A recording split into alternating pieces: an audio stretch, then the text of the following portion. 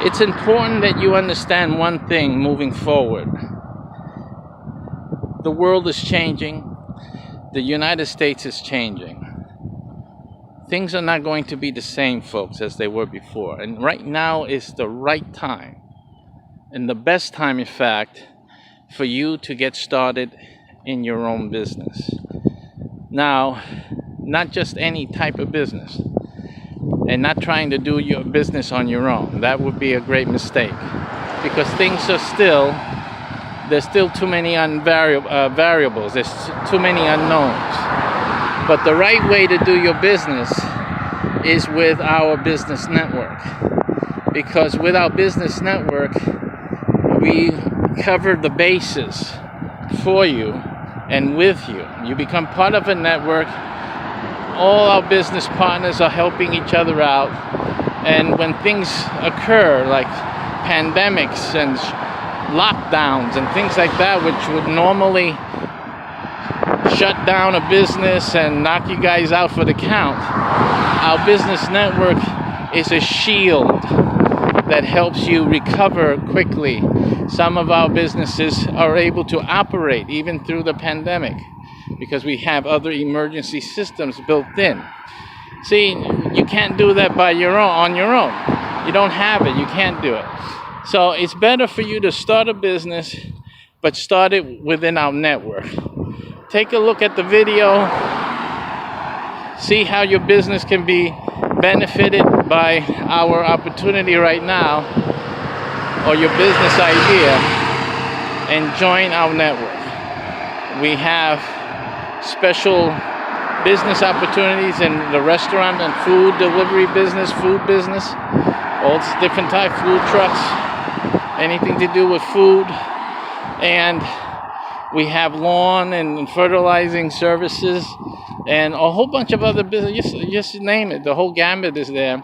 But the difference is that our business partners are connected, and they have great success. A lot of resources are made available that normally to a business starting out you would not have, and even a business that's established is still a resource and a burden on the profits, but not for our network members.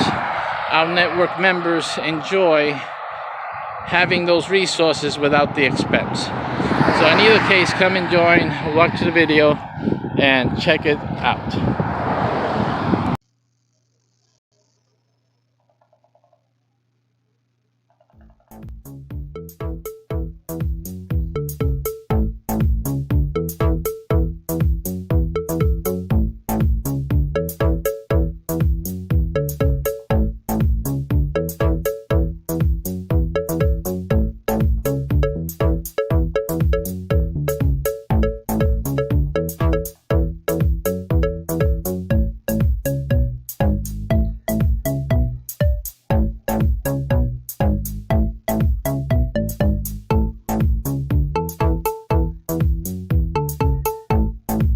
Talking big commissions. Join us today. We're going to talk about our gym business, the gym and weight training coaching business.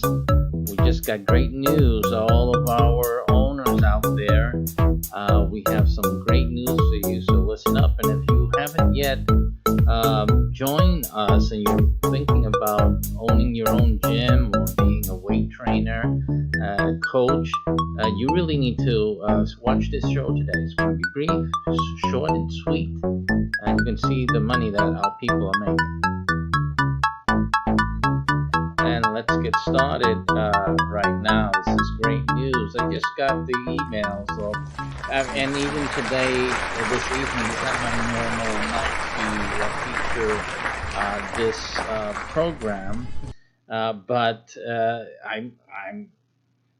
I'm excited for y'all, for our owners, of course, those who joined the network, and those of you, obviously, who haven't joined the network, you really should. If you're interested or you have expertise in the gym niche, you want to have your own gym, you want to help people, you want to train, weight training, martial arts school of any type, this is fantastic. This business is just a great business to get into when you have the help, the network that we have. I mean, the support that you're getting and the ability to grow in this successfully, to have your own gym and to grow, expand is amazing, just amazing. Now, today I just got the email, I took a shot of it, and I just wanted to show all of our members and those who are still waiting, thinking about it. The money that you guys are looking at right now is amazing. It's amazing all the income streams you guys are already enjoying and that you're developing. But look at what I got for you. They sent it direct to me. It's going out to you guys right away. And this is the money you guys are going to be making. Look at this. This is short and sweet today. And I wanted to get this out to you as soon as possible. This is big news, big news. It's a great thing here. You see that they sent me this email. As an affiliate, we do a lot of affiliate things as well, and we share this. We send it out to you guys so you guys can make this money. I have a technical issue on one of our displays here, so I'm just going to have to just work it in here and get that going for you as soon as I can. For you guys there. Sorry about that. It's just technical issues up here every once in a while. You guys on our regular stream are seeing everything okay, but our YouTube folks are out of the loop. I'm sorry. I'm really, this is bad stuff. This is OBS, and it's always OBS. So let me just try to. Okay, now it came in. I just got to keep fighting with this thing so you guys can see it. But isn't this fantastic? Look at what you guys, above all the other stuff. Remember, and look at what we got going down the pipe for you today. This is, now remember, when you guys start with us, one of the first things we tell you guys to do is to get your clubs going. Remember that? And you know that each one, and that's multiple clubs, and each one is more than 100. It's 100 each, right? So you figure. Now, if you can do the math here, this program and these products that just became available, you'll be able to throw it into your pipeline immediately. This is going to make you some serious money, especially for you who have hit the floor, the pavement running, and started up the clubs I told you to do. And some of you have multiple clubs, so you don't only have one. You've built up a number of them. And this you can start throwing out into the pipeline, and you know how your people begin to purchase and get involved in the programs that we throw out there. So this is going out there. And look at the commissions. You're making that commission on each and every one. Now, you have in each club that you've made, you got 100. You have 100 people that are going to pick this thing up. Okay? And so you do the math. These are $17,500. Okay? Per club that you've created. And this is this goes out for about a month or so, 67. No, that's the guarantee, but this is it's a recurring sale. And that's what you got to remember. This is a recurring sale that's going to be going on per club. And this is really big. This is, for a lot of you, is doubling the amount of money that you're making every month. For some of you, is adding another percentile to it, because some of you guys have really built up some big operations. So add this now to the mix. This is the type of thing we're talking about. We've been telling you about. It's coming. It's coming. Just wait for it, and it's now showing up. And now you guys are going to really make some really big extra cash that comes in into your business. So this is an exciting um, development, and we're really proud and that we've been able to help you guys get things in place so that you can start making these immense profits. Okay, again, you've been happy with the money you guys been making, you've been happy with the support, and now you're going to be really, this is going to blow your socks off, the boost of income that you're going to get with this new program that's going to be fed into your pipeline and into the clubs that we have been telling you to develop. So this is the excitement that we have here, that you guys are now going to be really reaping the rewards of getting started and putting things into motion. That's the secret of being a success, is starting and getting things into motion. The sooner you start moving, the sooner you start putting things into play, the things happen, right? It's like you got to get the seeds into the ground so that when it rains, it's going to rain. When it rains, then you're going to have some production happening. And this is what's going on right now. So we're very excited about that. We're excited for you, all of you who have started and got your clubs together. And the only question remains is for all the rest of you who are really interested in doing this, having your own gym, and you're interested in helping others, weight train and be healthy, and develop or change their lifestyles for a better one. What are you waiting for? Because our owners, they're changing their lifestyle. It's not just physical, but financial. You should be doing the same thing. You have the same ideal. You have the same desire to help people, do what you're doing, and to look good and be fit and be healthier. A lot of people need that. A lot of people need that coaching. But again, as I've always told you guys, the money's great, the opportunity is fantastic, but it does nothing for you unless you take action right now. And to go to this URL, take a look at the video, write down your notes, because a lot of information, and then take action. Because if you don't take action, it's like what's happening here. I don't get out there, go do the exercise, nothing's going to happen. You know it. You understand that, right? So that's what your business is all about. And you guys wanting to do the martial arts school and whatnot, you have to look at the video. Take a look at the video. It's the way to go. And now you've seen proof of the potentials.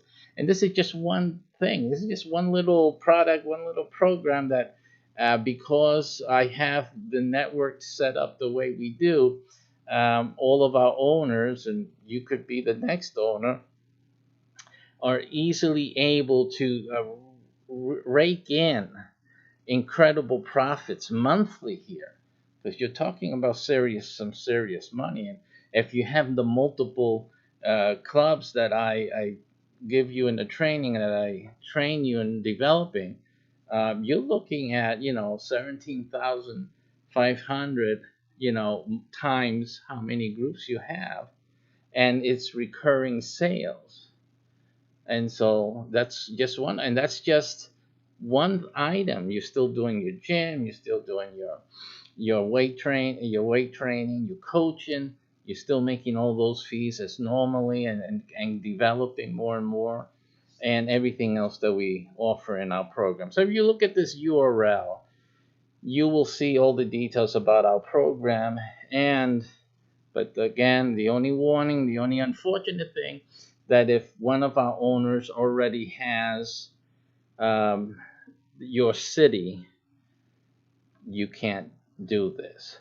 So that's why it's important for you to hurry up, look at the video, and apply, take some action, and cross your fingers that your city is still available for this program. Okay? So do that now. Don't waste any more time. Time's wasting. The money's being made. The offers are there. Our strategy is working. Our network works. You're the one that's not. Take care, and I'll see you soon. Thank you for watching, and have a great evening.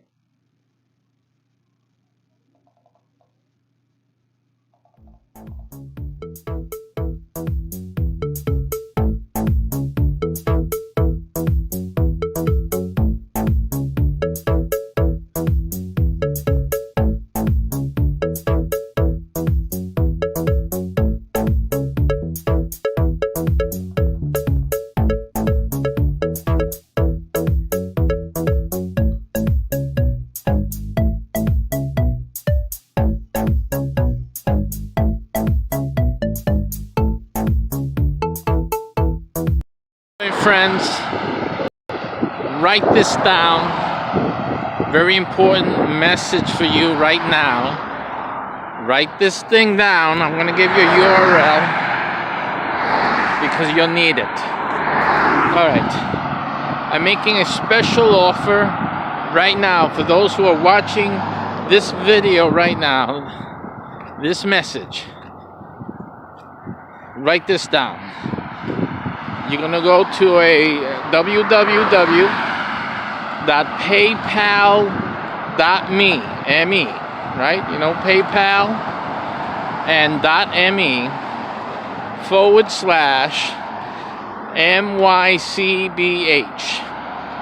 That's my CBH, right? MYCBH. And / that, and then put 50, 50, okay, 50. Of course, you're going to need $50 for this. I'm going to tell you what it is. I'm making a one-time offer to you. You have to be in the United States for this. If you reside in the United States of America, okay, and you've been trying to have a business, to start a business, you probably tried MLM, network marketing, whatever it is. Maybe you haven't quit yet. Maybe you're still trying. Maybe you're thinking of starting something. What you want to do is you want to start something that's going to make you some money. Now, have you seen my videos?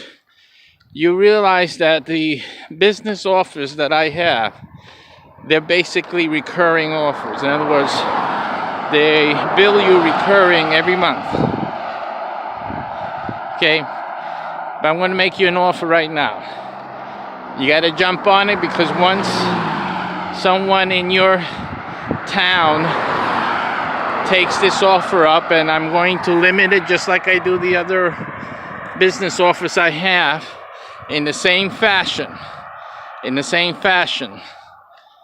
That means obviously if you live in New York City, I'm going to have a few positions open. But any other type of regular city, it's only one. So if you have this, you reside in any city, send me the $50 right now. And you're not going to pay any monthly fee for anything. I'm going to put you on a special membership. You're going to pay one time $50. That's it. One time.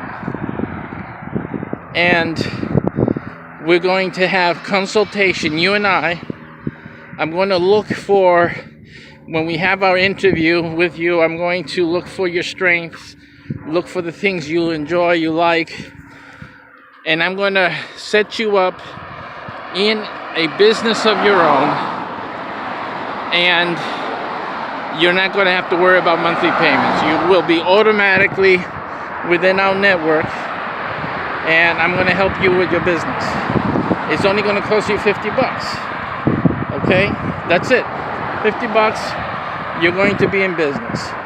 All right? You have to do what I tell you, and nothing's going to cost you more money. $50. That's it. That's the offer. Right here, right now. Okay? You won't be sorry. That's all I have to say. Now, if you watch all the videos I got, all the business opportunities I'm offering out there, all of that will be open to you. All of it. Without reservation. But you have to act now. $50 right now, send it and get started. But you have to be ready to get to work. Okay, that's it. $50.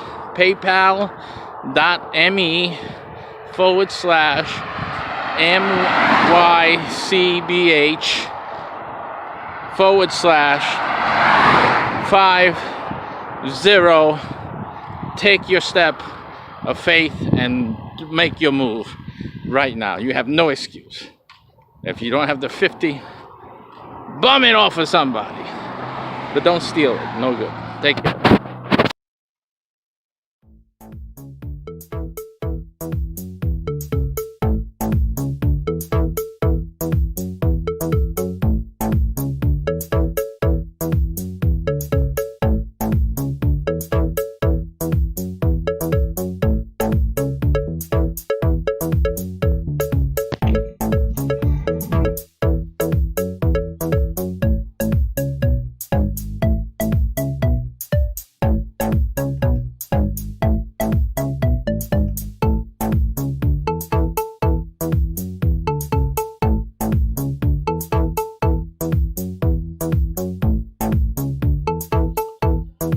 It's time to get your business going. You've ever thought about starting a business?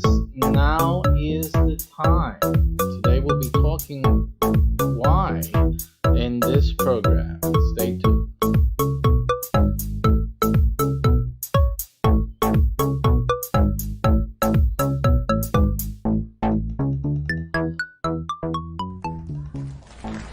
Hello and welcome. Welcome to our show today. Thank you very much. We're discussing the right time to start a business. First of all, who should be starting a business? You should be. Anyone who is alive and breathing and over 18 or even younger should be starting their own business. And another thing you should be starting is your retirement plan. It's two things. Two things. And the earlier you get started, the better it is for you to retire early. I don't see why people want to be getting old and still working as a slave to someone else who is living the life. And you guys are just working till you drop dead on your feet. It makes no sense at all. It's just really not thinking. I could be harsher, but I won't do that. What you should have done, and I'm sure many of you feel this way after a while, many of you feel it late in life and too late in life. And that is that there were smarter things that you could have done with your time and with your energies than trying to please the boss. You could have been your own boss. And of course, there are risks involved, but you can minimize those risks by starting a business while you're still working. It doesn't mean starting a business doesn't need to eliminate any possibility of you working for a boss. You can still work for a boss and have that security, weekly security, which is why you're working in the first place, and still build a business. And later on, as the business grows into something that will take up more of your time but still sustain your needs, then it's time to move on, right, and to shake off that need for your slave trade of this day. So basically, this is what you guys need to be thinking of, and hopefully by that time, between your day job and your business on the side, in between that area where you're just about ready to depart, you should have your retirement plan already put in place. And that obviously is a self generating source of income that is enough to support your needs and then some. Obviously, if you have a family that have to be supported, and most of you will have it, and support that goes beyond just having them in the home. It goes to college and paying for helping them get their own lives together and helping them, even them, to start their own business. And the next broadcast we're having today, we're going to talk about family businesses, by the way, how to organize your business ventures to help your family, and set that in order. So we'll be talking a little bit about these are gigantic topics, and they need so much time to explore. But we can get those to start those discussions now, and things for you to think of. Now, without promoting the presidential candidate, and now let's go to the screen to Bloomberg.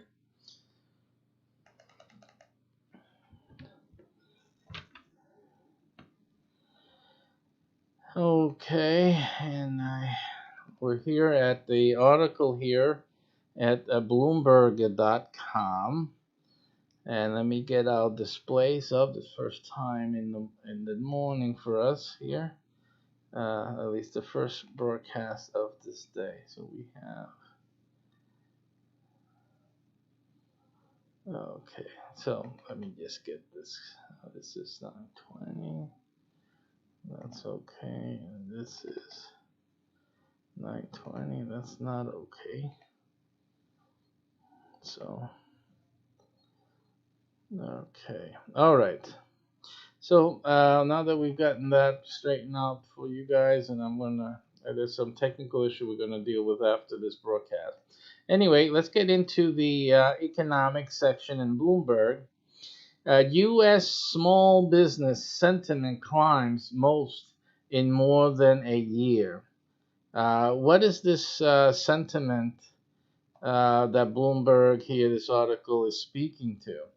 It speaks to the attitude that small businesses have towards the future. And that's an important thing, because these are people already in business. They already have businesses that are hiring people. They're your smaller business. They're your businesses that have a handful of employees to, about 20, 30, quite possibly, um, uh, feeling good. They feel good about the economy. They're feeling good about the projection for the following year. So they're feeling good. So that's an important thing, because these are people on the ground. These are people already dealing with customers, and they're seeing the customers, how they're feeling, the orders that are coming in. They got the pulse on a lot of people across the nation. Different businesses, of course, do, and they're generally all feeling good, and that's a wonderful indicator of where things are headed. It's also a wonderful key for you and I, in terms of deciding when is a good time to start a business. Okay, so let me go to the other screen. Sorry about that, but it's part of the technical issue that I just caught on to that we have here. So basically, what does that mean for you and me? It means that business people are in a good position to support new businesses. These people that are feeling good and placing orders in these established small businesses are the same ones that will be learning about your new business, and they feel good about things, and so they're going to go and try it out. They're going to walk into your business establishment or give you a call because they're feeling good. They have money to spend, and so they're going to try you out. They're going to try new businesses. It's the perfect time to start a new business. New businesses can be successful regardless of how the economy is doing. That's one thing you have to realize. When if there's a need in the community where you're going to start your business, there's a need for it. Period. Hands down. Certain areas, certain communities, certain need areas are going to need your new business. So it doesn't matter how the economy is doing necessarily for you to start a business that is high in demand, services, products, etc. But it's obviously better if people feel better in general. So that's basically what you're looking at with this latest article here in business section of Bloomberg, or at least the economic section. It means that definitely now's the time. It's Christmas time, isn't it? It's time where people are thinking about making purchases, but it's also time that people are thinking about next year. What this article here in Bloomberg economic section tells us is that they're feeling that next year is going to be a good year. And that means great things for you and for me. You want to start a business, now is the time because people are feeling very good. That means that you have less resistance, you have less to climb, less obstacles to overcome, and there's more money available to come to you in the form of orders, but also in investors. Some of you may have a business that you require someone to help in terms of money, someone to invest in your venture. So that means that those potential investors are feeling good. They're feeling it. And now's the time for you to bring that out and have a good chance of getting some investment money going on. So that's really good. I'm really excited because of all the projects that I'm working on and some that require some investment from outside. This is great news. So it's an exciting time to already have something going. Now, those of you who don't have anything going as yet, now's the time to start doing something. I think one of the hardest things for a lot of would-be entrepreneurs is coming up with a good idea or a good concept. What type of business should I start? How do I get started in a business of my own? It's a great question. It's like almost trying to decide on a title for a book, or what type of book you want to start writing. It's almost like you have to try to figure out what would sell. What type of book could you write? Do you have skills in writing? And then what type of book would be a selling book? Because you don't want to write a book that's going to sit on the shelf. You want to write a book that's going to sell. And the same thing with the business. You want a business that you figure, it's going to be easy to make sales, or it's something that you can understand and market easily. It's a passion of yours, so at least you figure you're the best salesman. If anyone can sell this, I can, because hey, it's my baby, it's my creation. I believe in it. So at least you have that going for you. At least the economy is feeling very positive. So they'll sit down and listen to what you got to say. The investors will sit down and consider, you know, the economy is looking good. Maybe this is something, we might as well do this. We see no reason why it shouldn't, and everyone's feeling good. And that's a great thing. It's a really great plus to have this feeling in the general marketplace here in the United States of America. And if that's something that you guys in other countries are experiencing and you guys are feeling, also that's a great time to start a business. But what type of business? What type of business should you have? That's a hard question to answer. Basically, as we always recommend in our digital world, there's digital businesses that are online, for example. We always recommend that you follow your passion. that you build something around the strong things that you love, and that helps create content, first of all, because then you're able to simply create based on your love and passion. It comes out easier than trying to create content of something you don't really, you're not really into, and you're focused more on trying to sell than you are on just expressing your love for this activity or for this product, et cetera, this service. So that's one of the key points there. It's very important. So you got to go by your passion. If you have a passion, then that really is your best choice. It's business is not easy.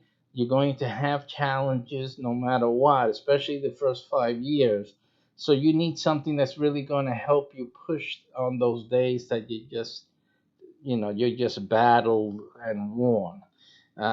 Usually, your love and passion is something you'll always focus on, or you revert to when you're tired and just want to throw in the towel. So it's a good thing to combine your effort with something that you love and something that you're passionate about, because what would make someone else quit, you're still ready to go on. I'm going to do this because this is me. This is what I love, and I'm going to keep doing this. It makes the difference between failure and success. So that's really important. But if some of you don't have that, you say, well, I really don't have a particular thing, and maybe something that you love and are passionate about isn't something that you can readily translate into an ongoing concern, you know, on a day-to-day basis where you live. It may be something that it's not something I really want to put a business on. Maybe you like fishing, you're wondering, how can I turn fishing into a living and a successful business? It's pretty hard.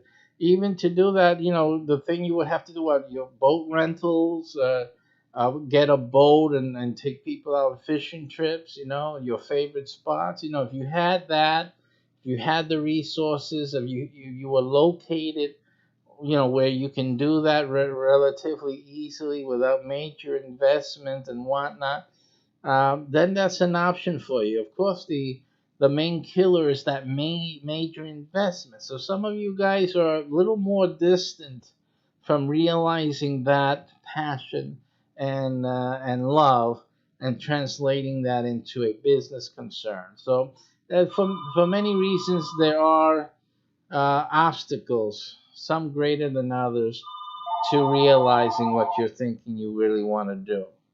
But for that, and for anyone else who really doesn't have, who really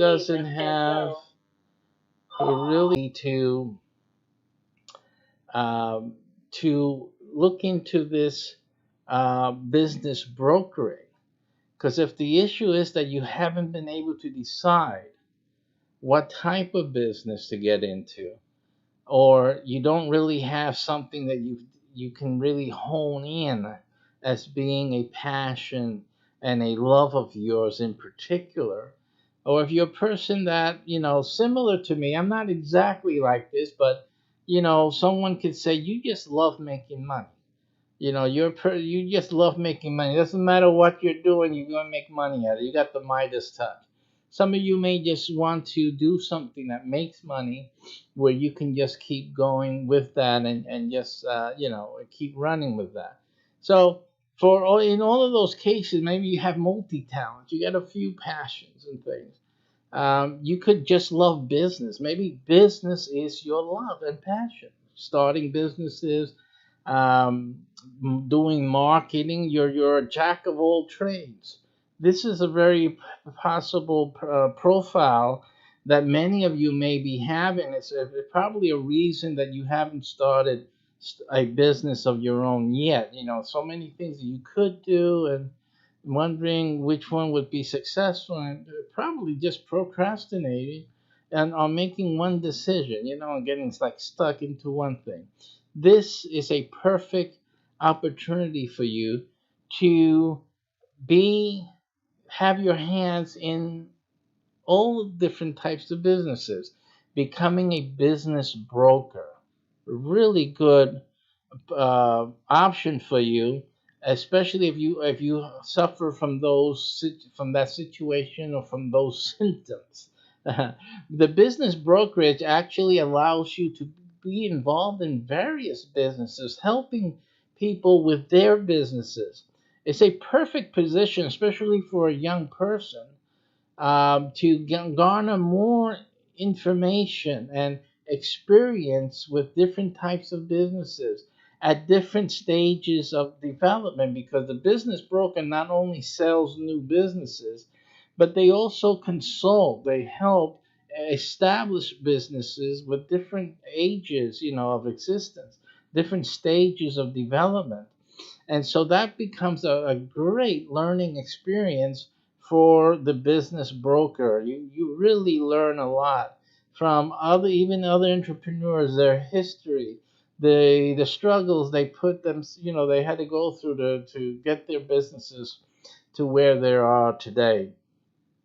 And it's very rewarding that you're able to help these businesses in many different ways, including the final disposition of their business, usually selling to someone else because of whatever reasons. There's reasons that they're going to sell their business, and that in the next session today, we're going to talk a little bit about some of those possibilities. But in either case, being a business broker puts you in a unique position to profit from all the businesses in your city. That's a very unique position, a very powerful position as well. We're not talking about all political power and whatnot, but it can get into that if that is something that you want to do. I mean, having all the ears of your business clients is a very influential place to be. And so the business broker can really shape his and her future immensely. And if you already have a business, maybe you already have a business that you started, and you need someone to help you get that business off the ground. But actually, by becoming a business broker, which will cost you, depending where you're at, a small office rent, or half or a quarter of what you're renting your business space for at this point. For that small amount of money, you can uh, have all the resources that the business broker provides other businesses, and we train you and we teach you about, but mostly we do ourselves for you.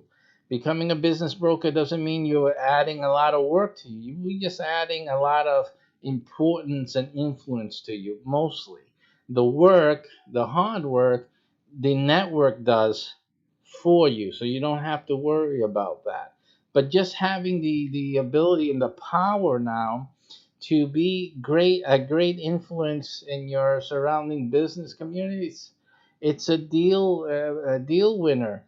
It can make your first business, the business that you're struggling with now, actually succeed because of the new contacts with business. These are new markets in many of your cases with your present business, new markets. Nothing is stopping you also as a business broker of taking one of the many businesses that we create and we package for you to sell in your area. It doesn't prevent you from actually starting any one of those business or any other business in your area as well. So that is another great benefit of becoming a business broker in our network. So you don't have to make a decision really what type of business you want to start. You can become a business broker and have your hands in all of it.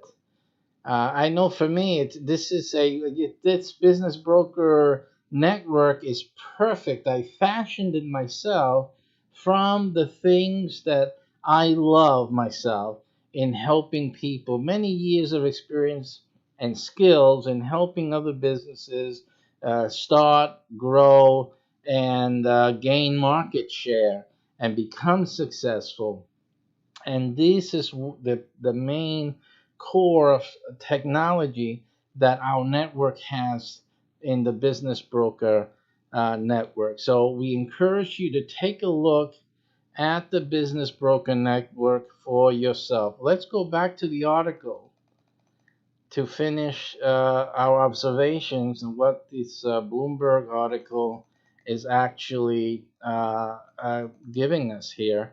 Again, this is the Bloomberg News article, 2019-12-10, on their site and their publication. It's a very important article that's here.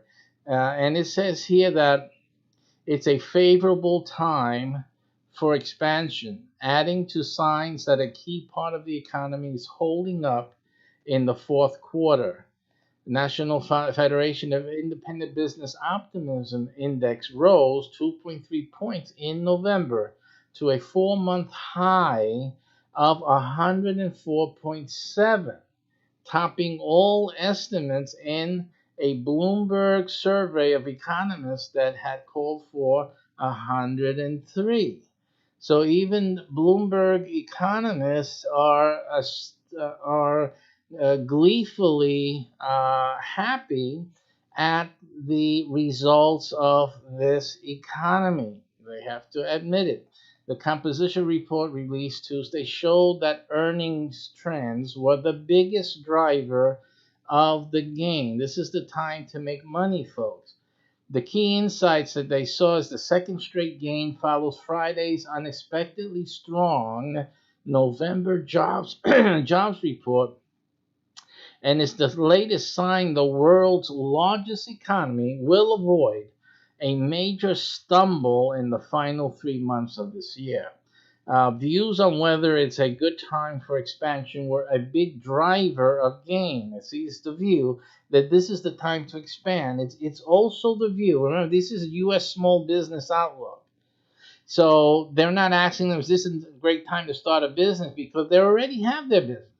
But the fact is, if they are looking at expanding, then this is a great time to start your business.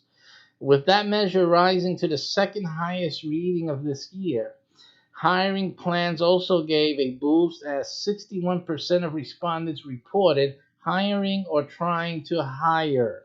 Right? That means there's more people they need. They need more people for servicing clients, for producing materials, for producing the services that they provide to their clientele. Overall, the Main Street economic machine continued to push the economy forward. So that's really great news.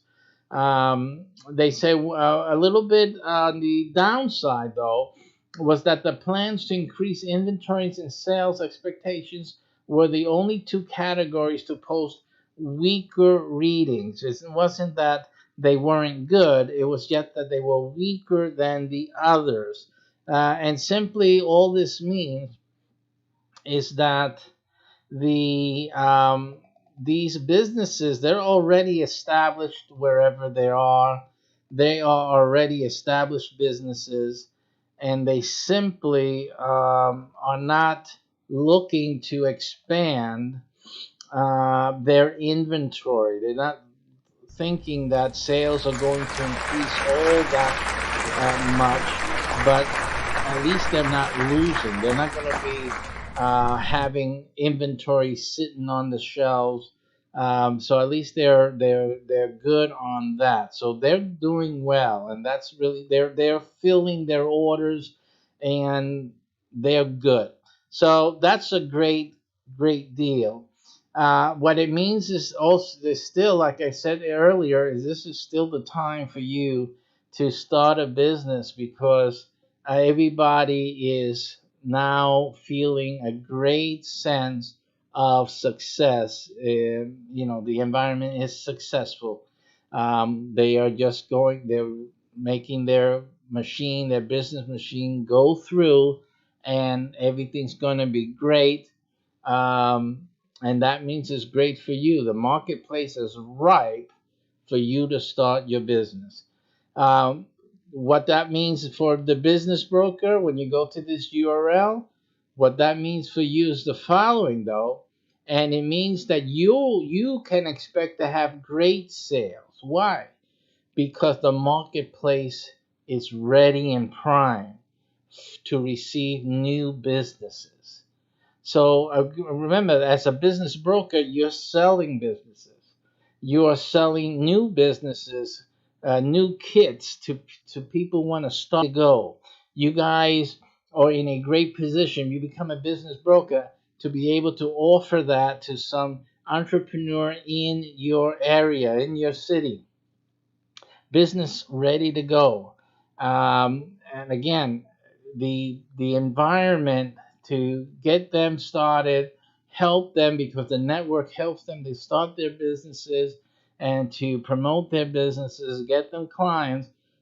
This is the prime time for you to start being a business broker with us and bringing these businesses out there and getting people interested and started in their new businesses. It's a great moment, and it's now the time. You may be thinking about getting Christmas gifts and all that. You need to give your family the best Christmas gift of all, and that is starting a business brokerage with us and having a great 2020 and forward. Because again, once you get started, once you got your hands in the mix in your city, in the business, on the pulse of business, as the go-to person for new businesses and for old businesses, you are a key person. This is just the right time. It's just the perfect time to get started. Listen, I'm not here to give you all the details of the business brokerage. You can go to this URL and get in more information about it and see if it's the right fit for you. I know it's a right fit for that person that he's that you're looking to master a business and grow in your business. Even if you have a business already, this is it. This will help your business become the dominant in its sector in any given city. So you need to look at this. Don't just sit around and see, well, it should be a good year for me next year, so we'll see how next year happens or how next year goes. This is the smartest thing to do. Add this to your planning. It's the best thing you will ever do. Okay, thank you very much. In the next episode, we're going to look into forming a family business, going from the family business into legacy. So we're going to talk about that in the next segment. Thank you for watching, and we'll catch you next time.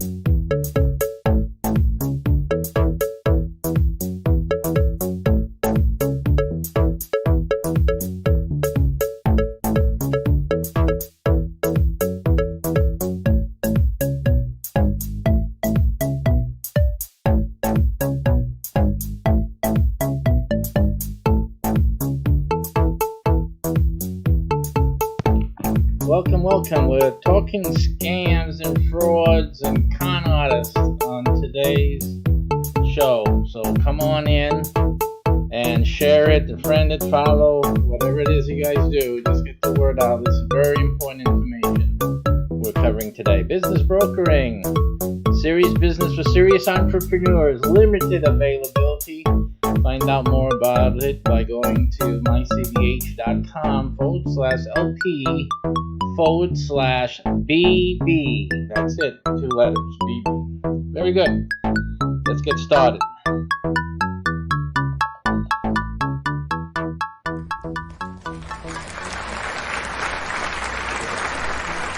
Hello and welcome.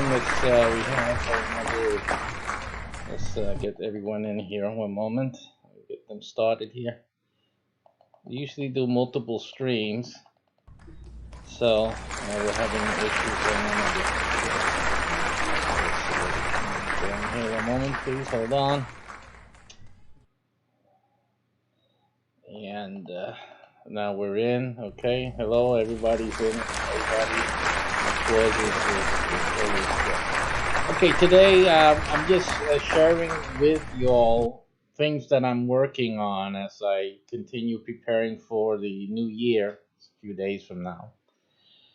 And we're getting things squared away, especially with the Spaceparium, that I have the game that we're developing. It's a big deal. There's a lot of things that we have to work on still and putting things together. We have our other business programs. One of them is the one you see underneath me here. It's the business brokering, business network is what it is. And there's a lot of things involved with that and with the other things that we have as well.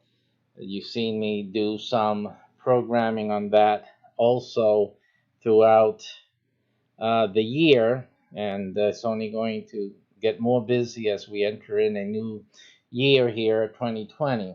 But in either case, I wanted to share with you things I'm working on, because a lot of people, they resort, as they usually do, when people lose the argument, they have nothing else to posit. They get angry, and then they start attacking you as a person, and then they start looking through your profile, and they take out anything they can to start denigrating you or calling you this and that and blah blah blah. I'm going to do another show on that specific action, because I think it was very educational and gives us a lot of information, so you guys can learn how a person can twist and present things to degrade someone else, to put someone else down, to to defame people by taking something that's perfectly good and twisting it to make it look bad. So I'm going to do that show. I'm not sure if I'll do that today, maybe, but the next few days we'll be working on that. But in any case, I felt like, hey, listen, these people banding about, throwing things, trying to mudsling, and what got me really, I can't say sad. I'm not, I wasn't sad by it. It's just, I was a little bit, what can I say? And, I felt like, indignant, I mean, there's this guy just talking at the top of his, right off his just at the tip of his tongue, is spewing out all types of nonsense. And the funny thing was that day, actually, I was involved in research on one of my products. And I was looking to research the way to formulate the product to conform to the law. And we're talking about federal laws, we're talking about state laws. And when you have a business and you have a product that's being sold in all the states, you have to worry also about the laws of each state. It's not just one state, but the one you're in, but also the laws in the other states that people are purchasing your product or service in. So here I am, I'm spending all these days, and it is practically days, doing research to make sure that my product and services conform to the law, federal law, state laws, this and that, and know what to be careful of. And that's even before I bring it to the lawyer, so that they can have a check see, make sure that my research is okay, And then we have to deal with people who are really just silly and don't even know They don't even know the details that go behind. Well, they don't know what I do, and the work that I go through to make sure that I'm doing everything, the best to my ability, legal, but they don't even understand what is legal and what isn't. They just like to throw out these words again to disparage people, to defame them because they lost an argument. So what I decided to do, listen, let me just go and make a specific show about scams and frauds and stuff like that. Now, a few months ago, quite a few months ago, even the beginning of the year last year, I believe it was a year ago at least, I started making some shows about these fake emails that people would get. I'm sure a lot of you got them, that they say, "Oh, you're a very nasty person. Your sexual things. We have recorded it. You visiting a porn site and this and that.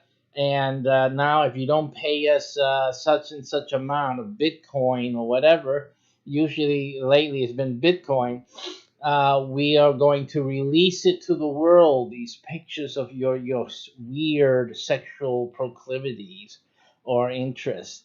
And so I put on a show concerning those things, and just to let people know, because it's just terrible to abuse people. Again, they picked on the wrong guy because, you know, there's nothing to see. You know what I'm saying? So immediately I knew it was a scam just on the face of it. And but I said there's people that, young people that, they do things online or in front of the camera that isn't talking about business, and they would be frightened. They will be shocked, and feel exposed, and they would fall victim to something like that. So I did a public service program to a few of them, just to cover, the details of this type of, that's a scam, and to tell people, listen, there's nothing to worry about here. And people, really, you shouldn't be worried about being sexual. For goodness sakes, we're human beings. Well, you don't have nothing in between your legs. There's something there. It's to be used. Whatever, people are just silly. It's just total silly nonsense. We got people killing themselves over this silliness. Come on, people have to grow up. Let's get on with it. And yeah, and there's a lot of you guys are religious. You're too religious to do the world any good. So let's get with it here, and let's start being educational instead of so religious, and everyone is not being helped. But anyway, but that's another topic. So in the same vein, VEIN, I'm going to deal with this issue of scams, frauds, and whatnot. Okay, because it's like the same thing. We're being raped. People are practically defaming other people. We're in an atmosphere. You got the president of the United States, like him or not, whatever it is, but you got a lot of people talking a lot of garbage out there. And that same thing is, they're taking it and using it against individuals, and they'll use it against businesses and whatnot. So this is what's beginning to happen more and more and more. And so all of you really need to be educated about this, number one. Number two, if you're in business, you need to be careful how you're conducting your business, and make sure that you're crossing the T's and dotting the I's. Even when you do all of that, mistakes are made. That's the human condition. So, and for everyone else out in the world, hey, we're human beings. Uh, Mistakes can be made. Something can be not seen. Something could be forgotten. These things are very, very possible. So, you have to just go with it and do your best. And that's always, if you can show you did try, you did your best, and you sought help, you need to get a lawyer. Everyone, before you put a product out or a service out, You need to get a lawyer, rubber stamp it, okay, everything looks okay, or make everyone who signs up for purchases, have them read and sign this consent or this disclaimer or whatever. The lawyers know what they have to do, what you need to protect yourself, to protect your assets. I mean, after all, that's why you incorporate, right, in the first place. And so, what are all the details? There's so many details. Really, you have to sit down, do some research, decide the course of action, get the some help, some legal help, some accounting help, financial, etc., advice from professionals, and then go. So basically, and then people, all of you who are consumers, you also need to educate yourself as well, because you really need to understand what is possible, why you're purchasing something. You really need to know what you're doing, for what reasons, because once you understand why you're making or feeling you need this or that, you can pretty much then give yourself an extra layer of protection by holding, pausing to make sure that you're making the decision for the right reasons. Okay, and that reduces a lot of the potential of the potentialities of being defrauded or conned or anything like that. So these are the things you have to be careful about. So let's go into the first to define what is a scam. Let's go into defining what is a scam. Let me give you the screen change, which you have to do so that the cameras are reactivated. I'm sorry for the details, but I have to give you a reason for that little thing there. So this is the definition of a scam. It's a fraudulent, so the word fraud is in there, and we'll have that next, or deceptive act or operation. Now, deceptive, I do a lot of etymology, so that I'm going to break this word apart so you can understand what it implies. The decept, that word sept is a point. Sept. It's used in words like scepter, right? The scepter has a point on it, right? And other words that has an intercept, right? It crosses, when you intercept, it crosses the path, or that's the point of trajectory or movement of a thing. So so it implies a point or a direction. So when something is deceptive, it means that it is not on the point. So the point that is being presented is not what really is happening in the background. That would be a deception. So you see the point, you see the idea, you hear the idea, and you see the point, or understand the point that's being given. It could be in a commercial on TV, it could be an advertisement that you're reading, right, on Facebook, on social media, in the newspaper, or anything on TV. It could be someone in person making a presentation. Okay, if they can tell you one thing, and if they know and they are going to do something else, really, then they are deceiving you. This is a deception. If you think of it biblically, if you're inclined in Bible, as you know I am, you see that the devil is Satan, the serpent in the Garden of Eden, used deception. Of course, it wasn't the point that they would have knowledge. Of course, the tree was the tree of knowledge of good and evil. So it wasn't that they would not get knowledge. That wasn't what God was telling them. God didn't tell them, oh, I don't want you to have knowledge, So don't eat of the tree. No, God said, do not eat of the tree. The day you die, you do that, you will die. The point was, if they disobeyed God, they would die. That was the point. But again, Satan and the serpent deceived because they focused on another point. They were trying to make a different point out of the one that was standing. The standing point was, don't disobey me. And the devil is saying, no, did God tell you that you would die if you eat of this tree? In fact, what would happen is that you will know. You see, so they're deceiving. They're going away from the point. And this can be done in your face, in front of your face, so that they deceive you to change your focus from what is true and what was stated as truth into something else, or they can hide the truth from you and focus on something else.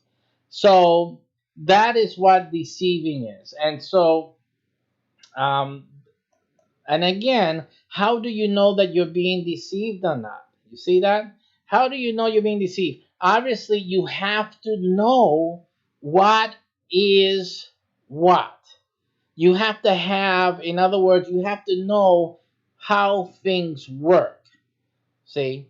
So, unfortunately, obviously, the people who don't study, the people who do not make observations, who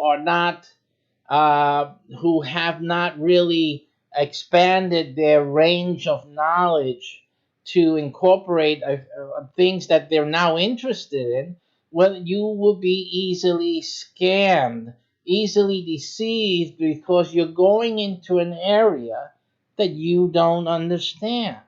You see, so you don't have a way of knowing, is this deceitful? You have no basis. So that is a thing that's the only way to prevent yourself from getting scammed, is by knowing things. You have to understand things, know things. Okay. So that means less video games and more, doing researching, observing, asking questions. Okay, learn it. More YouTube videos that talk about different things that you're interested in. And maybe in a few years you'll probably be interested in doing something in that area. You need to start educating yourself. If you're in school, in college, you need to be looking into those things. And anyone can go to a public library. Oh my goodness, there's still libraries? I hope so. But you can walk into a public library and you can do research in the library. A lot of books on many different topics and industries and way things work. And you need to educate yourself. Just simply, you need to educate yourself. Now, the word fraudulent, we'll have to look at the word fraud to know what fraudulent means. And fraudulent, it has as its supportive wording here is deceit and trickery. So specifically, it's an intentional perversion of truth. Basically, my explanation of what happened in the Garden of Eden. It's deceitful. It's perverting the truth. What does pervert mean? It means to completely change the direction, change the focus of the truth. Okay? So it's not necessarily a lie. It doesn't mean that it's a lie. It means that it is off the truth of the matter. It could be another truth, but it's not in the course of this matter where God said, don't eat of it.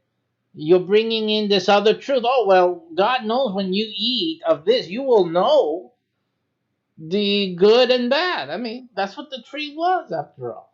It wasn't the point.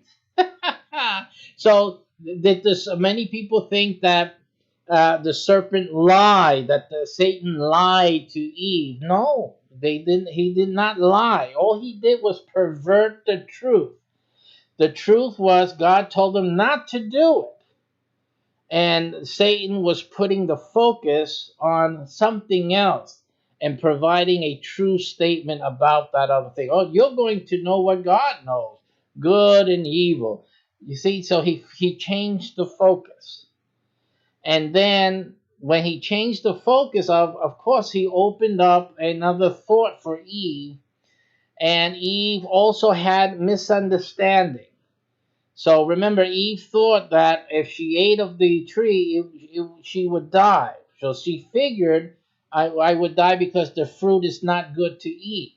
But upon closer examination, and after the devil said what he said, that truth that he said, perverting the truth that God stated, she saw that the fruit was good to eat.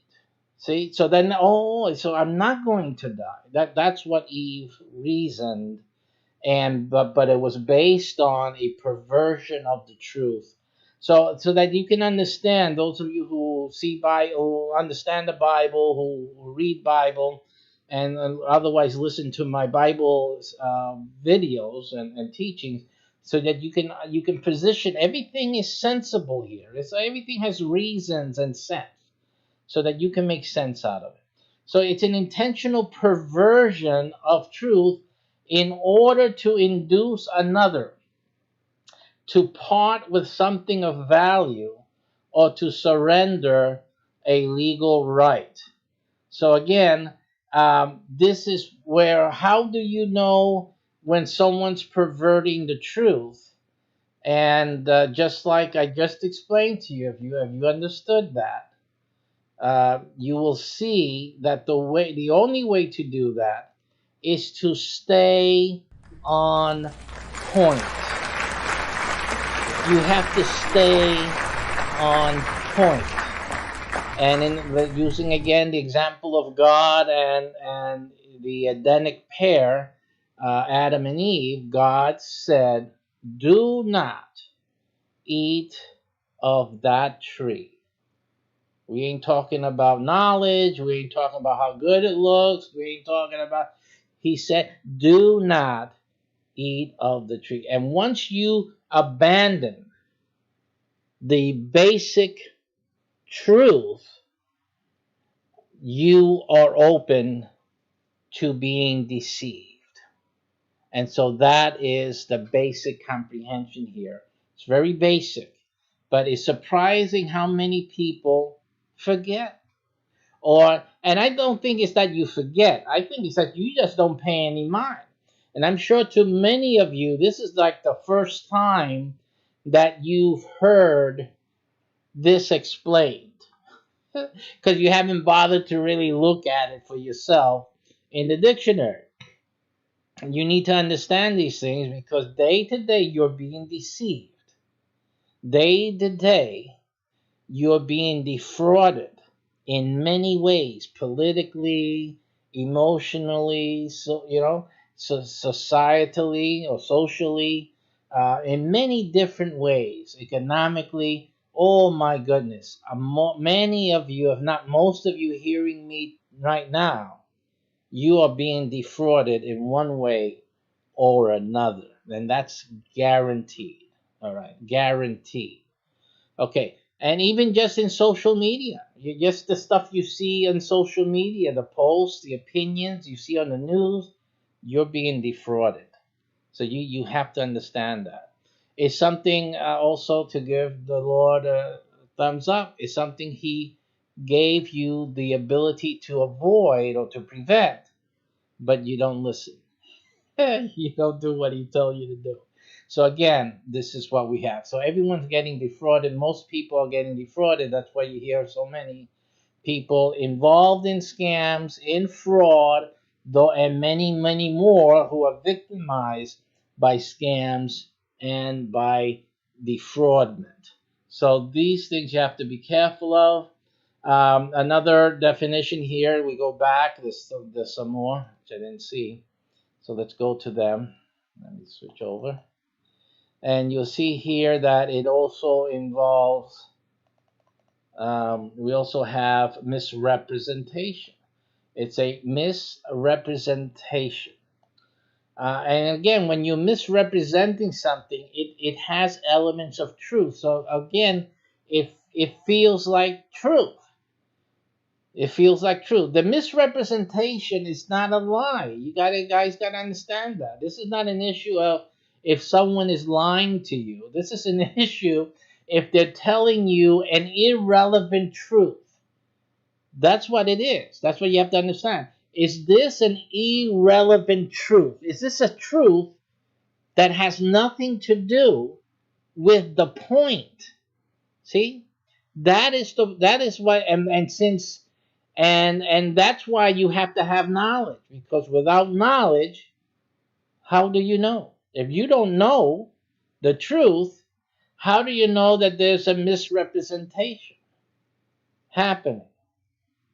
So that is why that again, education is, always will be, your best tool, your best skill set, something to own, to possess, that will help you steer clear from deceptions, from misrepresentation. Okay, and then therefore from scams and from defraudment. It says also a person who is not what he or she pretends to be, that's an imposter. Same type of thing. You have people who claim they're licensed psychologists. And there has been cases in newspapers that you can see that somebody was giving medical treatment who wasn't a licensed doctor, medical doctor. Again, that is part of defrauding the public, deceiving, misrepresentation.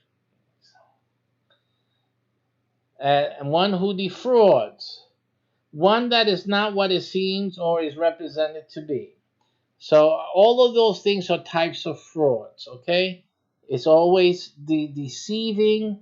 It is pretending to be something that it isn't. And so that's basically what it is. Your only protection, your only ability to spot a scam or a con or a fraud is to have knowledge about a particular thing. Whatever that thing is related to, you need to have knowledge. There's another thing. Now that I'm talking about that, how do you know how to filter when someone is saying, I'm going to have to return this to the other guys have to get to the How do you know when someone is... Okay, let me just fix that screen there because I got messed up. How do you know when someone is actually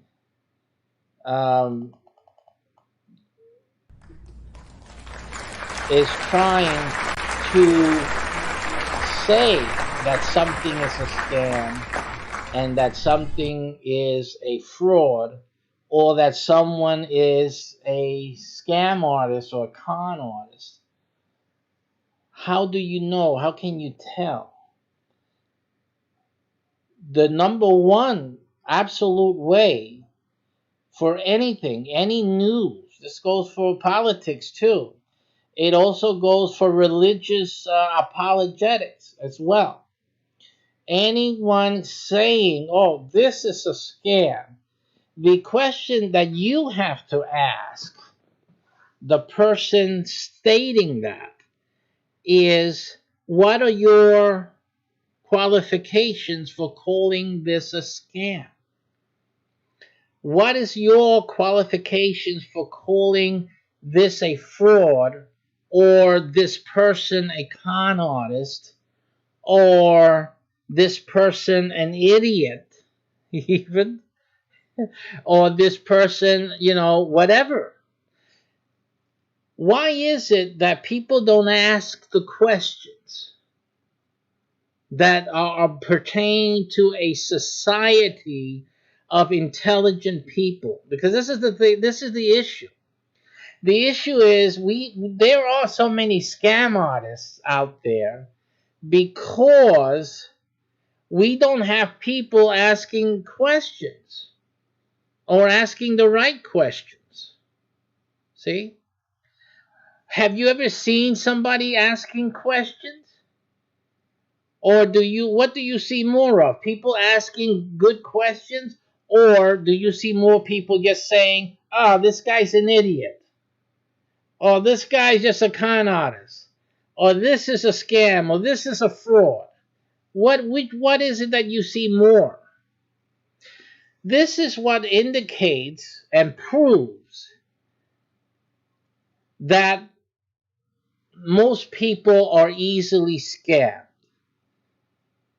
because most people just don't know. They don't have an understanding. That's why that happens. That's the field out there. That's the environment that you guys are growing up in. Now I'm talking to the youngins out there. No one's asking the right question. Questions need to be asked. It's not just saying this one's an idiot, or this one is this is wrong, or saying that this thing's is a con, that's a fraud. And it's not about following suit, hearing people say that and just saying, yeah, it must be a con, I'm not going to bother with it.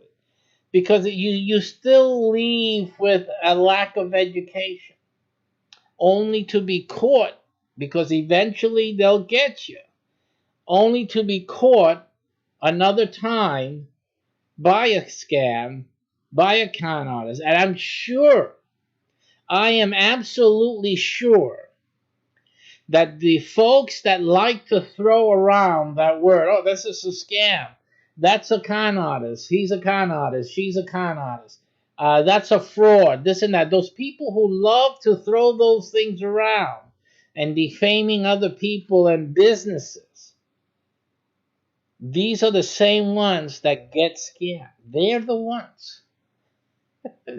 They're the ones. And the ones that don't say anything, that just sit around watching somebody call this other guy a con artist and a scam artist, and this thing or that business a scam, or this and that, and you guys don't say anything. Because both of you, in sooner or later, or in the past, you have succumbed or will succumb to a scam. You're going to fall into it because you're not making a distinction. You're just calling everything a scam. Okay, that in other words, you're just calling everything a scam, and one of these days, a scam is gonna get you. You're going to step into the doo-doo, and you're going to feel how stupid you are. But that feeling is the truest feeling you will ever have in your life. Because that is actually true. Because calling something a scam is not responsible. What you have to do, and the same thing goes with religion as well. Just saying this religious thing is wrong, or this religious idea is wrong, that's not good enough. You're not helping anybody. What you have to do is show it. Showing that something is wrong, and showing that something is false, that something is a scam, that something is a con. Showing it is more than just saying. Because you say something so often, people say it so often that it won't have any effect. It's like this thing with Trump and the idiot thing. I mean, who really believes that? When I point out, I don't want to get political. I know a lot of you guys get upset at that, but come on, you got to use your head here. When I point out, okay, well, where's your tall building? All I'm asking is for one. They get insulted and get all uptight. Why? Because you're calling someone who has many tall buildings an idiot. and yet you don't have not even one. So again, the point what I'm trying to make here is that the using of these labels, same thing in religious things, that you just say that's wrong, that's demonic, that's satanic. They just love to throw out. I had somebody else was denying the facts. I was giving them scripture that their thinking was erroneous. And you know what they came back to me with? You're in denial. I'm in denial. These are word. This is the word of God. Read it. Where are you saying that I'm in denial? You're just ignoring what the word of God says. But it's just this is the way people are functioning out there. It's sad. That is the truth. That is sad as can be. But that's the fact. And again, we're living in an environment where no one's checking. No one's checking their own thinking. You're following what everyone else says, and everybody else is calling con and cheat and fraud and scam and this and that for whatever. You have to check what the motivations are here. It's inappropriate. It's absolutely inappropriate when you see that somebody is talking about something else. You see that they lost the argument, and then the other guy comes back with all of these claims of fraud and con artists and all of this as an attempt to defame the person. What is that? It's obvious. It's obvious what they're doing. It's character assassination. That's all it is. But a lot of you guys are swallowing it, and it's a dangerous thing. It's a very dangerous thing. Because when the time comes for you to be critical, you will not recognize it. And the society and the world will be deceived. You all will be deceived. And that's what we're seeing. Christians out there listening to me, you need to pay close attention, because this whole world is going to be deceived, and it's already getting deceived. Don't get tied up into the political back and forth here. Stand back for a moment and observe and use the scripture, because God gave us scripture. We'll use the scripture and see what the truth is. Okay, because a lot of you guys are getting deceived. And one of the tactics that the enemy uses, what you saw right there in the Garden of Eden, did God say that if you ate from the tree you were going to die? See, what's the first tool that Satan uses? It points to the other guy, saying, "Oh, he's deceiving you. He's keeping something away from you. He's the one lying to you." That's what the devil did. So you have to be careful about these guys. Oh, they're deceiving you. They're deceiving you. You have to be careful. Who was the first ones to go and say that? Who are the first ones to say, oh, they're deceiving, all these guys are being deceived? Who's the one saying all that? You have to be very careful. And I'm talking about those who are politically, you've seen the political environment and all that, so you know. Again, knowing is where you're strong. If you don't know, all you've been doing is vomiting what you've been eating on social media, then you know what? You don't know enough to protect yourself politically. But you really should educate yourself more, because then you will see things for what they are. A lot of you are compromised. A lot of you are compromised. And as Christians, it is a very sad thing. It's very bad. So do not depend on hiding behind your pastor. Oh, my pastor says this. Pastor teaches that. The whole church agrees with me. Be very careful, because in the end day, there's going to be whole churches with the Satan in the lake of fire. Don't go by that. You have the scripture. Be very careful in your reading of scripture. Okay, but I didn't want to make this into a Bible thing. We always have to go there. All right. So here we go. So we got the definition of fraud. Basically, you have to have knowledge of what it is you're dealing with in order to know what the truth is. In the case, and again, we won't go back to the Bible thing, but I have to mention that in that case, God had told them what the truth was. God told them, don't do it. It's simply, He just gave them a command. You didn't have to do anything else. Just obey. And simply, Satan used perversion of the truth. He gave them another truth, something else, irrelevant, and that's what deceived Eve into doing, taking the fruit. Now, while I'm studying these things, I'm preparing some products and some new programs that we're releasing.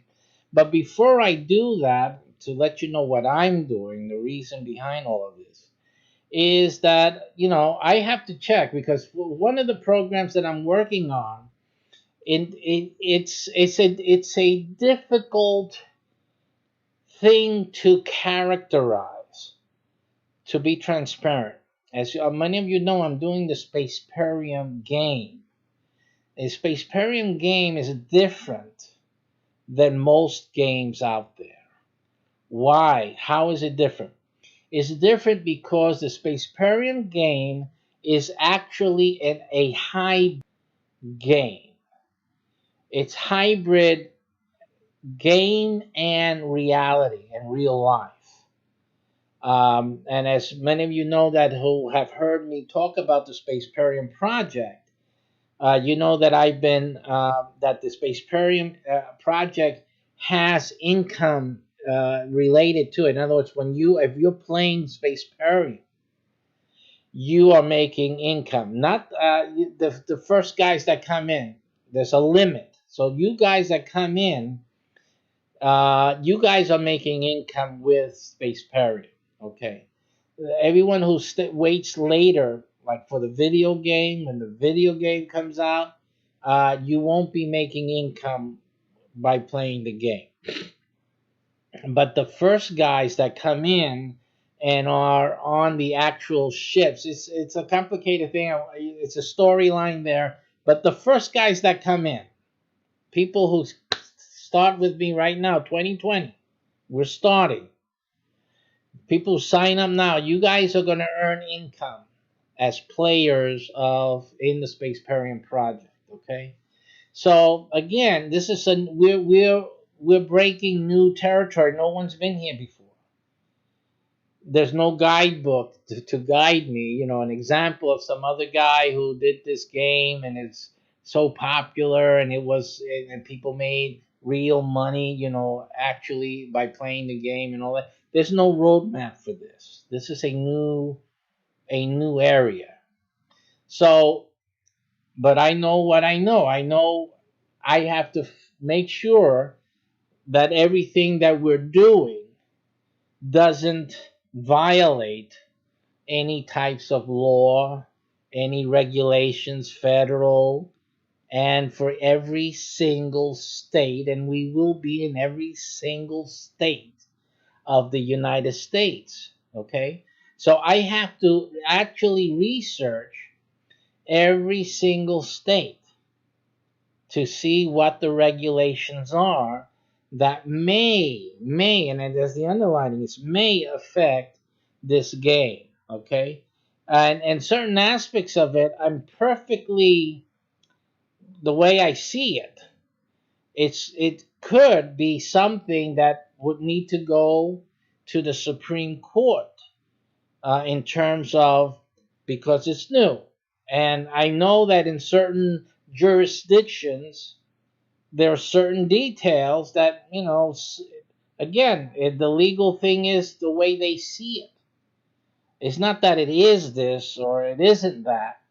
It's the way they would see it. And one person might see it differently than another.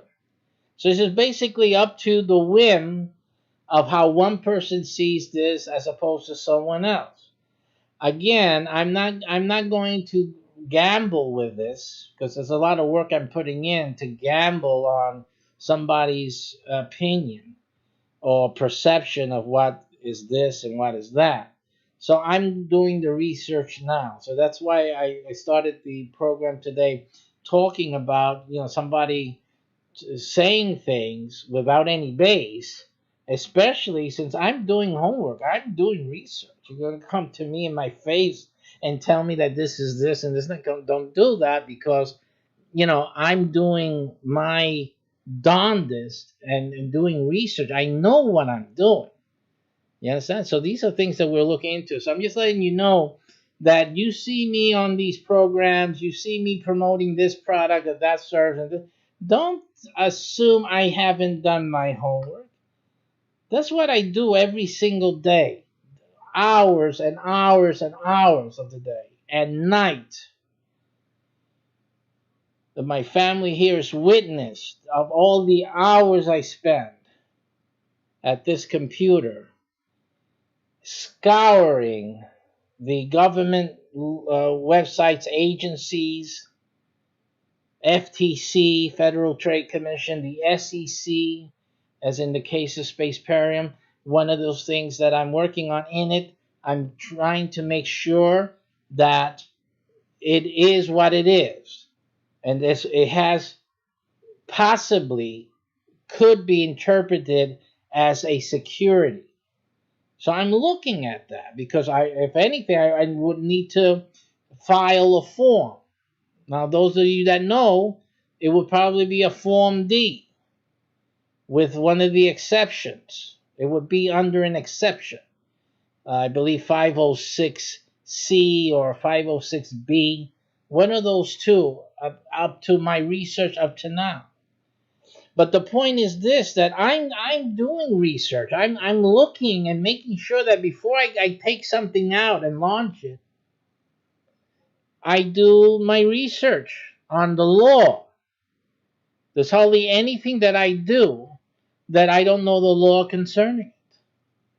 I do know the law. And so people who, when we started the Arithmetic University years ago, our church members know, I show them the laws. I say, we can do it this way and this way and that way, and this is how it works because this is the law. These are the statutes.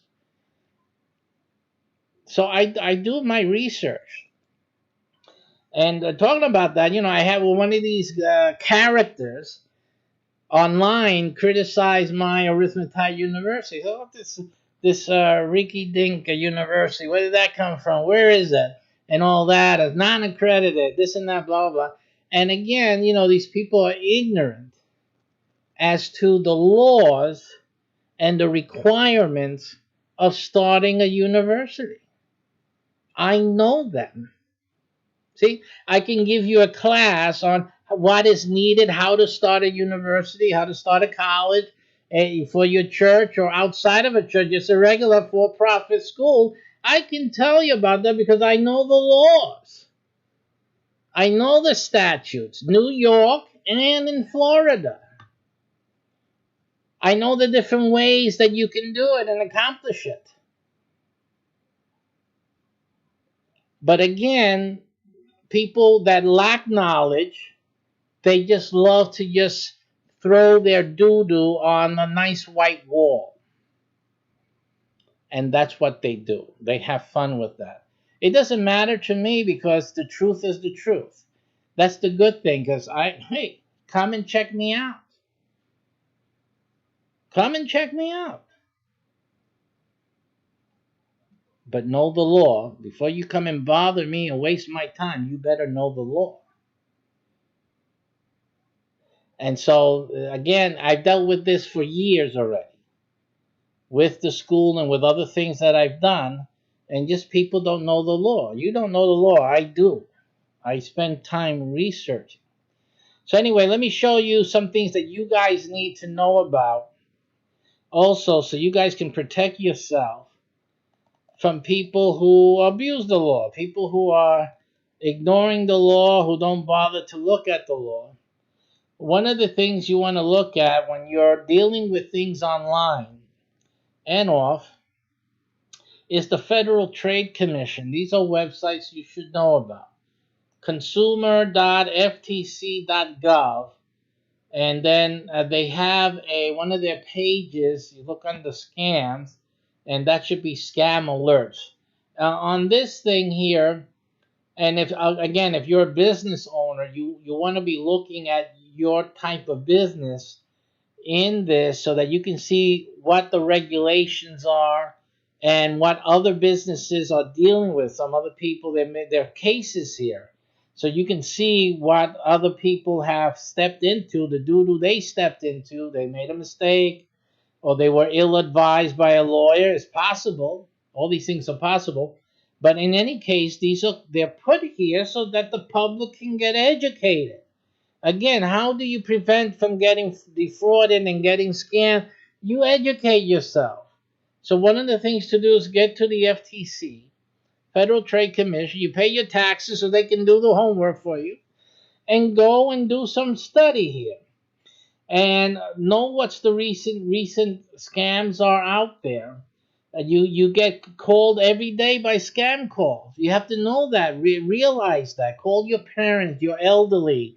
If you get a phone call saying this and that the police are looking for you in Texas or whatever, you told us it's baloney. Don't give out your credit number to people you don't know. The people if you didn't order something yourself, you didn't initiate the call to order something, do not give your credit card number out. Simple.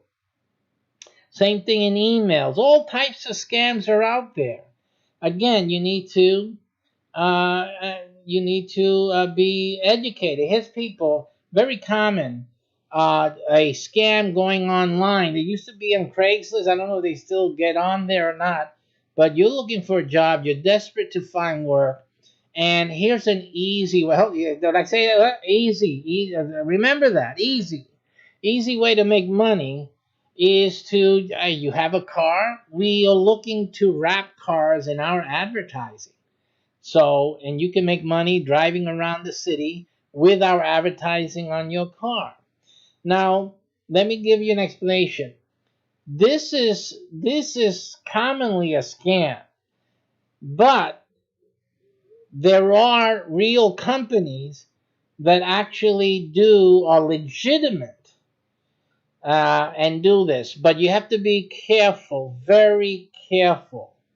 Okay, and so if there's a company, let's say, and let's say just use a big name, right, like Budweiser or what, Coca-Cola, or an entertainment company like a cable TV thing, whatever, or any type of telecommunications, phones, you need to visit the website. Don't go by these little ads that you find on Craigslist or anything like that. Go to the website of the company and see what they have, and then call somebody up there that and tell them that you're seeing this ad for car wrap advertising. Are you aware? Is your company doing that, or who can I call? Because they have to know. Their advertising, they have to refer you at least to their advertising and marketing department. They will know if they are running this or not. And so you should be able to get that information. Do not respond to any ads for this type of stuff. Okay, so the scam artist is definitely going to use a big name. They're going to use a big name because that gets you excited. Oh, this is Budweiser. This is Coca-Cola. This is, American Express. Whatever, big names. So to give them credibility, remember, they need to misrepresent. So that's already an indicator. Always go to the origin, to the source, and to verify that this program is being run. And you might as well, while you're there, make sure, if you live, like I'm in Orlando, hello, who is handling this program for Orlando? And let them give you a name and number. You deal with those people. Forget the ad. Don't respond to the ad at all. Just go to the company. Simple as that. So this scam, I saw myself individually, personally, on Craigslist. They're looking to wrap your car in advertisement, of course. And there's a few scams similar to this. It has to do with you driving, or you got a car. I need somebody to drive around the town and do X, Y, Z. You have to be careful. The moment they say, "Well, you'll have to send me some information or some money to guarantee that you're okay, or that I'm going to send you this check, but you have to send me this." You have to be careful about that. You have to be careful also. They'll send you money to deposit in your bank account. Listen, no. That's a lack of security. You might as well take a virus and throw it into your bank account. Don't do that. Do not, you have to have a layer of protection. That is, okay, this ad is here. That's it. Do not proceed. Do not click. Take your phone. We still use phones here, folks. Don't get too involved in the internet that you don't pick up a phone and make a phone call to the company. Don't be just replying by emails and all that. It's a little bit, I know that a lot of companies are telling you to do that. We're all getting tied up, but we're also exposing the consumer to danger. So companies need to also be a little smarter and understand that, just this morning I got some email like from Google. Can you verify that this was you? Now, I didn't respond to that because I can't verify if that was from Google or not.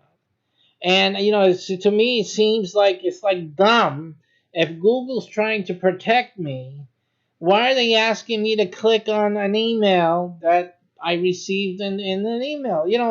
It's almost like they know that there's things called phishing, and there's emails that you click on and you get a virus on your computer and all. Why is Google sending all of this emails out, potentially exposing or getting people used to clicking on an email which may not be misrepresenting Google or any other company?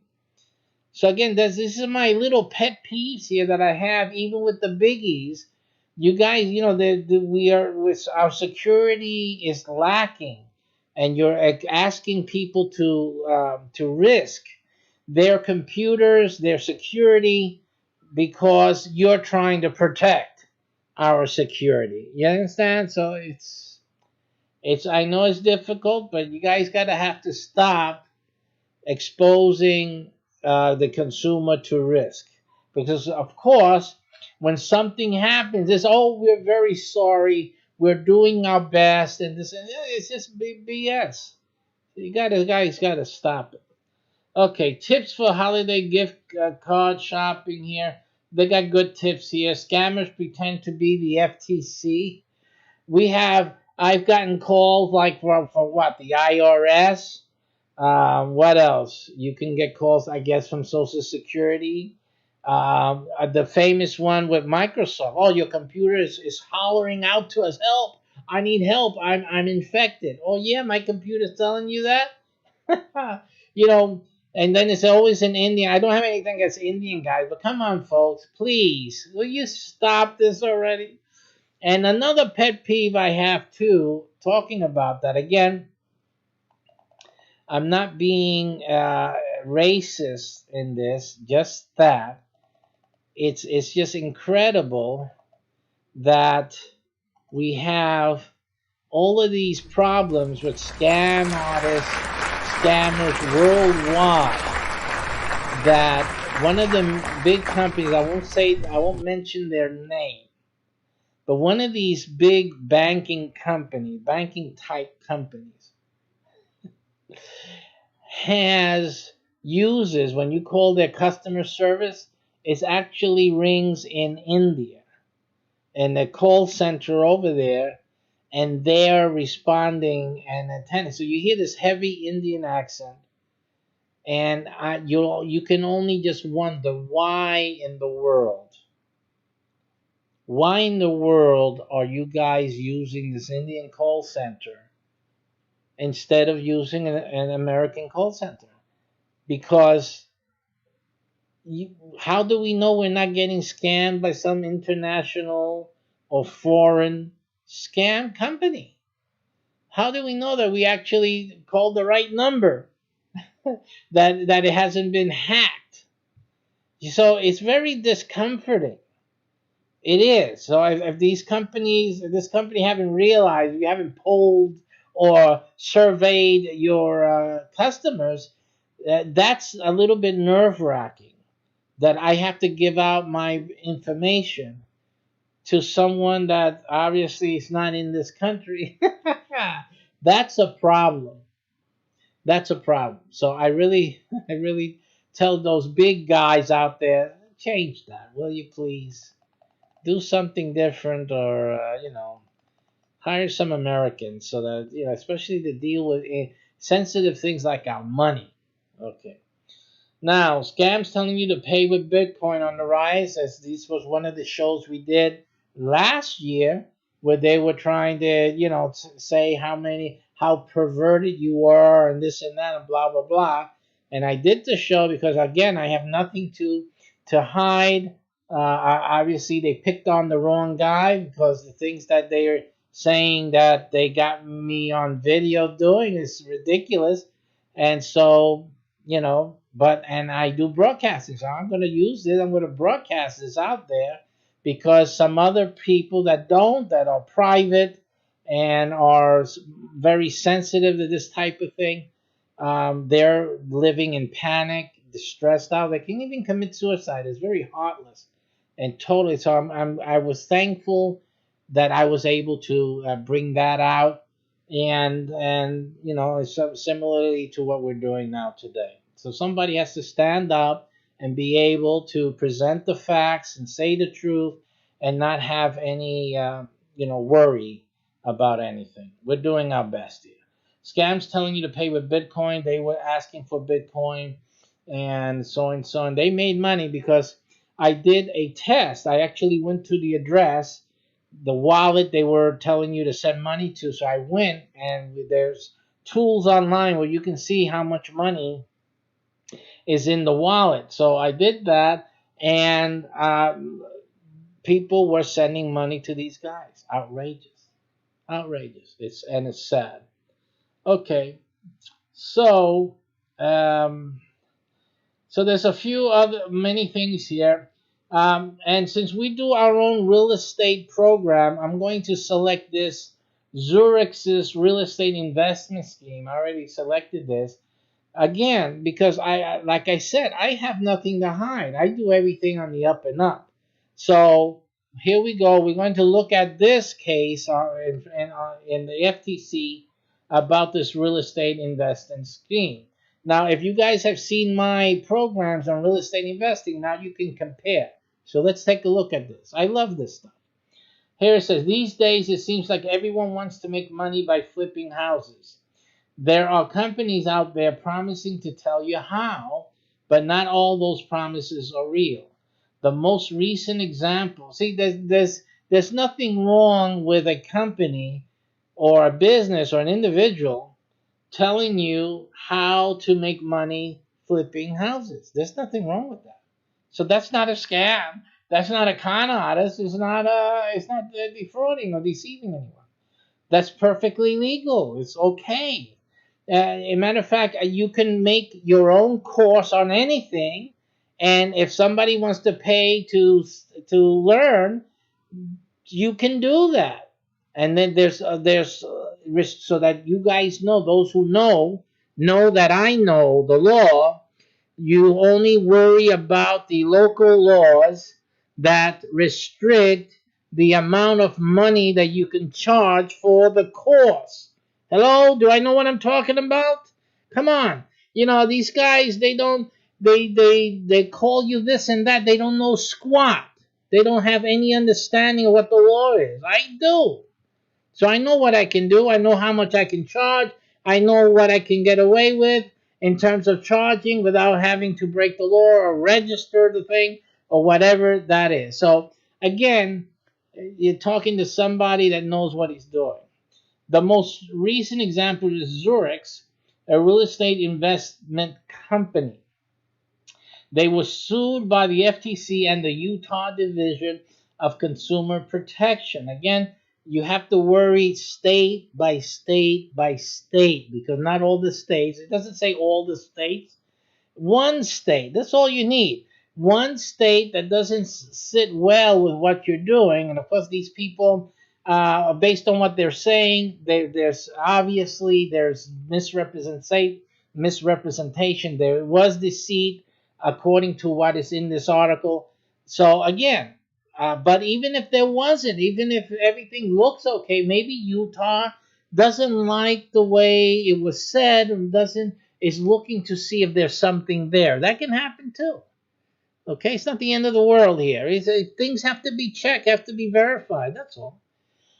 So it says Zurich markets and sells a flipping system that says it lets people generate substantial income by flipping houses. If you've seen my programs, you know that the amount of income is really limited in regular flipping systems. Okay, so again, in today's, if you're doing flipping, you know that, you understand that. Zurich's representatives regularly show supposed success stories of customers who made thousands using its system, claiming that the system involves little risk, time, or effort. Okay? So again, and then what it says, but according to a complaint by the FTC and the DCP, those claims are false or deceptive, and Zurich cannot back them up. So what is the problem that they're having? That they show supposed success stories. So what they're doing is to give their program more credibility, they're showing these testimonials that are fabricated because they're saying that Zurich cannot back them up.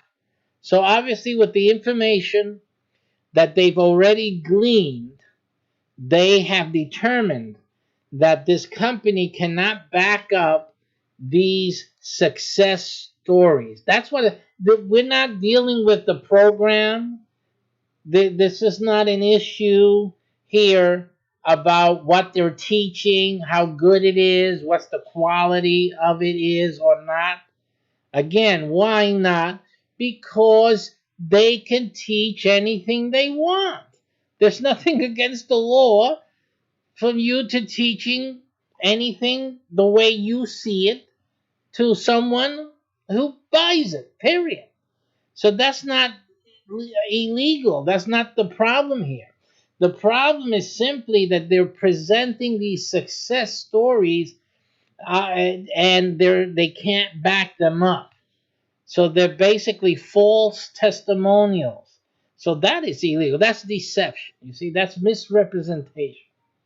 Okay, Zurich lures people to free live events, says the FTC, using ads endorsed by celebrities and from popular home renovation TV shows. So that's astonishing. So they're able to pay these guys, these celebrities, to do an ad for them. The ads promise that event attendees will learn how to make money from investing in real estate by using other people's money. Now, just to tell you some information, this information you can have for free. If you've watched all of my videos on the real estate business, you would have heard me say again and again and again, and next time I do the next real estate video, I'm going to say it again and again and again, that you can go to a site like biggerpockets.com and learn about real estate investing for free.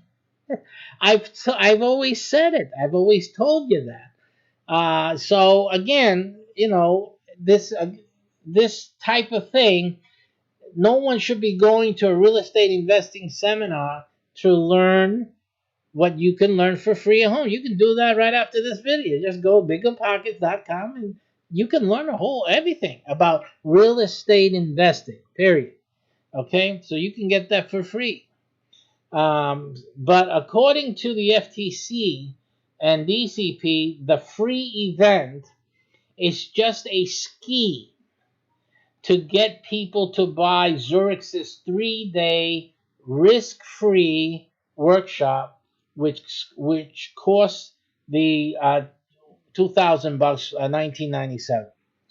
Now I can tell you already, because I know the business, that they're doing the typical pattern, which I dislike. It's the reason that I don't do it. I don't do this. I don't offer you any free nothing, because my real estate program is nothing that you're going to learn for free at biggerpockets.com, and that every real estate investor, professional, who's been there 20 years doing this thing, none of them are going to tell you what I teach in my real estate investing workshop, because our program is a closed market program.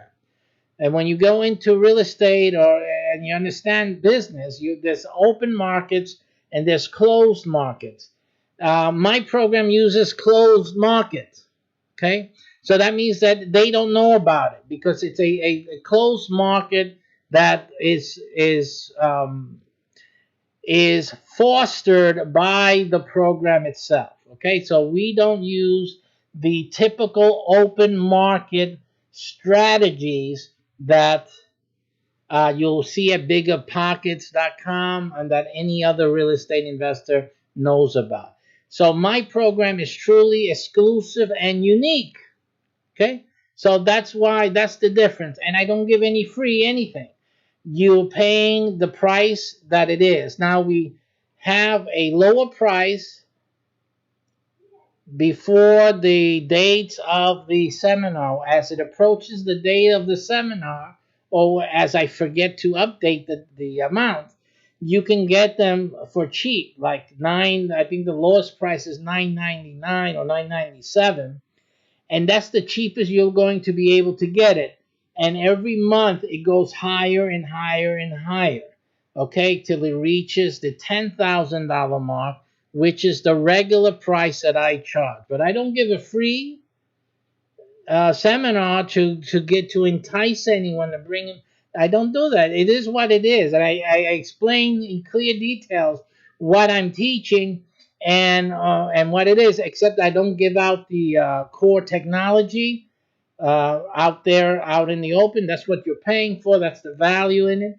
But I do explain, I detail, I characterize it as detailed as possible, and that's it. So anybody reading about my real estate investment program can understand that what I'm teaching, that's the guarantee. You're not going to hear anyplace else. And in fact, you can't do it anyplace else. You can do the real estate investing that you learn in biggerpockets.com and whatever it is that I use as a base for my program. You can use that all over. That's regular real estate investing. But the particulars that I talk about and that you're paying for are things that cannot be done unless you're working within our network. And so that is, or you're a genius. You can do that if you're a genius and you can create your own thing, but you won't be able to do it normally, typically. Now, but according to the FTC, so they use the free event. Now, you see these these free events in all these newspapers and advertising. You see them. They're big names that do this. Why do they do that? Because people get suckered in with the freebies. That's why they do that. You like the free stuff. Because, again, you don't know a scam when you see one. And everything's a scam, until what? Until you take a free course and then you get convinced a little bit. They give you a little misrepresentation, enough of it, maybe enough of a deception. So then you'll go and you buy that 1997 course then. And then what happens? Look at what happens after you take now that course, the 1997 course. The complaint also says that Zurich tells workshop attendees to get new credit cards or to increase the credit limits on existing cards. So they do that. Matter of fact, I believe the Trump University also told them to do that as well, if I'm not mistaken. And if I am, I'm sorry, but I'm pretty sure that that was one of the things that was a standard real estate investing teaching going around. So that you increase your credit limit, and guess what is that for? To help you finance real estate deals, right? You think so, right? But in fact, that's the way to get them to get ready to buy your next course for the advanced. The advanced course would cost them now a few thousands of dollars. Now those courses can go up to 19,000. They can go up to $40,000. But since you increased your credit limit, right, and you got new credit cards, it's not a problem for you, right? You see what they're doing? So they're prepping you, they're preparing you to spend more money in their product. In their product. What do? It's just one price. That's it. There's no free, just the price. You to come, you get it, and you get started. That's it. Simple as that. But these guys, they're playing you. They're playing you. And the first alert to that is that they're giving you the free seminar. Whenever you see these free seminars, okay, that's advertising. They're advertising. That's it. Okay, so again, you want to get scammed, you want to get deceived, you want to get misrepresentation, you go after the free workshops. Right? If you see that there's something of value and that somebody has that has value, you already know that what's out there, and you already got what's out there for free, on the internet. But you can see that this instructor, this school, whatever have you, this workshop has something, some details in it that you really do want to have. Okay, then that's your value, not the free stuff. The value is in the exact things that you feel, I can use having this advantage, having that advantage. So if that's something that you want, then it's worth the money that you're willing to pay for. That's it. That's the way it's supposed to be. This product is for the. But you see that these people want to give you a free thing. They give you a free thing so you come in, right? Because their thing is about having more people come in. What did I tell you about my real estate program? I don't care if there's one person. I could care less. I have one city already with a buyer, and he's the only one up to now. And if he's the only one, when the date comes, I'm going to that city, and I'm teaching one person.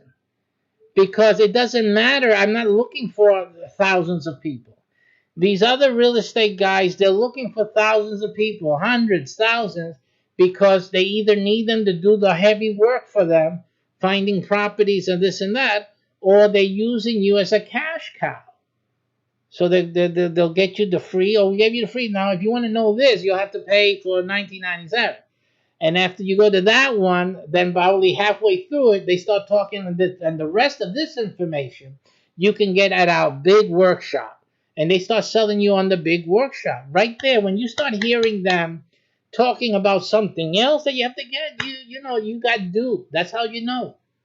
You got duped. So you have to understand that. You got duped. I'm giving you everything when you're in my seminar. I'm giving you everything. Okay, there's no other thing. There is a premium. What do you call that? I have it there as a VIP. That's at the same event at a different hour in between when the rest hours are. I'm giving that VIP thing. But again, I'm letting you know. I'm putting it out there. This is what we have. I'm not upselling you at any point. You get what you want. That's that. Period. You don't need it. You don't need the VIP stuff to do the regular stuff that I'm talking about. VIP is just that extra mile. Okay, so that's different. All right. So anyway, but say the FTC and DCP, in many instances, Zurich has then told people to use this new credit to pay for its advanced training packages costing thousands of dollars. When people complain or get refunds because, of course, now they realize that they've been duped, Zurich then has them sign an agreement. Trump University did the same thing, where they signed that they cannot complain anymore. They received, I guess, their refund, and they cannot discuss it anymore, and blah, blah, blah, and this and that.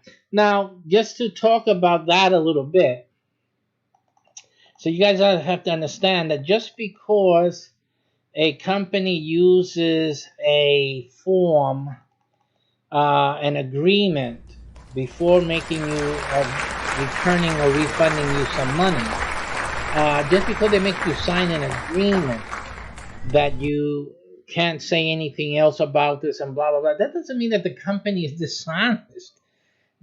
I can tell you right off the bat that that's the lawyer for the company who, before the event, when they first came up with the ideas, the lawyer advised them, well, how are you going to handle refunds? Well, we just give them back the money. And that's it. You're not going to, no. You can't just give them back the money.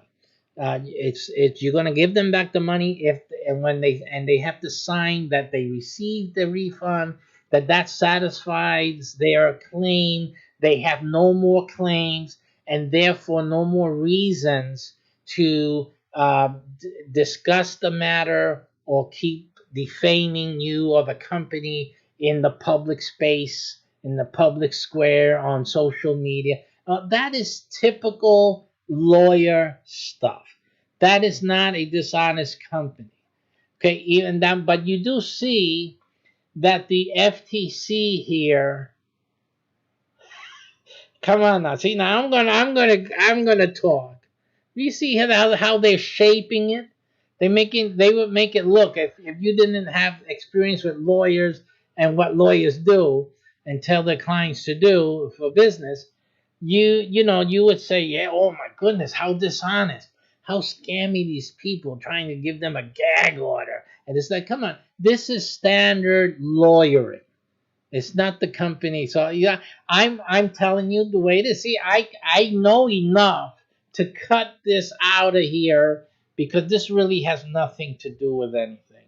I mean, I was a small businessman years ago, and I had someone who, I don't know what happened in their personal life, they paid for an advanced service, and for some reason they came, they call and say, I need I need a refund. I don't want to go through with that process. And I said, okay, well, I have to, get that ready for you. You want a check? You want cash? He said, no, I want cash. Okay. If I give you cash, I have to get a receipt from you. You have to come in and sign the receipt, and so you can get the cash. The guy went to small claims court. He went to small claims court, and I get the letter from small claims court that so and so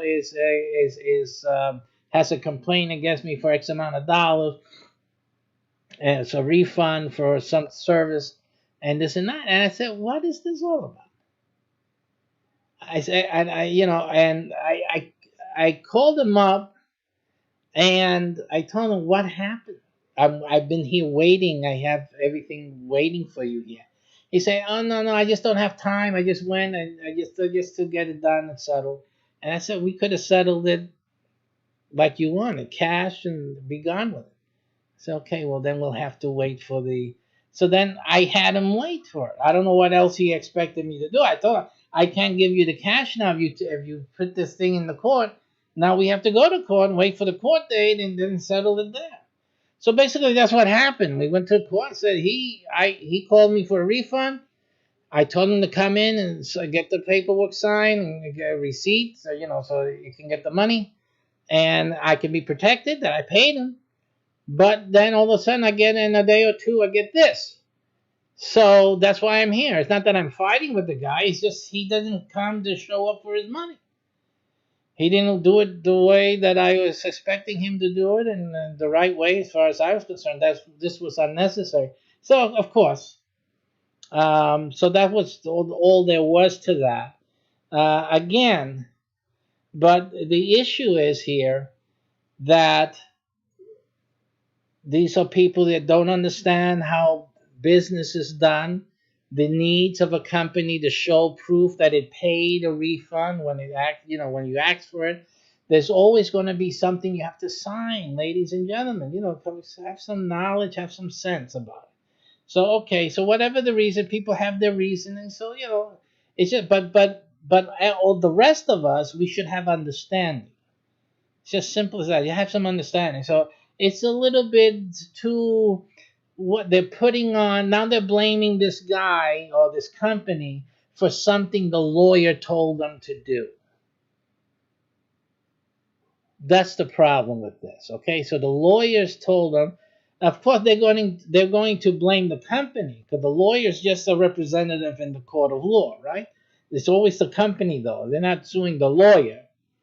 The lawyer is supposed to protect his client. But they're making that part of like the way it looks. Oh, it looks bad. No, it looks loyal. That's what it looks like. So anyway, I shared that with you so that you can see that not everything that looks funny is actually wrong. It's actually the right thing that the company is supposed to do based on a lawyer's advice. That you get a receipt, have them fill out this paper, and also to protect your name. Because, hey, listen, if you get your money back, why are you going to be defaming the company continually? Who's going to pay the company back for all that defamation? See, that's not fair. That's not righteous. It's not righteous. That's not just. So it's not fair to a company that for whatever reason you wanted your money back, the company complied and gave you your money back, and then for the next 50, 100 years till you drop dead, you're bad-mouthing that company just because you had an itch in your rear end or something and you needed your money back to get some hemorrhoid cream. This is silly. This is really, really silly.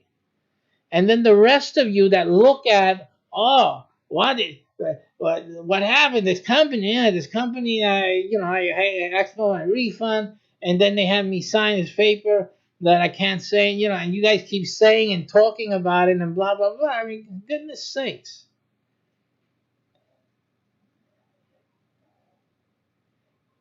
How much is bad press? How much do you think bad press affects a company or a business person?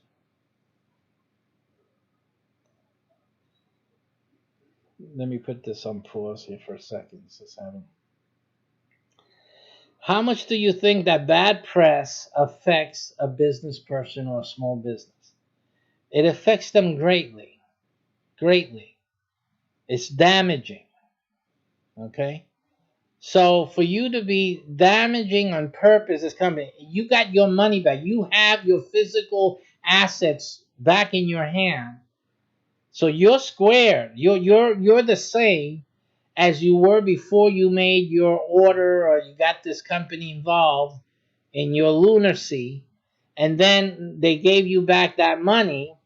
So you're okay for you to keep damaging the company, defaming the persons, defaming them, costing them thousands of dollars. Is unjust. Who is the criminal now? Who's the scam artist now? Who's the con artist now? Who's the criminal now? So it's unfair. And then other people sharing that stuff and the others who don't say anything. They say, hey, listen, you got your money back, then that's that. You shouldn't be bad mouthing the company and this and that. I mean, you can say you if the company did something that you didn't like, you can mention that. This is something the company didn't, I didn't agree with, so I just asked for my money back. Okay, if someone's asking you a question, but otherwise, to be going out there, because I think in most in legal terms, you can talk about something that you experience yourself, but to go out and continually defame a company, I think that is where you're crossing the line. You're just going beyond, past and beyond where you really should be at. Okay, and other people are allowing that. You say you guys got paid. You got paid from the company, and that's that. Why you keep spreading this gossip and all of this negative information? There's a lot of people who have positive experience. You're one. Other people have some positive experiences. So again, what are you on, a personal crusade to destroy somebody or destroy a company? So again, we have to have justice. It's justice. You want justice, you got your refund, then be righteous. That's it. Wear peace. That's it. Shake hands. That's it. Everyone go their way. That's it. Unfortunately, there's people that want to just destroy other people, and usually they come into something like this just to see how they can go and be bad mouthing and cause trouble. And so there's some people who just go around causing trouble for other people. If they don't listen to me, if they don't agree with me, I'm going to cause them trouble. So that attitude and that action you have to watch for. Because when you see somebody do that, you know you have a bad character. That's a bad actor. That's somebody that's evil. They're malicious. Okay. So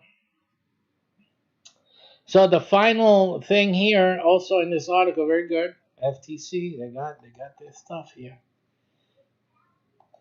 The final part of this is the FTC's recommendation that if someone promises that you can earn a lot of money with little risk, time, or effort, that's a sign of a scam.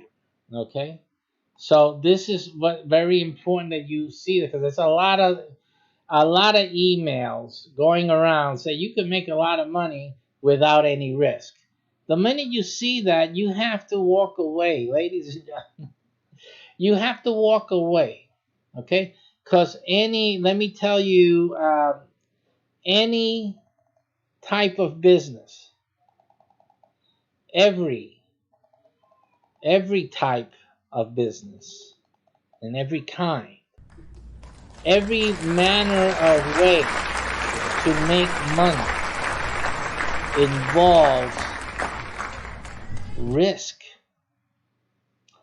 It involves, and let's just take it one by one, because these are important terms that you have to understand. It says that with little risk, okay?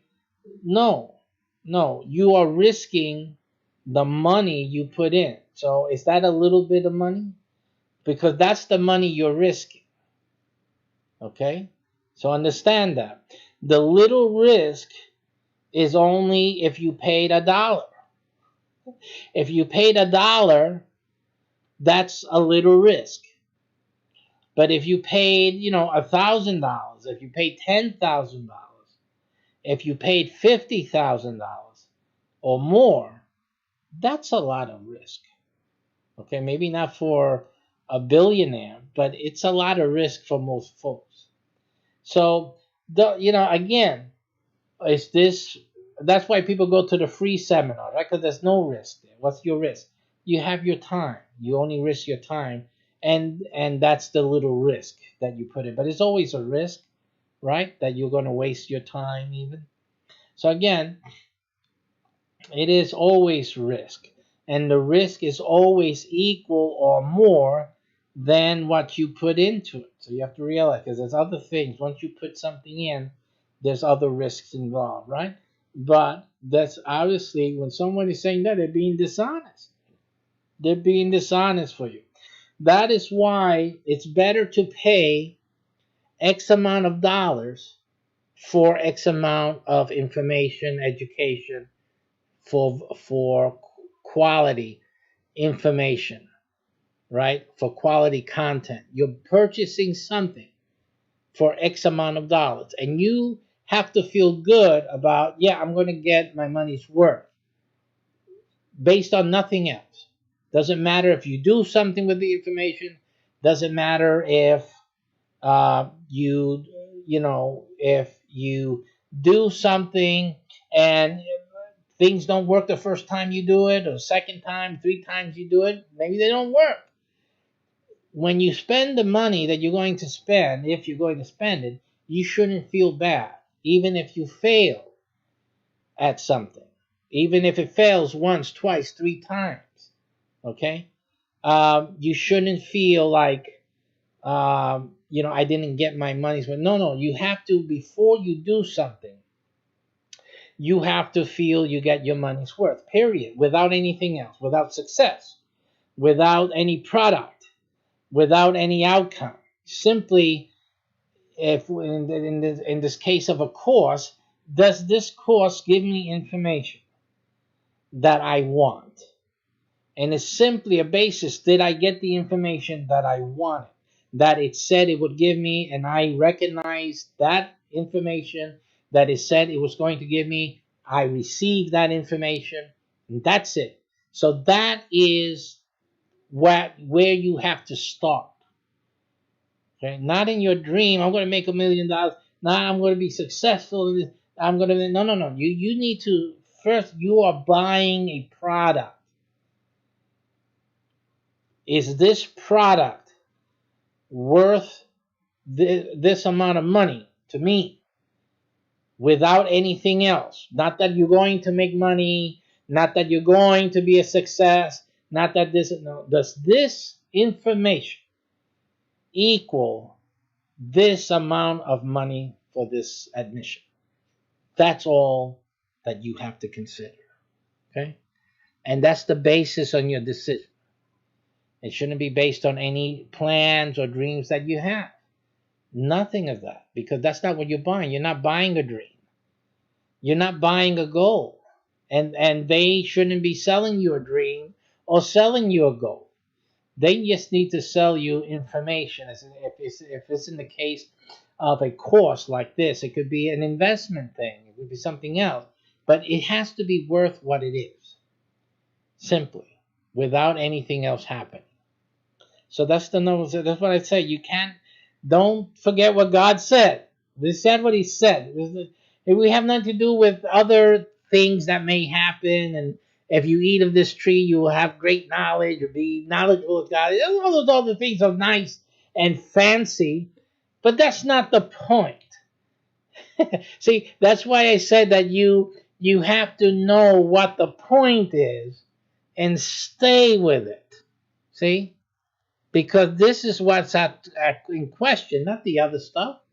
This is the question. Okay. So does this, when you come to a program or anything you're going to buy, even a college education, same thing, does this course give me the information that I'm looking for, period?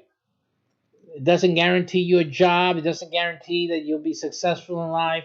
It doesn't guarantee anything like that. Any college gives you a course. It teaches you this. It's supposed to tell you what you're going to learn in this course, and the rest is up to you. You may get an A if you do A work, B if that's our part. We're doing our part. We're going to make it tough for you to get an A, and you have to make this worth your time by trying to get an A. We're not going to make it easy for you. But are you going to be exposed to this information? Are we going to try to get you to do the homework and the study so that you can know A, B, C, D? Yeah. So is this course worth this amount of money for that? The answer should always be yes. And that's the plain and simple. It has nothing to do with your future career. If you're going to end up making money or not, or if you're going to have a job or not, that has nothing to do with anything. It's, are you going to get what you pay for this course? And that's your only consideration. That's really your only consideration. You when you learn something and you're paying out of pocket to learn that something, you need to understand that you are paying to learn a thing. Has nothing to do with making money later or having a job later. It may be something you need to get a job later, but that's not has nothing to do with the school. It has nothing to do with this course really in and of itself. What you're paying for, you're not paying for a job later. You're paying for this education now. So that's what you have to look at. Okay, so that's the FTC. Again, I showed you that a sample of a product that this company is selling out there that had the main part of this failure was the strategy they used to get people in and into their sales funnel so they can start selling them more higher priced products. As you know, that's a marketing trick. And I'm a marketer, so you guys know me. I sell lots of things. I have many websites. I do a lot of things. Yet, and I'm on some websites out there that call me a guru, an online marketing guru, and I'm known by business people as a business wise person. Okay, so but knowing what I do about funnels and things like that, yet I haven't done that with the real estate program.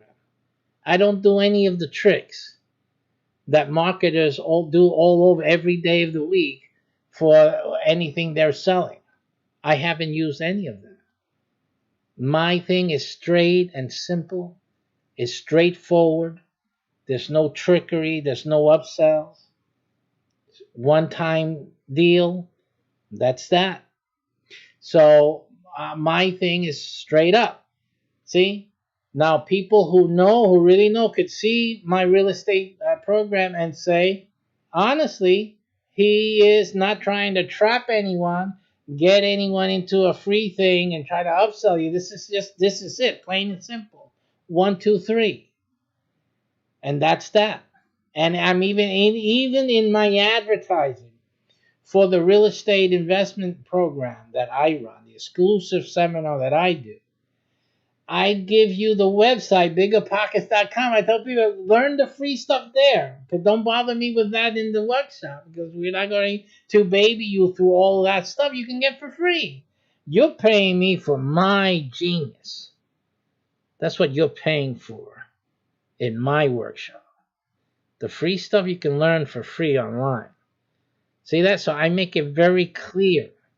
Everything that I do is very clear and very open. The problem is that you guys don't know, don't understand. So that's it. And because you don't understand, you are easily either you think that, oh, this is probably one of those other scams out there and this and that, or you're frightened of it, because you don't know, you just don't know. So that's the problem. You see, lack of knowledge, that's the worst thing. That's the worst thing for you. Lack of knowledge. And that's what we're trying to help you with now. So you can understand better how to deal with things. It's shameful that you go through life not taking the right choices and taking advantage of the right opportunities simply because you didn't understand. And I know, and you're going to see it in your life in the future, that the good things you let go and you get stuck with the scabs. You're going to do it repeatedly, because I've seen it already many times. Many times. And I always reject. Every morning I reject about 100 different offers. Every morning. Because my email gets full of all these offers. This will be better. This will make your life better. This will make your money increase like this. And this is the, and all of these things I'm continually rejecting.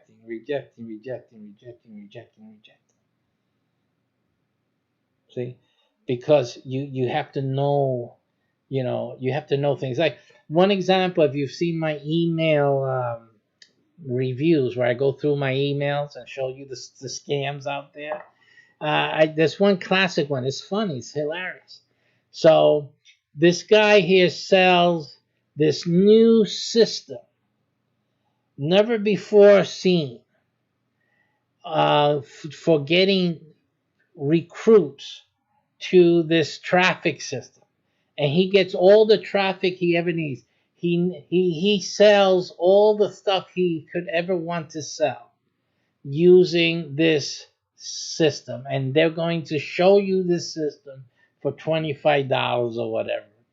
And I'm looking at the email and I'm looking at it. I said, so this guy has a secret of how to get people to buy his stuff. I wonder what that is. I'm just being sarcastic. Obviously, if he had a system that he can get everybody to buy his stuff, why isn't he advertising that system on that system? Right? Because he is. It's the email. Duh. That's why they're sending you the emails. The system is emails. So again, it's like the most easiest thing to spot. It's just ridiculous. Don't fall for that, folks. I mean, if somebody's telling you, "Oh, we're gonna show you a secret way to make money," and this and that, they're sending you an email. That's how they're making the money. There ain't no secret there. But they got you thinking there's a secret there. You understand? It's just ridiculous, folks. So, that's why I do these shows for you, so you can see clearly, because a lot of people are getting duped. The same thing holds clear for religious things, for political things. They always fooling you by perverting the truth. It's a perversion of the truth and a deception. Okay, so let's go on. The other things, like I was talking about, is one of the programs that I'm doing research in involves a product that we are developing within the game that we're developing. And the issue with that is that some of the product may have characteristics that I was saying, wait a minute, this thing can be interpreted by somebody as being a security. So let me go and look, right, before I start creating advertising, creating some marketing strategies around that product. And let me check with the federal government. And then that's what I did. So I went to the U.S. Securities and Exchange Commission. These are sites that I frequent because I'm always checking everything that I'm doing to make sure that I'm doing the right things to the best of my ability. Because, I can't know everything. I have to look.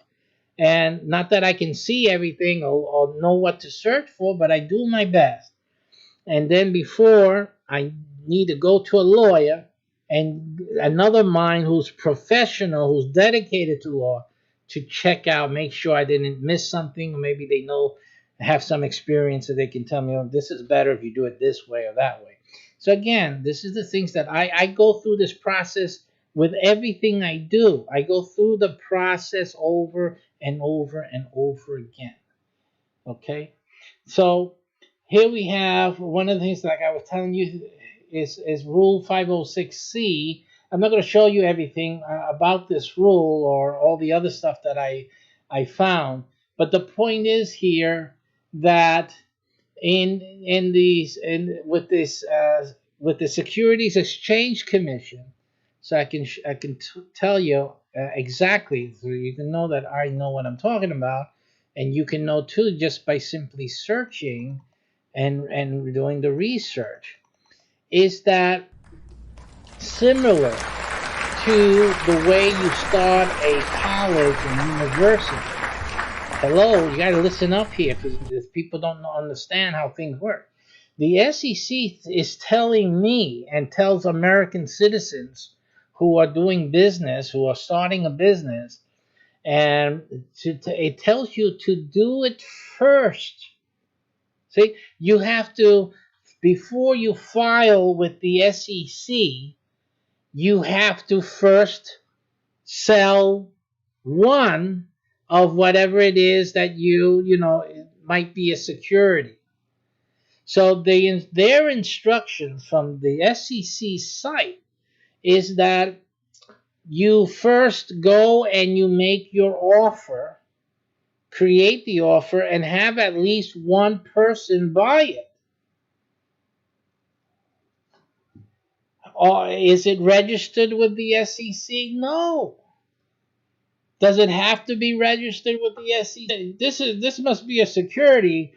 You're running a scam. You're supposed to be registered. You can't be selling this without being registered. No, the government says to sell it.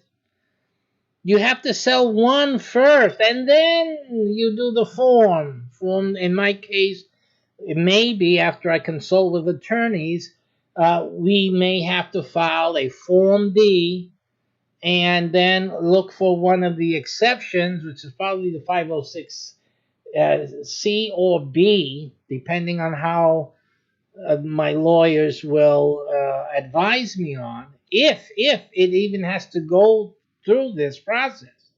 I'm just covering all bases because that's what I do. I make sure I'm trying to think this way and look at it this way and look at it this way and look at it that way. Can someone possibly interpret this as being a security and look at the laws? As you know, the space parent also, separately from what I'm talking about now, we've also are creating our own crypto coin. Now, this coin will not be sold in the marketplace, right? But it's an in-game coin, but it will be an actual crypto coin.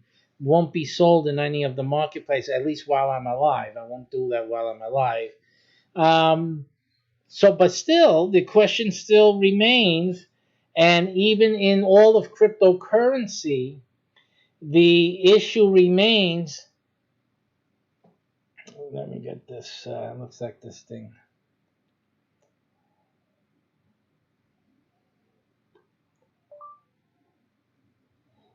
Okay, yeah, I'm just checking on the transcriber. Sometimes it stops. So the issue still remains. Still not working. Let me take a moment and then let me send this off to myself.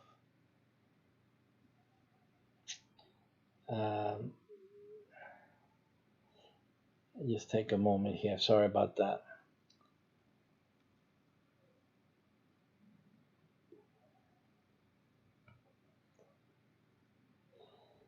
Okay, so I'm just gonna get a new one here going.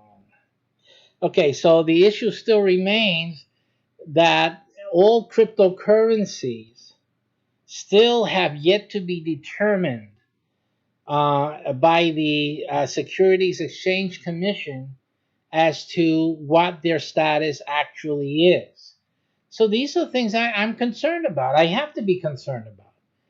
Okay, because I try to do all I can to make sure that what I'm doing is legal, it's accepted, it's approved, it's registered if it has to be registered.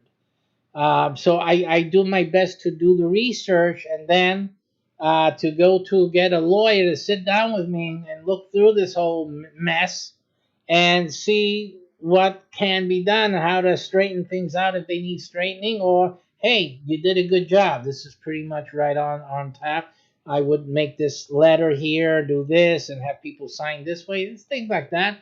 But again, that's what I try to do because I want to make sure that if something is really grossly like over the line, that I make corrections to it and correct it before even going out to and offer it to anyone. Okay, so basically, but again, what am I doing? I'm learning the law. I'm learning the Securities Exchange Commission policies, rules. Um, the other thing that it reminded me, because I know this is a fact for other things, is that I also have to worry about each state's regulations. So again, I'll show you that as well. So it's not just the SEC, but it's also the states in which the offer is going to be made. You have to make sure that you comply with each state's requirements. So here I show you again my research that I'm in Florida is going to be the first state that proposed product will be released in. So I'm already starting. Now this is Florida. We got 50 some odd states in the union. There's a lot of work I got ahead of me, right? So you can imagine how many days and weeks this process is going to take me. So, but the point that I'm trying to make, of course, is that I am doing it. I am actually going through the work of seeking this information before signing off on continuing with my product development, or that aspect of the game, or the game mechanics, or the gameplay, or something involved in the game that I'm making, or in any other product or business program that I have to look at what the regulations are. This same process with the guys doing the business brokering, it's the same process because we have business kits that we prepare, and we have to make sure that each of those kits are in compliance within each of the states and jurisdictions, right, that they go into. It's one of the things, because you have laws all the way through. In the real estate businesses and in the real estate workshop, you also have to realize something, that every small community can have its own regulations.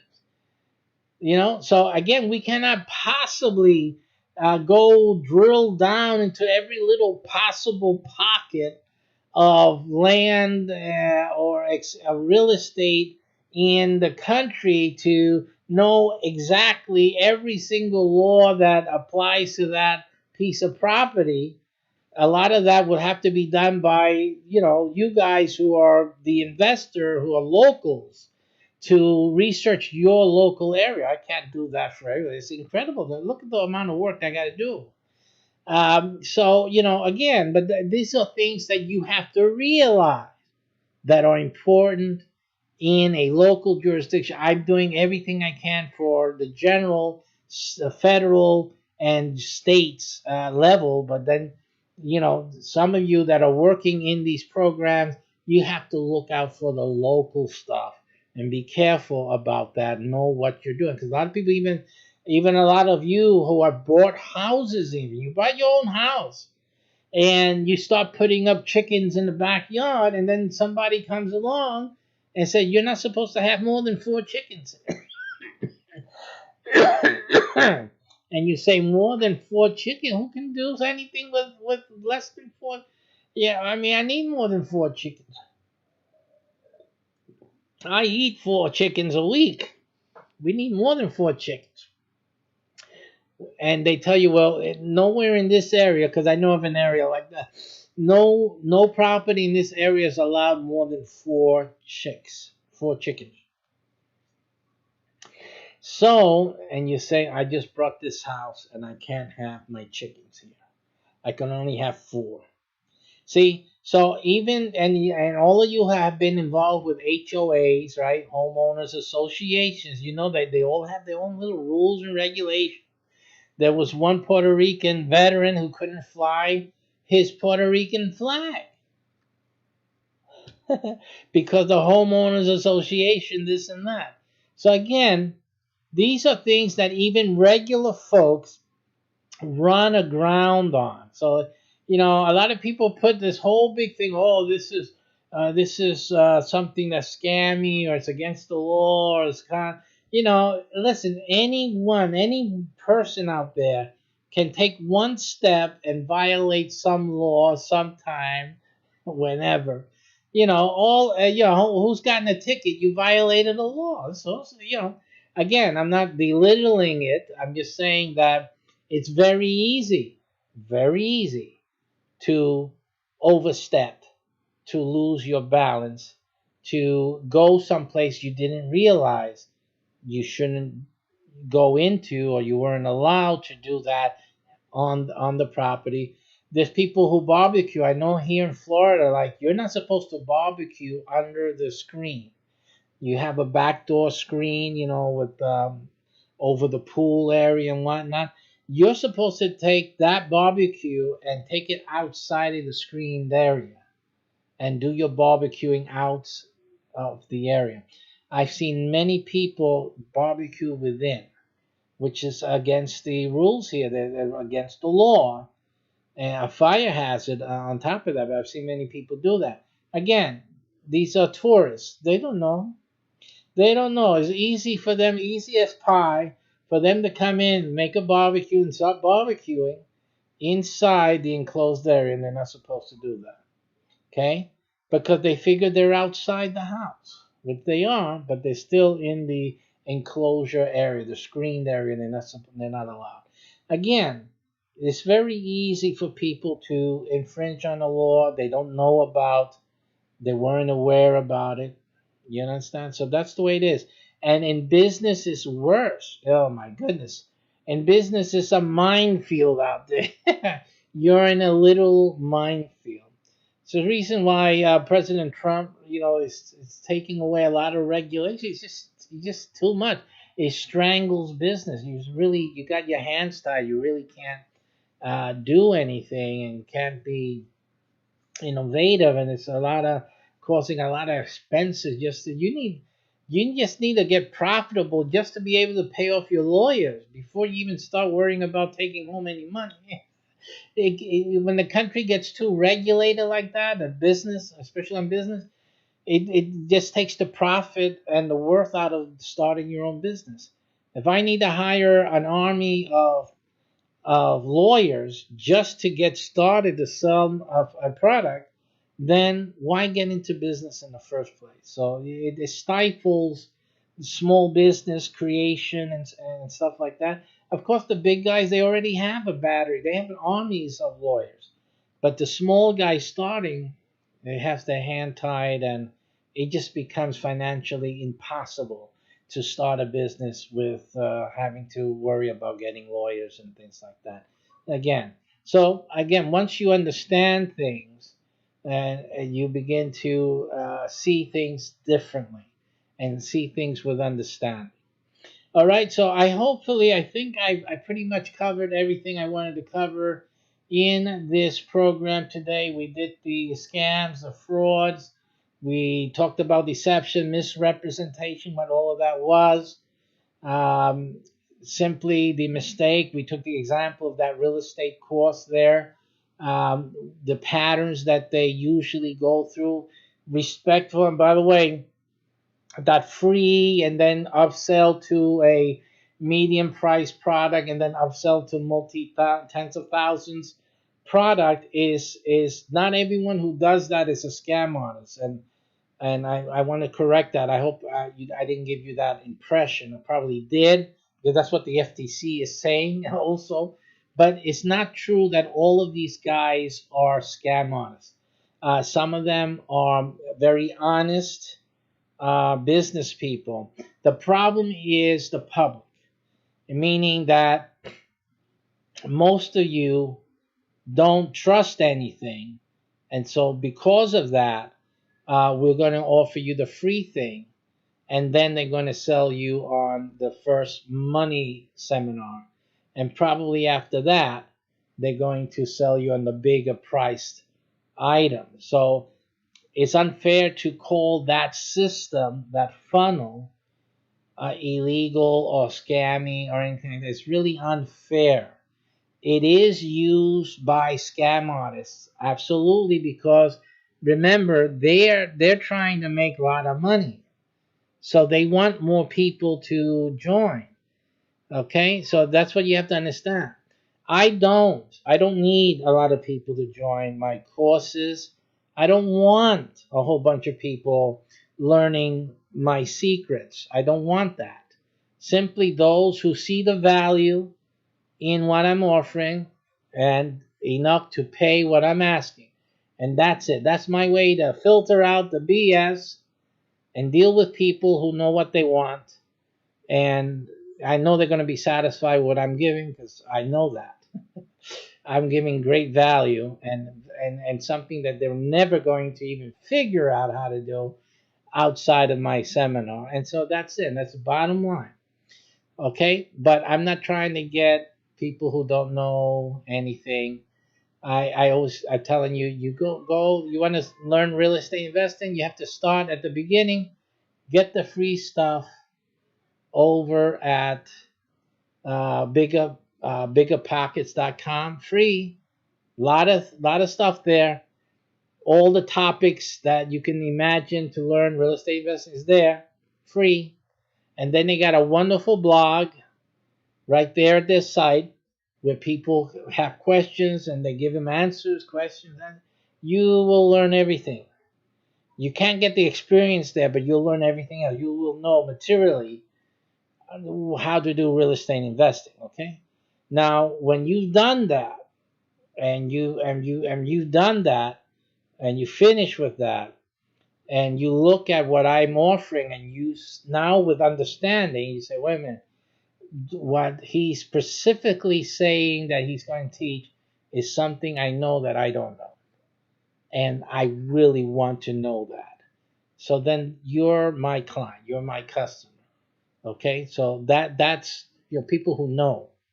That's the ones that I'm dealing with. I don't. Again, we're not here trying to get thousands of people into this thing. I have a very limited cap in every city, and basically it can be one person. It's all. And if I don't have anyone in that city, I'm it. It don't matter to me. Somebody's going to make the money. Somebody's going to do the business. I'm going to do it. Simply. It'd be good to have somebody there, at least one person, doing some of it, but I'll do it myself. I mean, it's just extra. So again, this is basically I'm coming from a different point, a different aspect. I know what I have, and I'm not trying to convince everybody. Hey, you got to get this course, this and that. Of course, I talk like that, but the fact is that really you need to know what you're doing, and you need to realize that you have to identify what it is that you want, and is it worth the amount that I'm asking for? And that's that. And it's as simple as that. There's no problem here. I have none. Okay? Simply is value for your value. My value for your value, and that's that. Okay, so we've covered that. We've done that. Oh, there's one more thing I wanted to show you. Yes, there was one thing more. And so let's go over there now. And so that you can see the way I handle this issue and these things. And I had it here, and I'm not seeing it here. Let's look. Not seeing it here. Why is it? Ah, here it is. Okay. All right. So what I wanted to show you was in my website, classiforium.com, where most of the real estate and car flipping programs and my other businesses, although they're not there yet, they will show up there eventually, are located. I have, there's also a blog section in here, and I have this article. So I wanted to show you this so you can understand, based on what you've seen so far and heard from me so far. You can see here, the title of this article is The Extreme Real Estate Investing Workshop, which is mine, offers scam victims free admission. Now know that my seminars start at $9.97, and when they're full price, they're $10,000. I'm offering free admission, showing the value of its exclusive methods. This picture here, at the time it was done, is the Attorney General, all right, here in Florida, and this was from the OrlandoSentinel.com news article, and it goes like this is concerning a person from Longwood, a real estate tycoon named Tom Vu, and the $15,000 a seat. So this guy was charging even more than me. real estate seminars he hosts, they're being investigated by the Florida Attorney General for possible unfair trade practices. Okay? Basically, this, if you go to Classiforum, you can see this article, or you can go to the Orlando Sentinel if they should still have it up there. This is the URL here, News OS XPM 1992 131. That's a story they had. So if you look there, Tom Vu is a person who teaches the Vu method. He taught 5-day seminars, Wealth and Success Institute, and so basically people were complaining that what they learned there they could not use. It was unusable in the open marketplace, basically, and so they were suing him for providing something that they're claiming is that he had to have understood or known that it was very difficult to do it the way he was saying or teaching to do it. There's a specific here. This is a specific thing here where it encapsulates that sentiment. I can't find it really right offhand, but you can see it at the either article on mine or on theirs.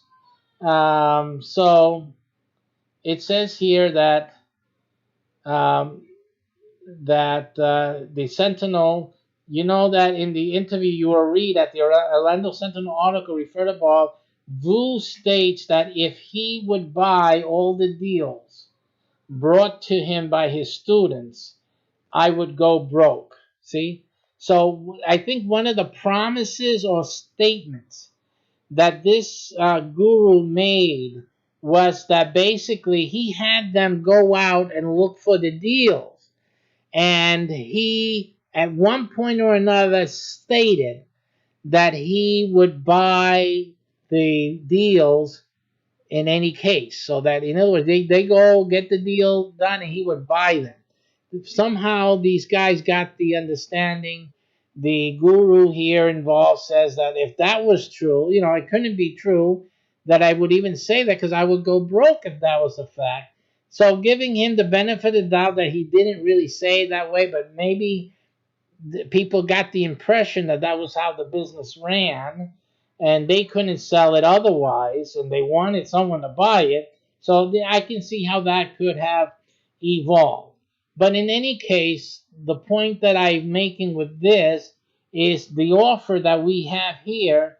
It says, because our extreme real estate seminar is nothing like the mainstream seminars or training programs now available, and is by far more efficacious and profitable than any freely available information online of privately acquired, we are confident enough to make our extreme real estate investing 3-day workshop available to students of the VU seminars for free with their proof of purchase of the VU seminar.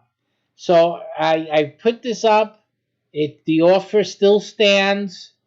If anyone knows of a VU seminar participant who was cheated out, they felt they were cheated out of their money for taking a seminar they cannot make use of, I will honor. You can send them this video, tell them to take a look at the end, and then you see the whole thing. But the end part is where I focus on this part, and you can send them to the Classiforum. Look for the blog article. I'm making them the offer. They got stuck by this guy in any case, or disappointed. And I'm not saying the guy really did something dishonest. I'm not saying that. They're investigating. I don't know if the case is over with now or what. In any case, it doesn't matter. If the VU student who took the seminar felt that they did not get their money's worth, come to me, contact me with the receipt from the VU seminar, and I will take that receipt as payment. You take my seminar. No money asked. Nothing. You take the seminar, I'll give you my seminar for the receipt for the VU seminar. That's that. Okay, so that's the offer I'm making because, again, I know what I have and what I'm doing, and it's up and up, and they're going to get just pure value with what I'm teaching. Now, who's willing to offer this? Like I tell you, if I was looking to have thousands of students and get 10,000 from each of them, and that's all I was interested in, I wouldn't make such an offer. And if I didn't have the content and the quality to stand behind what I'm saying, but I do, simply do. Again, it doesn't matter to me if I have 1 or 100, which is the limit, by the way. There's only 100. I can only teach 100 in any one of the cities listed. This program, that's it, and there'll be no more. As a matter of fact, once I go to a city and give the seminar once, even to one person, I'm not giving the seminar again. Okay, in most cases, there are certain cities that are bigger or have more than have a gigantic population. You know the ones they are. New York City for one, Los Angeles, I believe Chicago may fall into that. The bigger cities, they can and they will have me there more than once throughout my lifetime. But most of the cities in the United States, you only see me one time. And that's the only time you're going to see me. You got 1 or up to 100, that is it. So look for your city there at Classiforium. Otherwise, if you're really interested in a method that's really exclusive, something different, no one else is doing this, and you want to have that strategy in your portfolio, then this thing is for you. So take a look at those. They're under the events section at classiforium.com, and read it. And you need to contact me. You have a question. There's different ways of doing that wherever you're at. I'm not answering any chat. I know if someone's in the chat, I'm not doing any chats for this show today. I couldn't be interrupted because there's so much to talk about. But in any case, if anybody, and especially any VU students, want to take me up on that or that free offer, contact me as soon as possible. The only thing that changes with my dates is if like around 6 months or so before the event, we have no one who brought tickets yet, I move the event. In most cases, at this point, it's almost a year away or more. I put it on the back to give people more time. Sometimes they don't have enough money to secure the ticket, so I push the event off and just deal with the ones that are coming like that. So again, the events will continue to be offered until I have at least one, or we have a minimum number for the city to be considered engaged, and then that's that. I won't be doing it any longer. And so this is the time to get involved if you're going to get involved. If you know anyone who took the VU seminar, then we send them over to me. And matter of fact, I'm going to make another offer right now. Any seminar you went to, I'm not going to give it to you for free because you shouldn't have gotten stiffed by any one of them, but I'll give you a substantial discount and you take my seminar. Right now, when you look at your dates, they should all be just about $1,000. That's the cheapest it's ever going to be. So grab it now, because every month it will go up until it reaches the 10,000. So I'm giving you guys a lot of chances, a lot of opportunities. But again, this is really for one of you. Just one is all that, I'm happy. I'm happy with just one of you in each place. It's just fine. And then that's that. Okay, so hopefully, in any case, I've been able to show you what you really need to have in order to know what the truth is of anything. You have to have knowledge. You have to have understanding. You have to do it for yourself. You just can't go by what other people say, because people are saying stuff for different motivations. And really, and if you see someone saying something, you really need to stand up and say, why are you saying this? Why are you saying this? And you guys need to stand up and point out that certain things are wrong to do. It's wrong for a scam to be a scam. It's wrong for a fraud, a deceptor, an imposter, etc., for those things to be. But it's just as wrong for someone to say something that isn't true. That's just as bad. And I've seen it done to me. I've seen it done to me all over the place without doing anything wrong. I'm just simply doing my business.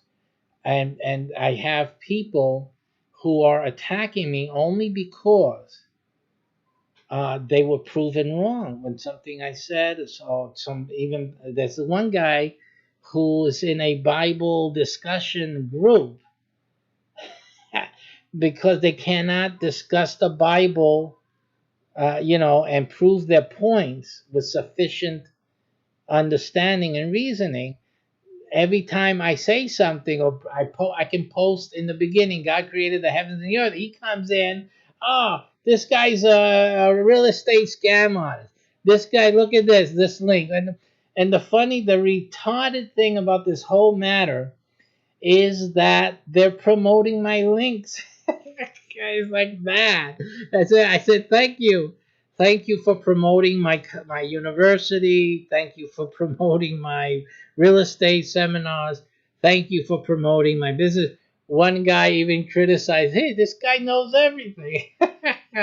And like it's a sin to know stuff. This is what's wrong with me, that I know this and that, and I do XYZ. So I had to tell them, listen, keep digging, because there's a lot to dig through. To keep digging.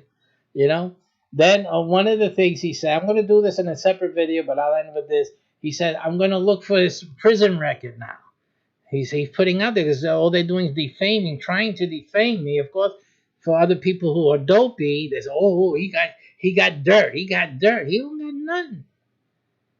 He's posting my advertised links. The only thing that's online about me is what I put there. So, what? I'm going to be embarrassed about what I put there? And then he said he's going to go get my prison record. And we're still waiting. Right? We're still waiting. But I bet if I go and check now, it's been, I guess, 24 hours at this moment where he said that and he did everything else. I'm sure that no one has even commented or questioned, why are you doing this to this guy?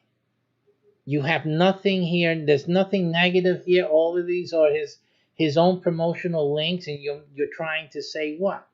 You're the one saying it's a scam. You are saying he's a con artist. You are saying he's a liar. You are saying he's a thief. That's all we have. That's the proof. What you say. See? But no one confronts this fellow. And that's the danger we have in society, when no one stands up to defend the righteous, to defend that which is pure and right. Now, I'm not saying I'm pure. I'm a man like any other. But come on now. You understand? Just spewing lies and making defamatory statements just because you can't win an argument. That's really disgusting. And then everyone else who doesn't say nothing. Okay?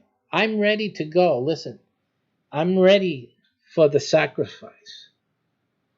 But then it's you are next. You will be next. And you want to hold on to life more than I do. I can guarantee you that. And I'll leave it with that. I'll leave it with that. Take care. Be careful. Do your research. Amen. And if anything I can help you get yourself started in a business or with my games or anything else that I'm doing, church, come and reach out to me and we'll help you. I've helped many others. I can help you. And that's it, simple. You see me as I am. This is me. That's it. Will I make mistakes? Of course. We're all human beings. You understand? But at least you know who I am, how I am. This is me. That's it. That's it. So I'm heading in my journey. I'm on my walk. And one day that walk will end. But unfortunately, this world continues. And the way it's going, it's not looking pretty. Take care. And I see you guys next time.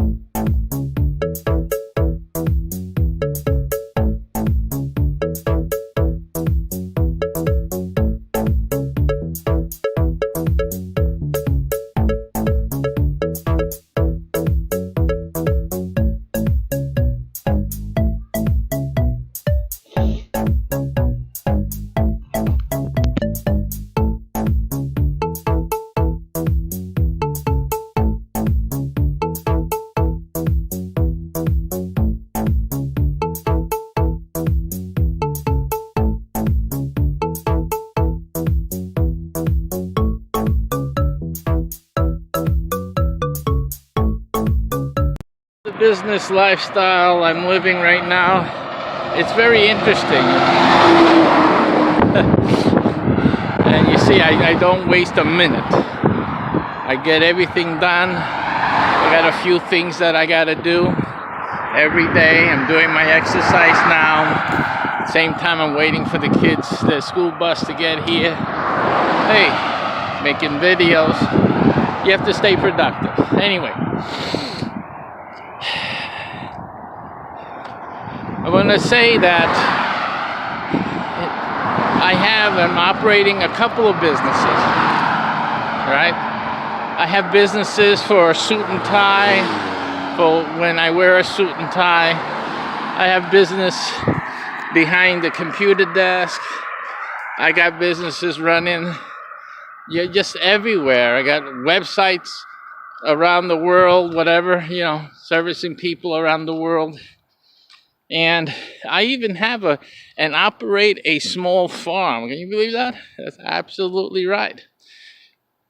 I got my hand in everything that can be done to make some money.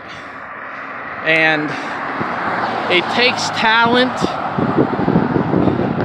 It takes some knowledge. I've invested a lot of time investigating, researching, But overall, it takes stick-to-itness. Because there's so many people who just give up, It's not easy. No business is easy. No endeavor is easy. Can you imagine? Discovering the U.S., the American continent, opening it up, right? Those explorers that came and explored. Without them, at least things wouldn't have happened the way they did. But it takes effort. Somebody has to make the effort. Right now, we're thinking of going to Mars, colonizing the Mars and the moon for that matter. It needs effort. Without effort, and that could have been done years ago, but there was no effort made. There was no interest. Now everyone's all of a sudden interested. So I guess they have so much technology sitting around they don't know what to do with, so they might as well just start reaching out to the stars. But in any case, what are you doing? It's a struggle. It's not really a good time. I'm speaking these words while the COVID pandemic is on its second wave. So a lot of people still have in their mind, shutdowns and it's happening, we might have some other problems. Store up your toilet paper, folks, and other things.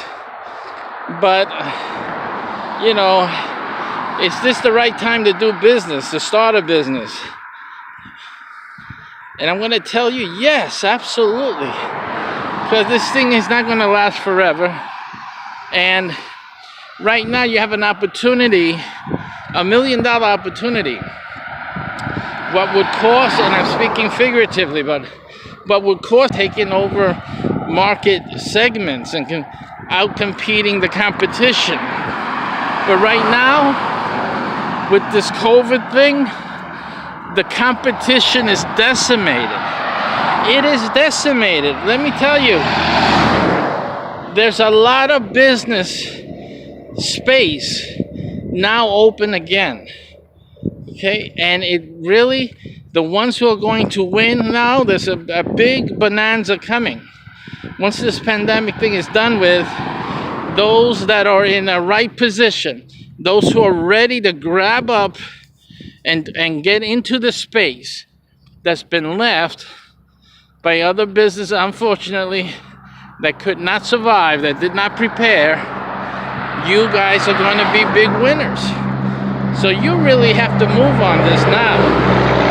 Now is the time to start a new business. Now is the time to expand your business, to prepare, to get things ready to open into new markets.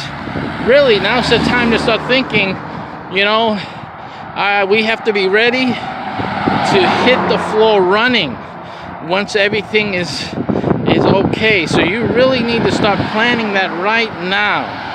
That's the best business advice you're going to hear from anyone. You need to plan to move at a quick pace. Be ready to start opening new business, acquiring new markets now. You have to get it ready because this thing is almost over. The vaccines are there. People are going to start turning around. It's just this election. The election issue is still, you know, playing games with people's mind. But this is the perfect time. This is what strategy is all about. Winning strategy is taking advantage when other people are still asleep. Other people are still not realizing, you know, what's going on. It's time to move on it, folks. You have to move on it. This is strategy. This is business. This is a winning strategy. You have to make your move while people don't know what's going on. They're still wondering who's going to be president. You're planning to take over and dominate in your market. This is what you need to be doing. And this is what winning businessmen do. While we don't get worried, and I do politics. I do a lot of politics. I'm telling you right now. But I don't let those politics deter or defer my thinking, my business mind. My business mind is on the money.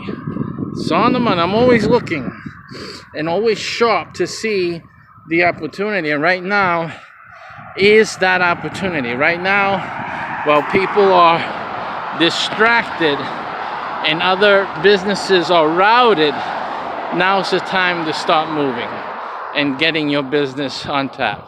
Now, for those of you who haven't had any business experience, you really need to start thinking about those easy to do businesses.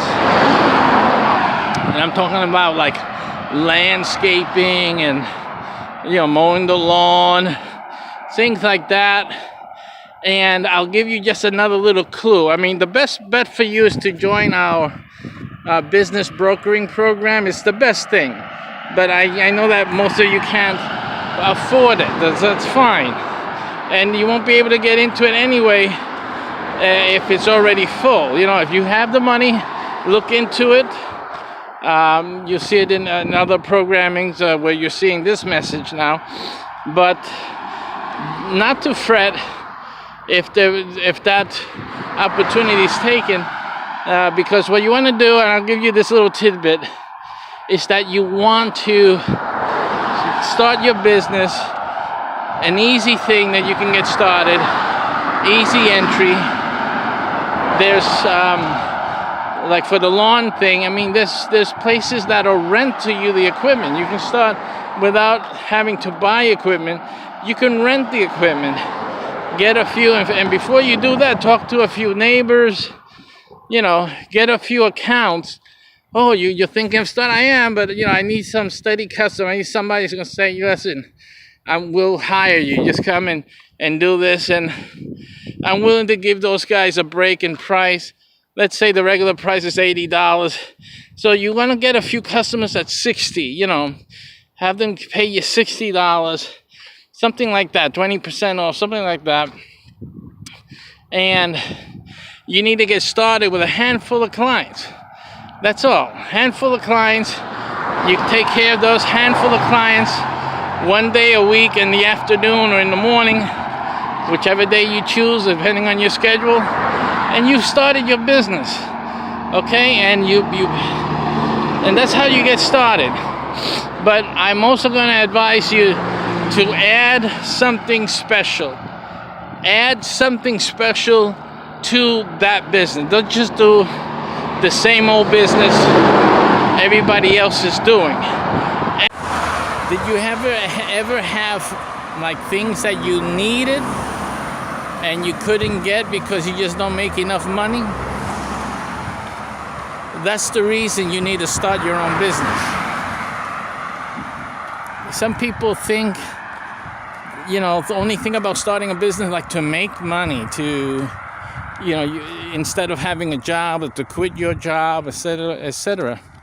But one thing that a lot of people don't think about, and you should, is that you should start a business just to pay for things you couldn't afford otherwise. For, you know, so you don't have to be a big success. All you have to make enough money to pay for X, Y, Z. Maybe to pay for a vacation every year. It could be just enough money to pay for medical, health insurance, something like that. You know, so a lot of people need that. So revisit starting a business. Everyone can start a business. You'll be surprised things that you can do that you can build a business around. One of the easiest ones and the most profitable right now is the business broker opportunity that we offer. You'll be seeing, if you're watching this on our broadcast channels, you'll be able to see those videos about a business brokering opportunity. And the reason for that is that for most of the work, so-called, that you'll need to do, all you have to do is transfer the client or the phone call to us, and we'll handle those clients. We'll do the consulting for you. We'll do the heavy lifting. You don't have to worry about anything like that. And what that does is that it frees you up to stay at your 9-to-5 job, to live your life the way you're living it now, not make any significant changes at all, and increase your income. And like I said, maybe you're not interested in a 6-figure income or a 7-figure income. You don't need to get that. If you don't want that, you don't need to build it to that degree. Maybe you need some medical insurance. Maybe you want to invest in real estate. You know, you want to be able to have a cushion to do some project or some real estate development or something else like that, or have just to put away for retirement or for a rainy day. These things you can do by starting a business like our business broker, because the business broker, you don't really have to invest in land or equipment or buying a building, you know. You don't have to like buy an established business. This is something that you can start and work from home, and you get the tax benefit. You get that money back in your tax refund at the end of the year. Anything that's involved in like the licensing and getting it started without network. But outside of that, everything's positive with that. You get the benefits that, you know, you make money. You get what you want. You know, if you need the medical insurance, you want to pay, even if you want your rent paid, I mean, you just live rent free because the business is paying for your rent.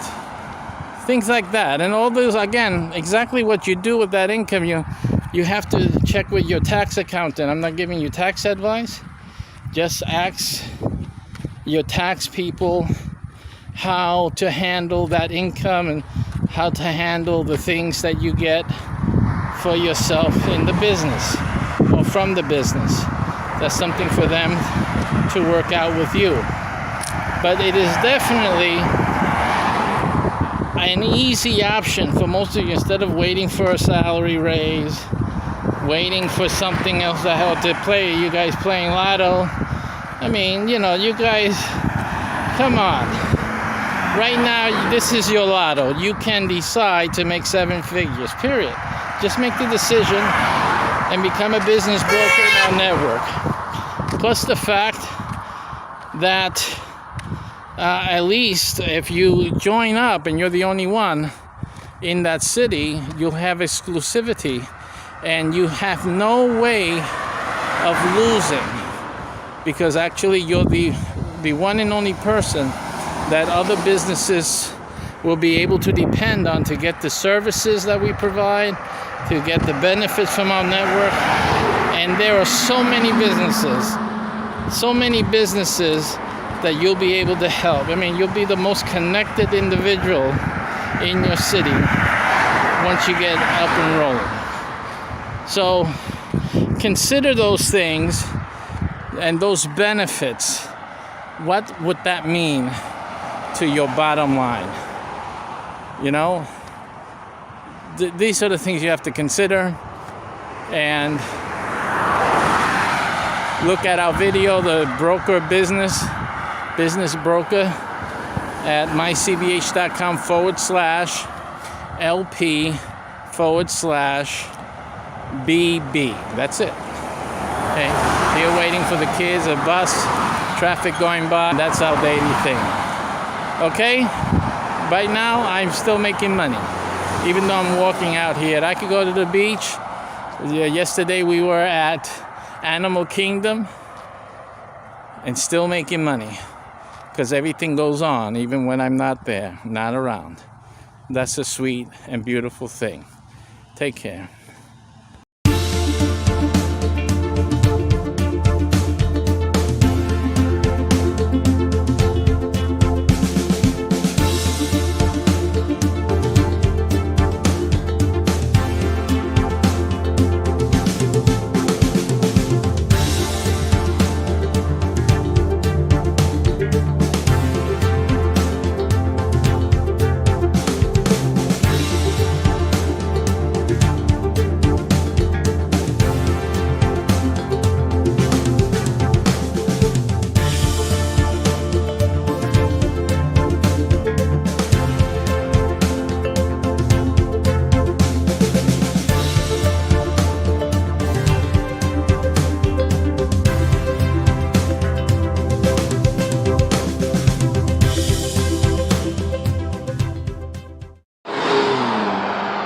The key to business success is having an advantage, plain and simple.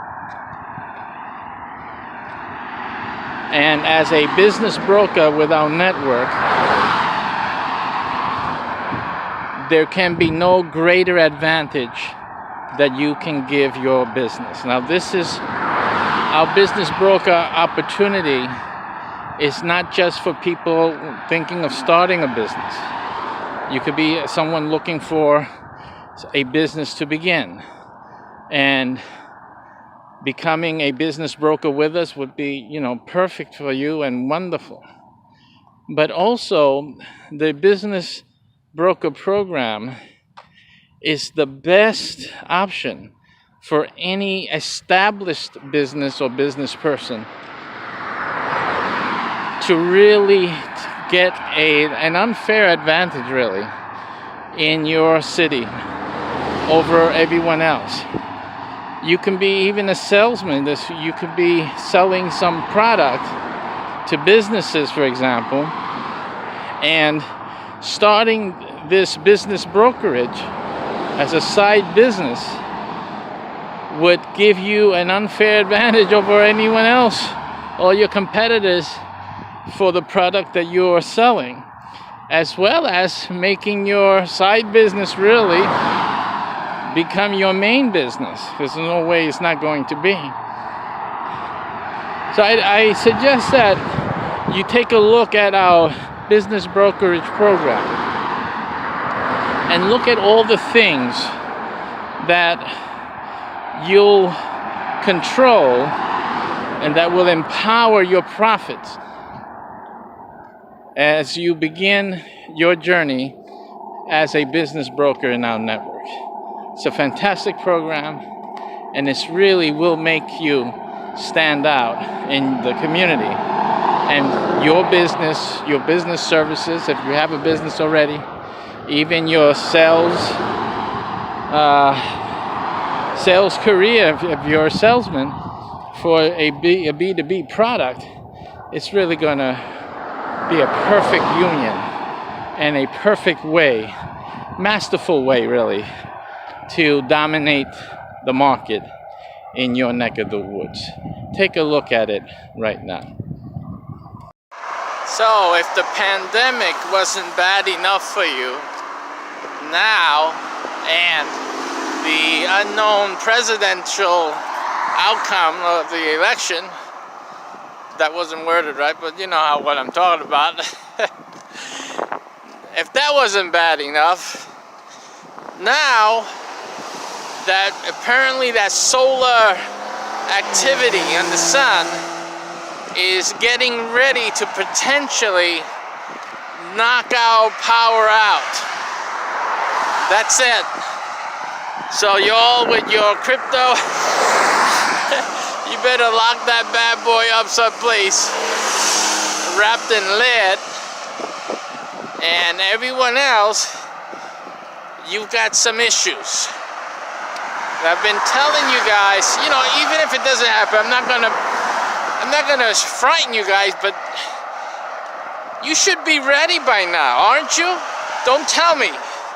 I don't want to hear it that you are watching this and you are not ready for an emergency. After all this already, come on. Okay. So listen, we have our programs, our Emergency Owners Association program. We have our Farm Owners program. If you're not farming right now, you don't have a farm, that's another thing.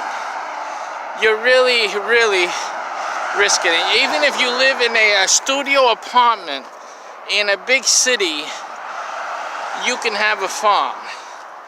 Our program shows you how you can do that, and you can be receiving. When there's no food in the supermarket, you can be receiving food in your home. Okay? Receiving food, staying alive. Alright, while other people are scavenging and whatever to survive and dying, you will survive, you and your family. Again, if you don't have these things in place, there are just a few spots available, especially for that emergency program. Don't fool around with it. A lot of people like to troll my videos and say negative things and call me a grifter and scam artist and all this, all this false accusations. But the bottom line, when the sun solar flare hits the fan, that's going to be the end of all of that BS. Okay, and those people who took my advice, those are the ones that are going to survive. Make it you and your families. Stop the silliness, stop your stupid thinking, and take some action. So, I'm going to give you guys, and I'm praying that this solar thing is nothing right now, but one of these days it's going to be. One of these days something's going to happen, and you know that. You guys got to feel it in your gut, but then it'll be too late. You got to get started now. So I'm also... Some people haven't thought about starting a business, but I'm going to talk to you about something you may not have considered. A lot of people, you know, you have your 9 to 5, or you're retired, or you work. You figure can't handle, you know, having a business, and you don't want to take the risk because you don't want to lose, you know, stop your job to take care of a business you're trying to do, and then the business doesn't work out, etc., etc. But, you know, there's so many businesses that you can start without leaving your job. Right? One of the businesses we have available through our business broker network is the splash party business. Splash party business, basically it's a party for hire. It doesn't need a pool, but mainly a lot of our clients have pools. But the party can be had without a pool. It's not necessary the pool. But in either case, this is basically a party that comes to the client's home. Here in Florida, for example, and other places in the United States, there are vacation rentals, Airbnbs. So you want to have a party, they'll come and bring the party. This is a business that, like, is perfect for someone who has a 9 to 5, doesn't want to leave their job, because basically all you need to do is hire the entertainer, hire the person that goes and brings the party to the client. Basically what you're doing, it's almost like, what do you call that? Like being a broker. You have independent contractors who bring the party to the clients, and it's just a simple set up an ordering, a scheduling type of software. You can have a website that does that, and your associated independent contractor entertainers, they simply check the schedule, see what the schedule's like, and just perform the services. You still go on your 9 to 5, you still have your job, you're making money from your job, and you're making great money from your business as well. And that's just one of the quite a few types of businesses that you can have without stopping your 9 to 5 job, you know, and doing without that income. So, and even the brokering business itself, that is also one of our business opportunities. The business broker opportunity, you don't need to leave your 9 to 5 either. And it's basically selling businesses from a website, and everything can happen quite automatically.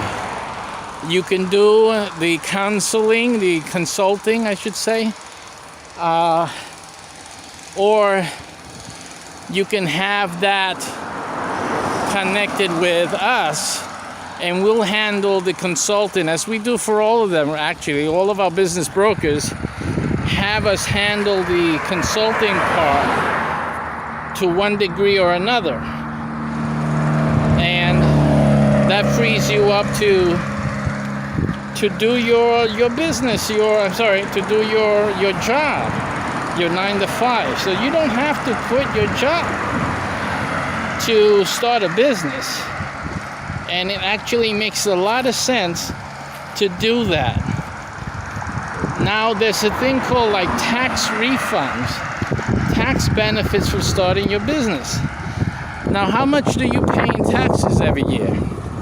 You can do a Donald Trump, which means that you can get more money from your tax refund every year by adding a business that you're doing. If you show that you're doing a business and you have XYZ expenses for that business, you can get that money back from your personal taxes. That means your refund check will be bigger. So these are things to consider. I mean, you can get a lot more money back. You're making money during the year. You get more money back on your tax refund. Perfect. And there's other benefits, business benefits, vehicles, vacations, things like that you get by having your own business and, working with your tax accountant, making sure that you get all the benefits that you're entitled to. So I think that's something you need to think about when considering starting your own business, or you haven't thought about that, but you should. It's really good for you all around. It's the best decision you can make. So the best way to add more money to your bottom line is not bothering your boss for a raise and not hoping that the country adopts a standard minimum wage. But actually, the best thing you can do is start your own business and without leaving your job. And you can do that. So connect with us.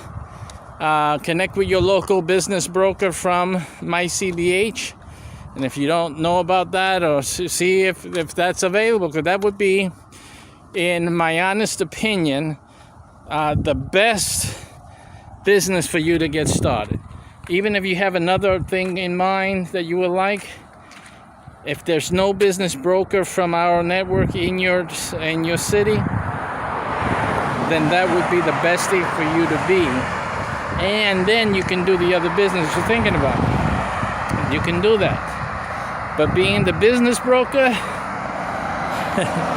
that's a shoe-win. Not a shoe-in, a shoe-win for you business-wise all across the board. Look for those videos and take that opportunity. Take care.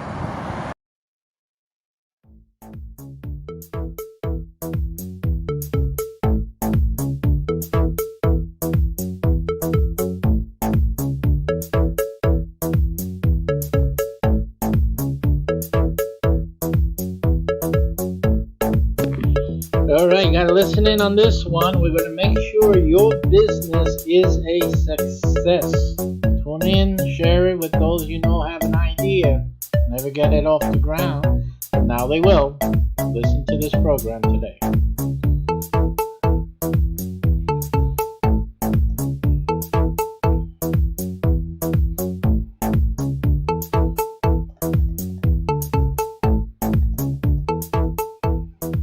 Hello everyone, thank you very much. This show today is going to focus on how to guarantee, how to make sure that your business idea is a success, or even a product, something that you have thought about and have envisioned in your mind would really make a wonderful product. How to make sure that becomes a success. Take your dream from being a dream and make it into a reality. And that's what we'll be doing today. Let's go look at an article. Another time, Forbes is really hitting it hard for us today. It's bringing in some really great articles. I really highly recommend you add to your daily schedule some reading online on your phones Forbes is just a fantastic source of some great information you see that we're doing today. So let's go on over there.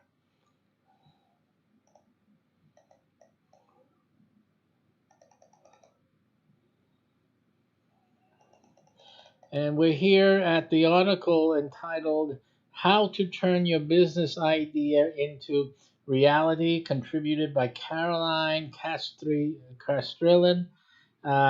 She writes about careers, entrepreneurship, and women's advancement. Great contribution there, Caroline. And have you ever had a killer idea for a product or service and then thought, now what?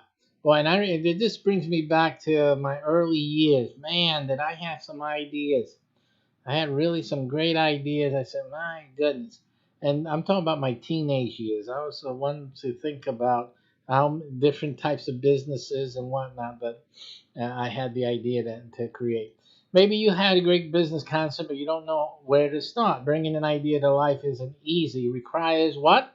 Passion. Say it again. Passion. It requires what? Passion.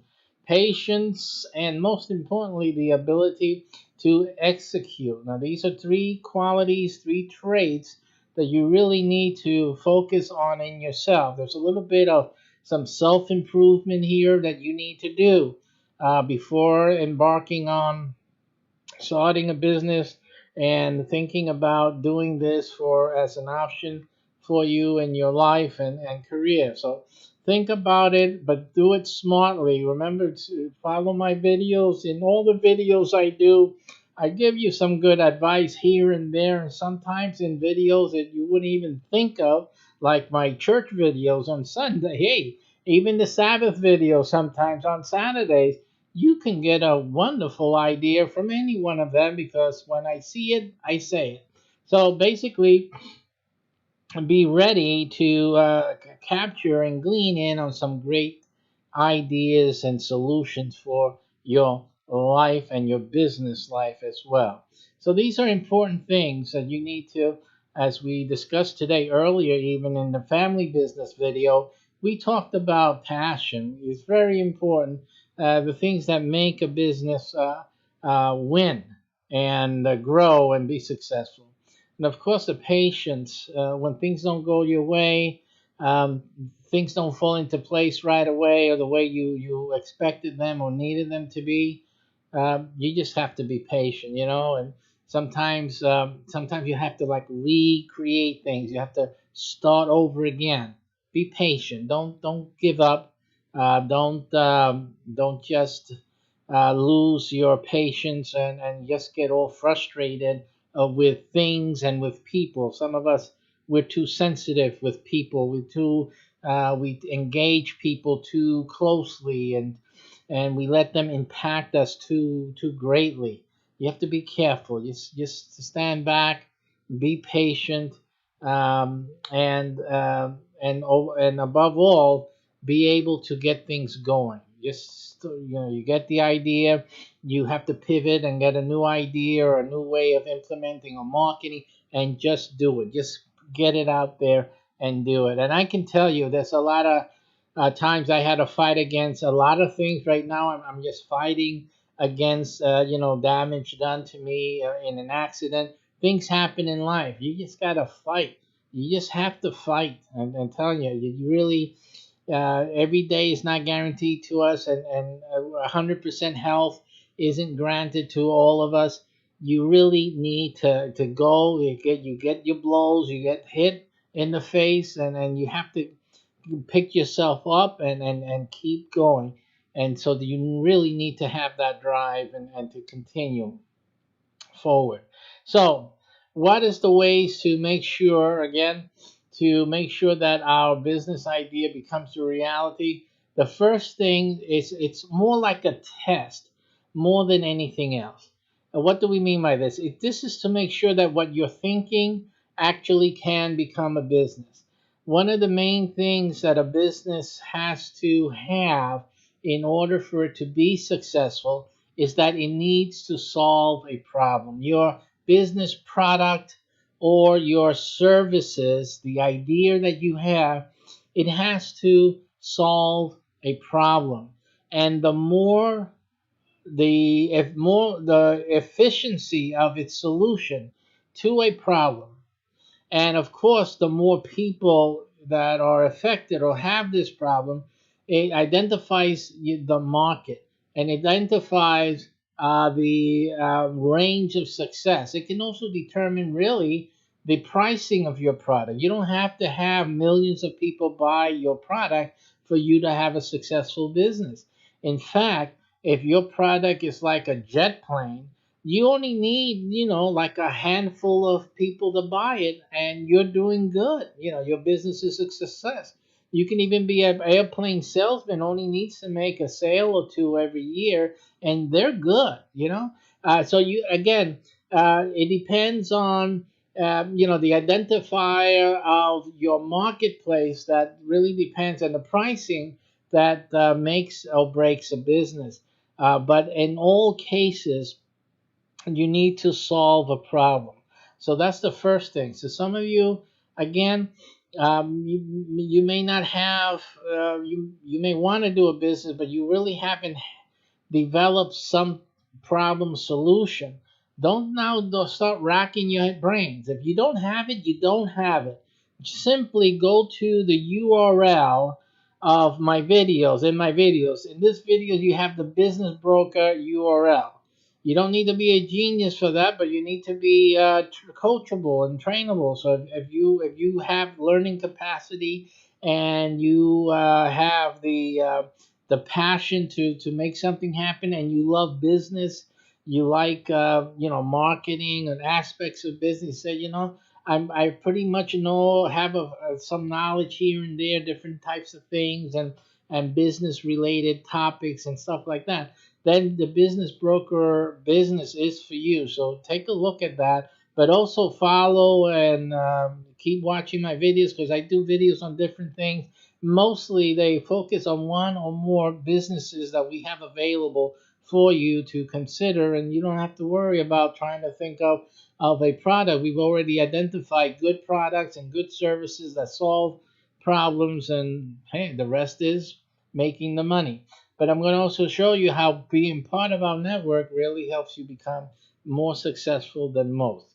So you need to be able to solve a problem. Here she talks about a friend of hers, or someone that, someone that she's referring to here, that she didn't have the right undergarment to provide a smooth look to her pant. So this is a woman thing, right? They want to throw on a pair of pants. They're going to a dinner party or something, and look, what do they see? They see in the mirror those lines underneath the pant. It really doesn't look good. And she thought of, how do I do this? How do I have some covering underneath to feel comfortable, and at the same time have it be invisible? And she cut up her pantyhose, the control top of the pantyhose, and she had the best of both worlds. She created a business from that idea. Again, necessity is the mother of invention. She created something new, and she started to form an idea from that, and that became a business, a successful one at that. Another guy on YouTube, you may find him on YouTube. The guy he creates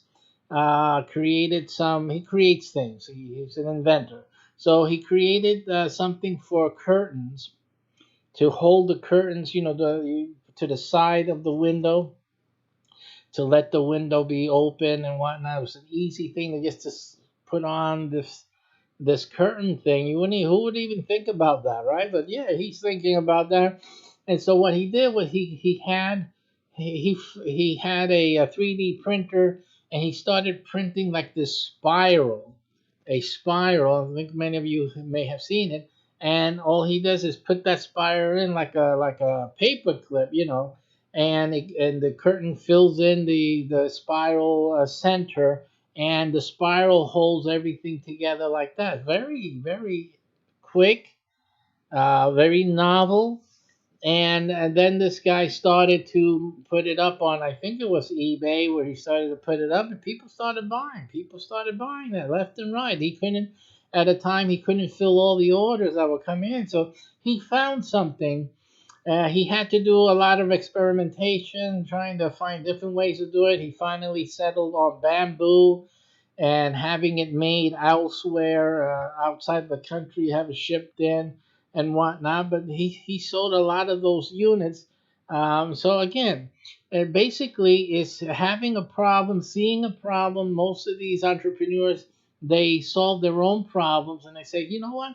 This will be a product to sell. One of the things that I do personally is that I create software on for my computer right here in front. I have some software here lying around here and there that I slowly am developing, and now slower than ever before because of those issues I told you about before. But what I do is that I simply solve an immediate problem. As things are so complex here, I got broadcasting to do, windows to show, blah, blah, blah. And so this causes me to find and streamline processes. And by creating software, I can streamline these processes. But what happens also is that as I'm developing this software to make my life easier, I'm actually creating a product or two. As a matter of fact, in my case, I create a few products, a few software titles, modifying what I've already created to help me solve my problems of being so busy and trying to do so many things. So again, I'm solving a problem, and I'm sure other people have the same issues that I do. And so I'm able to create things that are great for me, and I'm happy just with that. At least it makes me able to do what I do to make money even easier. But I also, fantastically on the side, can make new products from those solutions that I have found myself. Again, solve a problem, and that problem being solved by your creation is a sure ticket to having a successful product for business or even a service. Okay. Um, and so here, the second thing is to research the market. A little bit of what this guy did on YouTube was also he started trying different materials to create his spirals, right? And so he started selling these things and see how well they did. Also, he monitored the customers' feedback to see how they felt about the different ideas that he was putting out there. And so he did have, and then he also measured how many sales he had of this type as opposed to that type, et cetera, et cetera. Like I said, the bamboo style really hit it big, and that's the one he finally settled on doing. And production wise, he was able to have it mass produced and saved all that time and consumption of resources doing it himself in his garage on his 3D printer. Again, testing, marketing it, seeing who buys it, how much they buy it, and what the pricing they'll buy it for, etc. He did do the testing on higher pricing, lower, mid pricing, lower pricing, which one would sell more and still give him the profit. So all of those things, he had a chance to test it and before settling on a set of parameters. And also, when you're doing this, you're also able to create copy. What is copy? Copy are the things that you would write in an advertisement, a press release, a blog article talking about your products. You have this time to improve and to add in certain points that other customers may have made. Oh, this helped me to do this better. It was nice. It slid on easily. And also you pick up, what other people's perspective are concerning your product, and you can incorporate those things into your advertising and marketing copy. Is very good. Your descriptions, because what other people get the benefit of from your product, you can have other people see that these are the benefits that the users of your product are experiencing. So there's a lot of good that comes out from all of that. Even the creation of content as you go along, you can then later on cut and slice and put together and make, a feature and benefit rich type of videos. And sometimes the video is it becomes a little difficult to do that. But if you think it's before you start doing your videos, so that you can have an end product that can be cut and sliced and put together and reorganized in different ways and still serve your product or service, that's another thing to do. You got to think of all of these different ways of handling it.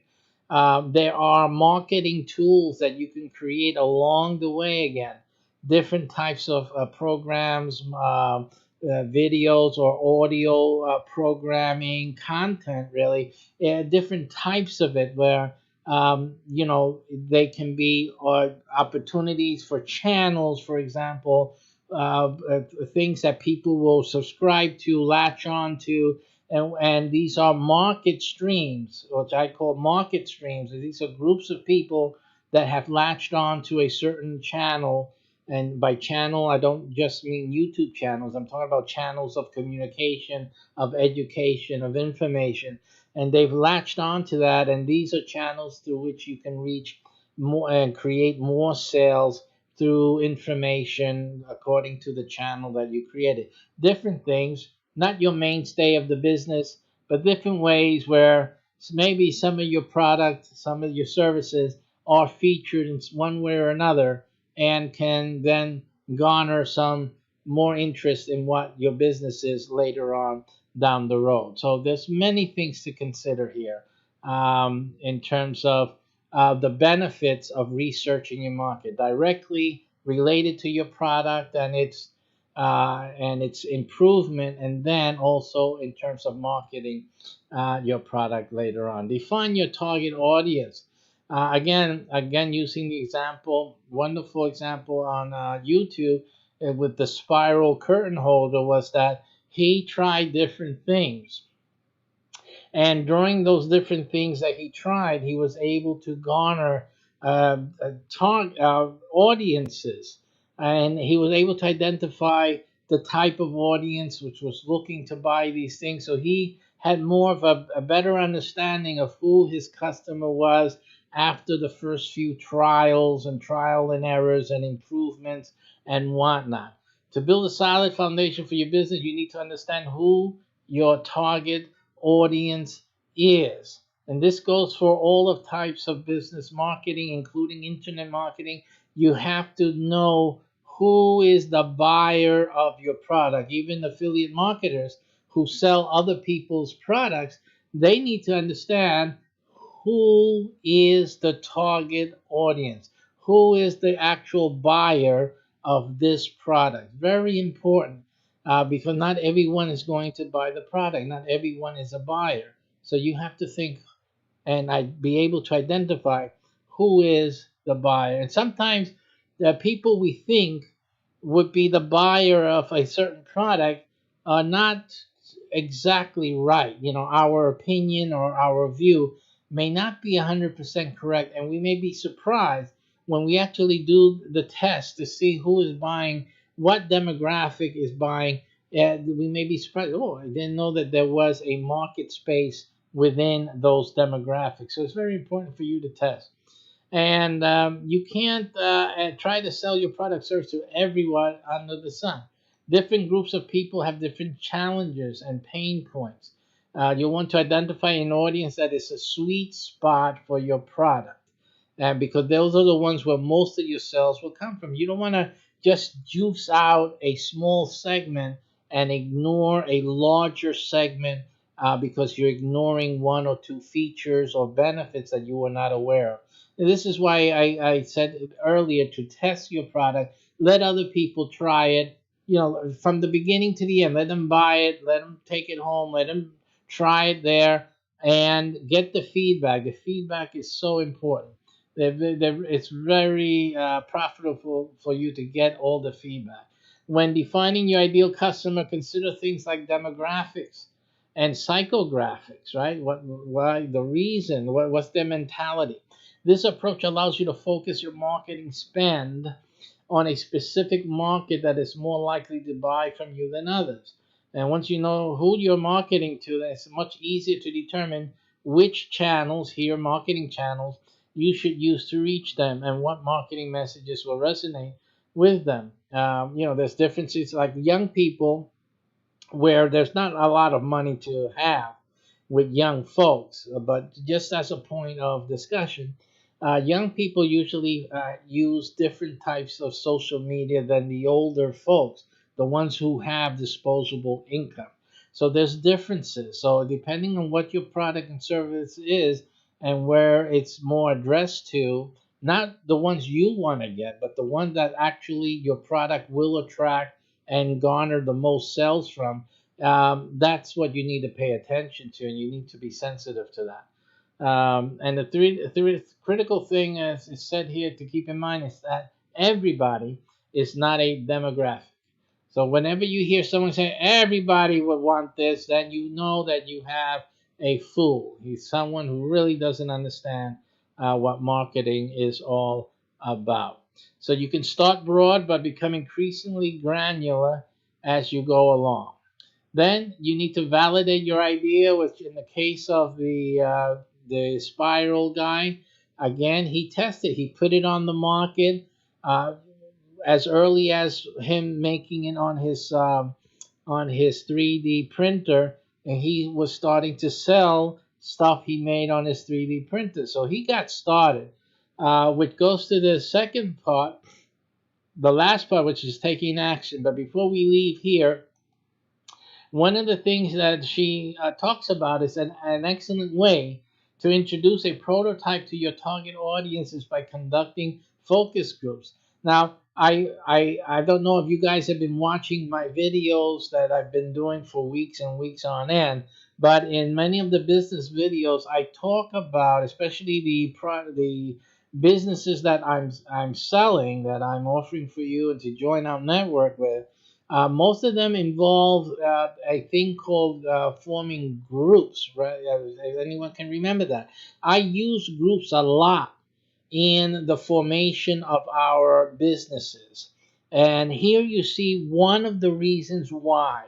And I'm happy that this author has included it. This is really big. And for certain types of businesses, it's like essential. But most business uh, people starting up would never think about it. That's the thing. They would never think about doing this. But this is actually a wonderful idea, one that our networks are already implementing. I did this from day one, so I take the credit with that. But it's an excellent way to introduce a prototype. Focus groups. Focus groups allow you to validate your idea and receive input before going full steam. So we use ourselves groups to a great degree in the development of our business packages. So just for you to know that, the suggestions that I make and the things that we're doing are right on par with the latest advice for business success. I just want to point that out because I've been talking about groups for a long time. And now, the final thing is to take action. While many people have great business ideas, a small percentage of those actually follow through. And don't let perfectionism or fear get in the way. I think most people are just scared, and you'd be surprised what they could be scared of. And I think that most of them are scared of success. They're scared of success. It's not like you were raised to be successful by your parents. It's not like you have a track record, a history like other, like firefighter families and police force families. And you have lawyer families. You have miners. It's always been in the family. You have farmers, family farms. You have like this rich tradition handed down from generation to generation. Success, it's one of those evasive things. It's not really something that is transferred from one generation to another into another, right? But what is transferable, as I suggested in my earlier videos today, is a demonstration of taking action. Your parents may have not taken action or taken the right action. Some parents leave, and that's not a great example. But you taking action and doing something is the best example that you can give your children, the next generation, and is the closest that you're going to be able to give them a priceless commodity that is learning an aspect of what it takes to be successful. It takes taking action, at times taking a risk in the good things, in taking action in positive direction, not taking risks foolishly and stupidly and even in illegalities. You don't want that. You want to show positive action for good results. And that's what you want to concentrate on. And that is one of the most neglected things that people are paying attention to. You really need to take action. You have an idea. I mean, I have an idea. I'm not going to say anything more about it, but I'm actually sitting on an idea that I know that a lot of people need. I know that for a fact. Specific groups, especially, would need this, and I have it. It's mine. No one can guess what. It's funny, but I have something always there in reserve, carry with me all the time, and it's a great business idea. See, a lot of us have these. Now, will I bring it out? Yes, I bring it out, but I'm holding it for when my other things that we're working on are have a full head of steam on them. Then I'll go into that. But that's coming, so I know when to implement that, what to do. But the thing is that I have it. I have this idea, and many of you have something that you have done to solve a problem of your own. And the thing you need to realize is that you're not the only one with that problem. There are a lot of other people with the same problem. And it doesn't matter if there's only like 10 people that have your problem. If your solution can really help those people that they really can't live any further without having that solution, it really is bothering them to no end, then you have a product for 10 people. And the 10 people, if they're really at that point, how much would they spend is the other question. Can we make this a sustainable product? I'm thinking maybe subscription, right? You will want to have a repeating income month to month to month, year to year, of being able to provide this service or this product to people who are suffering from XYZ problem that they really want to get resolved. And since you came with this idea and the solution, they're happy to pay X amount of dollars to live without that problem. So if you have something like that, then you can do that. It's just like the jet plane thing. Jet planes go for millions of dollars. You only need to sell one or two a year and be good as a salesman, as on the commission. You don't really need to sell too many of those big things, big ticket items, to live well, to be successful. So everything has its, sell a lot at a low price, or you sell because your market is smaller, fewer at a greater price because it does solve a great need and they're willing to put money behind that. So it really doesn't matter. What matters is that you have an idea that can solve people's problems. It'll be good if you have a good market and you have a great price. That's what you're really looking to have. But even if you don't have all of those things, you can simply visit our brokering business opportunity at this URL, and you have the best of both worlds. You can have a business that's successful. It has to be successful because of all the information you're going to see in the video at this URL. It has to be successful. There's no way for it can't be successful. Plus the fact of the power of all the good advice, just like you saw here, it's all in here, folks. It's all in there. So if you don't have a product in your mind, you don't have a solution in your mind you still want to do a business and have a business that's successful, this is your best bet right here. And even if you're doing a business now, you can be selling soap, doing any type of network marketing business, tea, breads, soaps, perfumes, makeup, whatever have you, aluminum siding, whatever the product. This would make a wonderful, supportive business that will help your business. When you see what we're doing with this brokering business here, you will realize that this is what you need to be doing with, in addition to what you're doing now.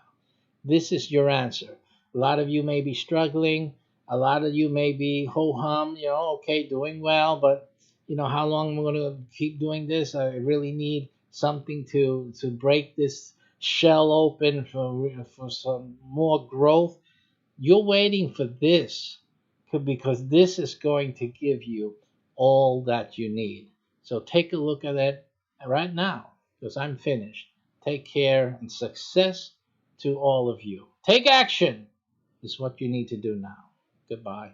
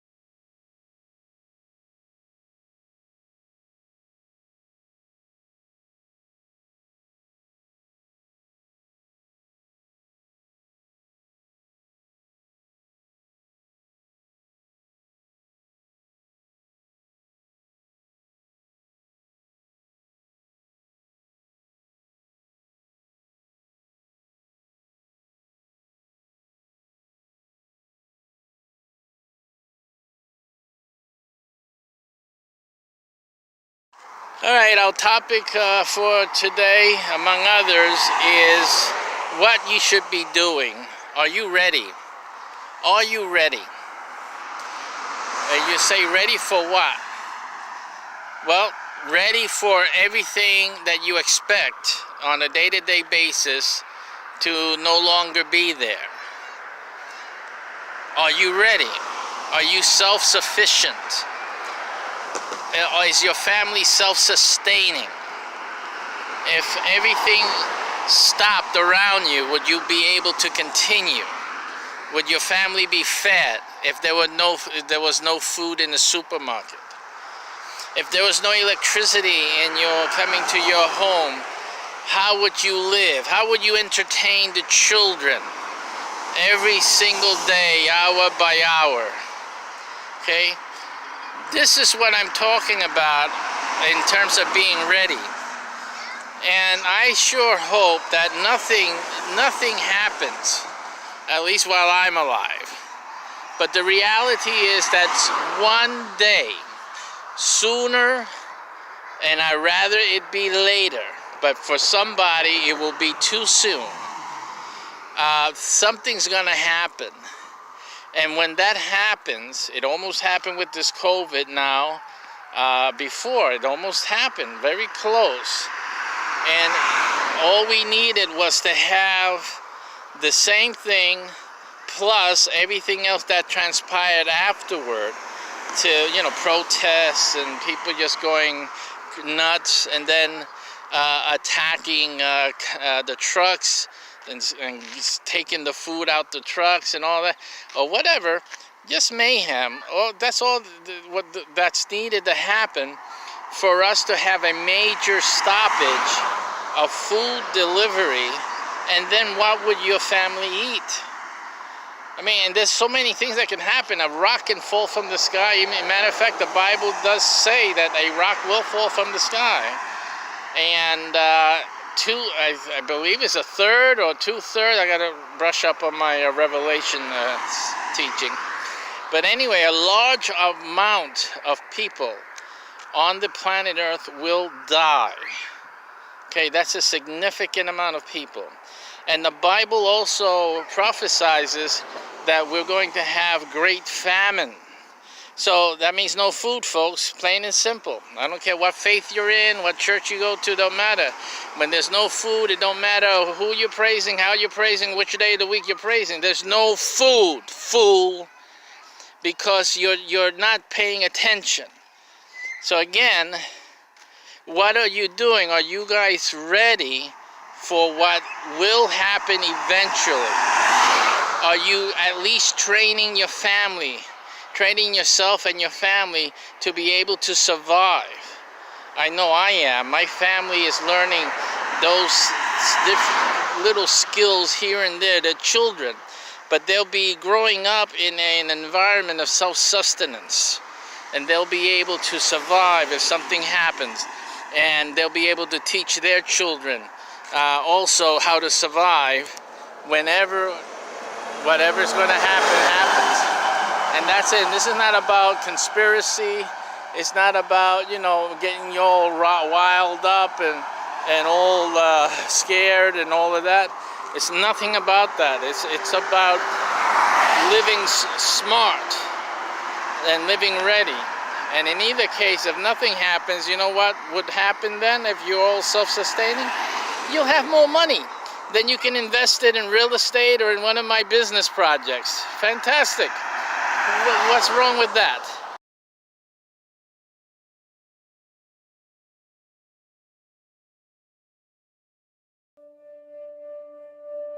For too many people, this can be the gateway to opioid addiction. My son was in pain. He needed something after surgery. I was prescribed opioids. I didn't realize the risk. Our family was changed forever by opioids. Meet 3 everyday Americans whose lives were devastated by opioid addiction. Everyone says, it can't happen to me. It can't happen to me. It can't happen to me. Tell that to my son. Tell that to the 3 million people who become long-term opioid users every year after surgery. The truth is, we didn't know we had options other than opioids after surgery, but now we do. I never thought addiction would be part of my life story, but it is. Visit planagainstpain.com/gateway to hear their full stories and learn about non-opioid options for managing pain after surgery. It's reasonable to believe that Bitcoin will increase in value over time. It's very reasonable. The question is by how much and when. So it's an issue of time, quantity and time. The quantity is important because we're talking about multiples of whatever it is that you're going to invest in it. And of course, I'm talking to people who have not already invested, which is the vast majority of people on the planet, right? If you're already invested in Bitcoin, well, that's great. You just stick around, and hopefully, I really do hope for you guys that the Bitcoin goes up to that $1 million mark. I really do. That'll really be great for you. But, in realistic terms for the rest of the world, you have to look at what you're going to get out of putting your money into Bitcoin. For the first part, it's reasonable that in the next 3 years, it can happen at any time, next week, all the way for the next 36 months, it's reasonable to think or believe that Bitcoin could rise to 50,000, and it's very reasonable. It's doable. I mean, it could have done it now already. It hasn't, but it's doable. So, and what are you looking at it from this point on? Right now, it's 20,000 change Bitcoin. So you're talking between 2.5, right, to 3 times its value in the next 3 years. So basically every year is basically 1 time that it's expected, or we can reasonably hope for it to rise. So you're basically looking at what do you call it? Almost doubling, not quite, but almost doubling your money for every year we are waiting for Bitcoin to go up. So, I mean, that's always better than having a savings account, you know, at whatever low interest rate there is, if they even give any interest any longer. So, you know, basically when people invest in Bitcoin, that's basically what they're looking at. But the question is that a good thing? If Bitcoin goes up, can Bitcoin go up to 100,000? Well, it certainly can. Again, within the next 3 years, I think not, but that's just my opinion. It could always happen, like it may never happen, you know, at least in our lifetime. But I would expect $100,000 Bitcoin within the next 7 years. Obviously, I would expect it to go to 50,000 at least in the next 3 years, and then another 4 or 5 years after that. It's reasonable to think that it'll go up to 100,000. I mean, yeah, like, why not? So again, if it goes up to 100,000, and you put in some money now that the stimulus check is coming, you got another $600 to play with. Some of you will have an accumulation of $3,300 of unemployment benefits that will be coming in at $300 a week. I mean, that's $3,300. So you can expect within the next 3 years for 3 times your money. If you put 3,000, let's say, you could expect it to go up to 9,000. If we wait for 7 years plus, then 100,000 is also reasonable, and you're looking at 5 times your money. So if you put in the 3,000, let's say from your unemployment, 11 weeks worth that the Senate Congress approved, then you're looking at 5 times 3,000 more or less. You're looking at 15,000 to like 16,300 or 500 or so, whatever that comes out to be. So that's really what you're looking at. Again, you're waiting for time, 5 to one case 3 years, the other case up through 7+ years, just to make 5 times your money. If everything is good, and if you're awake when it goes up and beat everyone else to selling it, which will knock it down again, right? There's so many issues with the Bitcoin issue and with cashing out. Okay, so these are things you got to think about. Now, there's one thing, I've always suggested. I do my real estate, so I always tell you guys, real estate is where to go, because real estate, you don't have that issue. Plus, if you use my strategies, you're looking at, with the $600 investment, you're looking at a $60,000 to $120,000 return of investment, and that's within the next 12 months. So that is fantastic. I mean, that's more than waiting for Bitcoin to even go to 50,000. It's more than if you waited for Bitcoin, obviously, for 100,000, within the next 7 years or so. I mean, this year, you can turn your $600, or at least the year coming. We're right now at the end of this year. But you can take that within a year's time, 12 months' time, and take that $600 and turn it into up to $120,000. That's grand. That's fantastic. If you think about it, you cannot hope to do that with Bitcoin investing just the $600. You can't possibly. I mean, you really listen. For you to make any real money, let's do the 600 with Bitcoin. It goes up to 100,000 with 5 times. This means you only made 3,000. If it goes up to 1 million, which is like the big number, realize that you only made 30,000. And how long you have to wait for that? From, what I'm trying to say? More than 7 years. It can be a long time before it hits to $1 million. But still, it's just 30,000.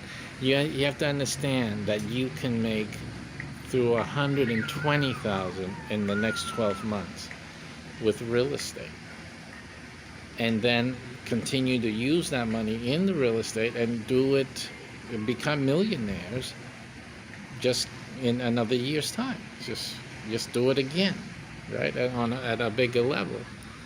That's what real estate does to you. And the fact is that real estate is safe, ladies and gentlemen. It's safe. It's not speculative like Bitcoin. So you have to think about these things. And you can get in low with just 300, with 600. Gee, you know, one of our programs is just $25 a week. And also using one of our greatest strategies of all time, actually.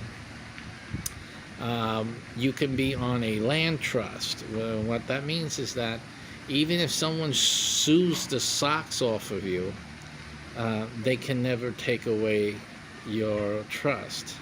The land that you own, and that will be earning that money back. So you can actually face all types of losses in your personal life, in your financial life, and still be looking at 6 to 7 figures, you know, as a restoral when the money comes in from your real estate trust. This is what we do. We make sure you're good. You're protected by the trust. So, and it isn't like, you know, the money that you're putting in goes to the property, goes to the acquisition of the land. You understand? So it's not like it's nothing, none of it's coming to me. You know, so it's like we're just helping you to put it together, and you're safe and secure. The ROI is safe and secure, and that's it. That's all you have to worry about. Nothing, actually. But if you don't do that, then you have a lot to worry about. You're spending it, it'll be gone. And what do you have after it's gone? Nothing. You still have your problems. You'll have issues coming in down the road. You know, what do you do? Financial issues always come about. But if you put your money where it will definitely be secure and will produce something, then that's the best thing you can do with it. So I urge you to participate in our real estate trust program, very particularly if you want that extra security, and get started. As I said, you can get started as low as $25 a week. So what do you do with your check? It's $600, right? All you do is pay up,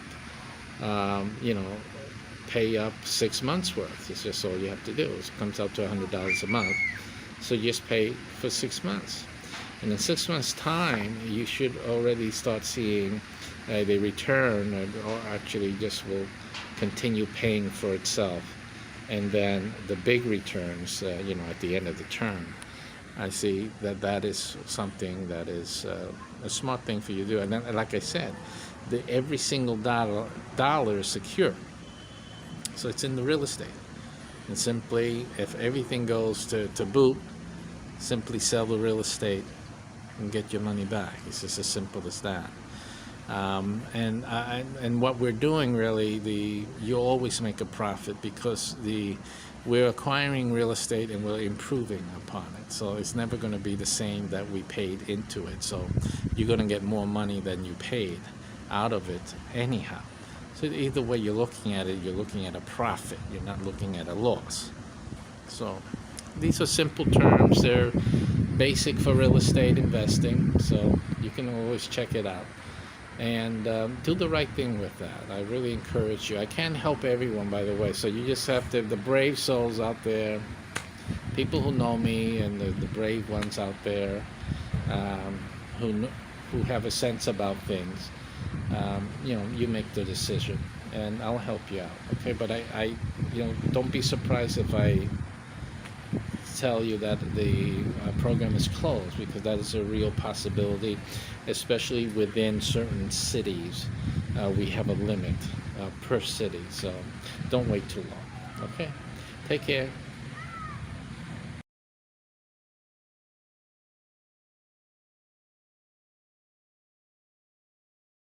It's difficult to find a person in America right now whose life has not been impacted by the opioid epidemic. In fact, a recent report found that enough opioids were prescribed in 2016 for every man, woman, and child in the nation to have 36 pills each. Addiction is taking a toll on millions of lives across America, but together we can reduce the devastation and work to end addiction. And it all starts with prevention. Now more than ever, it is important that we educate and empower patients to talk to their doctors about their post-surgical pain management options.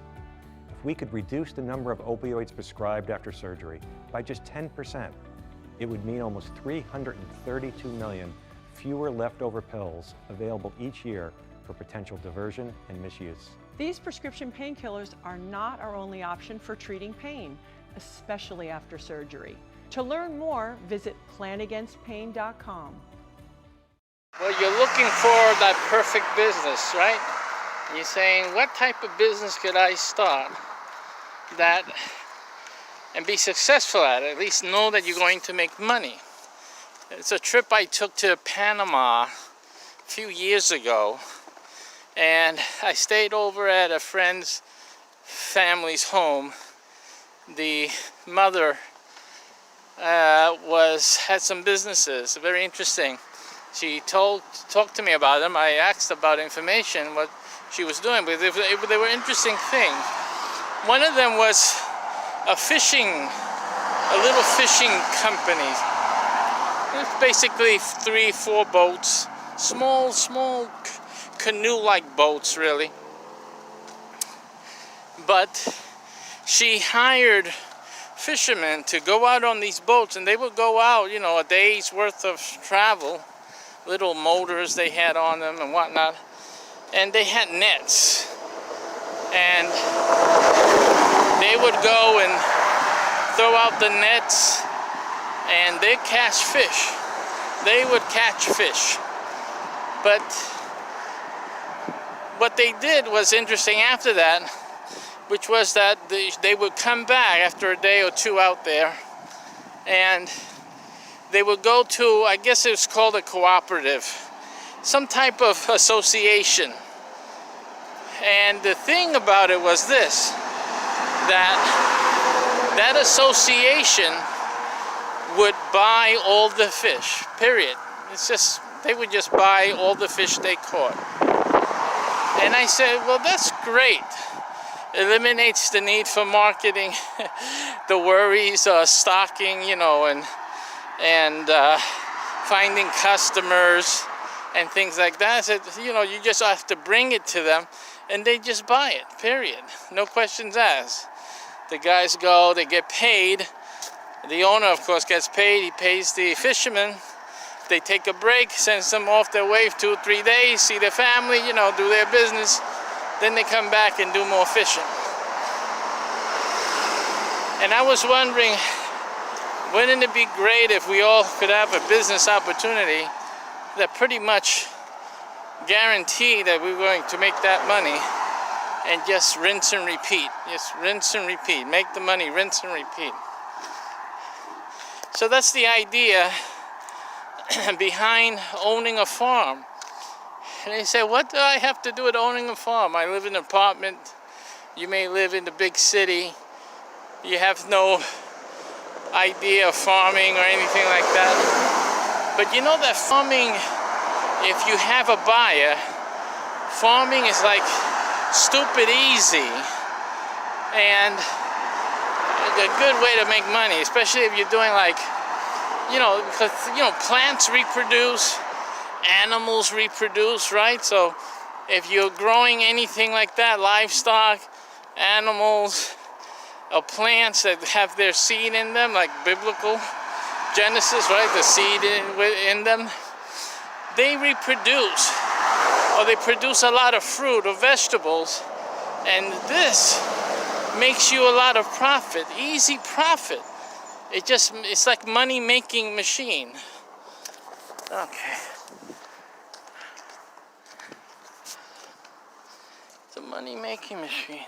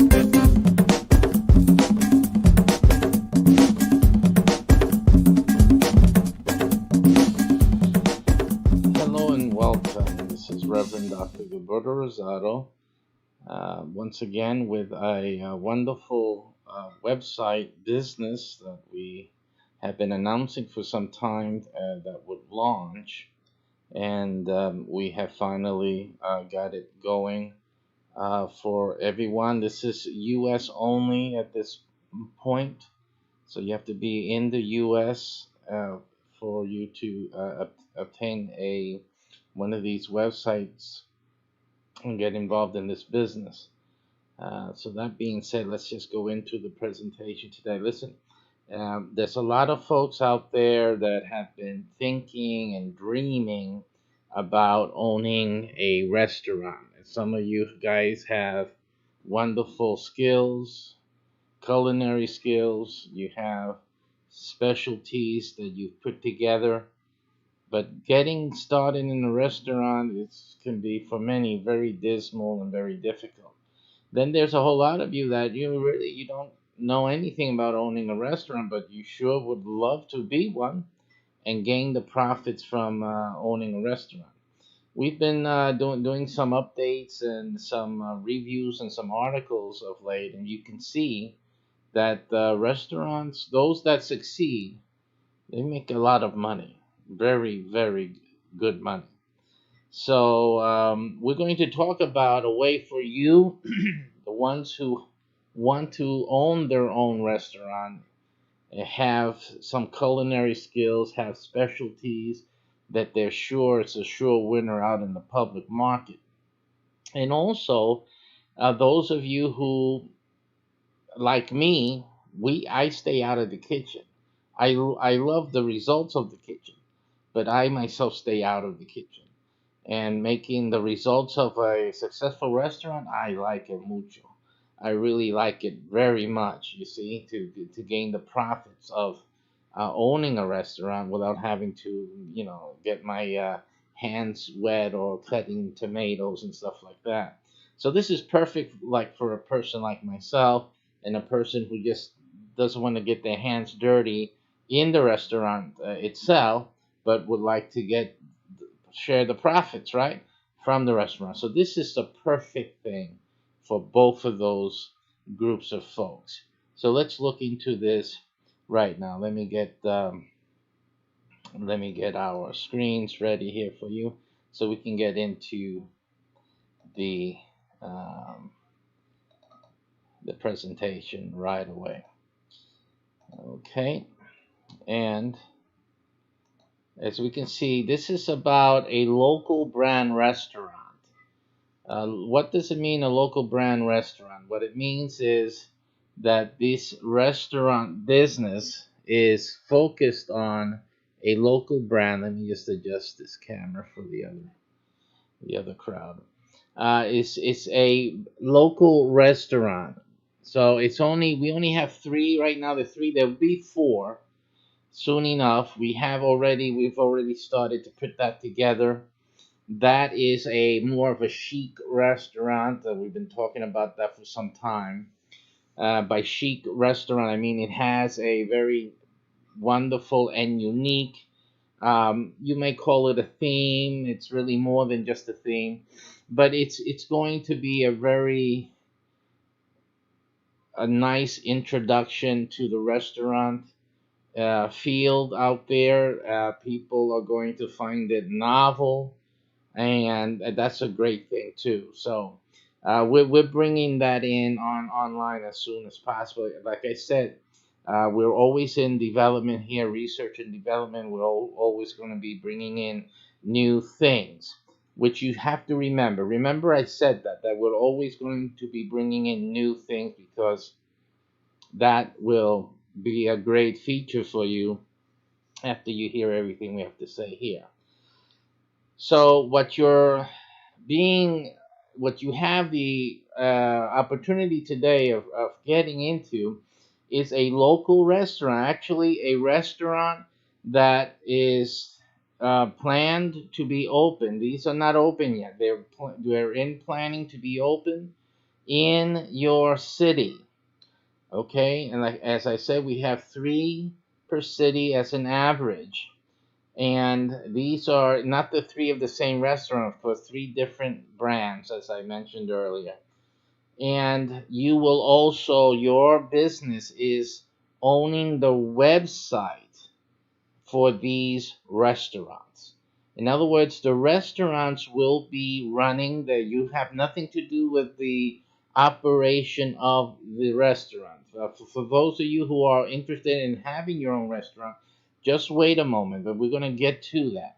But how you start and how you're going to start is owning the website for a restaurant that's going to open in your city. Now, later on, if you're interested in having your own restaurant, we're going to discuss that a little later on, okay? But this is where everyone begins. If you're not interested in owning your own restaurant in the future, that's fine. You don't have to. You just sit back and go to spend the money you make from this restaurant. It's fine. But those who want to go to the next level and actually then take the profits they've made from this restaurant and business and then put it into your own brand, that's perfectly fine. But you're going to realize why this is the best way for you to accomplish that.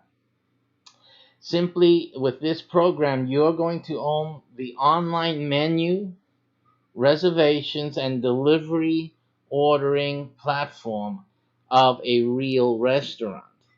Now, if you've been following with the news in the restaurant business, you will realize that even the top restaurants, the top of the line restaurants, are looking into, right now as we're speaking, looking into how to incorporate delivery and orders, orders that need to be delivered into their model. Right now, that's causing some issues for a few of the top restaurants, but they realize that that's where the industry is going. So we are at the cusp, we're at the front end of where the industry is trending right now. So this is great, forward thinking and looking on our part as we are placing you with this business opportunity. We're placing you at the forefront. No, you're not starting from behind. You're starting ahead, even of the top producing restaurants in the United States. The other day we did a video, taking some articles which were discussing about the top grossing restaurants. And we're talking about millions of dollars that these restaurants bring in. Okay, and they still don't have their act together. with this business opportunity that you have right now, you are starting where those top restaurants are only now starting to think about and test and try and see how they can uh, catch up with the rest of us. So again, you are with this, you're instantly at the front of the line.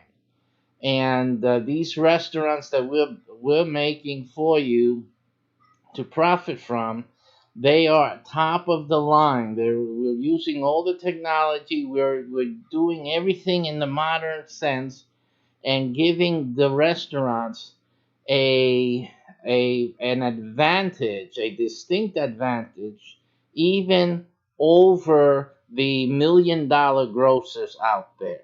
So at this rate and with this opportunity, your restaurant business, your startup in the restaurant industry looking pretty good. Looking pretty good because all of the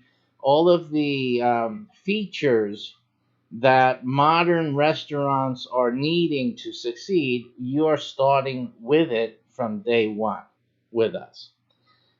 We're talking here, there's the three main brands, as I said, include fast food, family style dining and bar, and breakfast and lunch. And as I said, we're adding another um, another brand that is a little higher end, not too high end, but it has the brandability or the brand recognition of being a higher end restaurant. It's going to be a really nice place for people to even take their families, but especially for corporate events and so taking out, celebrating anniversaries. You're taking, really making an impression on someone else, or you're dating, etc., etc. It's going to be a really nice place, really nice brand for people to start to patronize. It's really going to be a good thing. So again, that is coming into play right now. Actually, it's already going to be available as you register for your restaurant, and you may get it. The thing here is to act quickly. You cannot order any particular brand. You have to just order it because you will be given one of the available ones simply, period. Okay? And so that's what you need to do, and do it as soon as possible. I'm showing you the different types that you may get when you do place your order. As I said again, there's only an average of 3. The first 3 will have will have that brand in the order that your order came in. So it starts from the top and goes to the first one. So the latest one that we've added, that's the latest one that gets placed on top, and then the second, third, and then now the fourth, right? So these are the things that you need to that you'll understand as you need to place your order quickly before someone else beats you to the only slots available. All right, and we'll talk a little more about that later on. How do you make money from this website? Good question, right? Because remember, you're not owning the restaurant. You're just owning the website to the restaurant. So that's what you have to understand. You're owning the website. The restaurant will not have its own website. The one we give you is the official website, and everything else happens on that website in terms of ordering and booking and stuff like that. You will own that website. That is the only website for that restaurant. Okay, so that's what you need to understand what's happening with that. Now, what we've added new to almost all of our business packages, like this one, is the ability to get on TV. I mean, have the restaurant that your website is featured that features on your website. You will be able to be that website. Your website will be on TV. the restaurant will get promoted through the channels and shows that will be produced for the restaurant.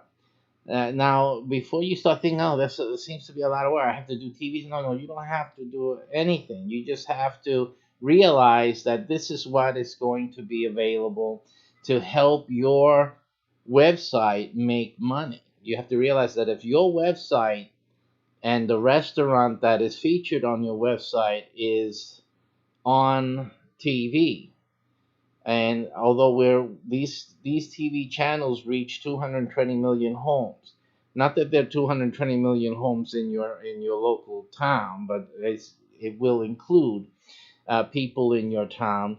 But you have to understand that the power of this medium is immense. And even though you don't have you don't have all that 220 million in your town, there's still people who travel, who have business meetings. They will travel to your town. They would have had seen the restaurant that's on your website in your channel, in the channels and the shows that are featuring their ads and other things like that. And so they will obviously use your website or your app, and they will place orders or make their reservations to have their business meeting at the restaurant, etc., etc. So having the TV channels is a great advertising and marketing plus that comes included with your purchase today. You don't have to pay anything more to have this feature. It's immensely powerful advertising that your website and the restaurant will enjoy without it costing you or the restaurant anything else. Nothing. Just simply as you make your entry today and you join this program, you will enjoy the benefits of having these channels promote your website and the restaurant associated with it. Now, another thing to be talked about when we're talking about these TV channels is the following. You have here, we say how because remember, this is how your website makes you money. And this business right now that we're presenting to you, this is a gigantic money maker just by itself.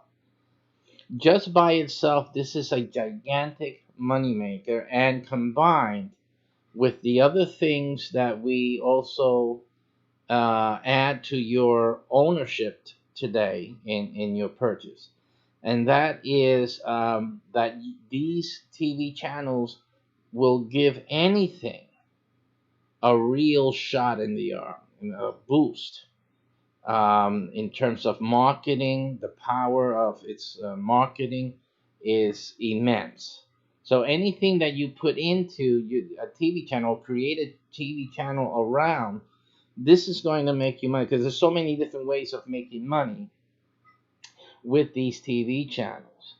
So obviously it adds, as it says, a significant marketing for your website and lucrative income streams to your virtual restaurant business. This is the way I label it. It's the virtual restaurant business, right? You can have restaurant-based shows, okay? Content, and this is even for other restaurants, not on the same channel. We can have one channel dedicated to your restaurant and the website that is featuring it. But you can have another channel and make money selling ads, selling space, featured space on those channels or those shows featuring other restaurants in town. And these guys will pay that money, a good amount of money, in fact, to be featured on these channels. Okay, because you're selling marketing. This is a marketing sale, right? You can be selling also production of the TV show. And again, you say, I don't know anything about this. You don't have to. We're doing it. Okay, you only have to get the client. The client comes to you, and all you do is give them the contract as we prepare for you, and then they give you the check, and we do the work. So it's just as simple as that. You don't have to worry about knowing how to do any of these things. So these are the things that we are doing. Okay, so you'll profit from them simply.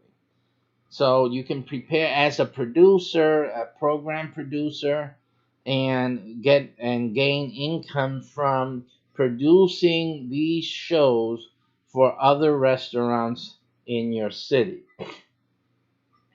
And so that is, you have cooking shows. You'll be doing this for chefs in your city, and any food business. We will have some type of advertising or access fee where they can feature their food business on the appropriate channel or show, because the one thing is a channel, another thing is having a show, having a show featuring their businesses, and then another thing is having their business featured in one program, in one show, one edition, if you will, and so they can have an interview. There could be a tour of their food business and whatnot. And that'll be like one program, most like you see in these other food programs on TV now, where they feature one restaurant each time the show goes on. So that's basically the same thing that you'll be doing here for these prospects. Again, the money that you make from it is quite lucrative. So right with that, now this has obviously these TV shows and this marketing and all of these other things that we're doing here has nothing to do directly with the restaurant business, but it's money that you will still be making from your virtual restaurant business. This is something that you will be making a lot of money from, on top of your of the orders and the deliveries and all that reservations that come through to your website for the restaurant itself. You see that? So that's one profit area. That's your main profit area. I say that, but in many cases, your main profit area may probably even be like these TV channels and the marketing. It may easily become that, because it just depends on your city, how the city and the restaurant industry in the city, how healthy it is, how big it is, etc., etc., and other factors. Obviously, like in a city like ours, like in Orlando here, this is going to be a gigantic moneymaker. And many times, in many instances, could be more than the receipts from one restaurant location, because of the fact that this is a worldwide tourist location. So we got people coming in from all over the world and country. The restaurants that will participate in these type of programs will have an interest in attracting people from all over the world, and especially the United States.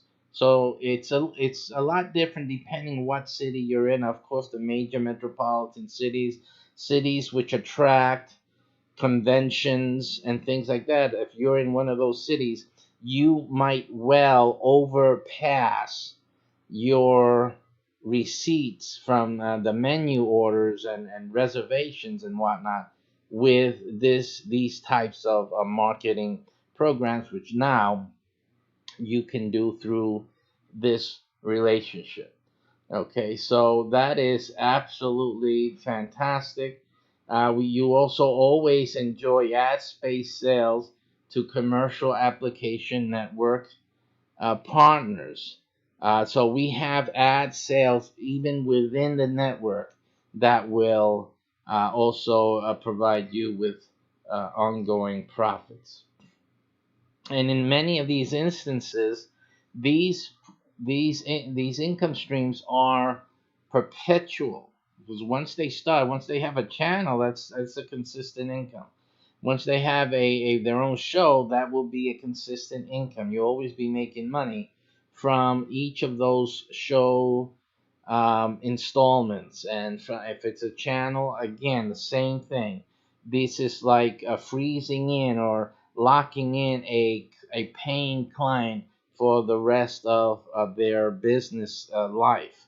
So these are very real things as well. If the restaurant owns these channels, they can do that. And also, if they are featured on their own show through one of your channels, then that becomes almost an asset that when they sell their restaurant, if ever, they can always say their restaurant is featured on so and so show. The show belongs to them, and so the selling the business with the show.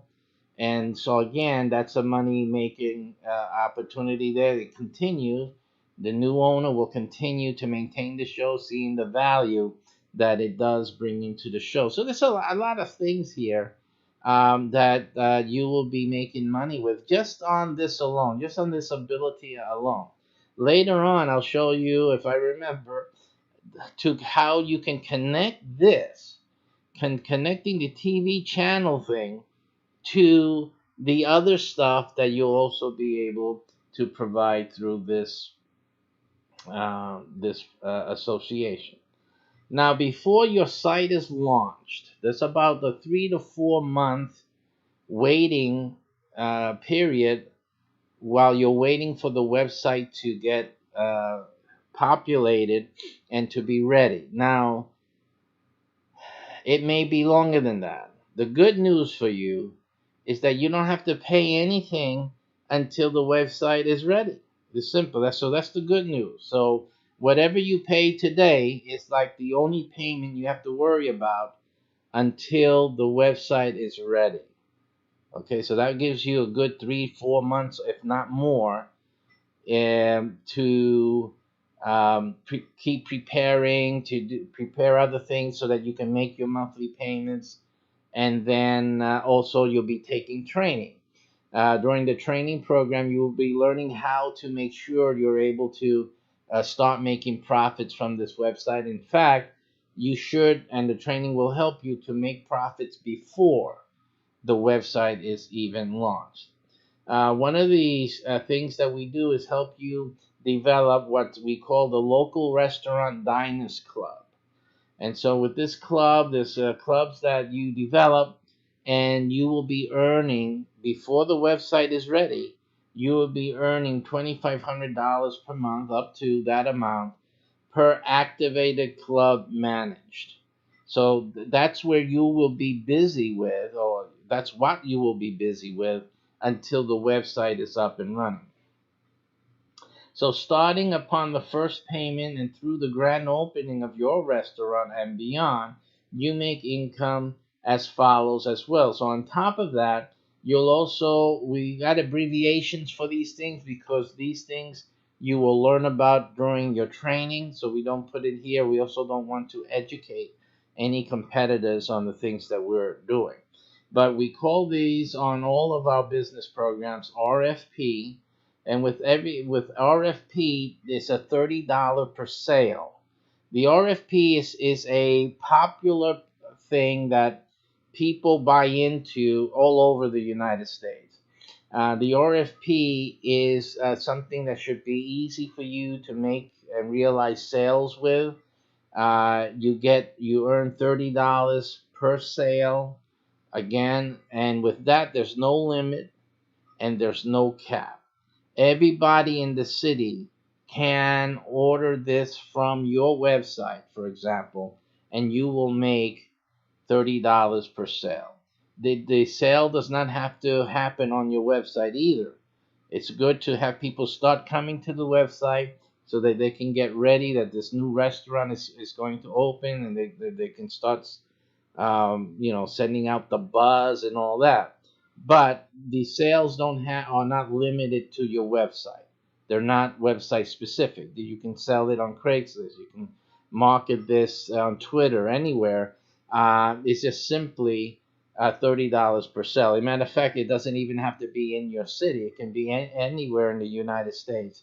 So that doesn't matter. So if you have any affiliate marketing abilities, and this is something that would be of great profit and interest to you. But even if you weren't, just simply marketing it in your city, it would produce for you great income. Another program is CFP. This also, again is a seminar which you will earn $1,000 per sale. With this, though, there is a limit. The good thing is that you are a one person out. You will be one, if not two or three, who would be the only ones marketing this seminar. And so you have a real chance of selling a whole lot of this. 100 tickets available. You guys, and it's 100 capacity.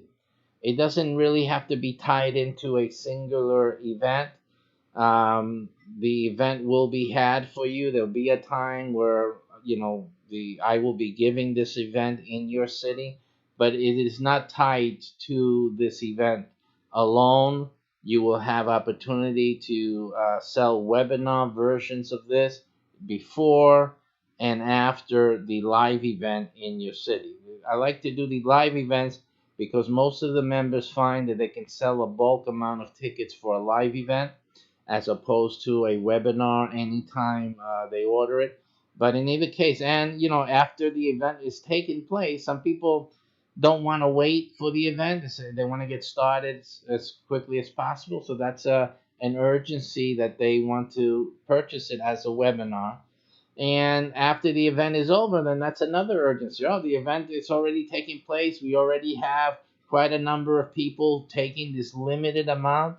And assuming that there is any seats available, you can say whatever. There's 5 seats available. There's only 10 available after we gave our live seminar, whenever it was.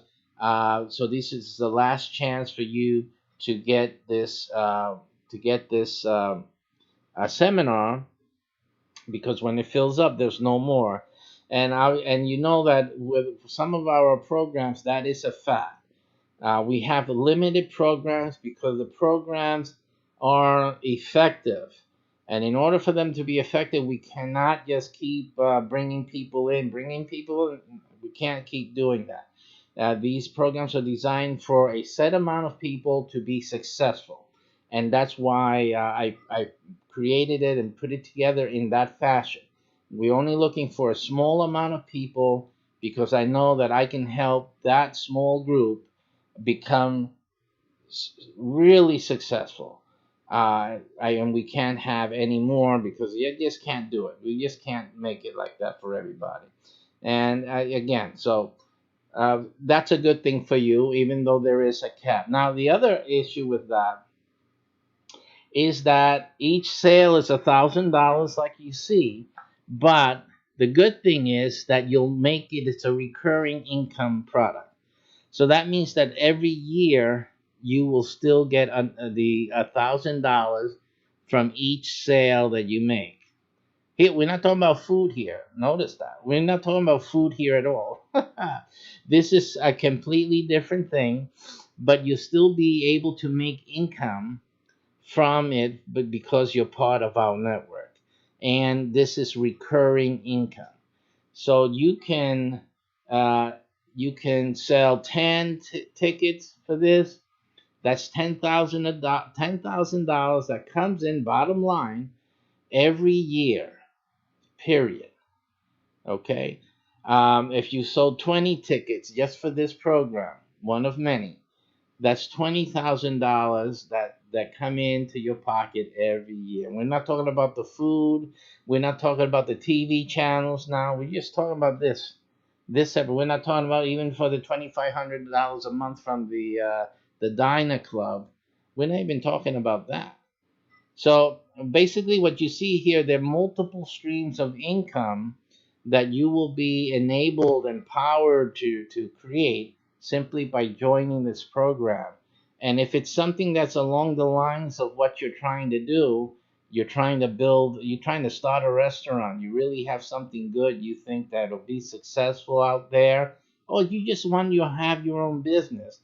I mean, starting this way, you can see it gives you money to work with. One of the main reasons people fail in any business is lack of income. They don't have enough money to keep something going for enough period of time to give it a chance. But you see that with our program, you're given many opportunities to increase the income that's coming in that you can then save, put together, or start investing into your dream restaurant. There's no reason why you can't do it now, because now you have money. And now, even if you have a restaurant or you're getting ready to start it, at least you know that every year you're making X amount of dollars. X amount of dollars is coming in, regardless if it comes in through the restaurant or not. See that? So that's a different thing altogether, right? You may have enough money today to support your family. You may have enough money today to pay your mortgage, to keep your rent paid. Starting a restaurant is a burden and a risk. But now starting it with this program, now it can become something you can do with the extra money. It has nothing to do with the money you make from your job, from the money that pays your mortgage or your rent, from the money that that maintains your family secure, or your savings. It would have nothing to do with that. As a matter of fact, you can now start a restaurant without even touching your savings or without touching your retirement account. No need. Just do it this way and have this income producing project give you the monies that you need to start another business, a restaurant, particularly if that's what you want to do. And again, you don't have to do a restaurant. You may have another idea for a business, which you can do. That's fine. And you may find that this type of virtual restaurant ownership is the ticket for you to start raking in some money to then invest in that other project you have. That's okay as well. We're not telling you can only do this if you're going to make your own restaurant. That is not what we're saying. It just makes a lot of sense. If you're going to build a restaurant, if you want to own a restaurant, that this would be the greatest and the first step really to make that a real possibility. The second CFP product is a $30 per month sale. And you can realize with that product an average of about 100 sales within the first few months. So with that, you can be looking at that's also recurring. So that's $30 recurring with 100 sales. You're looking at another $3,000 per month coming in from the CFP product 2 alone. And again, combined with the other monthlies that you're getting with this program, that will really make a whole lot. I know a lot of restaurateurs that would really have been able to make it if they had another 30, another 60,000, another $120,000 coming in separately, and would have helped them maintain the restaurant, try a few other marketing tricks, because of course they didn't have us. You're pretty much on your own when you're out there and you're starting a restaurant on your own. They could have used this type of money. Many businesses could have used this type of money coming in. So we are featuring this type of money so that you can have it coming in as soon as possible. Again, we're trying for you to have this come in before the website even gets up and running, before you start making money from the website's ordering and reservation system. You can be realizing this amount of money for yourself. The training program we provide you focuses on this from day one. From day one, this is what we're trying to help you. We first try to help you to make sure your monthly payment is taken care of, so you don't have to worry about any other monthly payment after the first installment, which is what secures this program for you. So that's our first intention. Those of you who don't worry about that, who don't have a worry about that, just want to get into the business involved. So, then we go into these other projects so that you can then start making the money from this program itself. Okay, and that's all before the website gets lost. Not lost, gets launched. Now, the issue here is this: the website is really nothing outside of the tour, which we will give you once the website is ready. We will give you a tour of the website, and that tour of the website is intended to give you a greater understanding of what the virtual restaurant website and business entails. And this will help you to position yourself mentally with what business you have. Because, of course, you don't own the restaurant.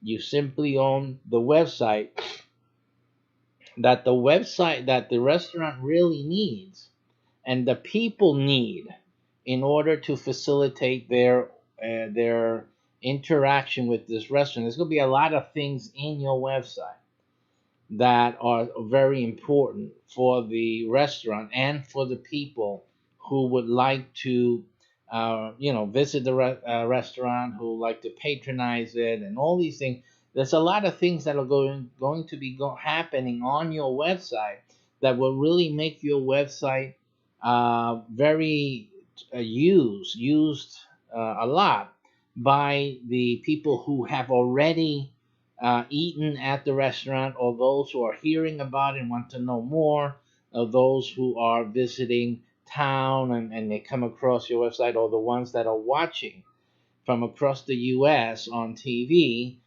They will be visiting your website. That will be the place to go to find out about this restaurant and to interact with it. Now, once the restaurant has its grand opening, you will have, through your website, will be available online menu orders. So that is where you get more income now, or the income from the virtual restaurant itself. You will get it now at this time. Online menu orders. You have also, with an upgrade, it doesn't come with what you're doing today. What we're offering you today does not come with this upgrade of the phone app. The phone app is a separate thing that you will pay separately if you want it, which I really suggest that you get it. But it is not urgent for you to have it yet, right? Because the restaurant is not open yet, so you don't need it today. But in the future, as you're making the money, you will want to invest some of that into getting the phone app. Okay.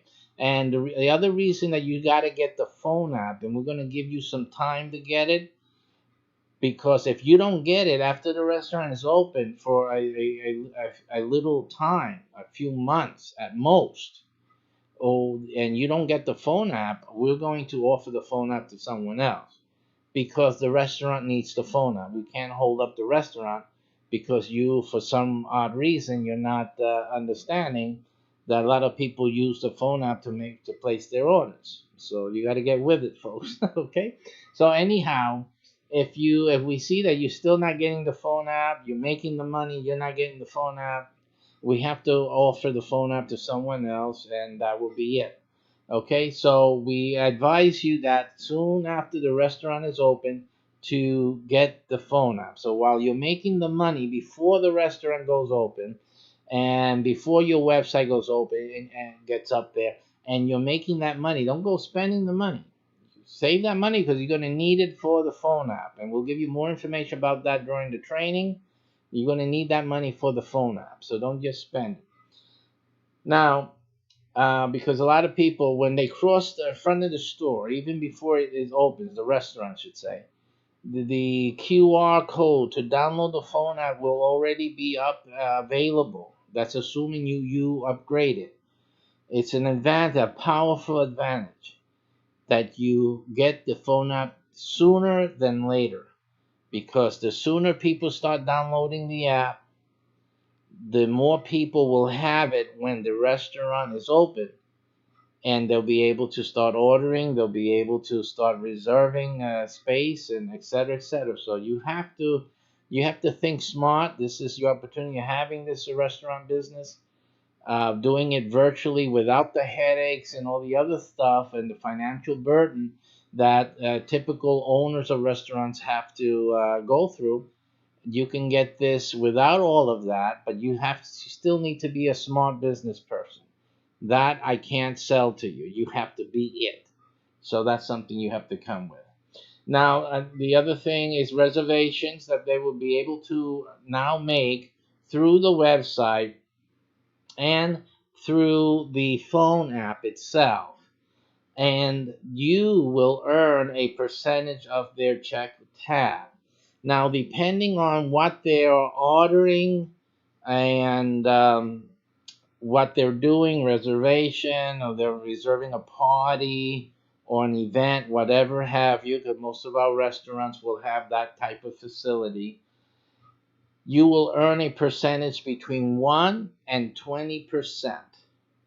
Okay, now we did a few videos before showing you some restaurants, their gross income, and showing you what 1% was. Now 1% becomes very significant. It's really powerful when the restaurant is well performing. But in reality, 1% is not where you're starting. 1% is on only a few things. Most people will be averaging a higher amount, like 10, 15%. Mostly, that's where you'll be averaging in, and you will get to 20% on certain items or certain parts of a menu order. So, with an average of 10 to 15%.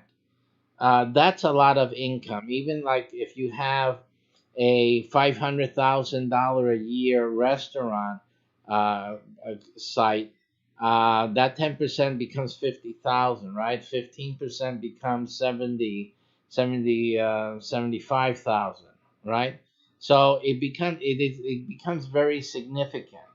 So you have to think about that. 20% is $100,000 per year, and the restaurant can only grow. Now, we have a great advantage here, and that is that our restaurants are part of our network. So, as you'll be seeing, there's a lot of people involved here they're going to talk about your restaurant. They're going to really highlight the features. Again, it's part of a national chain. So, it's not just that little restaurant in your town. That little restaurant in that town is part of a national chain, and then there's going to be a lot of people talking about it, and a lot of things going on. You have sales, you have contests, you have a whole bunch of other things that we will be doing on the national level. That's really going to make your restaurant, the one associated with your website, really be well known in your community. People are going to come out. They're going to come out and find out what all the hoopla is about. So your website is going to be a very hot place to be at, and it's going to produce. It's just simply going to produce. So you can think about those percentages. The percentage, they add up. We did a explanation. I had one of our consultants here, restaurant owner. He tells us that the weekends you can make. He was making a small. We're talking about one of the small fast food places. We're not even talking about the big restaurant, but the small fast food place. He said like during the week, he would see easily take home money. This is after expenses and whatnot. Take home money. He's looking at what, $2,000, $3,000, right? But then he tells us that on the weekends, he can take home another $3,000. A Friday, Saturday, $3,000 just take home. That's after paying bills, paying the costs of operation in the restaurant. when you have even a small restaurant, I mean, that thing can make you a lot of money. These people are making a lot of money. Okay, so don't be afraid of that. Afraid of what your profit margin is going to be, because your profits, you're going to be making profits. But one thing, and even he says that he never had, and he had times where he would have really needed it. And between you and us here, he had to go borrow some money sometimes even to get a new place together. He still had a bar, because taking it from the first place would have been too much of a strain on the first place. You got to be careful when you're doing business. So he tells us that this program, really, if he had this program when he was in his small business, when it was starting out, he said that would have changed the whole thing for him. It really would have made it easy for him. And so this is what we're talking about. We're talking about adding income base, so that it's easier for you to make decisions to start a business. If it's a restaurant, or to start a restaurant business, because you have the financial wherewithal to do it with all the help that we're providing through these programs.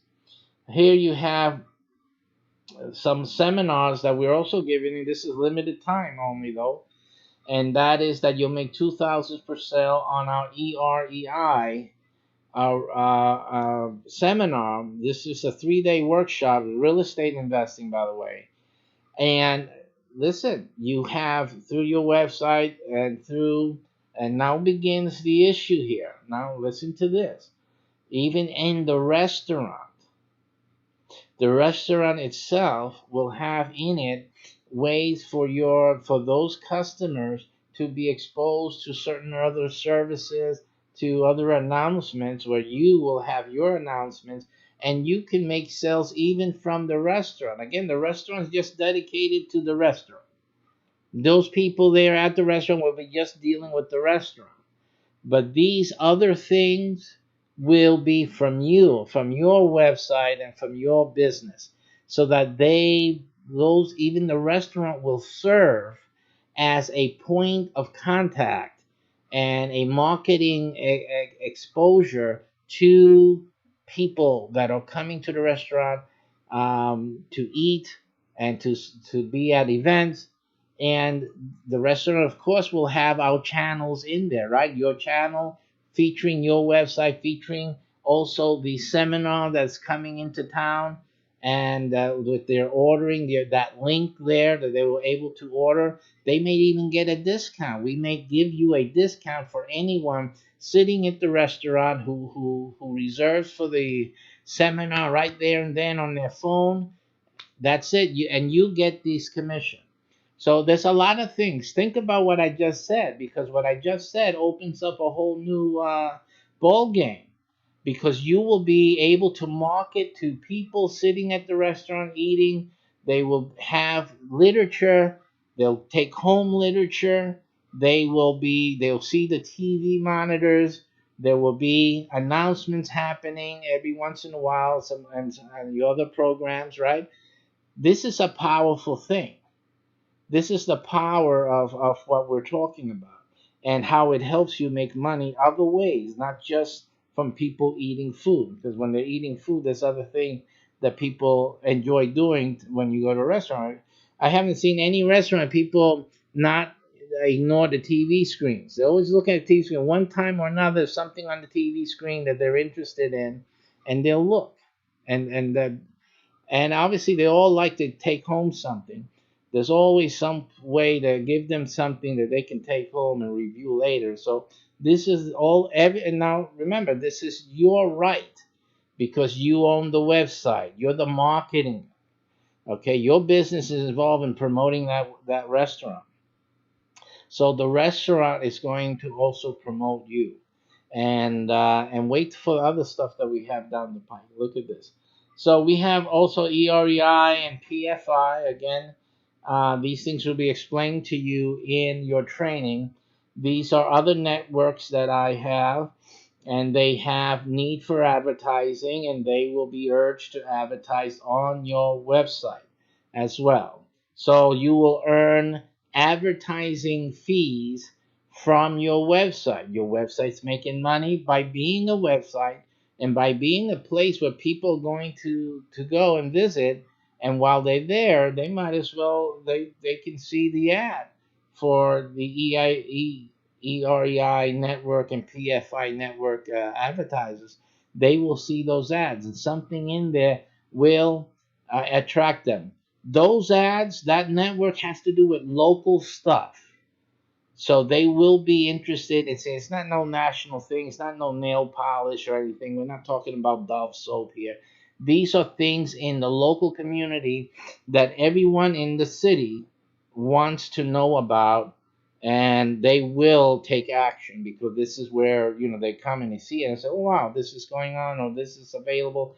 Let me click on that too after I make my reservation, right, or place my order, and then let me go visit that ad. So that's what's going to be happening on your website. Our other advertisers will want to advertise because of that on your website, and you'll make money from that, monthly income from renting the ad space to our other members.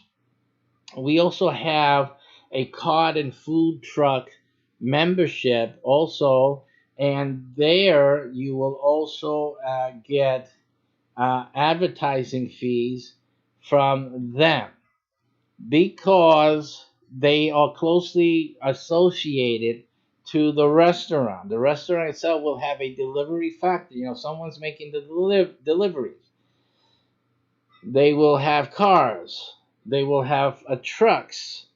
And we also have a system of trucking for other purposes, COMAT. So those trucks have ample advertising space on them. So you will be able to offer this advertising space. Anyone interested in advertising space will then go to your website or will contact you, whichever way you formulate your business. If you don't want anyone to contact you, you want the head office to handle everything and just send you checks, that's okay as well. But if you want to run this like a real business, then you can do that, and we urge you to do that because that'll make it all more, for these people to contact you, to visit, and to place orders very easily in terms of these other services that we're talking about. Your food orders and reservations, that's always done on your website. You don't need to deal with people like that, for that. Like that, you're looking at, in this type of thing, also the food truck members also advertise because they're selling food out in the city, in the different communities. So they will advertise here. It's people looking for food. They're going to also be interested in, where they can find a food truck, where the food carts are at in the city, whatnot. And since a lot of these food trucks and carts have specialty items, they will want to try those specialty items, so they'll want to go and visit them. This is the way that they will be able to find where they are in a city, so they will advertise here. You can look at about $20 a month. It's fair for a food truck to pay for a placement on your website. And with 100 of those food trucks, it very easily can happen, is about $2,000 per month just from that. That's one segment of an ad space. That's all we're talking about here. One segment, one group. And you're already looking at a potential of $2,000 a month just from that grouping alone. Okay, so this is the potential in what this website represents for you. Of course, you have the TV channel ad spots. And you can also include YouTube and local website embeds with that, and that you can charge $25 per month for a $2,500 per month income. And then, of course, as we already mentioned, the CFP seminar, which is $1,000 per sale, and that is a recurring income per year. Every year you will make that income without doing anything else. So the most important thing you need to do as you start your business with us is to begin with these recurring income products, because that's going to give you that money every year, every single year, without doing anything other. Okay, so that becomes a main point for you to look at. When we do your website, you're getting the latest optimized website design. Beautiful websites depicting the food in just the most beautiful and beautiful way that really get people, hungry. Say, wow, I want to try that plate and whatnot. And another feature about our restaurants, by the way, we're not just creating another hamburger place. It's not going to be just another this or just another that. Our restaurants, each of them, all of them, are special. They have and they will feature unique plates, unique foods. Okay, so, and I dare say in many cities, they will be the only ones offering that type of food in the city. Okay, so you have an exclusive, quite potentially exclusive, unshoppable food at at these restaurants, at your restaurant that you will be your website will be associated with. So that's another plus, because then of course everybody's going to want to try the new thing. So they'll be doing that. Plus, our chefs will always be creating. We have creative chefs. They're the ones that will be creating nice menus, new plates, new menu items from time to time. And that will also bring in more new people and also bring back some of the regular people, that tried the restaurant before and got busy and whatnot, but then bring it back to them. Oh, they got this new thing, I want to try that out. And that always works. The other day we were at a tropical cafe where we were talking about restaurants, and they had that free tropical cafe, the free smoothie for wearing your floppies, right? I always wear my flops, so I went over there and got that free Slurpee. Hey, it works. The place was packed. The place was packed. So that type of thing always works. So, and then you have also, we're waiting for the cow day just in a few weeks here. It'll be the Chick-fil-A cow day. You dress up like a cow and you get a free sandwich or something, right? So, or free meal. I think it's a sandwich, but in any case, whatever, it still brings the people.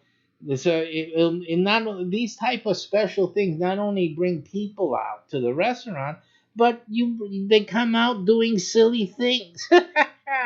They come out dressed like anything, whatever you had told them to do, and they'll do it. To get a free this or a free that. I mean, really. But in any case, so listen, when there's something new, everybody goes goo goo gaga, so to speak, over something new. And so that is one of the things that we'll be also featuring in all of our restaurant brands, is to bring in new items that, to always bring in a constant flow of new item traffic, I guess we can call that new item traffic, and keep that income. Now, again, that's going to mean a burst in orders, right, through your website. It's going to mean a big increase in reservations, etc., etc. So, from time and time again, you're going to see inflated orders through your website and your phone apps, and that's a good thing. It's not a bad thing at all. Some restaurants, by the way, these things are so effective that the phone app, especially the phone app, is so effective that most of the top restaurants turn it off because they are unable to handle all the traffic that comes in from the phone app and the walk-ins that come into the store. So that's the power of having the phone app. The phone app is a powerful thing. Okay, so that's why I made sure that you guys understand that when you're going to get into a business like this, you need the phone app. Okay, and you're not going to turn off the phone app. You're not going to turn off the phone app, but these are the things that you need to realize that that are concerns that a lot of these restaurants have because of the sheer volume of people. And these are restaurants obviously that did not have a delivery factor before. Now I'm going to explain that because you say, well, if they have to turn off the phone app, then my phone app's going to get turned on. No, because the problem is that they're having this problem because they were built on a traditional restaurant model, which means that they're built to just to accommodate only sit-in people. Then they added the delivery thing, so they're geared only for sit-in. Our restaurants are geared for delivery from the get-go, with sit-in and group reservation capacity. It's a difference. So we are starting off first with the new technology in mind first, and then we're building the traditional outlay to handle sit-ins and the regular traditional type of restaurant. But the main foci of all of our restaurants it's going to be the delivery factor, and we have things in place already to handle the delivery issue. Okay, so that's not a problem. We've already looked at that. We've already solved that.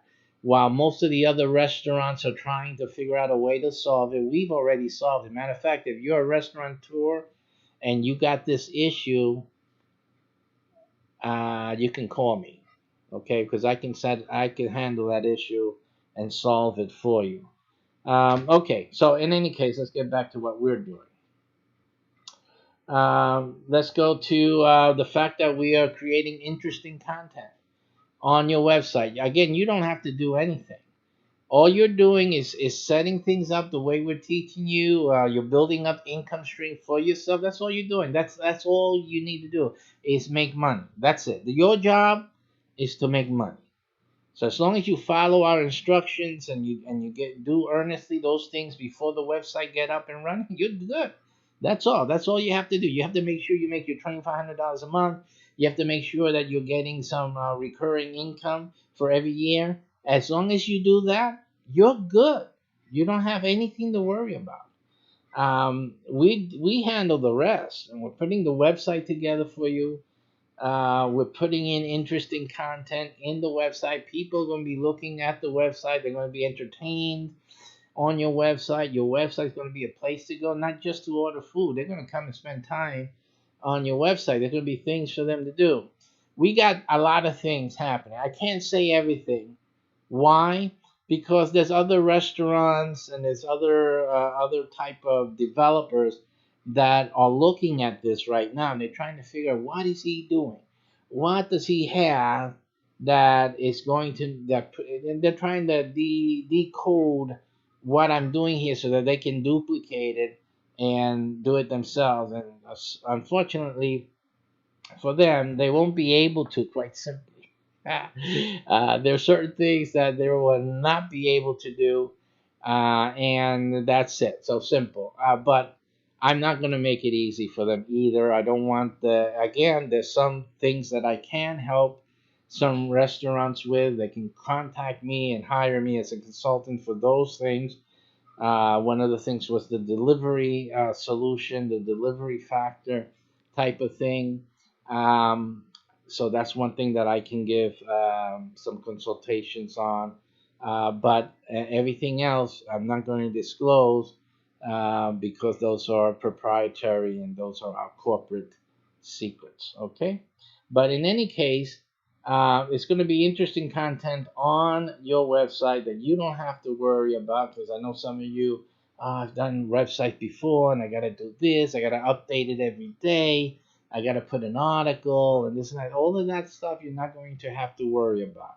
You don't have to worry about any of that. All you have to do is worry about the first things. And once you do the first things, and until you get the first things done to our mutual satisfaction, that's all you do. And after that, you can just go and travel. You don't have anything else to worry about. It's the only thing that I warn you, that if you set your phone to notifications from PayPal, for example, every time you get money, that it gives you a little ping on your phone, that it will be bothersome to you, especially on the weekends. Because on the weekends, that thing will be nonstop, you know. The orders come in. If it's anything like the Chinese restaurant, have you ever been to a Chinese restaurant on a weeknight? I'm sorry, on a weekend, near the evening? I mean, that thing is, I mean, even during the day, a weekday during lunchtime. Have you ever been in there? These guys have 5+ phones. They got them off the hook. They got people waiting to give their orders, and the phone keeps ringing. They hang up the phone. It starts ringing in, and all they do, and if they've done it to you, is please hold, and you put it on the table. That's it, because there are just so many orders coming in. Now, can you imagine your PayPal going ding, ding, ding, ding, ding, because you're getting a percentage from all of those orders. All of those orders, lunchtime, dinner time. Okay, more and more people, they're not cooking. They're going home, they're not cooking. Okay, and then on the weekend nights, Friday night, Saturday night, oh my goodness, Sunday. So you will need to find a way to either mute that sound and learn to love it, because you know that when it goes ding, that's money in the bank. You've made money. Ding, you made money. Ding, you made money. That's it. And there's no other beautiful sound, I'm sure that you'll agree, that you want to hear. This is up to now, you have to understand and know. If you know anything about websites, affiliate marketing, and what have you, this is totally different. This is a game changer. You've had websites before did nothing. You were waiting for a sale, 3 months, 4 months, 5. This is a daily thing, ladies and gentlemen, a daily thing. Okay, this is real business here. Okay, so what I've done was sneak you into a real business. That's all we've done here. Sneak you in to own an asset of a real business. Okay, and that's it. So that's what we've done. And your phone will be ringing, dinging, I should say, with all the orders that come in. Now, did you have to pay a rental for the restaurant? Did you have to pay for food stuffs for the restaurant to cook? Did you have to pay for employees so that the restaurant can operate? Did you have to pay for marketing so that the restaurant can be marketed and promoted? Okay, did you have to pay for equipment to be moved into the purchased and placed in the restaurant? Did you have to pay to fix up the restaurant, the decor it, to replace the floors, to make it into an operating business? You see all the things. Are you paying utilities? Are you paying the other things involved with the operation of the restaurant? You see all the things involved, and there's still more. I can keep going down the list. There's a lot more. The answer is no. All you're doing is taking care of your monthly fee with this website. That's it. If you get the phone app, that's an added cost. But other than that, that's it. Okay, so up to now, you have seen before the website got started for you and launched, you could make $5,000+ a month. Okay, you could secure already before the website got launched and the restaurant opened. You can secure between a few $1,000s and up to that's 100, and then you're getting to up to actually $200,000 if you do the real estate thing. That seminar, the 3-day workshop, that's a one-shot deal though, unfortunately.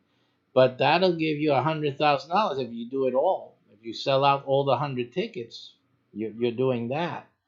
So that does, and I will correct myself on that. That's actually not true. It isn't a one-time. That is actually also a recurring.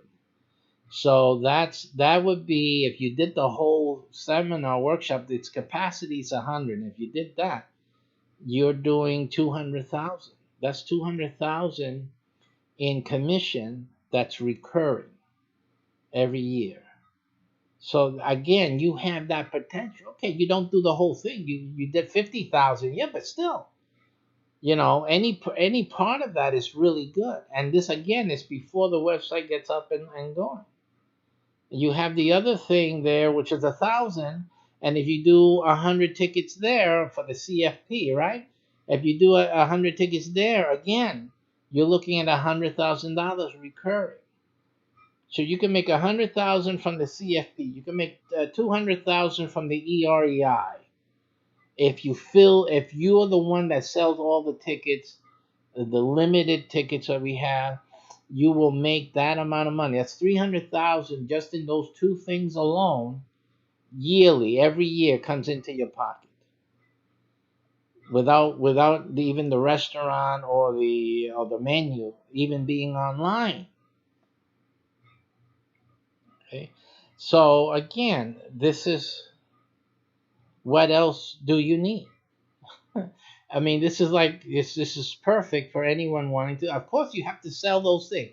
You have to market the tickets. You have to promote like everyone else. No one's giving this to you. This is not too good to be true, because I've heard a lot of people talk like that. It's ridiculous. This is absolutely all the products and services. I've been marketing this stuff from a long time already. This is not too good to be true. This is what's happened. The problem is you guys are out of the loop. You guys are not realizing what's happening in the marketplace. So what I'm talking about is nothing like it's out of at least my ordinary. I know these things. These things we do all the time. Okay, and people are making money with these things. So the issue is that you are not aware of it. That's all. And I'm bringing it into this package so that you can profit from it. That's all that's going on. Webinars are always being given. You see this rich man poor dad, even though he gives you the free thing before he gives it to you with the premium one. They're still selling premium webinars. They're making money at that. There's a lot of money being made with these seminars, workshops, etc. All that we're doing is bringing it in here where you can make a profit as well. Why not? Okay, and why are you able to do that? Because you're dealing with a local market. That's really the reason you're able to offer these products, because these products are for local markets. That's why it's available. If not, it wouldn't make sense to even give it and offer it in this package. That's why you haven't seen it before. But because a lot of these products are locally based, then you have it available to you. And then because we're associating with other businesses and other networks in the local area, you're able to offer those products as well. That is the reason that you have that. So again, now look at this. You have also with your website and virtual restaurant business, you have added income streams even with that. So you'll be able, since the restaurants are branded, and there's going to be a special brand, they got their logos, right? They're going to have merchandise. There's other things happening. Remember the TV channel show? Remember that? Don't forget that. Because the TV channels and all that is creating a lot of the things that's going to make you a lot of money. One of those things is merchandise. You'll be able to have merchandise not only of the restaurant, but also of the TV channel. If you have a show, think about this. If you have a show that's popular, a lot of people are watching that, they love it, you'll have the merchandise. They're going to want to buy the t-shirts and jackets, things with the logo on it, and then some things that, that are featured in the show. They're going to want to buy those things. And who will they buy it from? Well, the only one, because that has the right to sell it, which is your website. So this shop will be on your website, and in this shop you will have specialty items. And my brother, let me tell you, Can we talk? Think about it. You know, have you seen what's the name of that company? Bob Evans. Bob Evans is a restaurant out there. And they're not the only one. I believe Nathan's. Remember Nathan's? Some of you know the restaurant formerly. You know they used to have. I think they still have a some open, or if not just one. I'm not sure where they're at in that sense, but I do know they have products in the supermarket. Bob Evans has their own products that they sell at the restaurant, and I'm not sure if they're selling it in any supermarkets, but they have the potential of doing that. So think about that. The products that you have that we're going to have for each of our brands, and that we're going to create for all the channels and the shows that we're producing, we're going to have a lot of merchandise, and they're going to be sold through your website, and you're going to be making that profit as well on top of everything else. Now, you heard that I talked about supermarkets, right? Because understand, remember when I told you about the chefs are creating new things every time? They're creating, fashioning new foods, new plates. Well, they're going to also be preparing things for sale in the supermarket. People will learn about these things in our restaurant. They'll like it so much that they'll want to buy it, and they see it in the supermarket. They're going to buy all this stuff up. So guess who is going to be the distributor to the supermarkets in your city? Take a guess. I'll give you a moment. Now, this is not ready now. Don't even think that I'm telling you this is ready to go right now. No.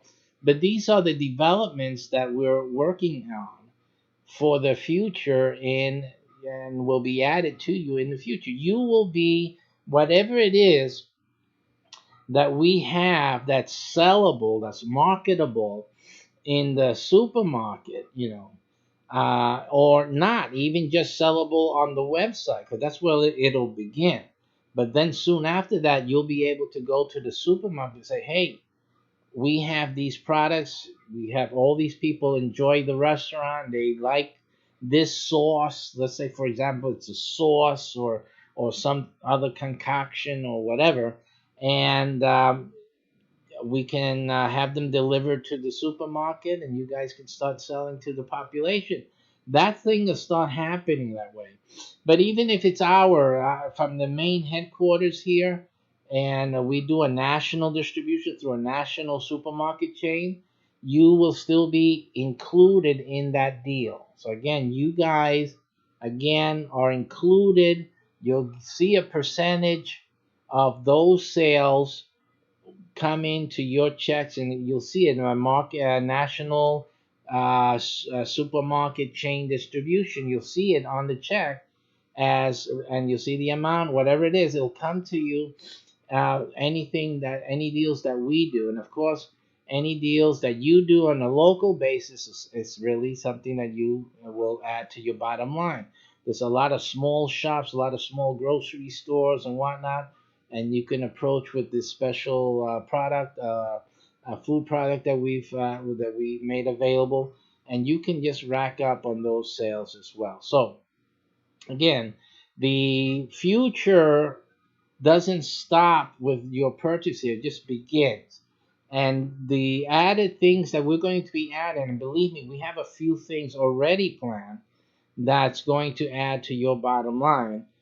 They're quite fantastic and unique. I mean, you got to admit now, even now, that you have never ever been presented with such an opportunity as this, because basically they're just not thinking.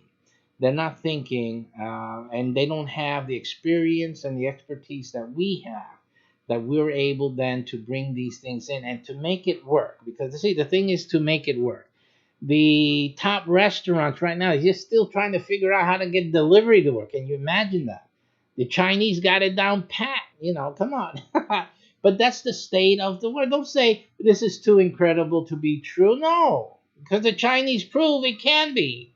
They're doing it every day. The issue is that the other restaurants, since they're not based on the delivery model, they just don't understand how to make it happen for them.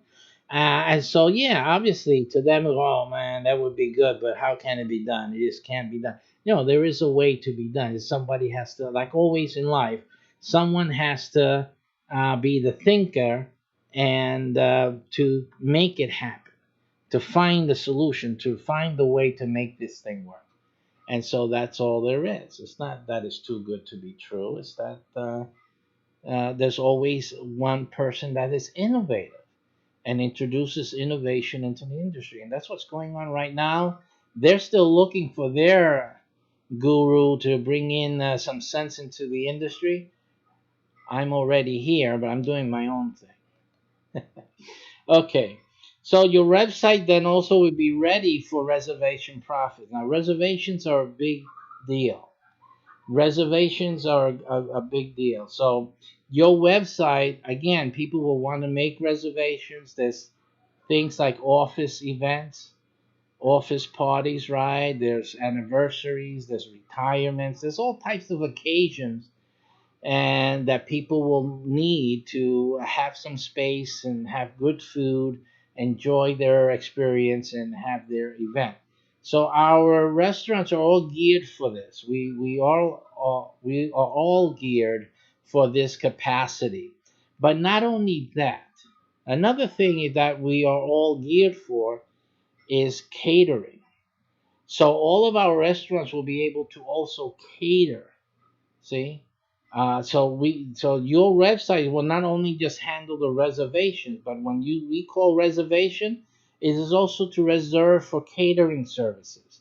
So the catering service also will be available for every restaurant, for your website. So you'll be making money from reservations for people to sit in the restaurant and have their events or just have their dinner.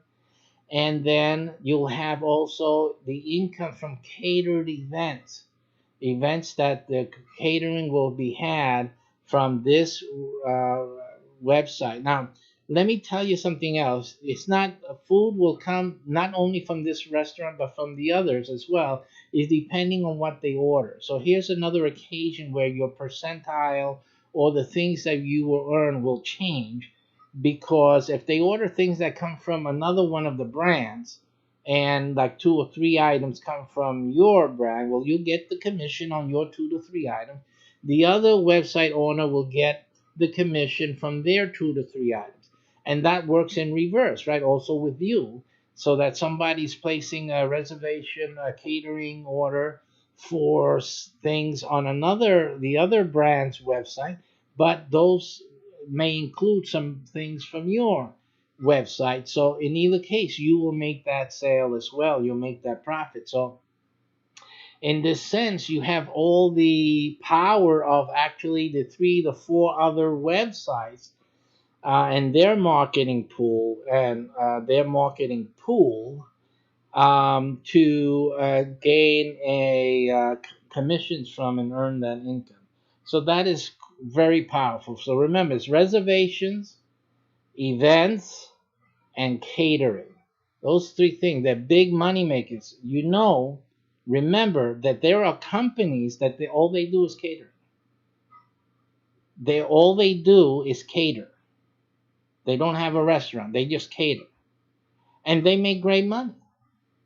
So you have to understand that. They make great money just catering. So you will have all 3 functions and will earn commissions on all 3 of those business models. It's just amazing. It is fantastic, in fact. Okay, so that is what this website is doing. It's really pulling in. Now you say, how can all this be done? Because we have a network. That's why As people say, it's too good to be true. No, it's just as simple. It's called people power.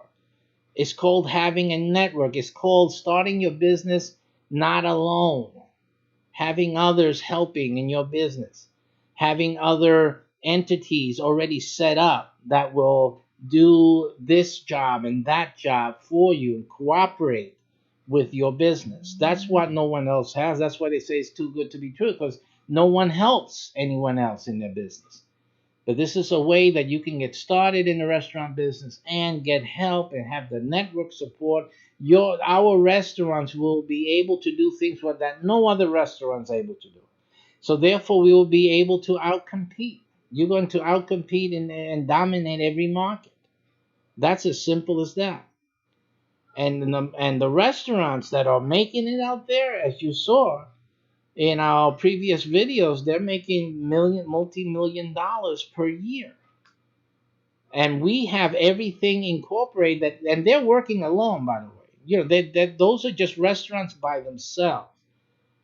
They have a single location, and some of them have single locations, and they're pulling in millions of dollars per year. And that's without having a network to support them, without having the delivery system, without having the merchandise, without having catering.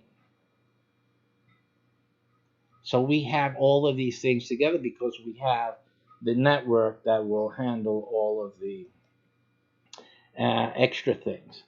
Now, how is this website promoted? It's like every other website. Do you need to promote this website? Sure. The differences is, I'm only going to talk about the differences because you already know how websites are promoted. Remember that the website itself is we're managing it. So anything that comes from the website, it's just simply available for you can post it into your social media. If you do anything, it's just simply getting the URL of a new article that came out or a new item on the website and just posting it on your own, social media, on a page you may have created for the restaurant, which you can do as well. And that's it. Basically, it's letting other people know, those around. But you also have other ways and other parts of your development. When we go through the training, a lot of the things you're doing, like remember that with the restaurant website, before you get started, we're teaching you how to start the clubs. Those clubs are a good way to get things promoted. A new article comes out, and why not you send it out to the club members, and they'll share it on their Facebooks and their Instagram and things like that. You can go to have a meeting with your clubs in the restaurant once it's open, and everybody shares, hey, I'm here at our meeting at the so-and-so restaurant. This is great. We got delivery, catering. Just go to such and such a website to order. That's what they'll be doing. That's what you'll be doing. These are simple ways of creating, some more advertising and promotion of the restaurant above and beyond what is already being done and what other network members will be doing. So there's a lot of things going on with the promotion of these website with the restaurant, I should say. What is different also about this is it's the clubs under management. Again, like I said, the TV is also promoting, as I told you before, virtual assistants, and not just from your network, from other networks as well. We have around I didn't bother to count, but it'd probably be 9 or 10 other business licenses like this one. And they all will be promoting. Each one has their clubs and all that. They all will be promoting your website. So all of them, there's a lot of people. There's a lot of people that will be promoting your website. You got the truck vendors, the carts out there. We even have one of our networks is real estate based, and so there's tenants in your city. There'll be tenants.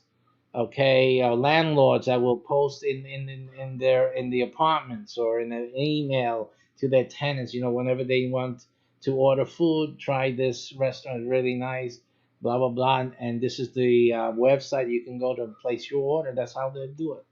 That's how they'll do it, and that's how you'll be promoted all over town, really. And you'll have our other websites and internet assets that will be promoting your website as well. So comes the question how to get yours. It's simply you have to act right away before someone else. I always emphasize this because I get some people who are going, oh man, I wanted this, I needed this. And I'm warning you again that you have to take action before someone else beats you to it.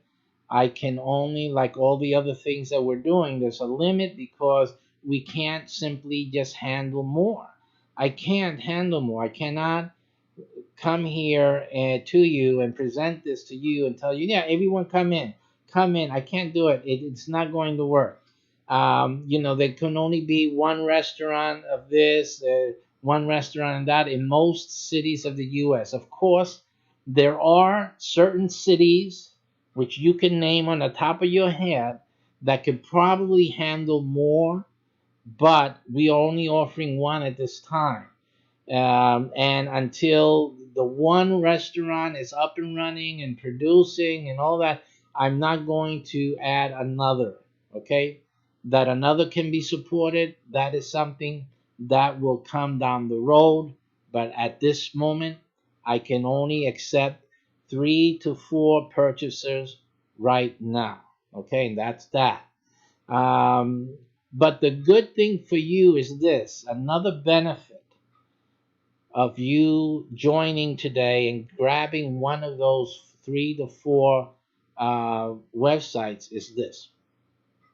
When it comes time to add another one in your city, you will have the option. And that's the greatest thing I can give you, is that if we do see that we're ready to open a new restaurant in your city, either another one of the same type that you have already, or we are adding a new restaurant brand.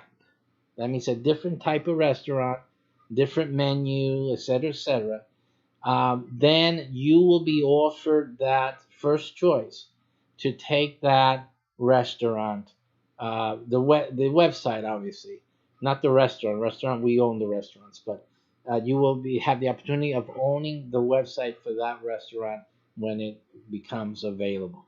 That's the only thing that I can offer to you.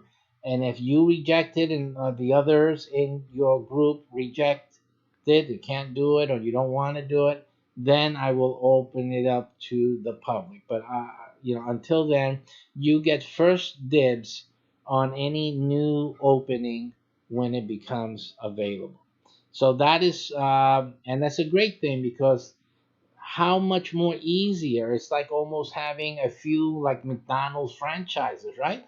You get, I know owners that have more than one store, and if you take a close look at some of the plaques inside a restaurant, I saw this in Panera, I seen it in the McDonald's, and I do know the owners in McDonald's. I knew them in New York, I know some here, and then the Chick-fil-A.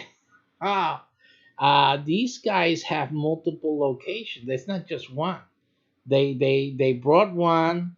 They went so well that they opened a new one, because what happens is there's new malls open, new places, and then there's another opportunity to put a food restaurant there, and they open it. That's it. There's another location. So you're going to have the same benefit of being able to open multiple locations. Of course, it's just a website now, but you're still a part of that business one way or another. You're still a part of it, but you'll be able to be a part of new locations of the same brand that you have, or of another, as they become available. So that is one way. So it's kind of like, if when you order yours today, and you get your restaurant, and then someone else gets the other, and then the other, and then the other. And then as we get together, because you guys are going to be coming together, meeting each other anyhow in the future, and then you're going to find out about their restaurants and this and that. You can say, oh man, I like that idea. Yeah, that restaurant is really interesting. I would like to have an opportunity to own one. Well, if there's one available in a town like near you, then you can do that. You'll be able to do that, and it'll be offered to you. Or you can wait until another one opens up in your area. Now, I will be able to tell you off the bat if another one is possible in the area or not. In some cities, it will be impossible in the near future, in our lifetimes, to add another restaurant of the type that you have. But in some cities, it could be possible. You just have to let me know of your interest, and I will tell you. Again, because there's certain factors involved. One of them is population, of course, and the population in the environs. So these are some factors that are involved in that. But once we do assess that, you're ready, you want to do it, you'll be making money. It doesn't matter. So you want to open up another place? Is there any place that I can open and have the website? Then we'll talk, we'll look, we'll see. I'll offer you another location, and then you can go from there. So, but at least you'll have the first dibs. Your group will have the first dibs on something like that. One of our groups, by the way, they are working as a consortium of types. So what they're doing is that they're getting together, 3 or 4 of them, and they join together, and each one takes one of the restaurant brands. So what they do is that when the new brand becomes available, or another restaurant of the same brand of one of them or more of them become available in their city, then they actually go and purchase that license, and then they do it as a group, right? So they'll split the profits 3 ways in that sense. They also pay that monthly in 3 ways instead of just one person carrying the burden. It makes sense because it's the same thing you have to do for each of the websites. And since they're already doing it for their main website, it's just a little thing to add on a third of that activity for the other one. But then they have that increased profits and whatnot that come in from that other website. It can be significant. It's significant incomes here. And so you guys can actually do that. So what I've done here, as you can see, is that we've made it everything that the rich folks are enjoying out there by owning these restaurants. They have to outlay all this money. We're making it super, super, super affordable for the average guy to get into this restaurant business and not lose his shirt. Okay, so that's what this is all about. You have to send today, make your initial payment, $4.95 with 3 cents. The 3 cents tells me that what you want is the restaurant, because we have other businesses, right? So the 03 tells us that you want the restaurant business, and that you make that payment, and you don't have to worry about another payment until the website is up and running. Okay, and so the rest, what you'll start doing is the training, and you start developing the income for yourself before the website even gets up and running and adds that income to the whole mix. We want you to get started with a good amount of income coming in, okay? So that when the website gets started, then that's just extra. And it could be fantastically super, super extra money for you. But also realize that what we're doing now for your first 3 to 4 months in the training program, that could be a significant income as well. It's designed to be that way anyhow.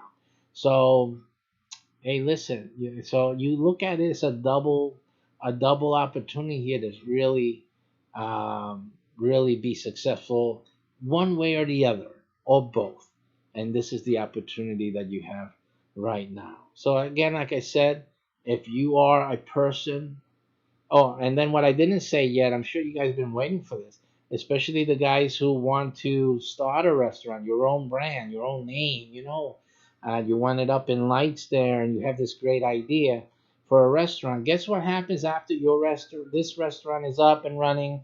You have this income coming in, and you have enough to get your thing started. Guess what happens? You can do that, and we will help you. Everything that we're doing for our own restaurant, we will also then go and help yours. And the other thing about that is if your restaurant is hot, it's really good, then we're going to sit down and talk. We're going to talk about spreading that restaurant around the nation. And you can't get anything better than this deal. I'm going to tell you right now, starting your ideas with us is the absolute best thing that you can do.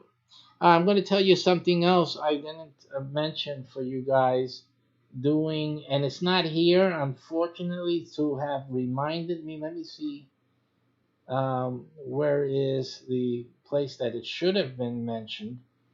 And I think it should have been mentioned here. It could have been a mistake when I was doing the slides. I could have deleted it because I know the other slides in the other business programs we have it, and I don't see why this one doesn't have it. So what was supposed to be here could have been added is the following thing I'm going to tell you. And in one of the methods that we have our members do is you start this program that we have in the food industry, in this field of foods, to help people. This is what I wanted to say. Even with the TV channel, and we have another group type of program that is to help people who know how to cook, who have some type of specialty, to have them get started in a restaurant type environment and business. So we have a system that starts them off actually in starting a business and a restaurant, an actual restaurant. And you will have those of you who are into this, or into getting your hands wet, or into just making the money. You guys are going to make some big money. I mean, you have a program that actually helps people get their restaurant started. This is one of the little things that I didn't mention because, again, there was no reminder of it for me here. Because I told you there's so many things that, in any of the things that I explained to you, there are so many factors that it's impossible for me to remember everything. But it is one of those things in there where you can have a virtual different restaurant places. This is outside of of the restaurant your website is connected to, that you will be able to start anyway. And you can be making money from these locations, from people training and being participative in a real restaurant environment. And actually, these will be like incubators. I was going to say real estate, but it has to do with the real estate stuff that we're doing. But these will be restaurant incubators, so that actually different types of restaurants can be tested in these sites and see how it goes. It'll start as a plate, then it'll go to a night of the restaurant's operation, and then it can become its own full mini restaurant, little restaurant, until it has that popularity, it's working, so then to make it on its own. And so that's what we have incorporated also in this. Again, it involves the TV channel, it involves the shows, right? And it's a money maker. It's designed to make you a lot of money. You're the website owner. You got all of this happening. It's a lot of stuff where you'll have income coming in from those streams. Okay, so this is just one of the things that that is involved in these subheadings that we've discussed previously. So once again, to get involved with this, and again, it's only for 3-4 people at this time. You have to act quickly and move on this fast before they grab it up and you're out. You will be out big time. A lot of things are going on here. It's and you'll be out of it. Unfortunate, but you'll just miss this opportunity. This is your time to get involved. It's $4.95. Again, one time with the 3 cents, 495.03.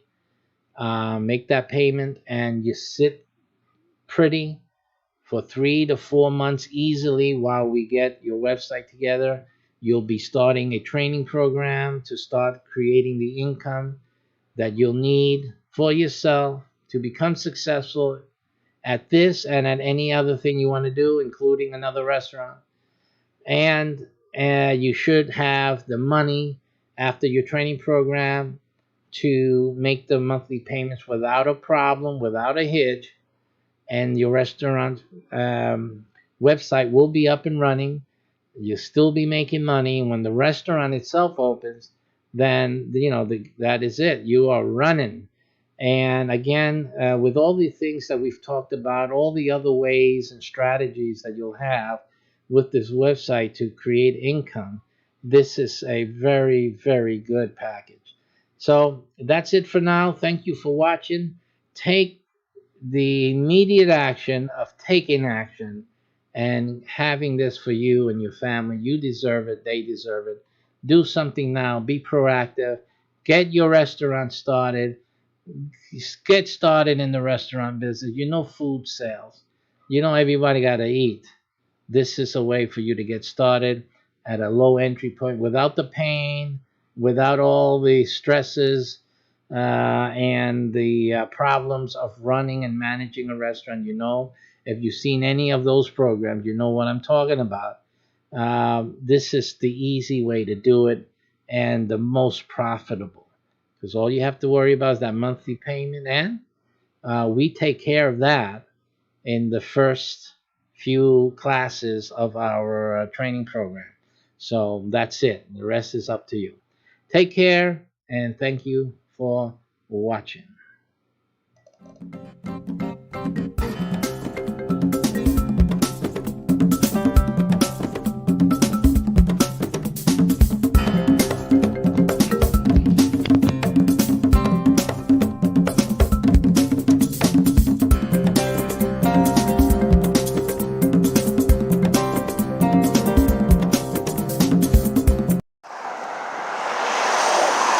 There were times during the COVID pandemic first wave that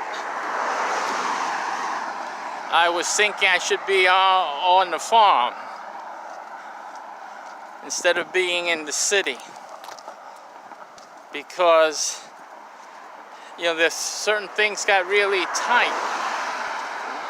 We've got very close situations to supermarkets having to close, or at least running out of food. I mean, they ran out of toilet paper after all.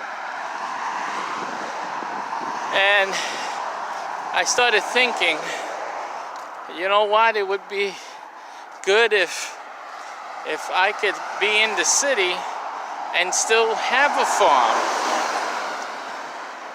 And even if the supermarket closes or runs out of food, I wouldn't run out of food for my family.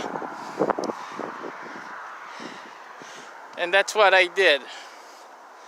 I created a way for anyone in the big city, wherever city you find yourself, and even out in the country, but you don't know what to do or don't have space or whatnot.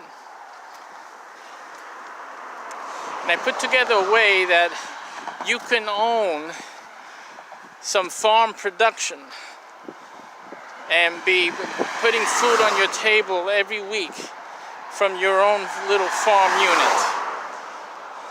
I call them farm modules.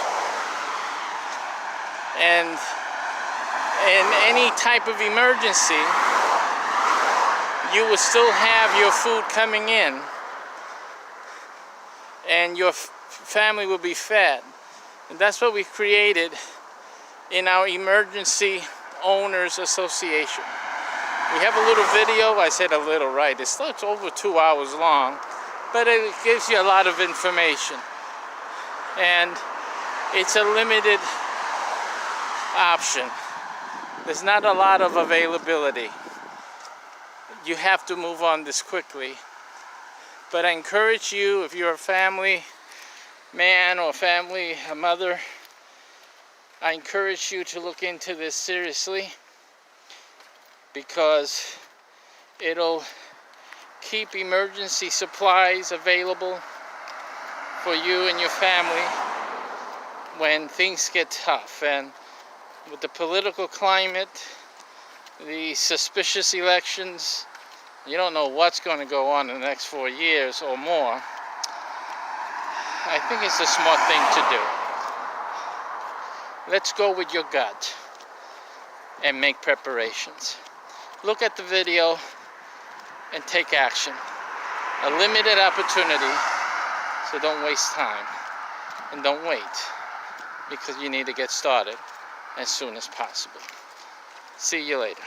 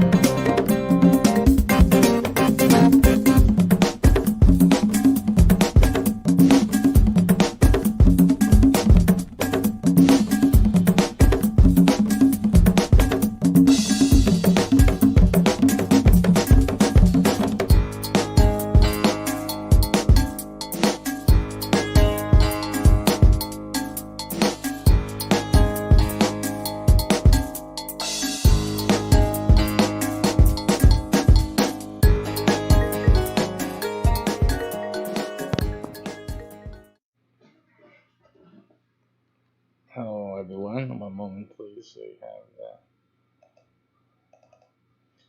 the OBS problem here as usual. And we'll be up and at 'em right there. You go. Okay, today we're talking restaurants, restaurant business. That is our discussion today. We have the restaurant menu website that is available. This, unfortunately, though, as usual, there are only a few available per city. And so, again, this is one of those things that you really have to jump on really quick in order to have a chance at getting it. I'm just looking for my presentation here. Is that already out here? Oh, it is. Okay, so, fine. Very good, very good. All right, so it's only available. There's only, as I've done in previous shows, I've talked about the fact that it's only 3 main brands. They're the original brands that we developed for use with that website. And there may be another one in the works. Let me just get this. You need at least a little more lighting. I used to use a lot more, but Xbox party, how you doing? We used to have we had just the basic three. We have another one coming up as well. But at this point, generally speaking, most cities only have three available, and that's so basically you got to act fast. Um, what we're going to do, we're going to look at some interesting news and information about the restaurant business. I know there's a lot of people out there that have dreams of owning a restaurant or starting a restaurant. There's a game, by the way, on I believe it's on Steam. Yes, that's a restaurant game. It's fascinating. I'm not a kitchen person myself, but again, I'm more of the business type. But the game actually is cooking. It's a cooking game, but it's more of in a restaurant, not a home cooking thing. It's just fascinating. The quality is outrageous. So you guys have to look at that on Steam. It's fascinating cutting the onions and tomatoes and whatnot. A lot of stuff cooking. You see the steam coming out, boiling while you're doing something right next to the pot. That's great. They really did a good job on those graphics there. Same graphics you see on Eve or some other games where they're going through space and you see that blurriness. It's the same thing, With blurriness is blurriness. But in any case, I look at it that way because I'm more of a game developer than just a player, way more than that. So, but it's fascinating. I'm Reverend Dr. Gavarasa. The name is right there. Can't you see that? What kind of a question is that? Who am I? The Reverend Dr. Gilberto Rosado. That's who I be. Otherwise, I do a lot of things. You can see me on ROKU and Fire TV in over 220 million homes. That's who I am as well. And right now, we are broadcasting all over the place, having a good time here. At least what I consider a good time for me. People like myself, which is probably only one that I know of. So, okay, folks. So getting back to the restaurant issue, the game is fascinating. Just simply fascinating. I love what they did with it. I mean, it would be something that I would do, frankly, if I was into kitchen stuff, but I'm not. Unfortunately, my wife complains all the time. You should learn how to cook. Hey, I know how to turn on the stove and put something on, and put some water in a pot and throw something in it and wait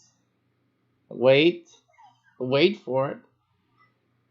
See if it's softer than it was before I threw it in, and then let's eat. I'm simple that way. I prefer obviously someone else cooking my meals than cooking them myself. So that's why I insist on that. But in any case, the game is just great. It would have been something like I said that I would have done myself. And I don't know who this is. Let's see who that is. Yeah, live in reality TV. Hello. And then there's no answer. Do you ever get those calls? Fascinating. If Spock were alive today. Okay, so then we have, and it's a great game. It looks like you do things like checking temperatures, of course, so you can leave something on too long. All that good stuff, the exciting stuff like that. But like I said, it's not a game that I would enjoy myself because I'm not into the cooking thing. Having spending the time cooking in a game, I don't even spend the time cooking to feed me. It just doesn't match me. But if they would have made the game more of the administrative, business, marketing, and opening up the business, stuff like that. That's something I would get into. Yeah, I can see myself doing that. Dealing with employees, the management type of thing. That can get exciting, well, interesting for like a person that's into the administrative perspective, because you got people in the restaurant business. Now, since we're talking about it, you have staff that's just loafing off. In the restaurant business, you have to also adjust the scheduling of tasks so that you don't have employees that have nothing to do because of the time of day. You're paying a salary, and they all should be doing something. So, learning how to manage the time, employees, what they're doing at a certain time, and then having them rotate responsibilities and duties, and then making sure that you have enough staff when the rush comes in. If it's for lunch, the lunch rush. You have breakfast, also breakfast restaurants. There's some here only breakfast. Period. They just do breakfast. They are doing brisk business out there. Let me tell you, they are making a killing out there. I mean, who would have thought it, right? Just breakfast. Because you usually would think the diner, the diners, house of pancakes, right? Even though they're open for all meals. And you have that other, the Waffle House, that you can go there also all throughout the day. But, since it's waffle, you think about breakfast, unless you're Belgian, of course, Belgian. But in any case, but knowing like those breakfast restaurants, you would have to have a lot of in the morning. I mean, the morning, the guy's got to open up. The chef has to get started in the early morning, right? You think about the donut guy. What's his name? Was it the donut guy? Yeah, Dunkin' Donuts. Remember the old man? He's up there. He had to wake up 4 in the morning, and I got to get the donuts started, right? Because you would go in and get the food started. You have people starting to go to work at 5, 6 in the morning. So food has to be ready to go. The stoves, the burners have to be up and everything ready. The home fries have to be on the hot plate. So all that has to go out there in a timely fashion. Everyone has to be awake, right? So, yeah, and I think if it's a breakfast restaurant or it's a breakfast lunch, you would need to have all your staff mostly ready to go, serving tables and kitchen staff, of course. So it's all about management, and it's the food. I mean, you have to know how to order food so that you have enough for when you're going to use it. You have to know when to order certain things, monitoring the inventory. All of that has to be managed. It's not just cooking. The restaurant business is it's more complex than just cooking for your family at home. But people start restaurants any which way, and they lose a lot of money because of that. A lot of money's lost, and if you're losing money, you have 3 to 5 years to survive, and money is the main factor in that. And if you're bleeding from the beginning, it's hard to recover from that. You need someone to come in and help you. There's some restaurant reality TV shows on the TV where the guy comes in and to rescue that restaurant and all that. It's fun stuff to watch, right? But you've seen the problems.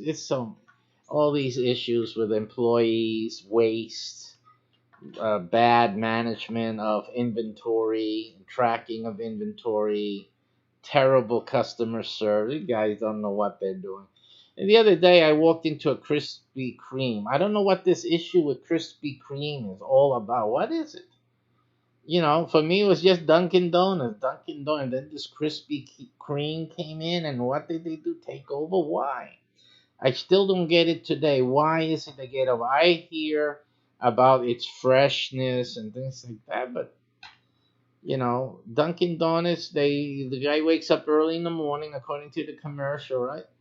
and then then the donuts are there from, I guess, until they run out, right? Is that the way? What do they do at Krispy Kreme? They make the donuts. I've seen them doing the donuts. So what? I mean, they got more customers than Dunkin' Donuts, or why aren't those donuts sitting there waiting to be sold? Because when I walk into a Krispy Kreme, I see donuts waiting to be sold. I don't see any difference between that and the Dunkin' Donuts, except the only difference I saw was you can see the machine making the donuts. That's it. You don't have a guy waking up at 5 in the morning to make the donuts. Now you got a guy waking up in the morning to press the button to the machine that makes the donut. That's the only difference I see and that we know about.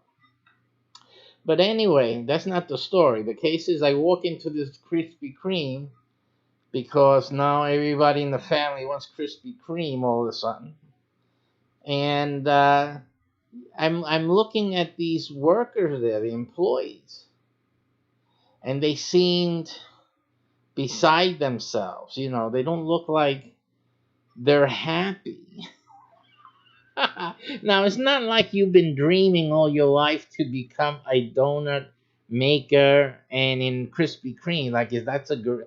What do you want, Junior, to be when you grow up? I want to be a Krispy Kreme employee. It's not like we hear that, But if you're working for a place, it helps if you feel good and happy, that you look like it. At least the customers feel good about eating those donuts. They're supposed to be so great.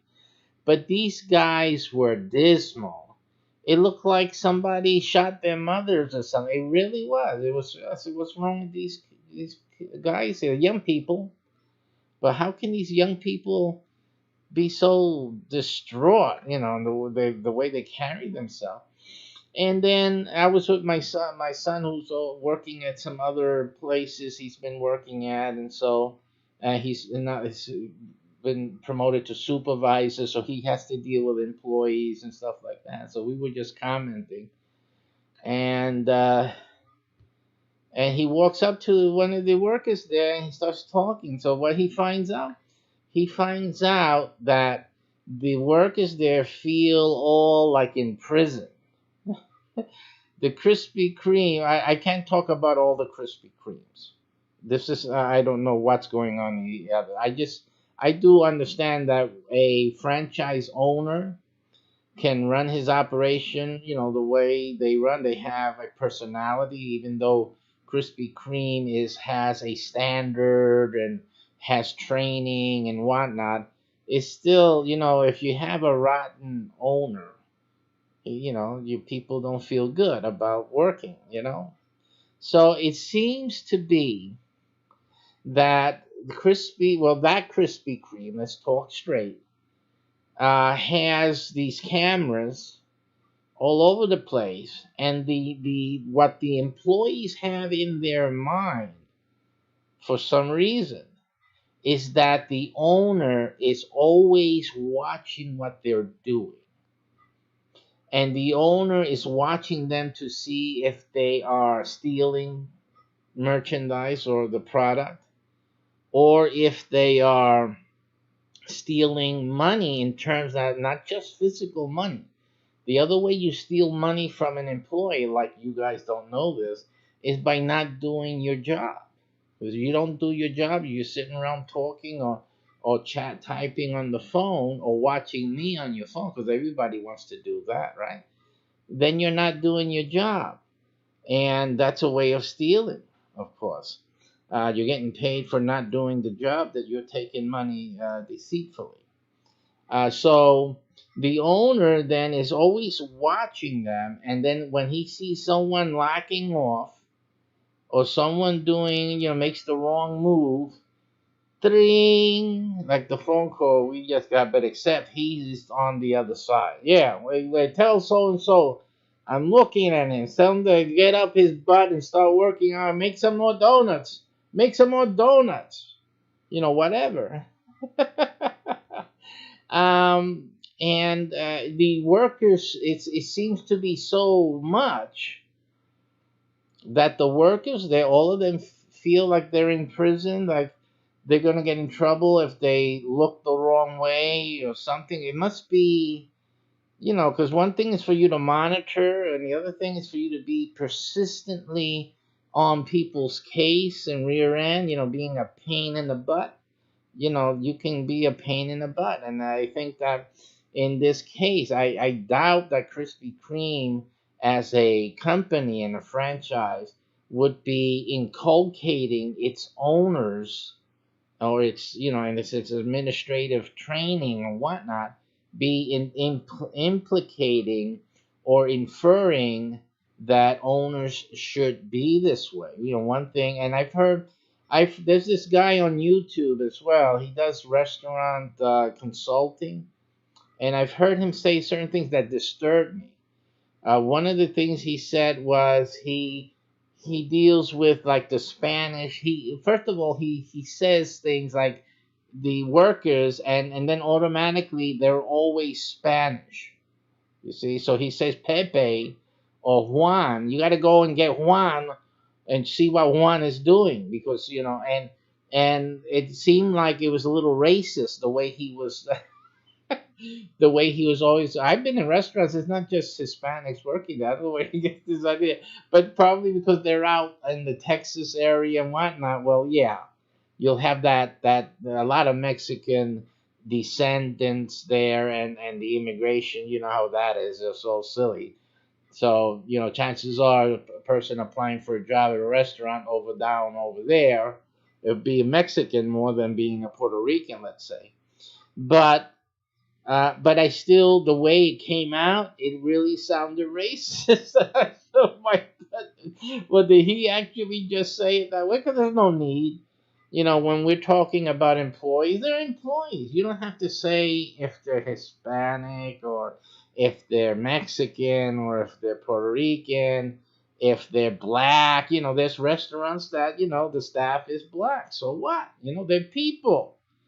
I mean, who would you rather? You got to talk truth. I don't want a Chinese person making soul food for me if that's what I was into. Where does that come from? It's just the same issue that I have. When I was in New York, I went to a small pizzeria. I had to get something to eat, so we went in. And we went into this Mexican pizzeria. As a matter of fact, it wasn't that way. Actually, it was a client of mine. I did printing for them, printed up their menus, and did some marketing for them. So, I like to go and patronize my clients. They're patronizing me. They're spending money on me. So I go. I need to eat something. Let me go over there. So I go over there knowing, obviously, that they were a Mexican pizzeria. So I said, let me go see. Because the issue was this. For me, pizzas should be made by Italians. I don't know. But it's just my thinking that Italian would know how to make a pizza, and it's true. Let me tell you something. What's true about Italian pizzas? It's not true about every Italian place, but if you want to taste a real Italian pizza, you need to find yourself a lady. They usually call her Mama, and she's making the pizzas in the kitchen. Okay, that pizza is the best pizza that you're ever going to eat in your life, okay? Because Mama's making it. Hey, listen, if you haven't had pizza by Mama, you haven't had pizza. Simple. Because I've been eating pizza all my life, growing up with pizzerias and getting pizza, and there is no pizza like Mama makes it. I'm going to tell you right now. And it's probably just the sauce.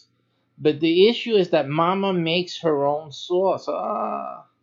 No capiche, huh? Mama makes the sauce. You have to understand that. You see that? That makes the difference, because the other guy's Mexican or anything, Bulgarian. They're taking they get the Del Monte. That's the pizza sauce. They're making that pizza with Del Monte, and you get that standard pizza where everyone's used to. Hey, this is pizza. This is the way it's supposed to taste. But if you're ever in New York City, you need to go to Howard Beach. I hope it's still that way. You go to Howard Beach, and you're going to eat Mama's Pizza. And you'll see the difference. Another place to go in New York City is they call it Little Italy in Manhattan, down south, Soho, down south in Manhattan, and you go to Little Italy. Look it up and Google it, and there's Italian restaurants there. Oh my! And it's not just pizza, you know. You get spaghetti the way it's supposed to be, and always and try the spaghetti with the olive oil and garlic. Simple. No tomato sauce. No, olive oil and garlic with the meatball. Forget it. You're done. Man, they come out with that big bowl, and you taste the spaghetti. Let me tell you, that spaghetti was made in the restaurant. They didn't buy any dried up spaghetti from what is it, Progresso or whatever other companies there are out there. That spaghetti was made that day in the restaurant. Okay, that's handmade, and you can taste it. It's fantastic. So again, things you have to do before you die, right? So to get some real pizza. Now, New York is not the only place for real pizza. Surprisingly, and a big surprise is here in Florida. Shocked me. I found the same taste that I did in Little Italy and in Howard Beach. And that was from a small, nonchalant pizzeria in a mall. Not in a mall, but it was one of those stores, on the side of one of the mall stores. And a strip mall here in Florida mostly. And one little thing that you would hardly know, it was just a simple pizza sign, because the problem is the mall has its rules, so all the signs have to have the same letter height, and it has to be just a red letter neon on the whatever, that's it, type of thing. So the signs are not going to distinguish the content inside. But we went there. We said, let's try that pizzeria. We're always passing it for ages, passing it. And let's go in and get something to eat, some pizza, whatnot. So we go in there, and we're shocked because we're expecting some sliced pizza or some pizza. We just wanted some pizza, get ready. That most pizza places have a pie ready to go, almost, just need to heat it up. And they say, we're sorry, but we don't. We always make the pizza fresh with the order. I'm saying, really?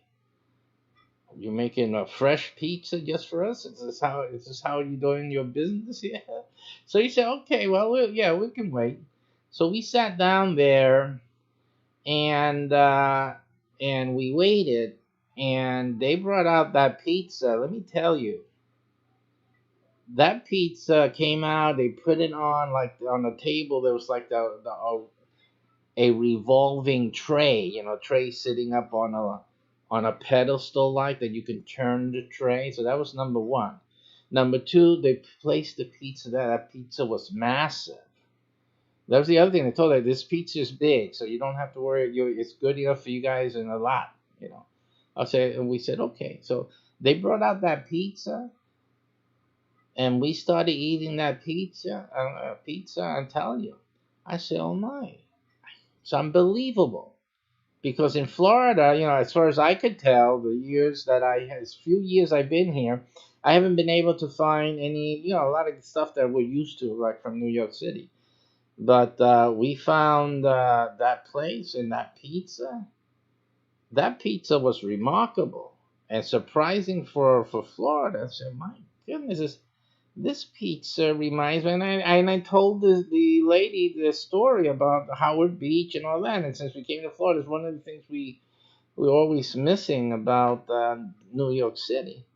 And she said, well, this pizza is made by Mama. That's why I told you about the Mama thing. Mama's in the back, and she doesn't want to retire or anything, so she keeps making the pizza. And it's great. It's great pizza. I'm glad you like it. I let her know that we have a new customer that loves the pizza. So it's like what I tell you. It's simply, and when you find a place like that, and in Florida it's really hard. It's like a needle in a haystack. It's really a great treat, a gift, really, because all the other pizzerias, you know, they're just like if I don't want to say anything condescending, any race or anything, but it's not the authentic. It's not authentic. But anyway, so this is what we're talking about, and so the authenticity is really important. But anyway, we get into these with this game. Going back to that game, that the cooking game, um, and people advising on the restaurant business. We were talking about that YouTube fellow and whatnot. I find this whole situation very, very funny. Okay, but let's get into some of the news that we found for you guys today. And I'm going to get out real soon. This is not going to last long. I have a doctor's appointment to go to. Let me just get our display up here. Sorry, let me get this on. It's the screen we want. And we want the display. Okay. And the top cam, this has to be on first. Huh? So it would be if I would make it happen. And bring this higher. All right, guys. So let's see the bottom. You still don't see it. Alrighty. So we got that. Now, what I found today was interesting articles here. Let me.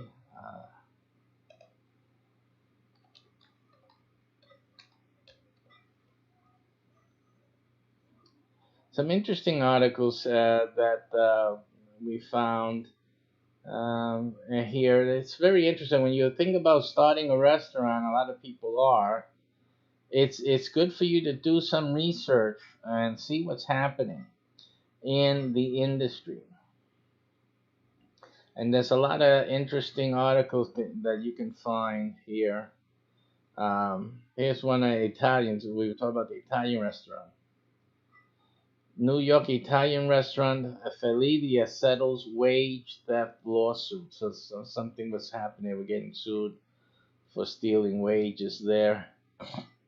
Or somebody. Let's read that a little bit and see what's the gossip there. It was against them. They say that they settled for $10,000. The workers claim they spent over 20% of their shifts performing non-tip duties,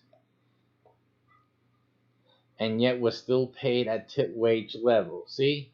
Now, the guy I see on YouTube, he gives the advice that you should change the tips. I'm sorry, change the wage amount.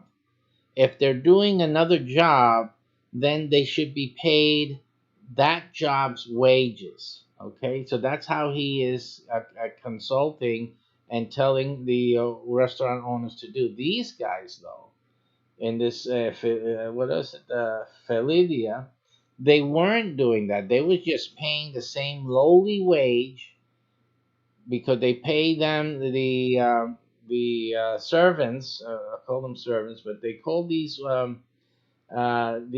servers the low wage. Why? Because they tell them, well, you're going to get the tip, so the tips will compensate for the low wage. But then they're having them to do other types of work, but keeping them on the low wage, and they can't get the tip. You see? So that was very sneaky. Of course, it would never have worked in front of a judge or a jury. Okay, so that's happened with that, and that's usually the case. You really shouldn't be doing anything that will not hold water in front of a judge or jury. So you have to really think about what you're doing when you're running a restaurant, any business for that matter.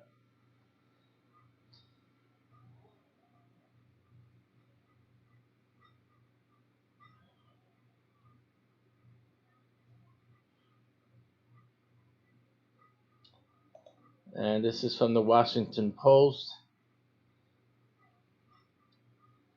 The sky is falling for fast food, but not for Chick-fil-A. So we're seeing some of the issues with the restaurant business.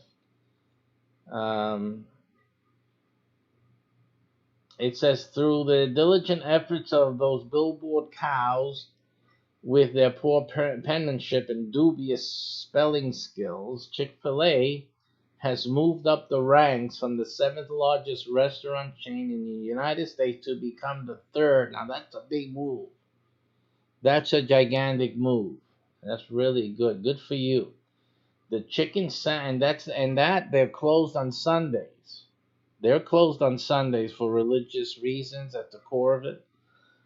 So that's amazing. The chicken sandwich giant blew past Wendy's, open on Sundays. Burger King open on Sundays. Taco Bell open on the Sundays, and Subway open on Sunday on its asset with 10.46 billion in American store sales. Man, only if you had 1% of that.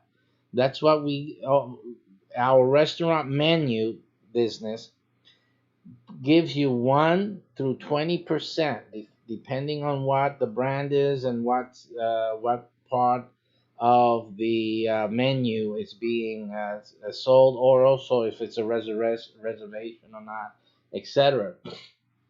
But can you imagine 1%? My goodness. And of course, this is the chain-wide here. According to Nation's Restaurant News latest countdowns, up 17% for the year. Chick-fil-A stands behind only McDonald's and Starbucks. Can you mean? So Starbucks is not in the same category in terms of you're not going to go to Starbucks. At least I don't know. I don't use Starbucks, so I don't know what they have. I know it's coffee. That's all I know about Starbucks. But McDonald's, I mean, then they're second to McDonald's. In my view, they're second only to McDonald's, and that's fantastic. That is really fantastic. They've really made it up to the McDonald's category, which makes it a very, very hot franchise right now. That's what it's turning out to be.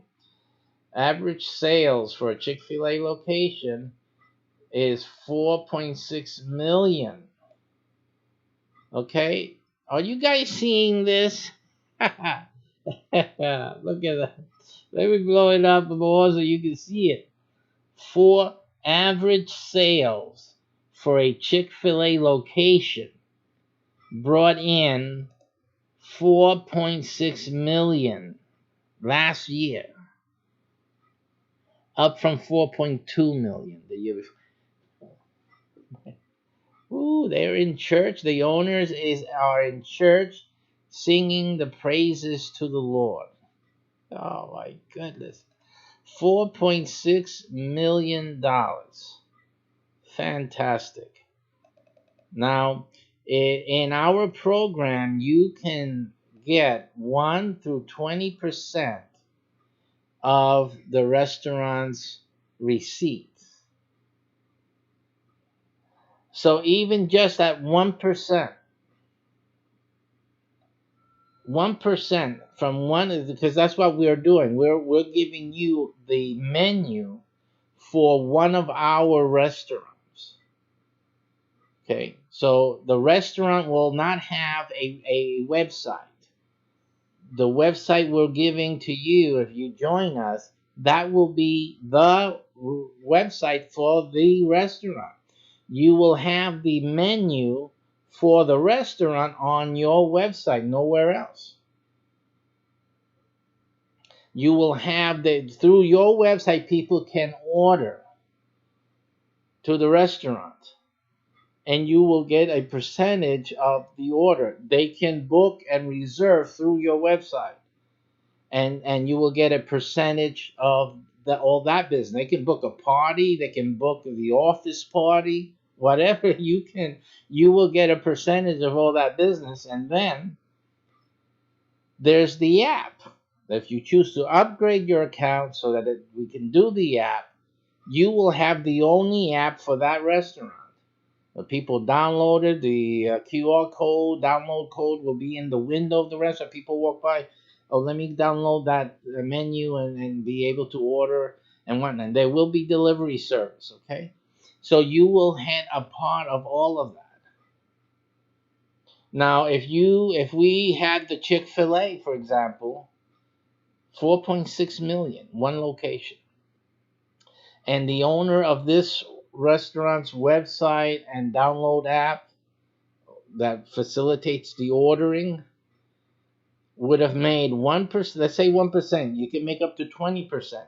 Okay, but the average comes out a high 12% because a lot of the stuff is 20%. But I like to go to the 1% just for example, so people can understand 1% is a lot, and let alone the 20. 1% is really good money because the restaurants make a lot of money. Okay, now 1% of 4.6 million, that's $46,000. Let me see if I got that right. 10% would be 400. No, that's 400,000, and then it would be $40,000 just at 1%.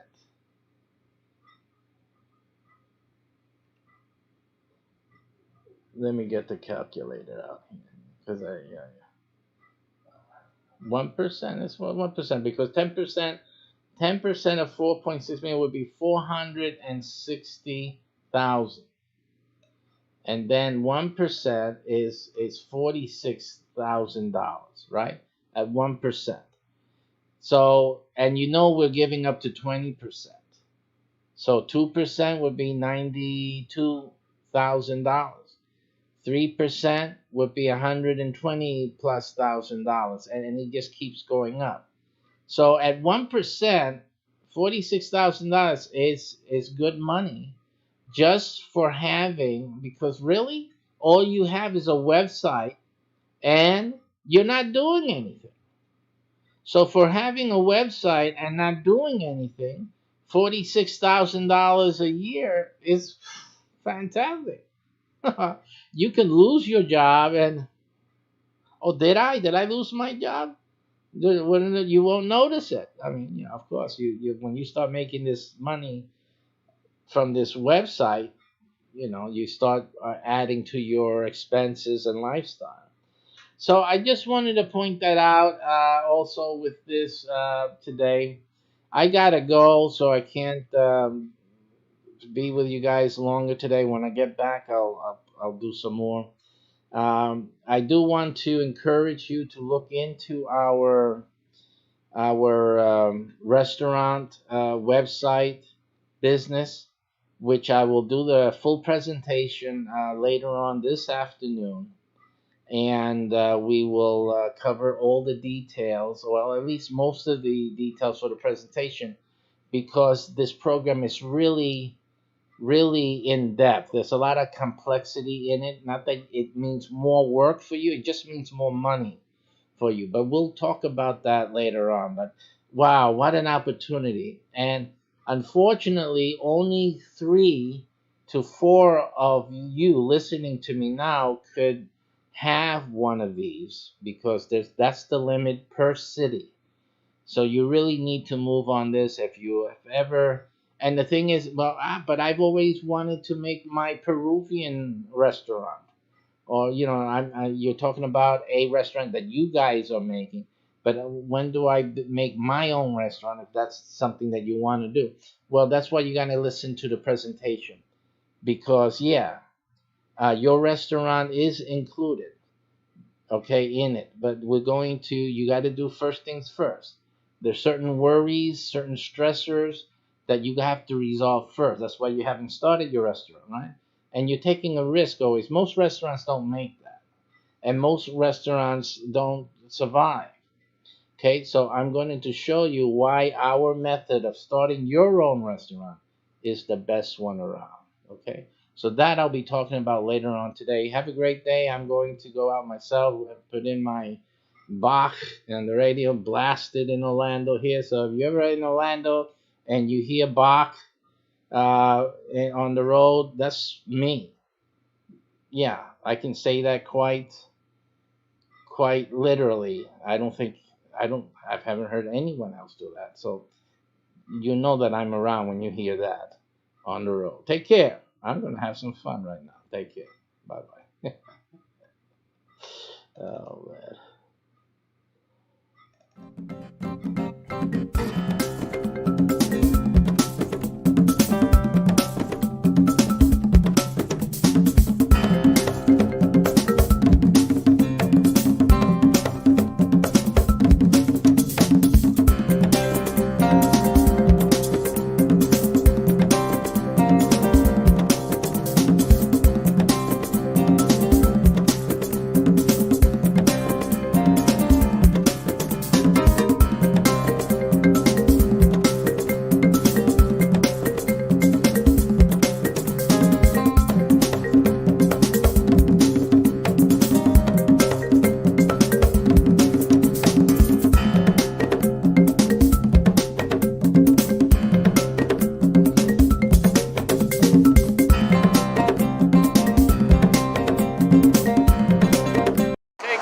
This is about crypto right now. If you're into cryptocurrency or you've heard about it and you were thinking about it, I'm going to tell you, if you're not already a Bitcoin holder, forget about it. You missed the boat. What do I mean by that and why? I mean that, even if Bitcoin goes up to 100,000. Think of it. It's over 10,000 right now in that neighborhood. Whatever you put into it, you put in $1, $1,000, $10,000. Think about it. The highest is going to go in the next relative amount of time. Realistically, folks, it's going to go to 100,000. If it takes 4 years, if it takes 7 years, whatever, it's going to hit 100,000, okay? And you know what? That's a great thing. 100,000, who would believe that, right? But if you invest today $1, $1,000, $100, realize that that's only 10 times the value that it has now. So if you invest $1, it means that the only thing you're going to get from it is $10. If you invested 1,000, then you're going to see a return of $10,000. And you say, well, hey, 10,000 is not bad from 1,000. But the thing is really that given 7 years, like from today, you could make a whole lot more money in something else, using that money in some other area. And you can make more money, way more money than that. It's ridiculous now. It's, the time to get into Bitcoin was when it was $1, when it was less than $1. Then that's good. You would have been good right now. You hear all these guys on the YouTube videos, buy Bitcoin, Bitcoin's gonna be hot, this and that. They've been in it since they had it, at $1 and less than $1. So yeah, they want you guys to put all your money in, because it's part of the formula to get Bitcoin higher and higher and higher, so they can have that big payday. But you're not going to have your big payday if you're not in it already. If you haven't invested in it, it's too late for you. You can get higher returns elsewhere. So I have in our programs, in our real estate program, by the way, it is much better for you to grow your crypto using one of our real estate programs. And I'll tell you why. Because using one of our real estate programs, you don't have to wait 7 years. You can, from that $100, from the $1,000 that you invest today, in a year, you can make that into 100,000. You don't have to wait for the 7 years. And by the time everyone else is happy to get $100,000 in their Bitcoin, you're already in the multi-million-dollar range with one of our real estate programs. And real estate, come on, Bitcoin and any crypto, that can disappear at any time, overnight, but real estate doesn't disappear. Got to use your head here. So either way, if you want to do Bitcoin, if you want to do any crypto, doesn't it make sense to put it into something that's going to make more money quicker for you? And then, yeah, you can have 1,000 Bitcoins. With real estate, if you're getting $100,000 from real estate in the program that I'll show you, that's 10 Bitcoins. And if it goes up to 100,000 each Bitcoin, that's $1 million for you. Fantastic. But it's too late for you to do it without it. So I'm suggesting that you guys think about this very carefully. You're struggling so much to gather up your Bitcoin, and there's an easier way to increase your Bitcoin holdings, to get into Bitcoin in a bigger way, or to do any of the other cryptocurrencies or the next Bitcoin, because there's a few others that has the potential of really blowing up high, because they're still a quarter a piece, they're still 10 cents a piece, they're still a penny a piece. Things you got to think about, because when something that's a penny goes up to $1, that's 100 times. That beats out Bitcoin for your small dollars. So a lot of these things you got to really think about. Where are you going to get the best return, the most return in the shortest amount of time? So my recommendation for all of you who missed out on getting Bitcoin back in the day, don't look at it now. Do one of our real estate programs, and our real estate programs will pay you in cash or in Bitcoin or in any of the cryptos. Build up your portfolio with that. You'll build up by thousands and thousands, and then you can hold on to your crypto or just cash out whenever it hits 100,000, and it's just going to be a great payday. But you know what? Even if crypto disappears, your real estate doesn't, and you will still have your big payday. All those other guys who are putting everything on the crypto, they're risking it all. Don't risk it all. Do my real estate program. Be smart and have the best of both worlds: digital, virtual, and real estate. Take care. Crypto games on Fiverr.com by Automated Profit. Join us for this brief presentation.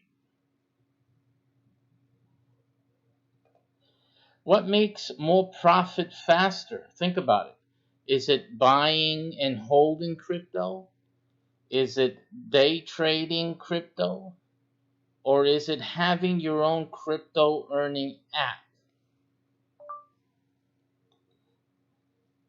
The answer is number 3, owning your own app. Users pay you crypto to get your app. Your crypto holdings go up. Users pay you to get game assets. Your crypto holdings go up. Users pay you to gain abilities. Your crypto holdings go up. Users need to maintain their progress. Your crypto holdings go up. Identity of a really good opportunity. There's 3 smart qualities. Number 1, is it an appealing product? This game is crypto-based. It earns you crypto as the owner. It earns the players, the users, crypto as they play. And it's a game. Who doesn't like to play a game? Number 2, the developer makes money with good user base. I keep updating your game and improving user experiences while earning from game usage. And number 3, one-time payment. Your game keeps growing, and so do profits at no further cost to you. Right? So it's a no-brainer. Why wait for your crypto to moon when, with your own blockchain game app, you will be earning massive crypto and beyond the moon, while all the others are still waiting, seemingly forever. So this is the general presentation of the Fiverr gig automated profit is offering right now on Fiverr.com. This is the quickest way for crypto success, massive crypto growth without waiting for the moon. Thanks for watching.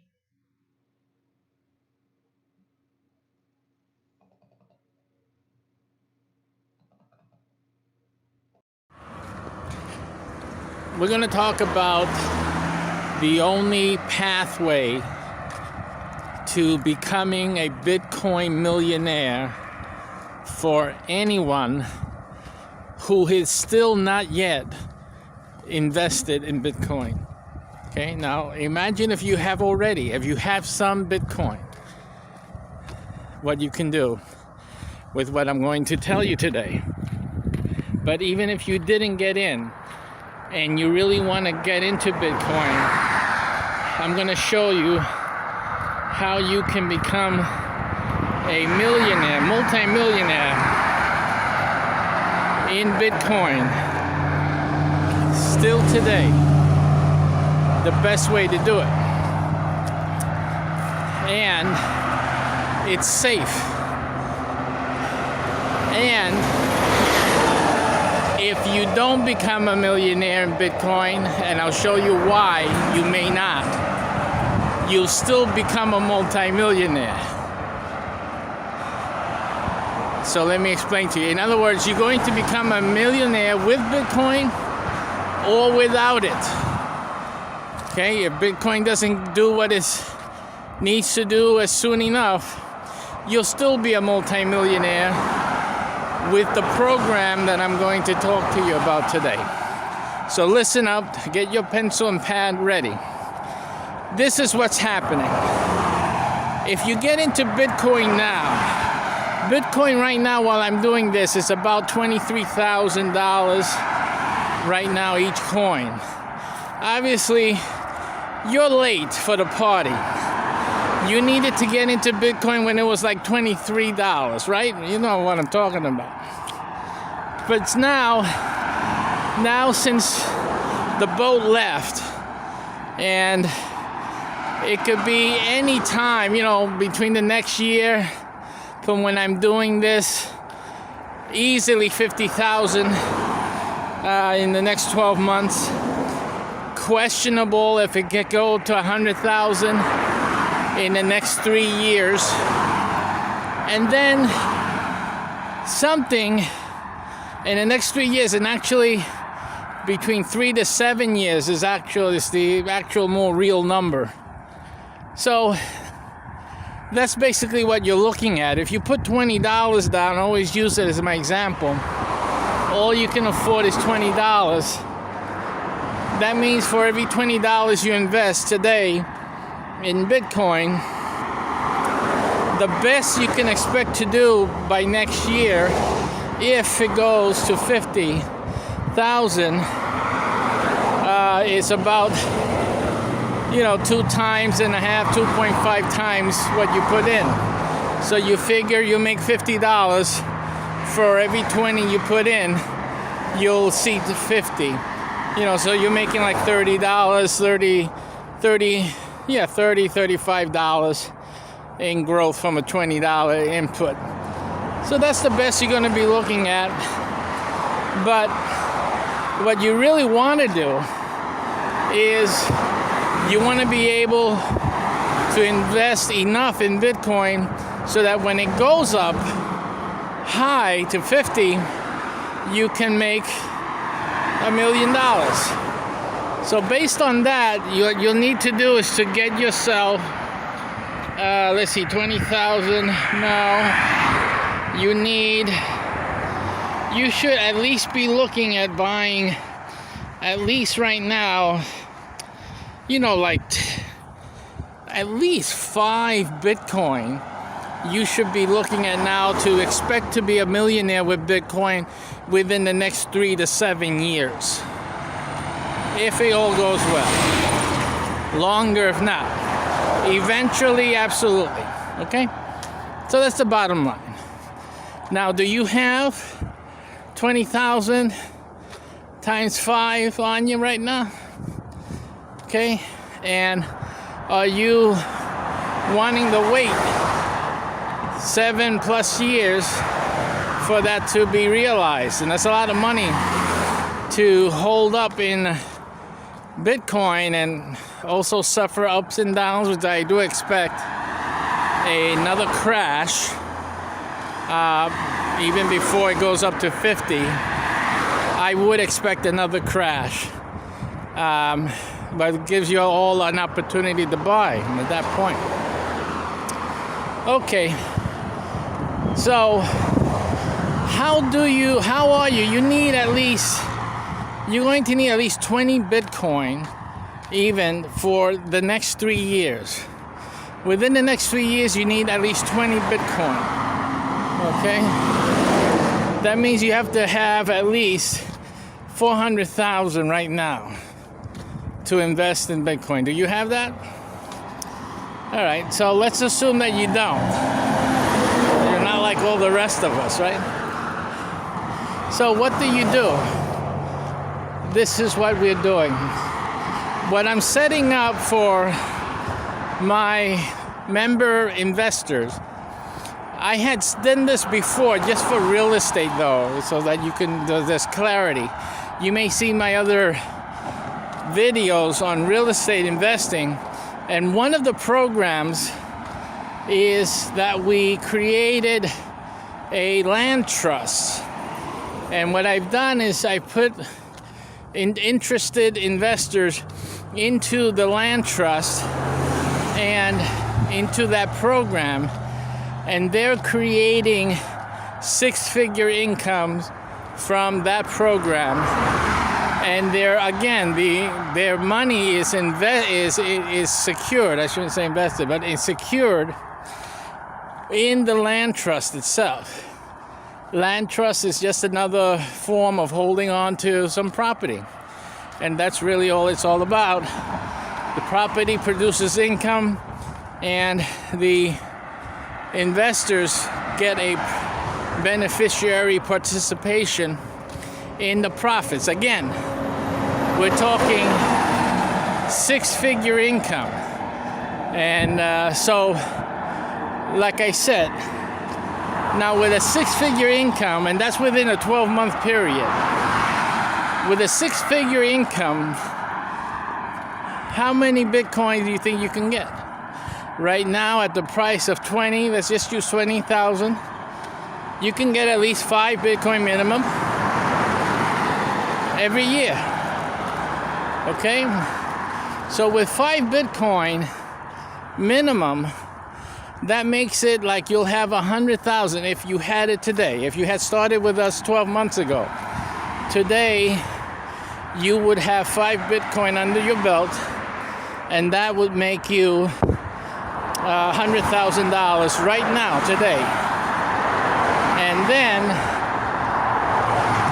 if it goes up to 50, that means that you would be up to $500,000. Okay, that's just. I'm sorry. You will be up to 350,000 more or less. Okay, I'm doing my math. I'm walking here. I'm waiting for the bus for my kids to get home from school. All right. So basically, that's what you're looking at. You're looking at that starting this year. That's very realistic for this year. And then if it shoots to 100,000.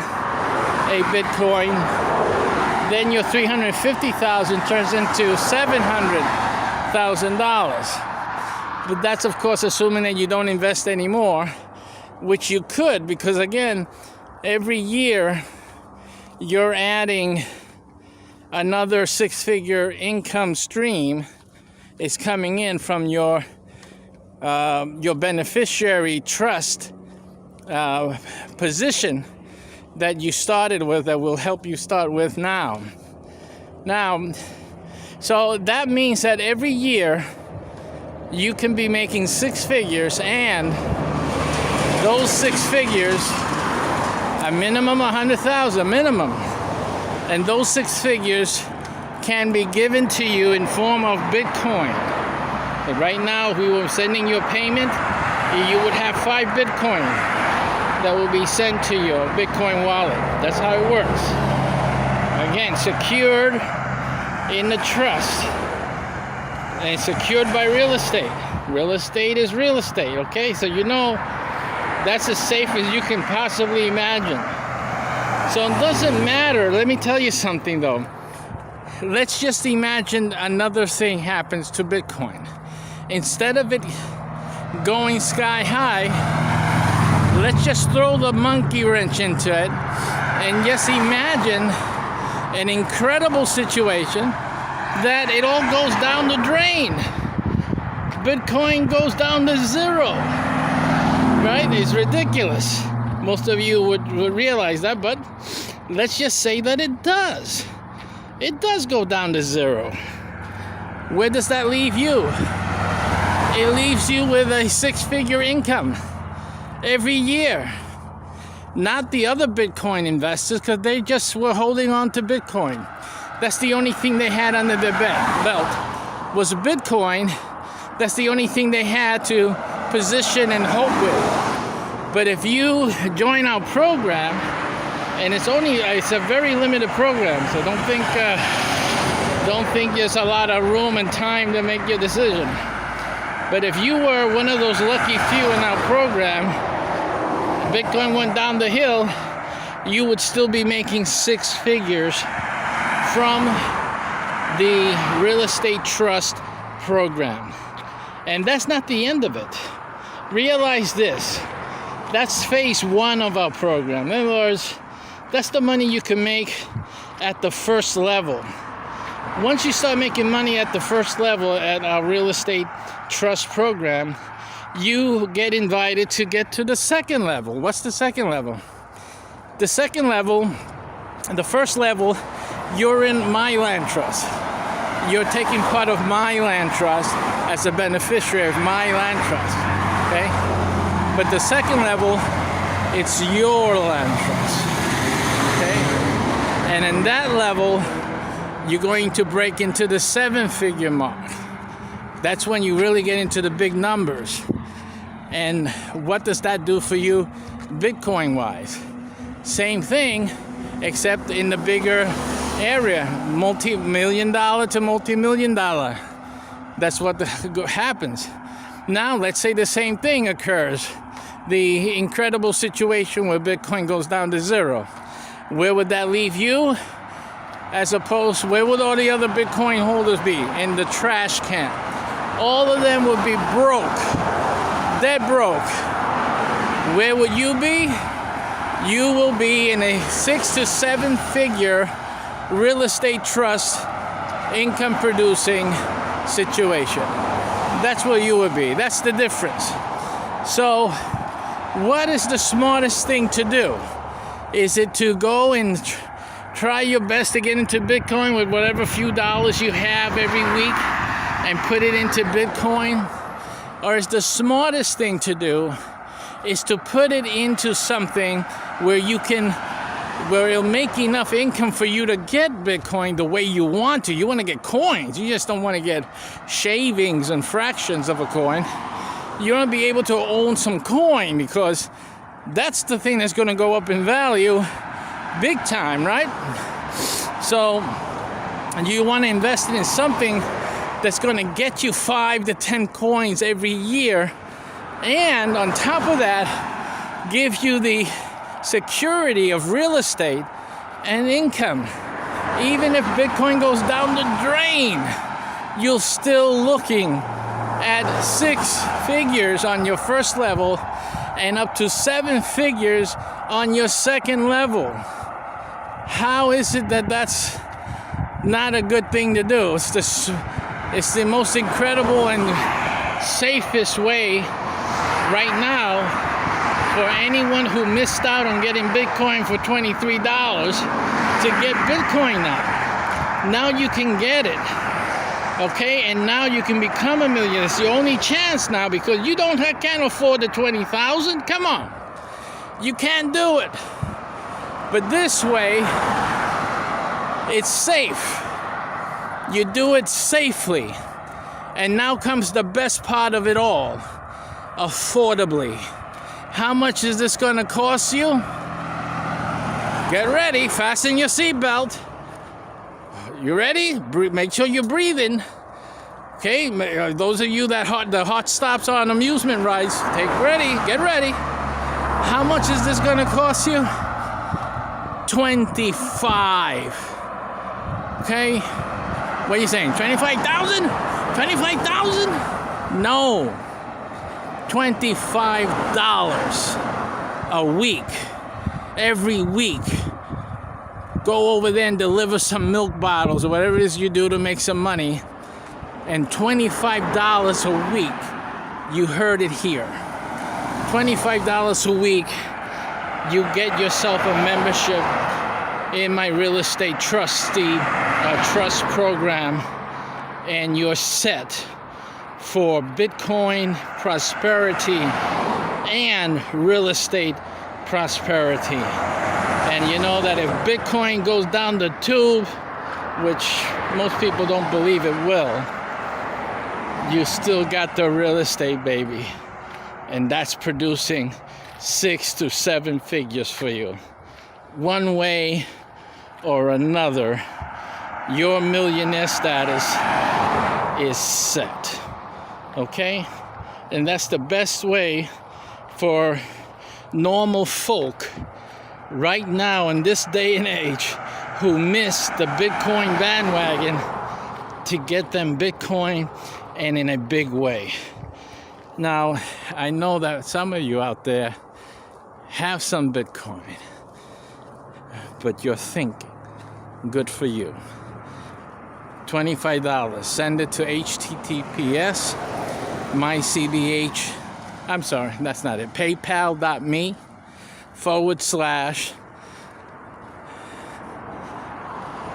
and mycbh, that's the mycbh, mycbh / $25. That's all you need to get started.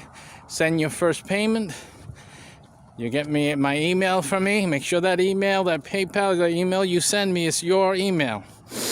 And then you just follow the instructions. $25 a week. That's all you need to do. And you're set. Thanks a lot.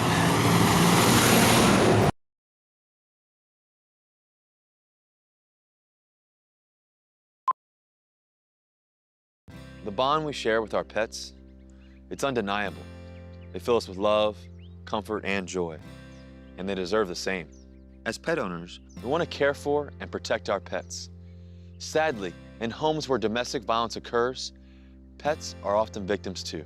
I'm Russell Wilson, and this is my dog, Naomi. Each year, millions of domestic violence victims stay in abusive situations because they fear for the safety of their pet. With less than 10% of domestic violence shelters allowing pets, too many lives remain at risk. Victims of domestic violence should never have to make a choice between their own safety and the safety of their loved ones, including pets. That's why the Banfield Foundation supports programs that provide temporary shelter and veterinary care, so people and pets can find safety together. Because when we help pets, we help people too. Visit banfieldfoundation.org/safertogether to learn more and get involved.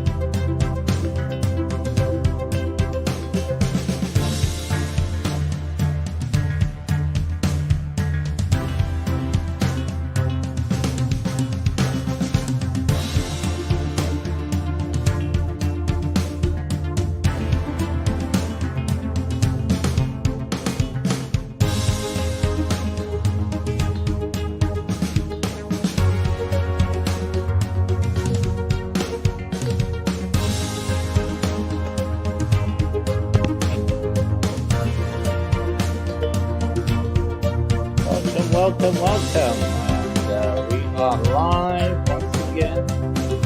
And I was about to say God bless you. You know, it's just a habit. I would say bad habit, but it's a good habit, isn't it? So be blessed.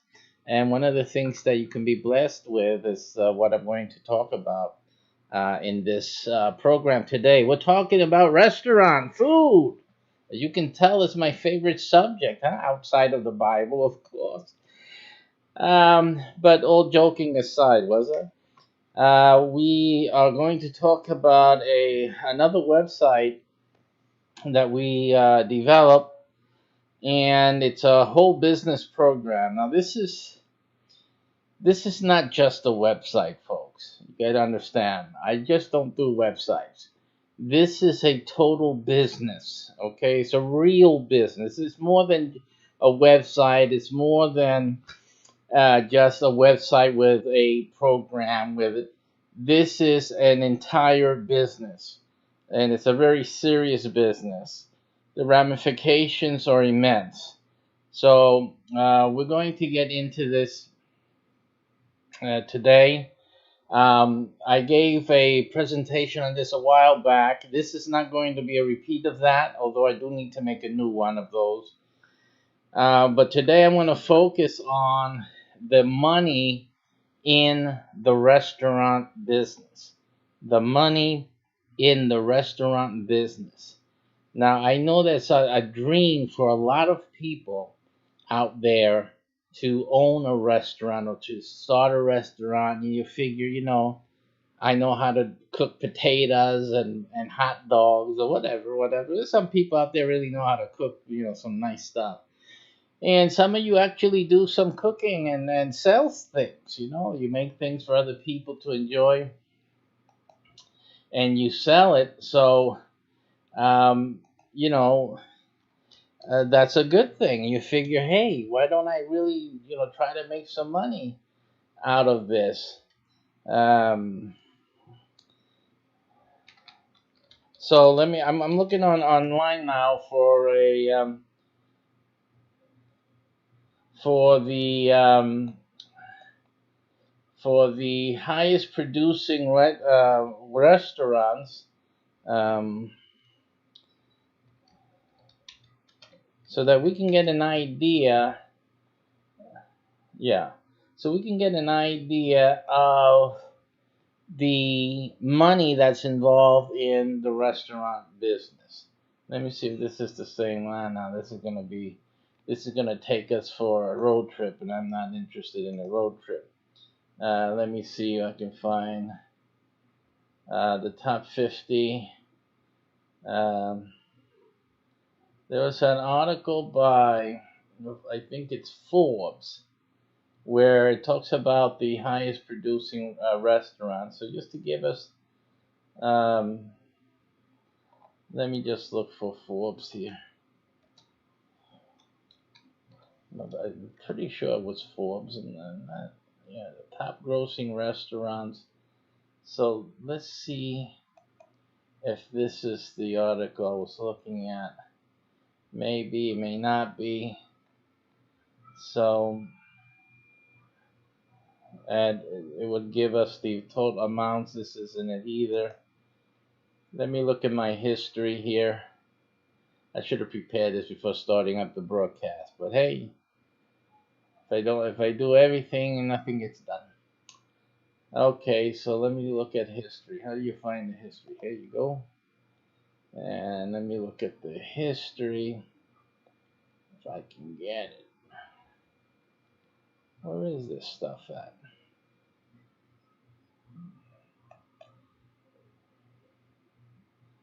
Yeah, looking for history and I can't find it anymore these days. It used to be an easy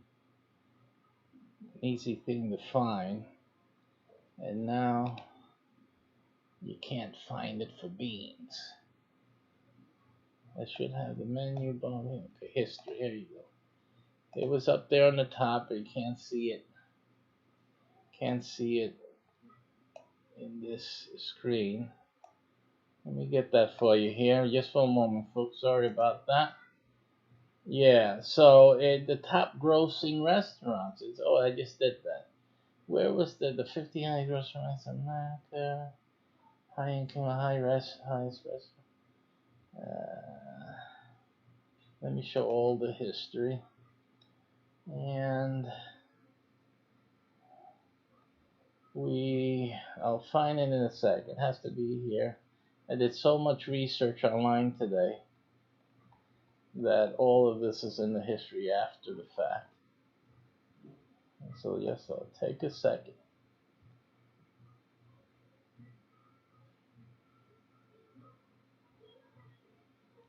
Yeah, so it's the 50 highest grossing restaurants in America. USA Today. There you go. Okay, let's take a look at this now.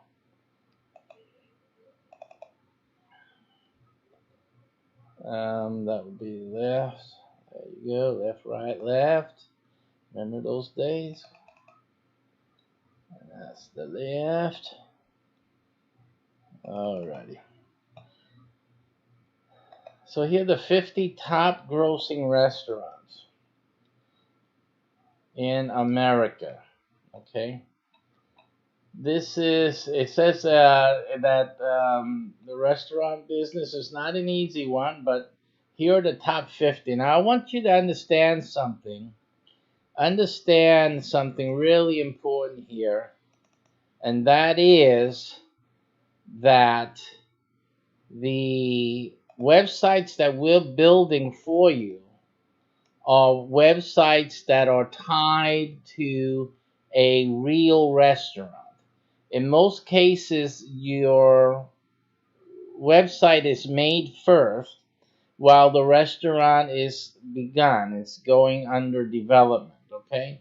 But that gives you good time to prepare everything and to start the marketing process. There's a very specific strategy that we are implementing in these websites and in our restaurant businesses.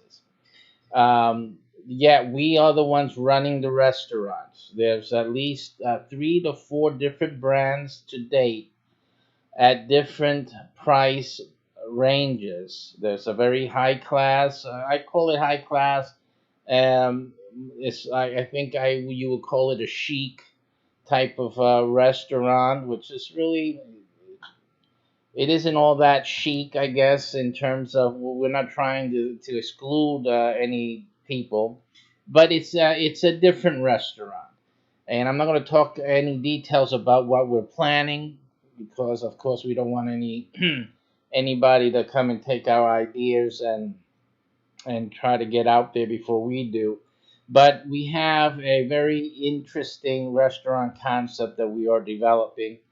And from there, it goes down to your regular restaurants, that you're accustomed to in tourist areas and main city corridors, all the way down also to some other mainstays of any community. And we have a restaurant for each of these different, I would call them genres. Okay, so your website will be tied to one of these restaurants in your city. This is a unique opportunity to own as if it was your own restaurant. You won't be involved in the restaurant. You won't have any obligations with the restaurant, but you will be making profits along with the restaurant. That is what is going to be happening. Now, here we have an example here of some of a Beauty and Essex, which is in New York City.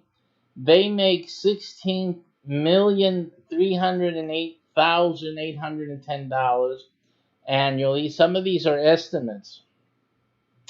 And one thing I have to mention, that in this website that we're doing for you, we're creating the website for you, and you might as well think of it as being the website for a restaurant just like this. The restaurant is operating, it's running independently from you. However, the website that has the name of that restaurant, the address of that restaurant, That's the website that we're offering you today. That is how you get into the restaurant business without being in the restaurant business. You will be the owner of the website. And what's great about that is that all the orders that come through the website, and with the website, there's an upgrade that you can get that you should really get, which is for the app. So people can get the app, they'll get it from the restaurant's windows, from their menus, from the door, right? The people walking by, and they can take the QR code in their phones and download the restaurant's apps, which is yours, and they can place orders through the app, and they can also book reservations. They can book the reservations also online through your website. Now, any orders that come in, all the restaurants will be delivery enabled. So all the restaurants will have a delivery aspect to it. So people can actually order, they can get things catered, a party, an event. All of the restaurants that we are developing will have that capability. So that just makes it more profitable for you. The orders through your website, orders through the app, you will gain a percent of each of those orders. Orders for reservations, when they go to book a reservations for themselves, for a group of people from work, their home, families, a party, a birthday party, or whatever, they can do it through, and most likely they will look for because people do things like that, right? They go through the easiest route. They'll go through the app or the website, and they will book their party at the restaurant, and it'll go through your app or through your website, as I said, and that you will be making a percentage of all of those orders, all of those events that come through the app or through your website. So that is the opportunity that you have with these websites. And you can imagine, you'll have to, if you know anything about the restaurant business, realize how many orders come through on the app or through the website or through their phones, right? People call up on their phones ordering food for their families or for a party, an office party, what have you. You can, a percentage of that every day, you'll be racking in some money. Now, a lot of people do Amazon type of ads on their websites and whatnot. They try to do all these other type of affiliate marketing for a few pennies and try to get so much traffic, try to get on first page of Google and all of that. A lot of struggle people go through on their website. There's people trying to sell things online, every type of thing. Wouldn't you want to have something that you know is going to make you money? And that is food. I mean, you know that food sells. They say there's sex sells, but we're not going to get into that. But food sells. And there's always someone buying food. Any given day of the week, someone is ordering food. Whatever food, Chinese food, pizza, chicken, whatever there is out there, they're ordering by phones. They're getting home from work late. They're not going to cook. They're tired. They had a rough day at the job, at the office. So they're going to come home, or on their way home, they're going to order food, and for their families, for themselves. So that is what everyone does. You guys do it. I do it. We do it all the time. Not tonight. We had a great meal here, home cooked meal. But there's times a week or 3 And you know that the weekends, that's a big time to order in any restaurant. Those are the big days that they make real good money. So I'm going to use, you make a different, with our website, you're going to make a different percentile depending on what the orders are and what department they fall on. We have percentages from 1% all the way to 20%. So with your website, you'll be making anywhere from 1% to 20%. And that again depends on the department and depends on the time of year, stuff like that. But just using 1%, I'm just going to use the 1%, the lowest of the low. And we're going to make a comparison with these restaurants that we see here and how much that would be, how much it would be that you would make if you had the website for these restaurants. Beauty and XX makes $16 million a year. Now, 1% of that, right, would be $163,000 a year. So if you had the website for that, for this restaurant, you would be looking at $163,000 a year. Again, that's at 1%. That's the minimum. That's the minimum amount from having our website.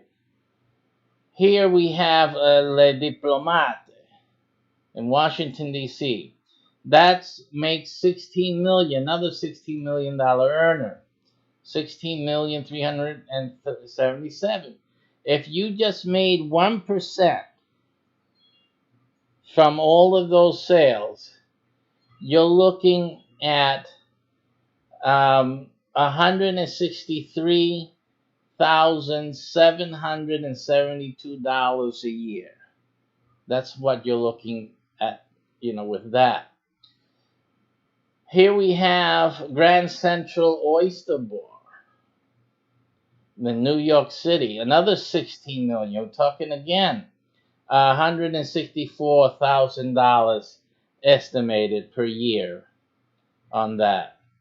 Here we have the Quality Italian in New York, another $16 million earner. That's $165,299 for you if you own this restaurant's website. That's what you're looking at. Here's another restaurant, Taste of Texas, another $16 million earner. Boy, they're pretty consistent, aren't they? $16 million, folks. Listen, $167,209,000. I'm sorry, $167,209 in your pocket every year. Taste of Texas. Here, Prime Steakhouse in Las Vegas, Nevada, another $16 million. See that? 1% of that. If you were making only 1% with our websites, you would be making $168,000 a year with this restaurant website. Here's another restaurant, Aria Cafe, Las Vegas, Nevada, another $168,000 at 1%. At just 1%. Remember, you're making, on our websites, you're making 1 through 20%. Okay. 1 through 20%. If you were making 20%, you're breaking the $1 million mark yourself, right? You're looking at like almost $3 million here from having 20%. And again, your website will be making you from 1 through 20%. Here we have Park Location, another $16 million earner, 169 at 1%, 169,214 every year in your pocket. Here's a Guy's American Kitchen, or some people would say Gee's, American Kitchen and Bar, that's doing 17 million. And 1% of that would be $170,000 in your pocket every year. Here's Shore's Crab House, Chicago, Illinois. Illinois. This is 17 million, another $17 million earner, and again, $171,000 in your pocket every year if you had the website for that restaurant. Here's Tavern on the Green, 17,200,000 a year, and 1% of that would be a nice $172,000 per year in your pocket as the owner of their website, where people would order for deliveries and reserve their tables and order through the app, etc., etc. So that's what you're looking at with a successful restaurant like Tavern on the Green. Here is Mon Ami Gavi, which is another $17 million earners. And again, $172,000 in your pocket every year if you were the proud and smart owner of this restaurant's website and app. You got to have the app. Don't forget to get the app. Okay, here we go. Chicago Cut Steakhouse. Annual sales estimated at $17,200,000. Again, another $172,000 in your pocket. That's at 1%. 1%. Founding Farmers, location Washington D.C. Annual sales $17 million. Again, another $172,000, $431 in your pocket every year, having the website for that restaurant. Here we go with number 36, Gibson's Bar and Steakhouse. Here's another $174,000 earner for you. If that was the restaurant you had with, that you had the website for. People making orders, reserving their parties, etc., because when they reserve through your website and they reserve through the app or order for delivery or for pickup for that matter, that percentage goes to you.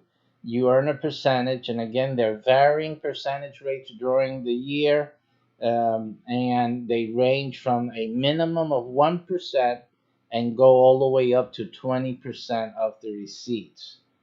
Right? That is very significant. $174,000. If it was just 1% across the board, $174,000 a year. Okay. And the thing is, and we can go on. Obviously, there's so many here. 33 Bluefin, $175,000. $178,000 here. Del Posto. Acme Feed and Seed. They don't have an estimate here of how much money they're making, but they serve a lot. Here's one, $179,000, Bob Chin's Crab House. That's how much you would be making. $180,000 if you own the website for Quality Meats. Here's $181,000 a year if you had Spark Steakhouse's website, and here $189,000 if you had the Smith's website. Here in Chicago, $192,000 a year if you had the Prime House's website. Okay, you got $199,000 there. Las Vegas Bazaar Meat, $202,000. Just goes higher and higher, folks. $204,000 Carnevino Italian Steakhouse. We can keep going. Let's see how high this goes, because I was shocked that it was going higher actually as we go down. But my goodness, these places are going higher and higher and higher. Holy low. Woo! $206,000, 1%. If you had 1%, if you had the Vandals website. $236,000 a year, folks. Let's go. Man, we're not even on number one. Juniors, Times Square, famous place. $239,000 in your pocket if you were the proud website owner of that restaurant. Gibson's, $247,000. Now we're going down. 9, $254,000, 1% on Bryant Park Grill and Cafe. Smith and Woleski, you would make $259,000 at 1% if you own that website. Lavo, New York, $268,000 per year if you had their website. Old Ebbitt Grill in Washington, D.C., $326,000 a year, 1% across the board. 1% across the board. Here's Carmine's, $331,000 per year if you had 1% by owning the website to that restaurant. Tao Downtown, $334,000, 1% of their gross annual sales.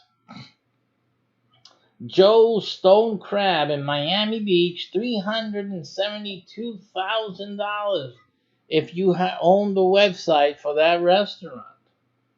And number one, Tao Las Vegas at $424,000 if you own their restaurant website.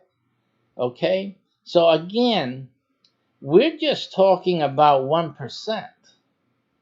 Just 1% is how we estimated your profits with the successful restaurant brands, locations really, because this is just one restaurant in that location. That's how much is pulling in. Okay. So that's a lot of money, even at 1%. And what do you have to do? Nothing. All you have to do is order your website today. That's all you have to do. Of course, we're building new brands, so you're not going to get any of these restaurants to give away their website. No, that's not what this is about. But you will not have to invest anything in the buildings, in the menus, in the development of the restaurant. All you're doing is securing for yourself the restaurant's website. That's what we have the agreement for. You will own the website of the restaurant. Okay?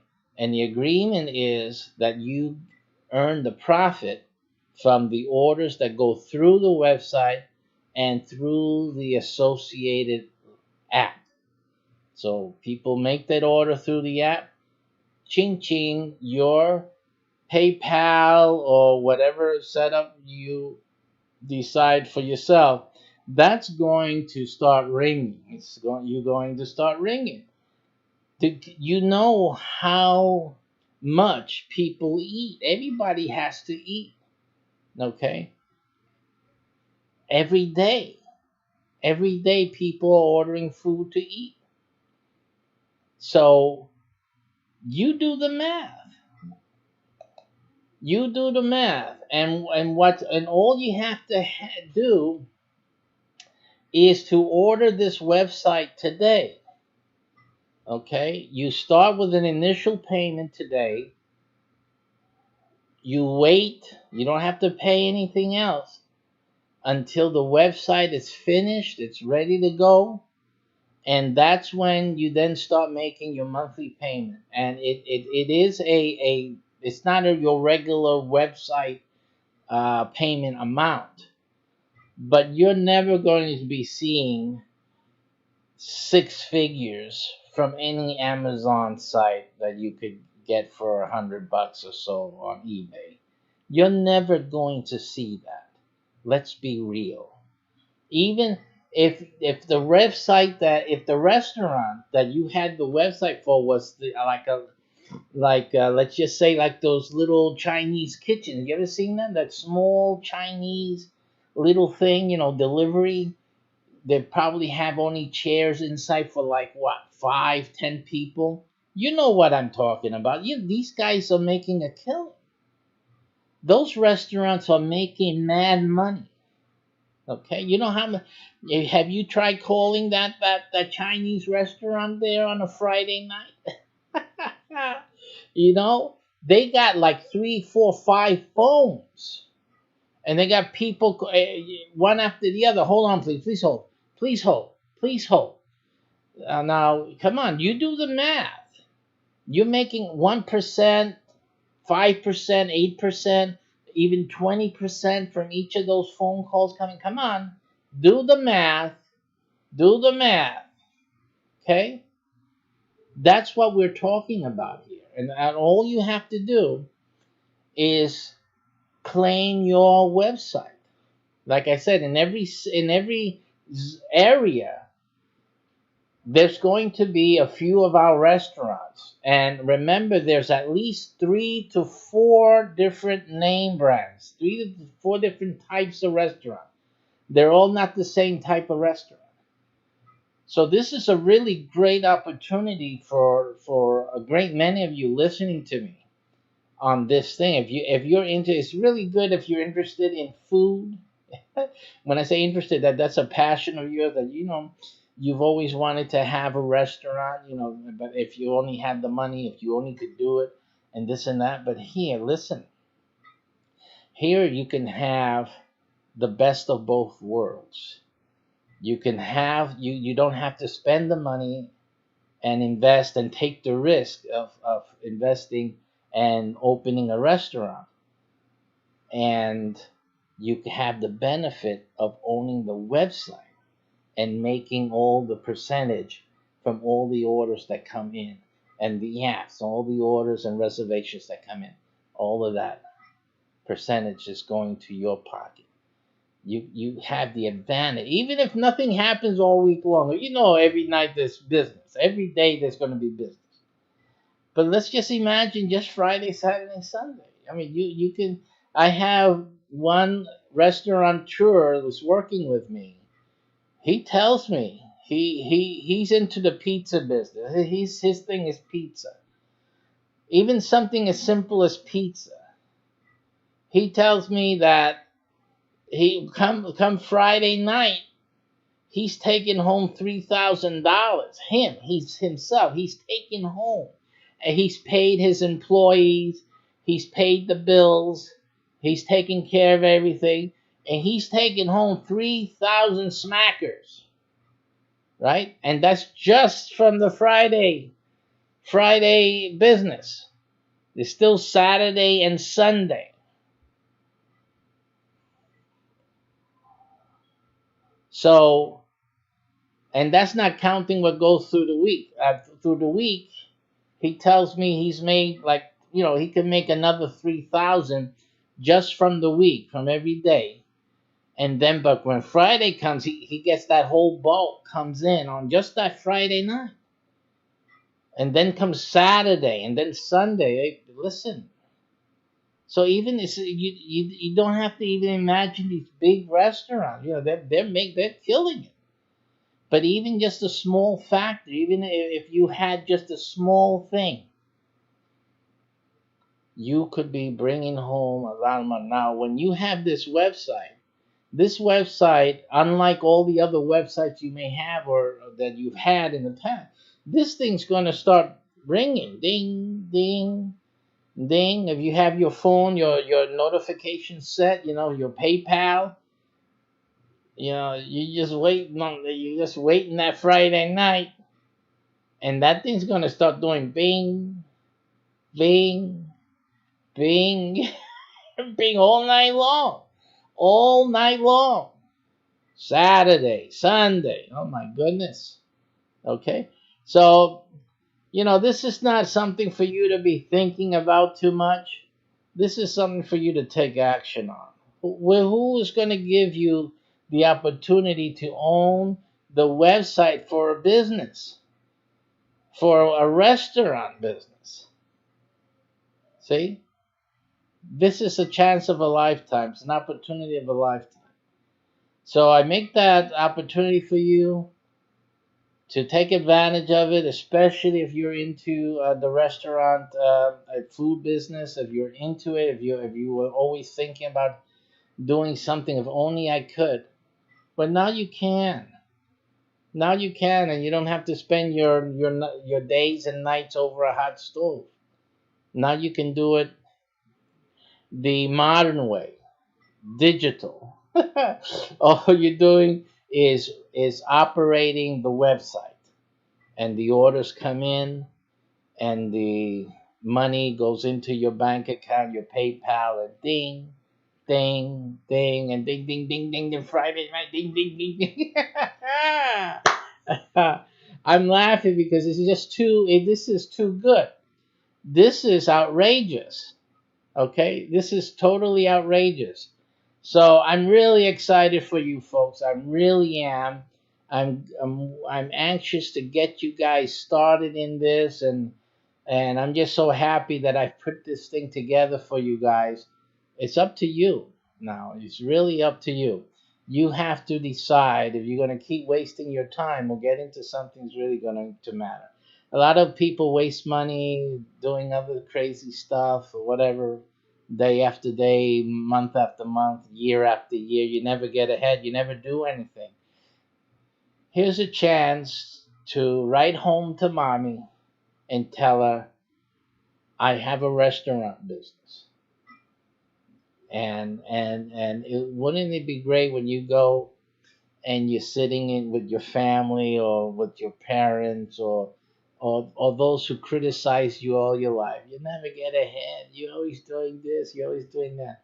And the phone starts going ding, ding, ding, ding, ding, ding, ding. And as the night progresses, you tell them, what's that sound? He said, hello, no, that's just something going into my bank account from the restaurant. And they say, oh, from the restaurant. Oh, it's from the restaurant. It's ringing. Hey, Martha, it's ringing from the restaurant. Bob, he has a thing with the restaurant. He has the business. Every time money comes in, it makes the bing, ding. It makes the phone go that ding. The phone, it's binging, ding, ding, ding. And as the night progresses, you guys talk ding, ding, ding, ding, ding, ding, ding, ding, ding, ding. Think about that ding, ding. It's that ding, ding, ding. And by the time, it's like, 10, 11, they think ding, ding, ding, ding, ding, ding, ding, ding. It's like a Geiger counter. That is how hideous. It is, oh my goodness. Can you see yourself? That would be just go great for you. I would be so happy. I'm going to hear those testimonials of the dinging. That is just too much. Okay? But you know what? You deserve this. You deserve this. You and your family. So I invite you to take advantage of this opportunity and to do something. Now this restaurant type of website is not like the others that I talk about throughout the other videos, in that it's really something that you have to take it on your own. There's not really too much that you can do. I'll be covering that in a little bit.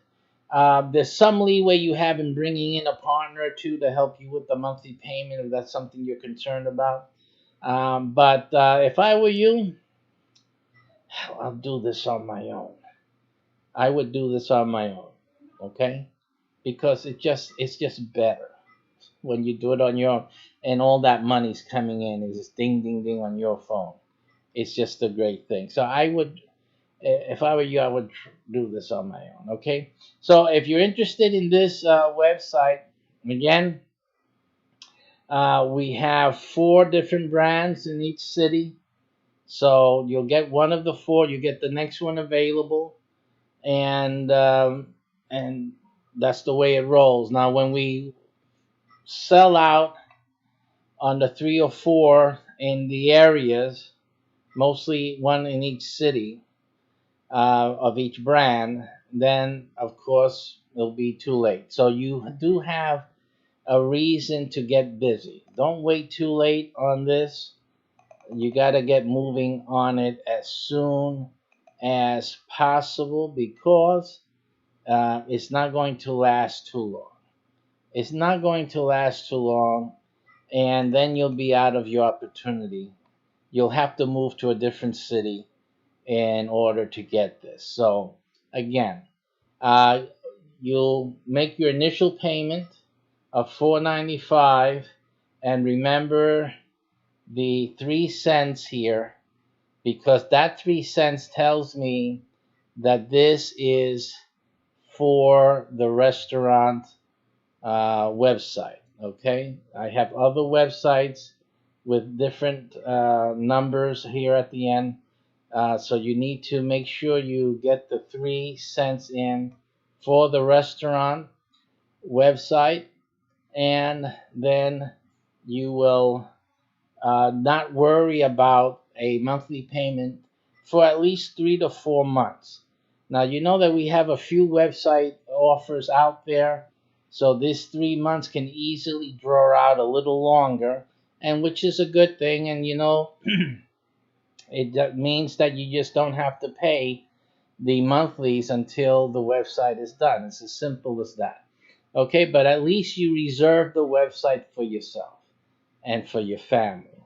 And this is a good thing that you can do for yourself and do it. So if you can muster that, then we invite you to be part of our restaurateurs, website owners network.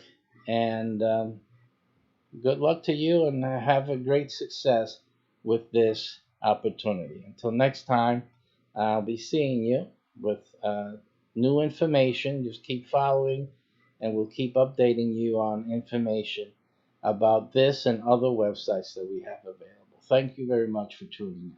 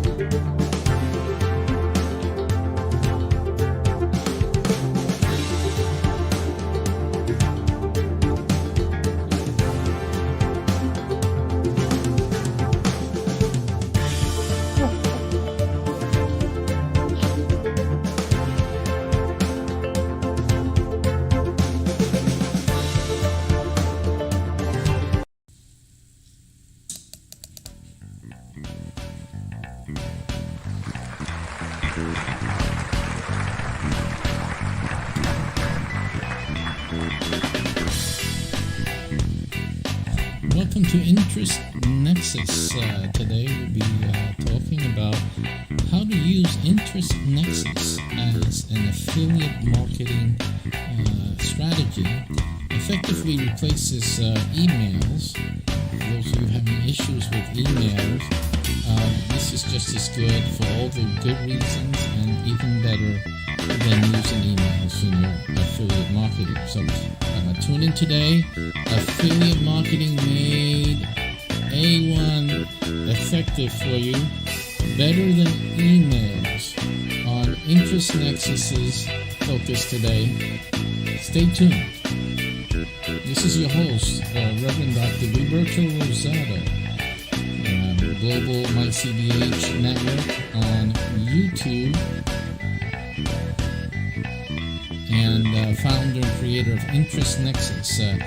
Years of internet marketing experience right here, business off and online business, and you're going to learn something really good today. So fasten your seatbelt, get your popcorn, and get ready for this. And get a pencil and pad and write this down. This is important information. InterestNexus.com.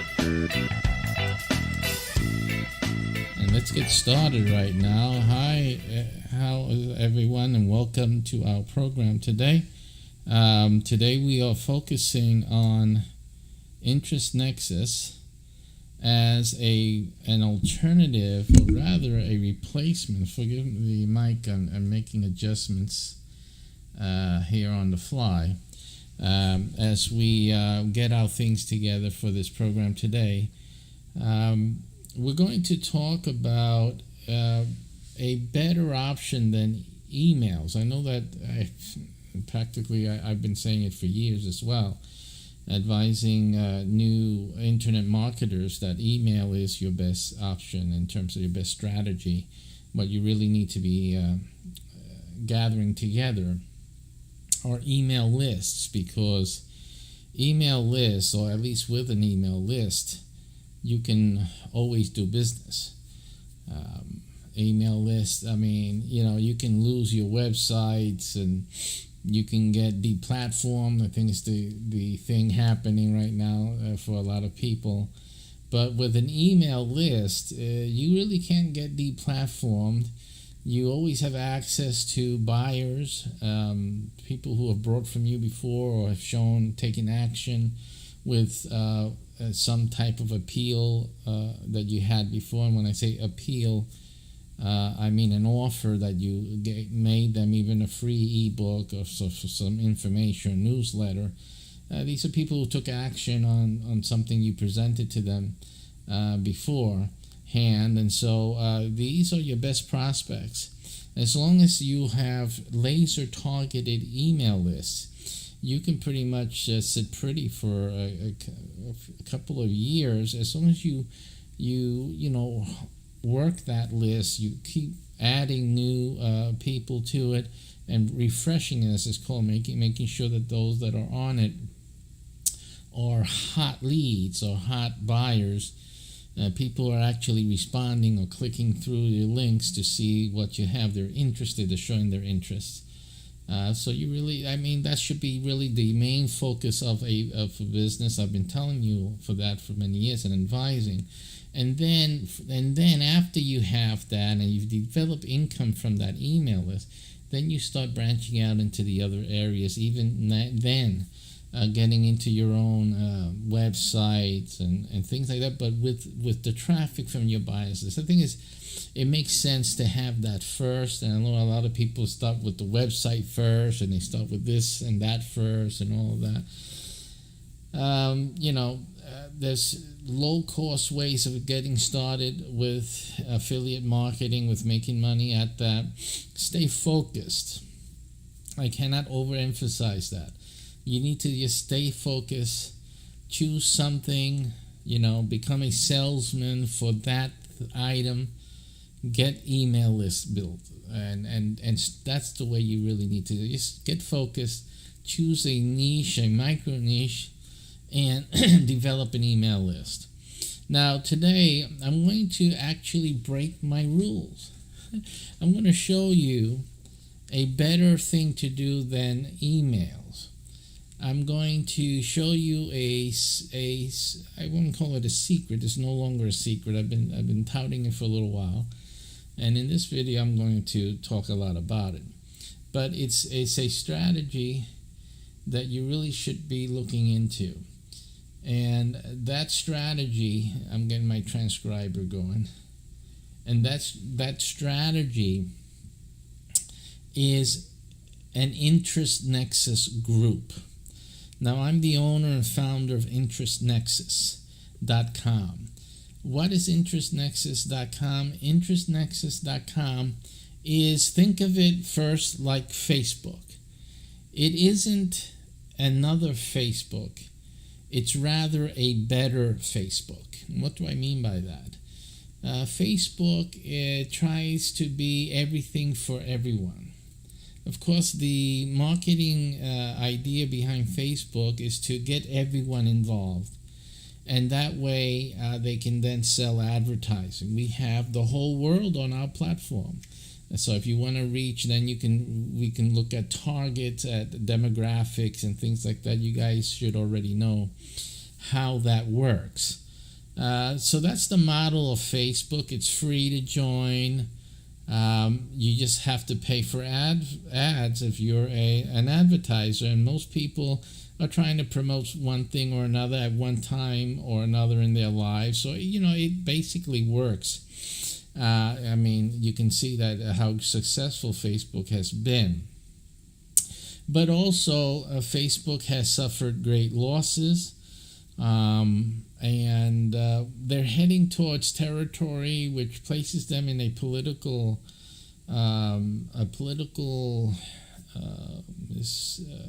situation where their future will most definitely they're on a crash course with politics, pure and simple.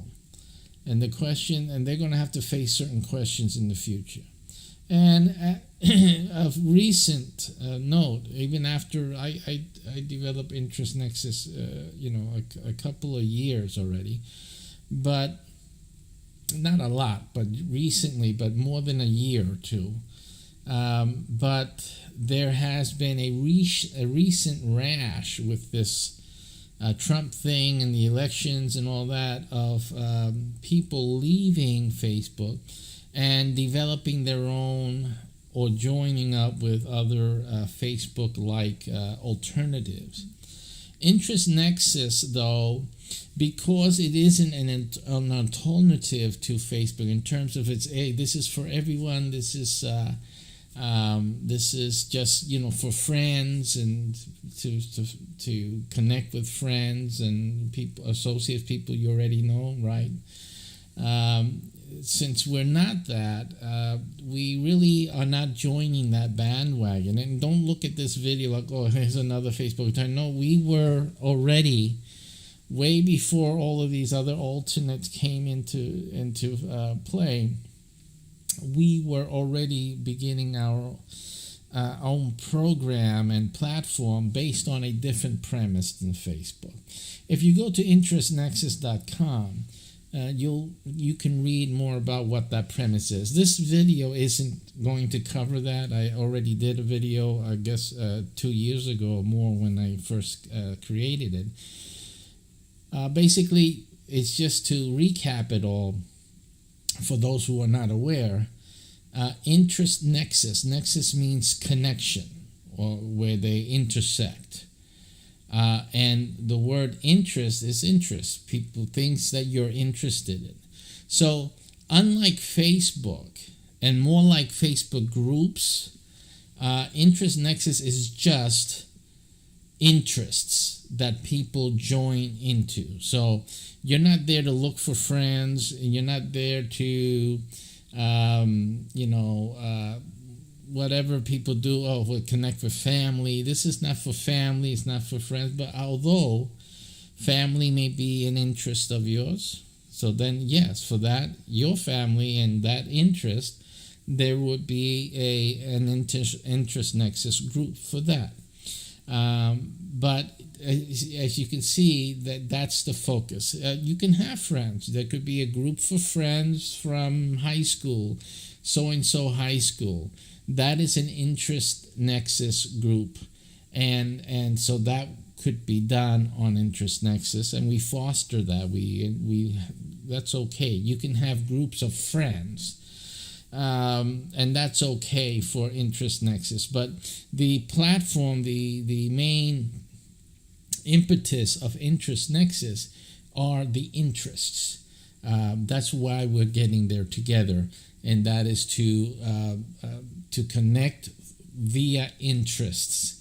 And there's more people you can connect with different interests that you have. So we want everyone that joins Interest Nexus to connect to their interests and let their interests find new contacts, new friends, new networks based on their interests, instead of like Facebook's friends or just people who want to be a friend of yours.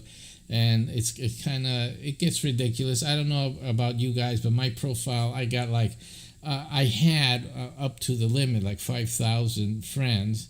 They weren't friends of mine.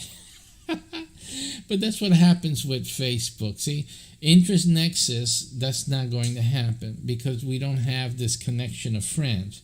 What we have is more powerful, and that's a connection of interests. And that makes it more powerful for you and for me who are business oriented. Because what we want to do is, we are also interested.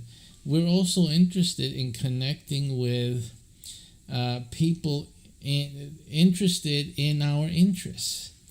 I'm probably going to have to make an adjustment on this transcriber. I see that it's changed. It's reduced its limits on how much it's taking my transcriptions. All right, so in either case, interest nexus just focuses on the interest.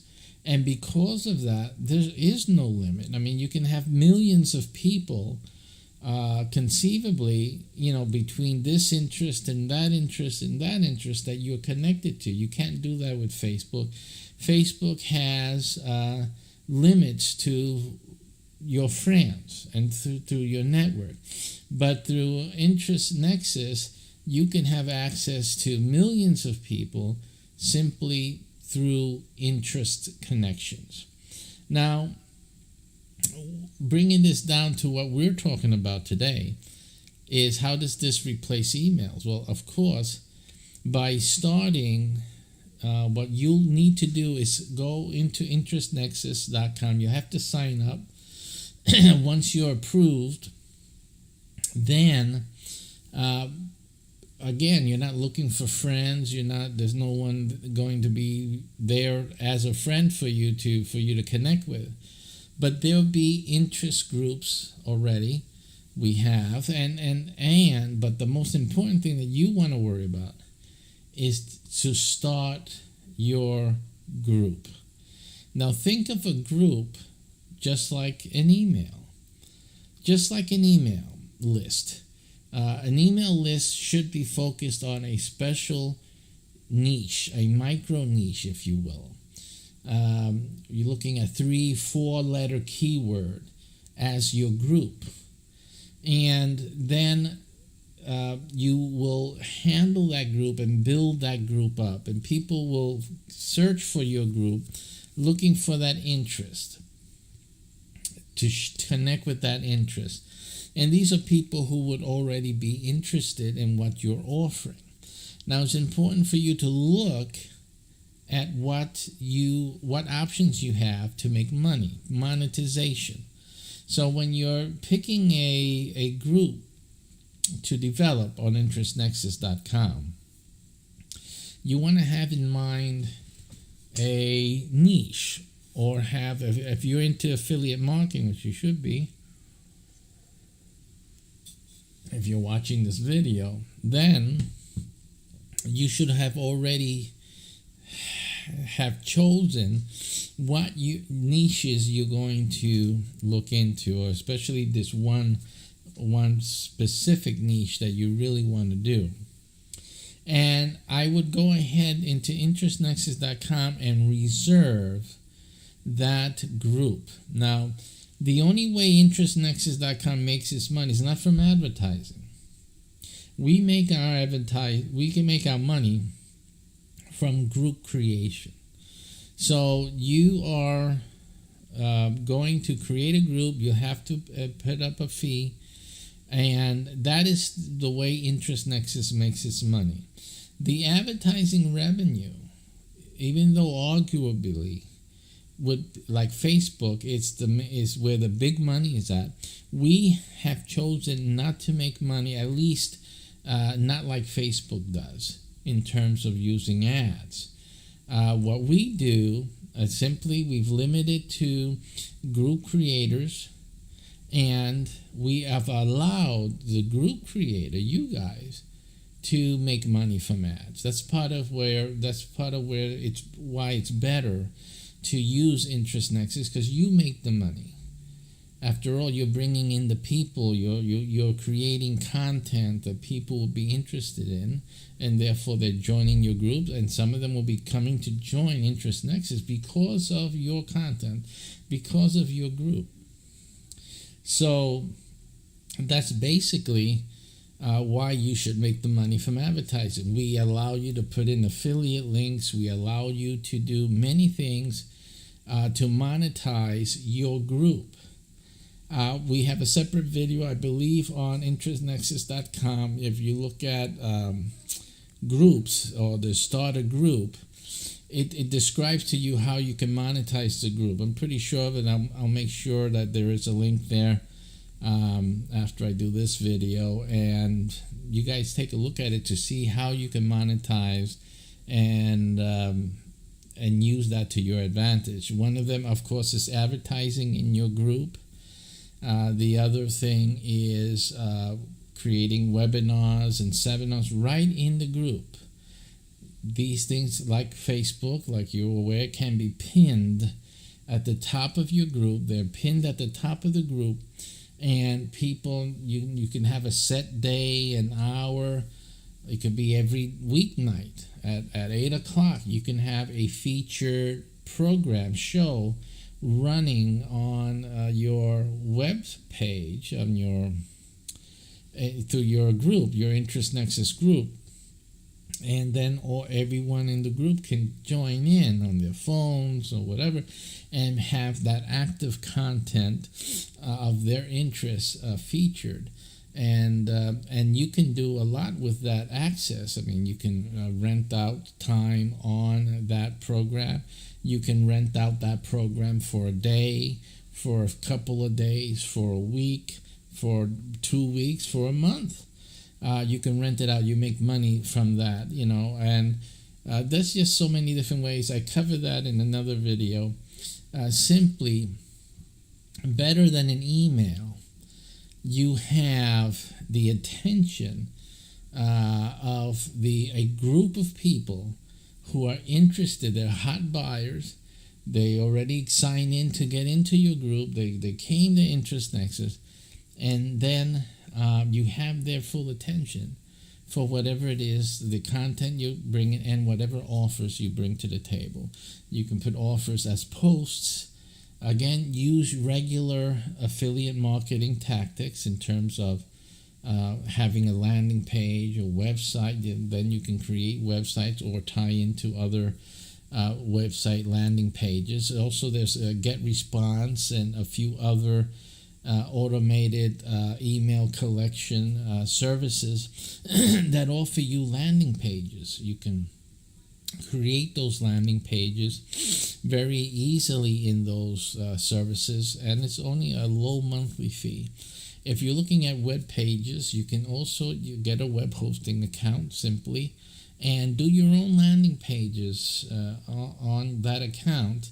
If you know your way around the control panels, it's not a hard thing to do. And if you know a little HTML, that's not hard. You can also install a WordPress installation and just use that as landing pages. There are plugins that create nice little landing pages for you, simple things. I mean, there's so many things that you can do with this. It's not even funny.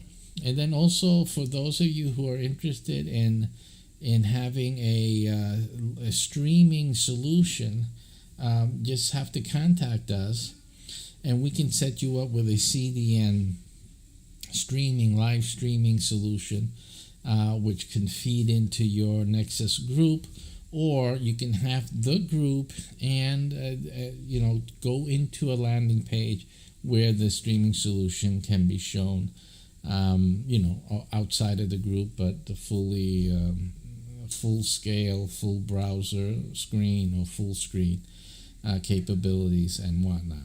So all of those things are possible. Now, with the email, it's kind of hard in emails to have that instantaneous and have a reason for people to be hanging around. Like for that 8 o'clock, I'm just putting that example out there. But if it's in the group, You see, and they're coming to the group, they're getting updated like they do on Facebook, but it's an interest that they're looking at. And then they're around for that 8 o'clock start time.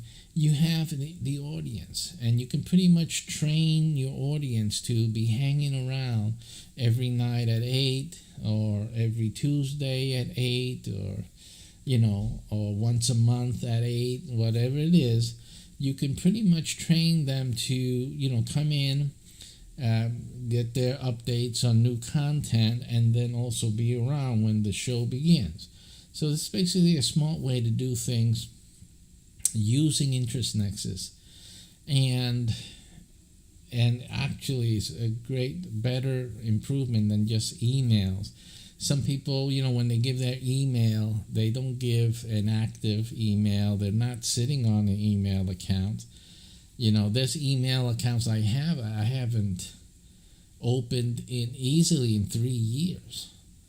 And so there's a lot of people who sign up, give them in here, give them that email that I don't even bother looking at. So, Interest Nexus is not something that people are not going to be looking at, because just like Facebook, they're becoming interested in the interest of the group, and so they'll be there and they'll be hanging around when the show begins, as long as you provide these announcements. And in addition to that, though, you have email capabilities. So it's not that you're giving up on emails altogether. You have the best of both worlds with InterestNexus.com. So you send out an announcement to all your group members, and they'll get that email. But personally, if you provide good quality content, and you train the group for expecting 7:30, 7:45 to 8 o'clock, you're putting in new content, right? But also at 8 o'clock we start our show, so hang around, and so you start training people to come in. We got some new information today, or we're gonna have a free giveaway in tonight's show at 8 o'clock. Hang around. Or in 10 minutes, and you put that other post in there, content, read it, 10 minutes, I got 10 minutes, I'm going to stick around here, let me go get my coffee, let me go get my dinner, or something, a snack, and they're there at 8. So you build up that audience practically in real time, as opposed to a newsletter that's, you don't know when they're seeing. It's really cold in any sense, and so that's the great advantage of using Interest Nexus for your affiliate marketing. Now, what I'm going to show you today is how to start a group based on an affiliate marketing program. So in this example, I'm going to actually create a group for one purpose. And that purpose is simply to promote one of my affiliate merchants. Not that I'm not the merchant. I'm acting as an affiliate for the merchant. So I'm going to create a group for that merchant on InterestNexus.com. Same thing you can do with your own products. If you have your own product, your own services, you want to do it for you on InterestNexus.com. But also, as an affiliate marketer, you can prepare something similar like this for any campaign that you have. The other thing about Interest Nexus you have to know is that there's a limit in terms of no one can have the same group name. So there was no duplication of group names. So that's why you need to, whatever you do, you need to sign up right away. And you need to go through this process as quickly as possible to secure your names. Now, and also the reason for getting the highest membership group creator level, because there's a limit to how many groups you can create on the lower basic level. So get the professional level, the highest level, and that gives you an unlimited names. So you can go in there. Like I said, one of the ways to make money is to make up all these group names, because right now it's open, it's wide open, and you create all these groups and work on them a little bit one at a time and put them up for sale. Because again, different than Facebook, you own your group. You can sell them. You can resell your group. You can sell it to someone else. Build up a little traffic to them. Build them some membership. Put in the monetization so that a new buyer would look at it, and you explain to them what you're doing, how they're going to make money with this, and then you have something you can sell. All right. So let's look at the screen here.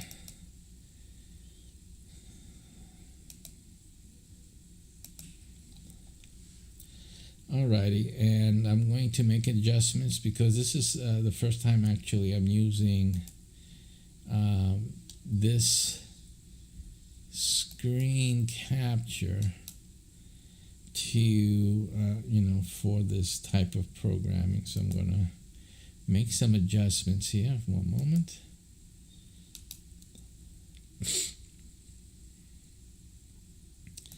Why make that?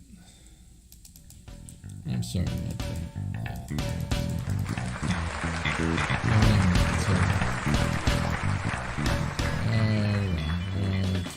That's all right. All right. Now, so what I've chosen here for this demonstration is one. I'm an affiliate of ShareCell, and one of these programs that we have here is, I'm sorry about that.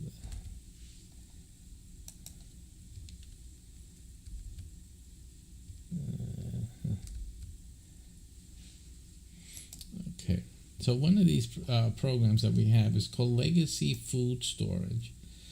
Legacy Food Storage is like an emergency food type of business. I figure right now, for a while, this has been a good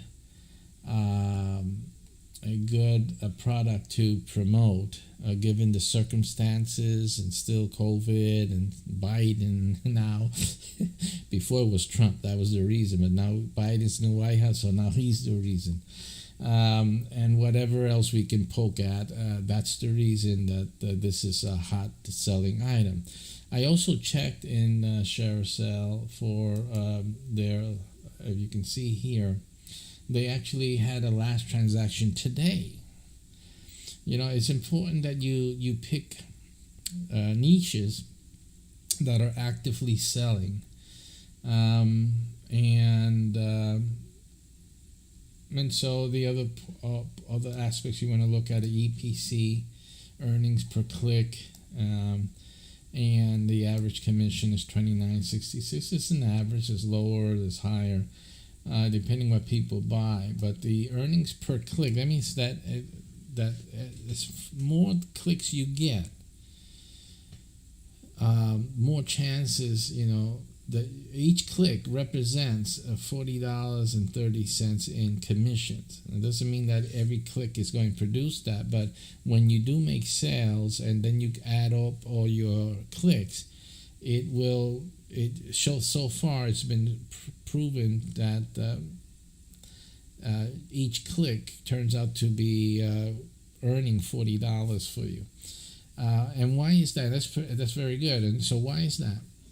It's because of the niche and the times. So it's definitely a hot product. A lot of people are interested in this. People are nervous out there. This is the time to get this thing out. Okay, so you want to, select the right type of group that'll produce for you. Now, I'm in Interest Nexus here on the screen. So what we're going to do, we're going to create a name for our group, and I'm going to approach this type of demos like a dummy. Not that you guys are dummies, but there's some people that they don't think like I do, and maybe you don't know how to figure these things out. So we're going to do it like, so a dummy can do it. And that way it'll be easy for you to realize, hey, yeah, that's right. And even a dummy can do that. So yeah, so what we're going to do is we're going to get the idea from the website itself, from the product itself, because this is selling. People come here and they see this, and they want to buy. They know that this is something they want to buy. So what we're looking at, we see here emergency food on the menu, on the navigation bar. Emergency food. You see that? Emergency. Survival gear. We got water, fuel, and energy, product information. So basically, we have two words here, emergency and survival, that would be the key words that someone coming here to purchase would be attracted by. So those are two words that, what you need to do is write it down. So let's open up a notepad here, and let's put in emergency, put it in caps, not that you can see it on your screen, but emergency and survival. And now we'll continue looking to see if there's anything else here that might make some sense. We have high demand increases caused by COVID-19, rioting, election worries, and other concerns. Please be aware the shipping times have increased to 5 or 7 business days. So,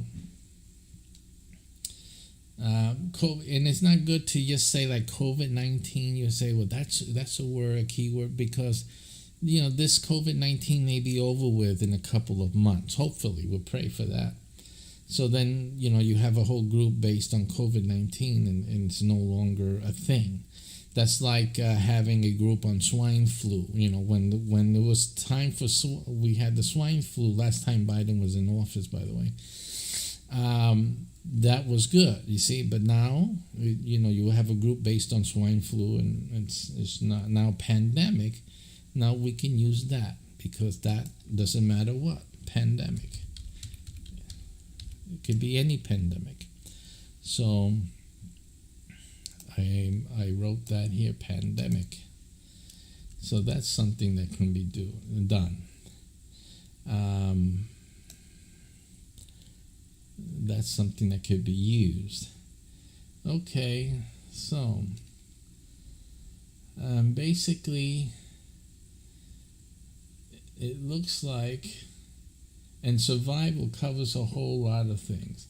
So I think we have enough here between emergency, survival, pandemic to start working on a group name. So emergency, and why not just reword it? Emergency, pandemic, survival group. Right?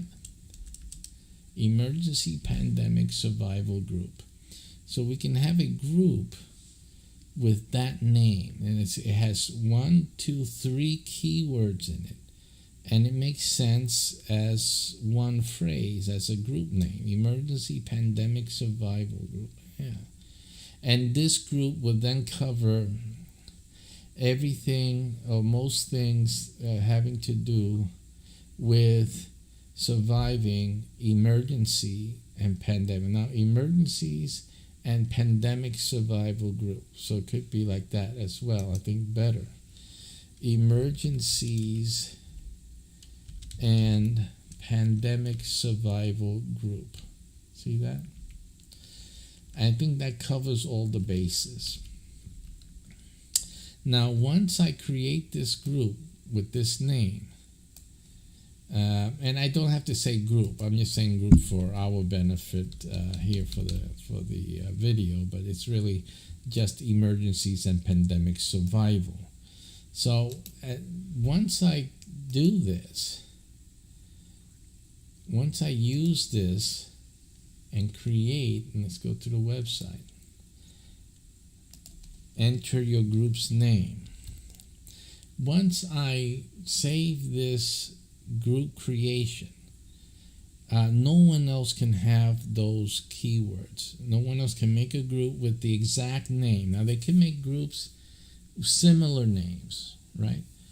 But it can't be the exact name. The exact name will not be allowed. So that is one rule.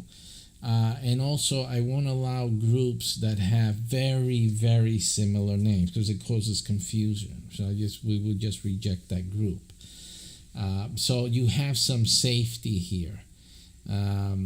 I'm not gonna, in other words, I'm not going to allow emergency like I had before, emergency and pandemic survival. I won't allow it. It's too close to this. It causes confusion. It has to be different. So it can have a different name, urgent emergencies would be catastrophe, catastrophe, and worldwide sickness survival. That could be done, something like that. But it has to be different. It has to be something that somebody would actually have to be looking for that separate group, because it doesn't make any sense to have groups very similar in name on the platform. We want different interests. It's almost like a Wikipedia. You're not going to have the same similar type of entries for the same type of thing. So we don't want to do that. We want to have exclusivity of interest topics and have those groups grow, and that's to your benefit. So the time is now to get in and reserve those names. So that's the issue with that. Emergencies and pandemic survival. So pretty much when I take this name, no one else can get it. No one else can get too close to this. So I pretty much have a very big benefit in reserving the name and getting it approved. I approve personally. I go through all the names. I approve them. I delete. I disapprove any names that are too similar, and also brand names. Unless you are the brand and can show me proof, I'm not allowing brand names. So you cannot use. Right now, I did not use Legacy. Legacy is the brand name. I'm not using it. I don't own the brand name, so I'm not going to use it. See, so you can't come up here and make a group for Coca-Cola. You cannot use the brand name. The brand names to me are sacrosanct. They belong to the brand owners, and that's that. They can come and have their brand name and use that group, but you're not allowed unless you are a representative of the brand and have that authority to create a group with their brand name to do that. Okay. Now we're going to enter the group's description. Again, dummy here. I was never good at poetry, which is not true. I'm very good at poetry. I'm a songwriter as well as a composer. But anyway, that's another story. So I don't know what to think. So what I'm going to do is go to their website again. You know why? Because smart people already thought it out and they already tested it. And apparently people brought today. So it must work. So when I'm looking for something more general to complement, and you can see the quantity of sales here, like they got these packages for $1,700, $1,500, $1,800, almost $2,000 here, so those percentage of sales are very, very high. What is the percentage that they're offering here? It doesn't say here. It may say someplace else. Okay, let's see. No, it won't say here. It may say it in another place. Let me see something here. No.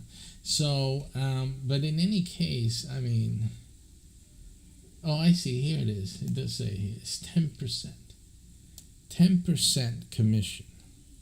Okay.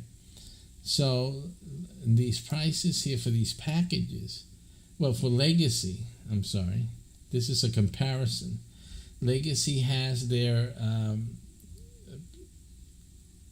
cost here at $17.40. That includes shipping. Of course, that's not part of your commission, but just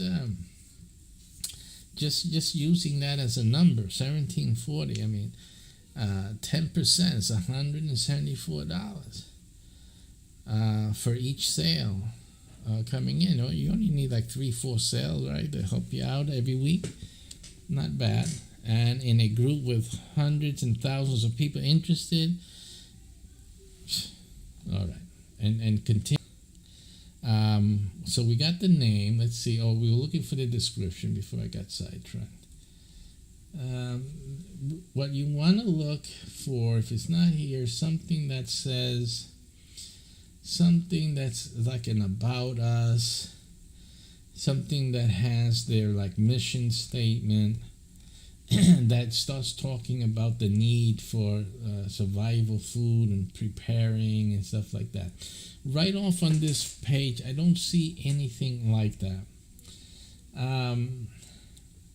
We might want to look through the menu, the navigation, I say menu, navigation to see if there's anything, any blog posts that talk about the benefits of the product or the benefits of being prepared, stuff like that. So we'll just look through this to see if there's anything like that, and just give it a quick look. See, oh, there is a blog here. Oh my goodness, see. So I'm going to hit on the blog. Okay, they have just a lot of material here. Let's see. There's some these are tags. You have blizzard preparedness. That may have some, some wording or verbiage that deals with, being prepared. So that emergency preparedness here.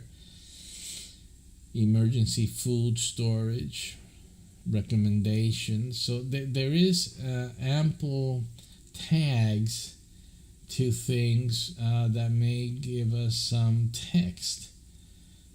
So again, how to write a plan. This is how to write a plan here. Okay, so are you prepared? Look at that. See? So this is an article I'm going to go into. And I probably don't have to go into, just get it right from here. When asked that question, there are generally 3 basic responses. Yes, I think so. I'm prepared for what? Even among those who respond affirmatively. Believing they are sufficiently prepared for disasters, many do not realize they are most likely not prepared enough, right? A recent respondents stating they were prepared. Actual number of people prepared when struck by a local tornado. Starting at the beginning. Okay, so found a rather wide margin between survey respondents stating they were prepared and the actual number of people really prepared. So this is basically all that has to be said here. Okay, so I can take this. We'll go back to our group creation. It says enter group's description. I'm going to paste that in. Okay, so and I'm going to start it with the many. Many do not realize. Many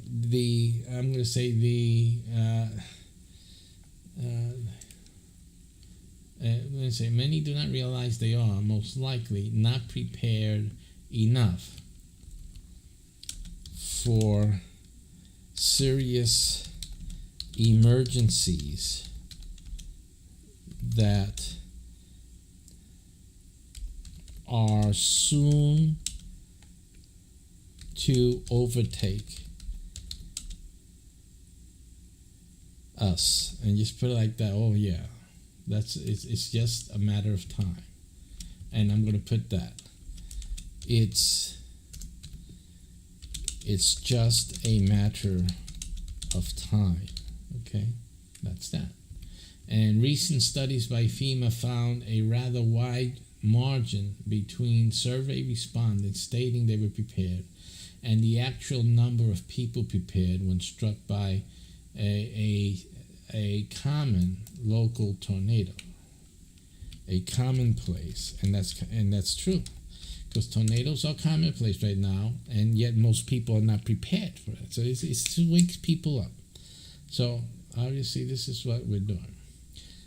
Commonplace local tornado. So then a new paragraph. This group will help you to ensure preparedness for all possible emergencies in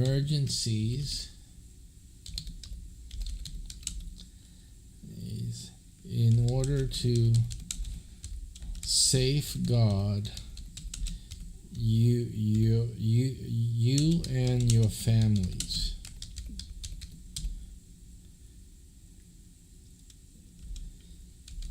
For short and long-term conditions, situations.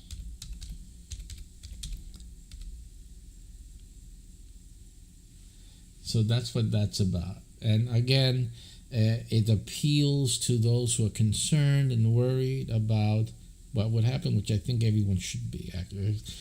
You got to look at something like this. Well, this keyword in this interest area, everyone needs this. They really do.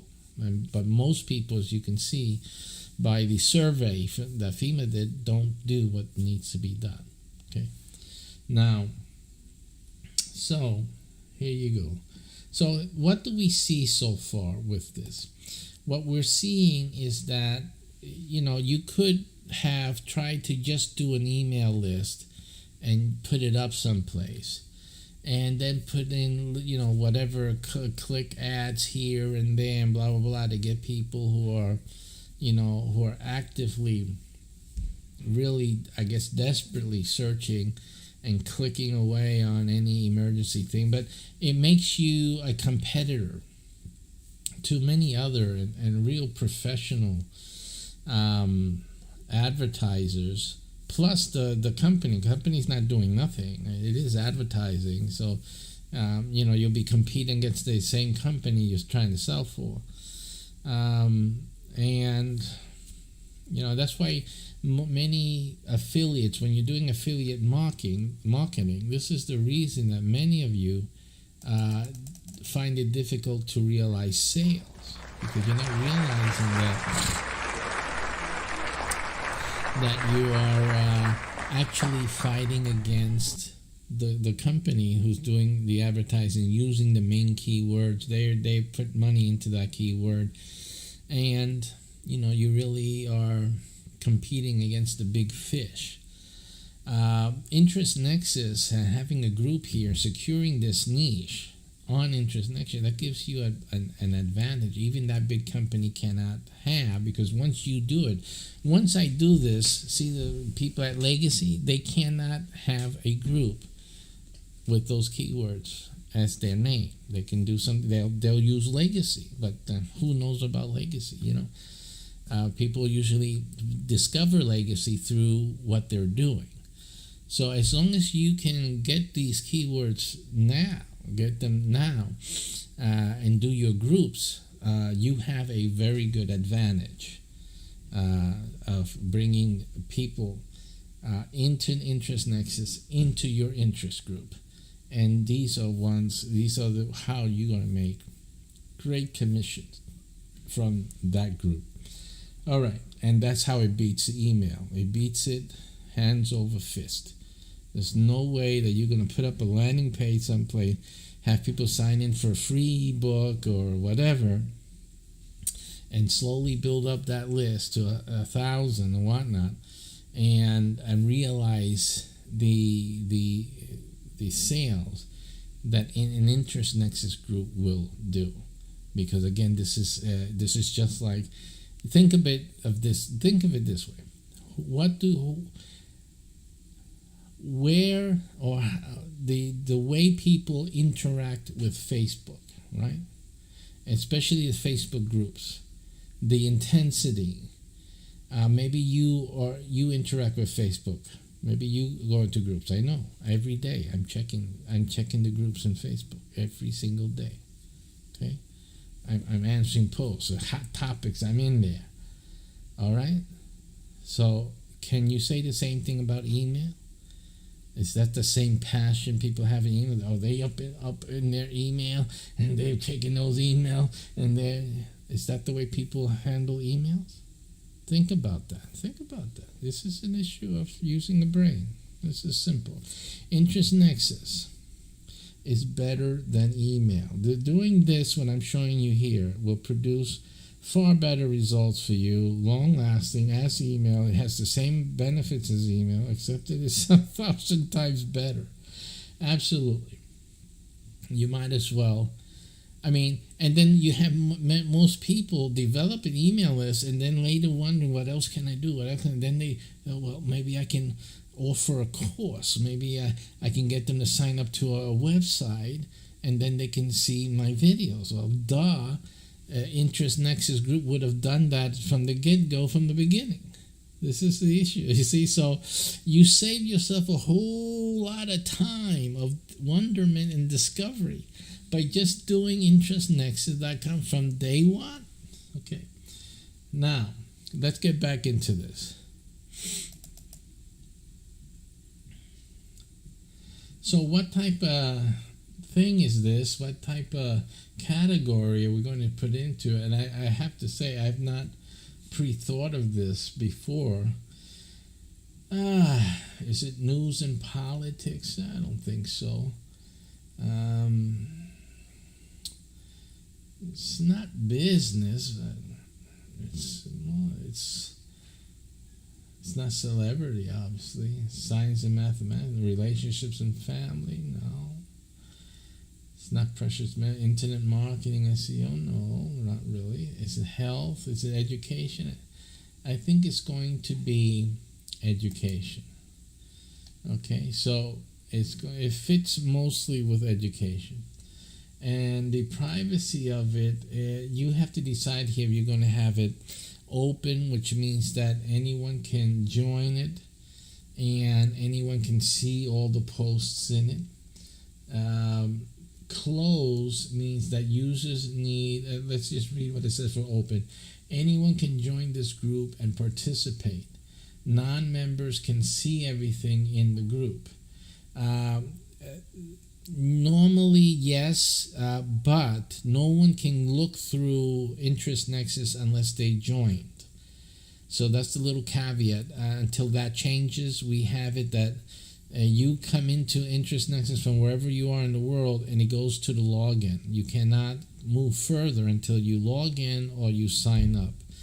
And I believe Facebook is the same way. So that's the only caveat. Once they do log in, once they're approved, they're registered, then if this is an open group, anyone can join it, anyone can participate. Non-members can see every post in the group, but they cannot post or comment.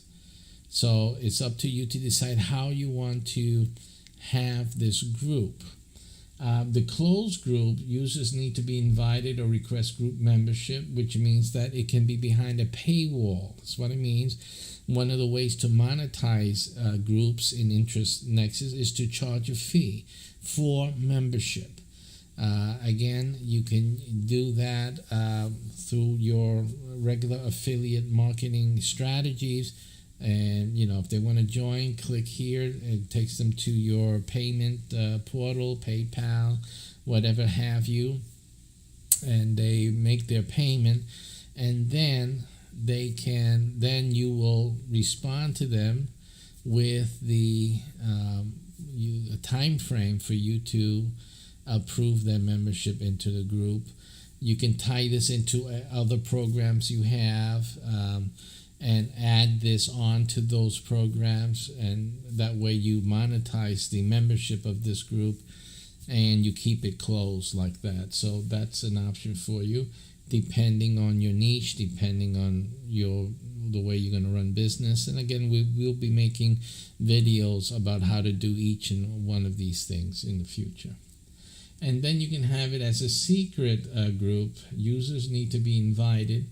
Non-members can't see the group at all. So if you're putting up content that is something that is only for specific, for your membership, especially if it's behind a paywall, then you need to set it up as a secret group. The same thing can be done with the closed group. Non-members can only see the group's about page. All right, so in this group, I'm not charging anyone to see the information. All the information is, probably have a link to an affiliate product anyway. So, they don't, I want to make money with this group. Either way, they can come in as a member or not. They can click. I want them to click on that and make me some commissions. Really all I'm interested in. But if, in case that your emphasis is in making more of the email part of it and having the list, then you want to keep it closed so that people have to sign in to see any content at all. So again, these are your options. For me, I'm keeping it open as a public service and my own service as well. So with that, we create. And right there, I have secured this group, this keyword on interestnexus.com. Even Legacy, the company I'll be promoting their products through this group, even they cannot get this group now unless they buy it from me. Now that's something else as well. I can build this group up, tens, hundreds of thousands of people all around the world, and I can sell it to Legacy and offer it to them and ask for whatever. I mean, I got all these thousands of people, tens of thousands, million, even if you get up to 1 million. I'm not trying to put up big numbers for you, but I'm just saying conceivably, everyone in the world should be interested in this preparedness program. And since I'm the only one, like in Interest Nexus, almost like having the only group on Facebook. I mean, how much would that be worth? The only group on Facebook dealing with this, where people can get this information, get some key content, and get the inside information, get heads up on XYZ and sales and things like that. How much would that group be worth to a company that sells this stuff? You got to figure that out. This is money here, or even selling it to another affiliate marketer, someone who has money, someone who's made money, and said, damn, this is hot, this group is hot. Yeah, I'm going to get this. I mean, this is worth it for me to get this group. So it's a lot of things. Even, like I said again, you can rent space, do a seminar, rent. This is an event place here, right? Automatically, this is an event place. I can rent the group for, a Sunday night event. Sunday night event here on the group. And charge a fee. They contact you. How much is it to have the Sunday event, have a video going up there or live stream? And you just tell them this is the price, and every week you'll be making, you have it booked, and you hype up that Sunday night featured live stream. You got a money maker right there. All right. So guys, again, So right now we have emergencies and pandemic survival. Right now I've been able to secure that for myself, and that is protected. This niche now is my own here on Interest Nexus, and no one else really can get really this close to this niche. I can have others, near it, but they just really won't be able to get this exact niche here. And pretty much I cornered the market on Interest Nexus for this. This is the opportunity most of you have in securing niches for yourself, but again, you have to act quickly because there's millions of affiliates out there. All right. So we have shown you to set it up, how to get this keyword name, get this group going. It's as easy as that. The other thing would be to change the cover image. Okay, and to upload. For that, I'm going to go simply, I'm going to show you that. I'm going to go to pixabay.com, and I'll just put any one of these. I'll put survival here. Survival, see what images come in under survival here.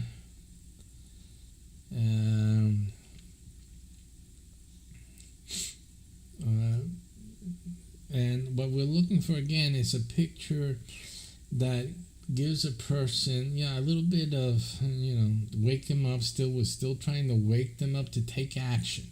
So we want them to take action. So what are we going to do? If there was an impending wars around, this photo here with that hydrogen bomb in the back exploding would be nice. I don't want to get that drastic. I don't think we're there yet, but we're looking for something that tells people that you know what, we need to be ready. Anything can happen. So let's see if we can find something here under survival. Again, we can have emergency.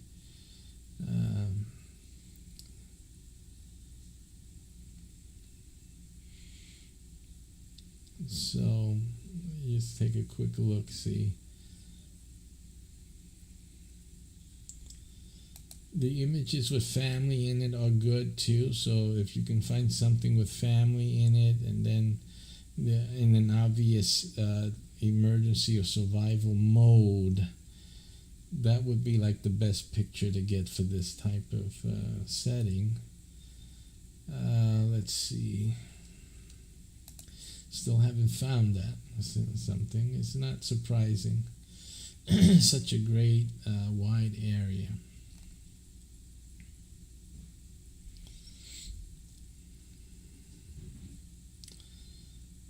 So let's see here.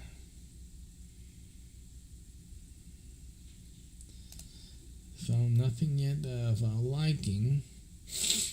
Nothing that calls out to us necessarily.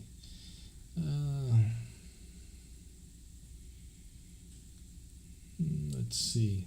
Now this niche offers a lot of ways to make money. I mean, we have the legacy thing there, but it's definitely not the only company we could use. I mean, there's others that we could use very easily or add. We don't have to just limit it to legacy at all. That's just food, right? Food, there's gear, but like we saw here, even doing these searches gives you ideas of other affiliate programs you can include. Like you saw this shelter here. I'm sure there's something on Amazon that's like emergency shelters. There's other affiliate programs on Shareasale or Commission Junction or whoever else is out there, Rakuten or whatever, that have some emergency shelter and other emergency type of equipment out there that you can affiliate with and then also promote in the group. So there's a lot of things here. Also, and something else that you can promote is like, karate lessons.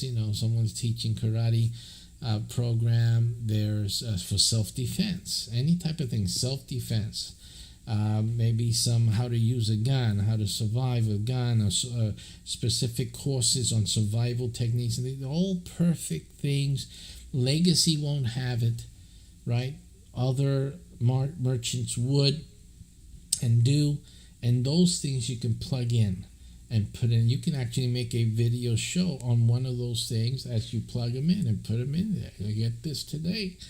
You can have a weekly survival show and do that.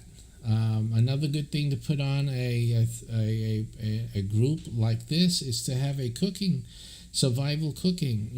What happens when we don't have any food in the stores? What are we going to do? So you got to know what to have in your emergency stock, and then how to use it effectively, wisely, for health, to sustain health throughout emergencies. A lot of things here. And then obviously you're bringing in things like cooking, utensils and supplies that you need for cooking and whatnot. So you got a whole bunch of other affiliate possibilities there to make you money. All right, so let's see if we can really settle down on something that picture that says it all. That's what we're looking for. That's why it's difficult. We've come to the last of it here. I don't particularly like having the knives, although people will get the idea. So let's just put emergency, and let's see what we get.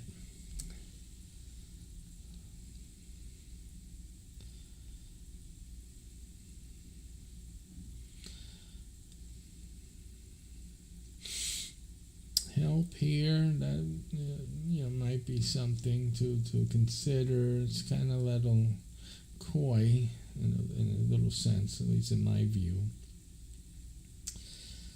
You don't want to get too medical. I'm really drying out here, so.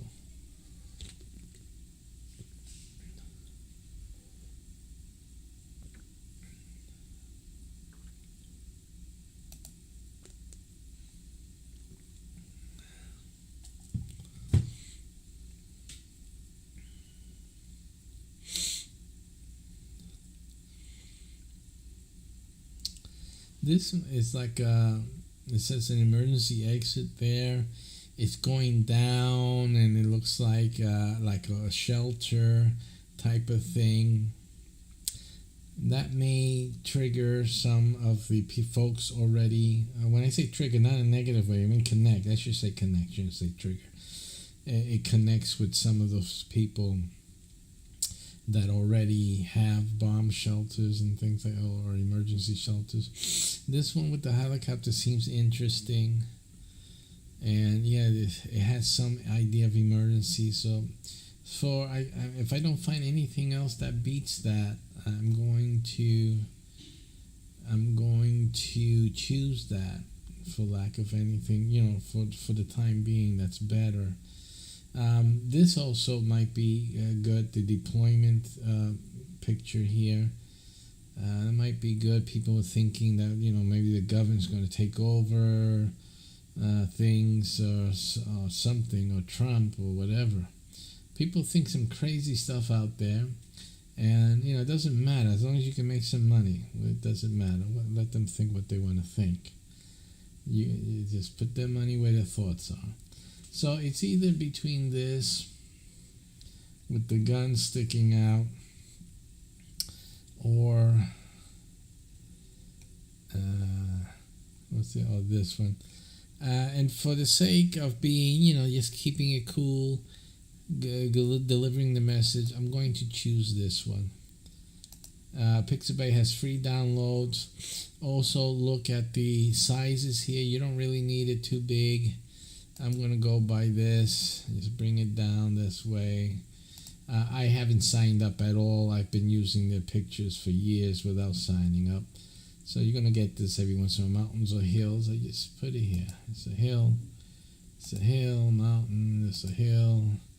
And I don't know. It looks like a building back there. Could be a hill or not. One of my complaints about this is you really can't see I use glasses, but sometimes you just can't tell. Is that a wall, a bridge? Some highways have walls along it. It seems like it's too straight for it to be a hill. So I'm not going to choose that. I'll just hit verify. And pretty good. Okay. Hey, but that was hard. I would be second guessing that. So we're going to download this in our downloads here. I just recently cleaned up. And so that's there. So now we're going to change the change the cover image. We're going to upload, and we got to go to the downloads and choose that, and then the website does the trick, hopefully, and puts that in emergencies and pandemic survival. And here you have the graphic now, right? I'm blow this up so you guys can see a little better. And then here, the avatar,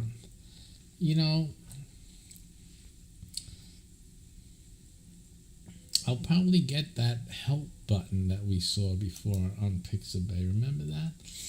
So let's look for the help button, or maybe the help button would be good.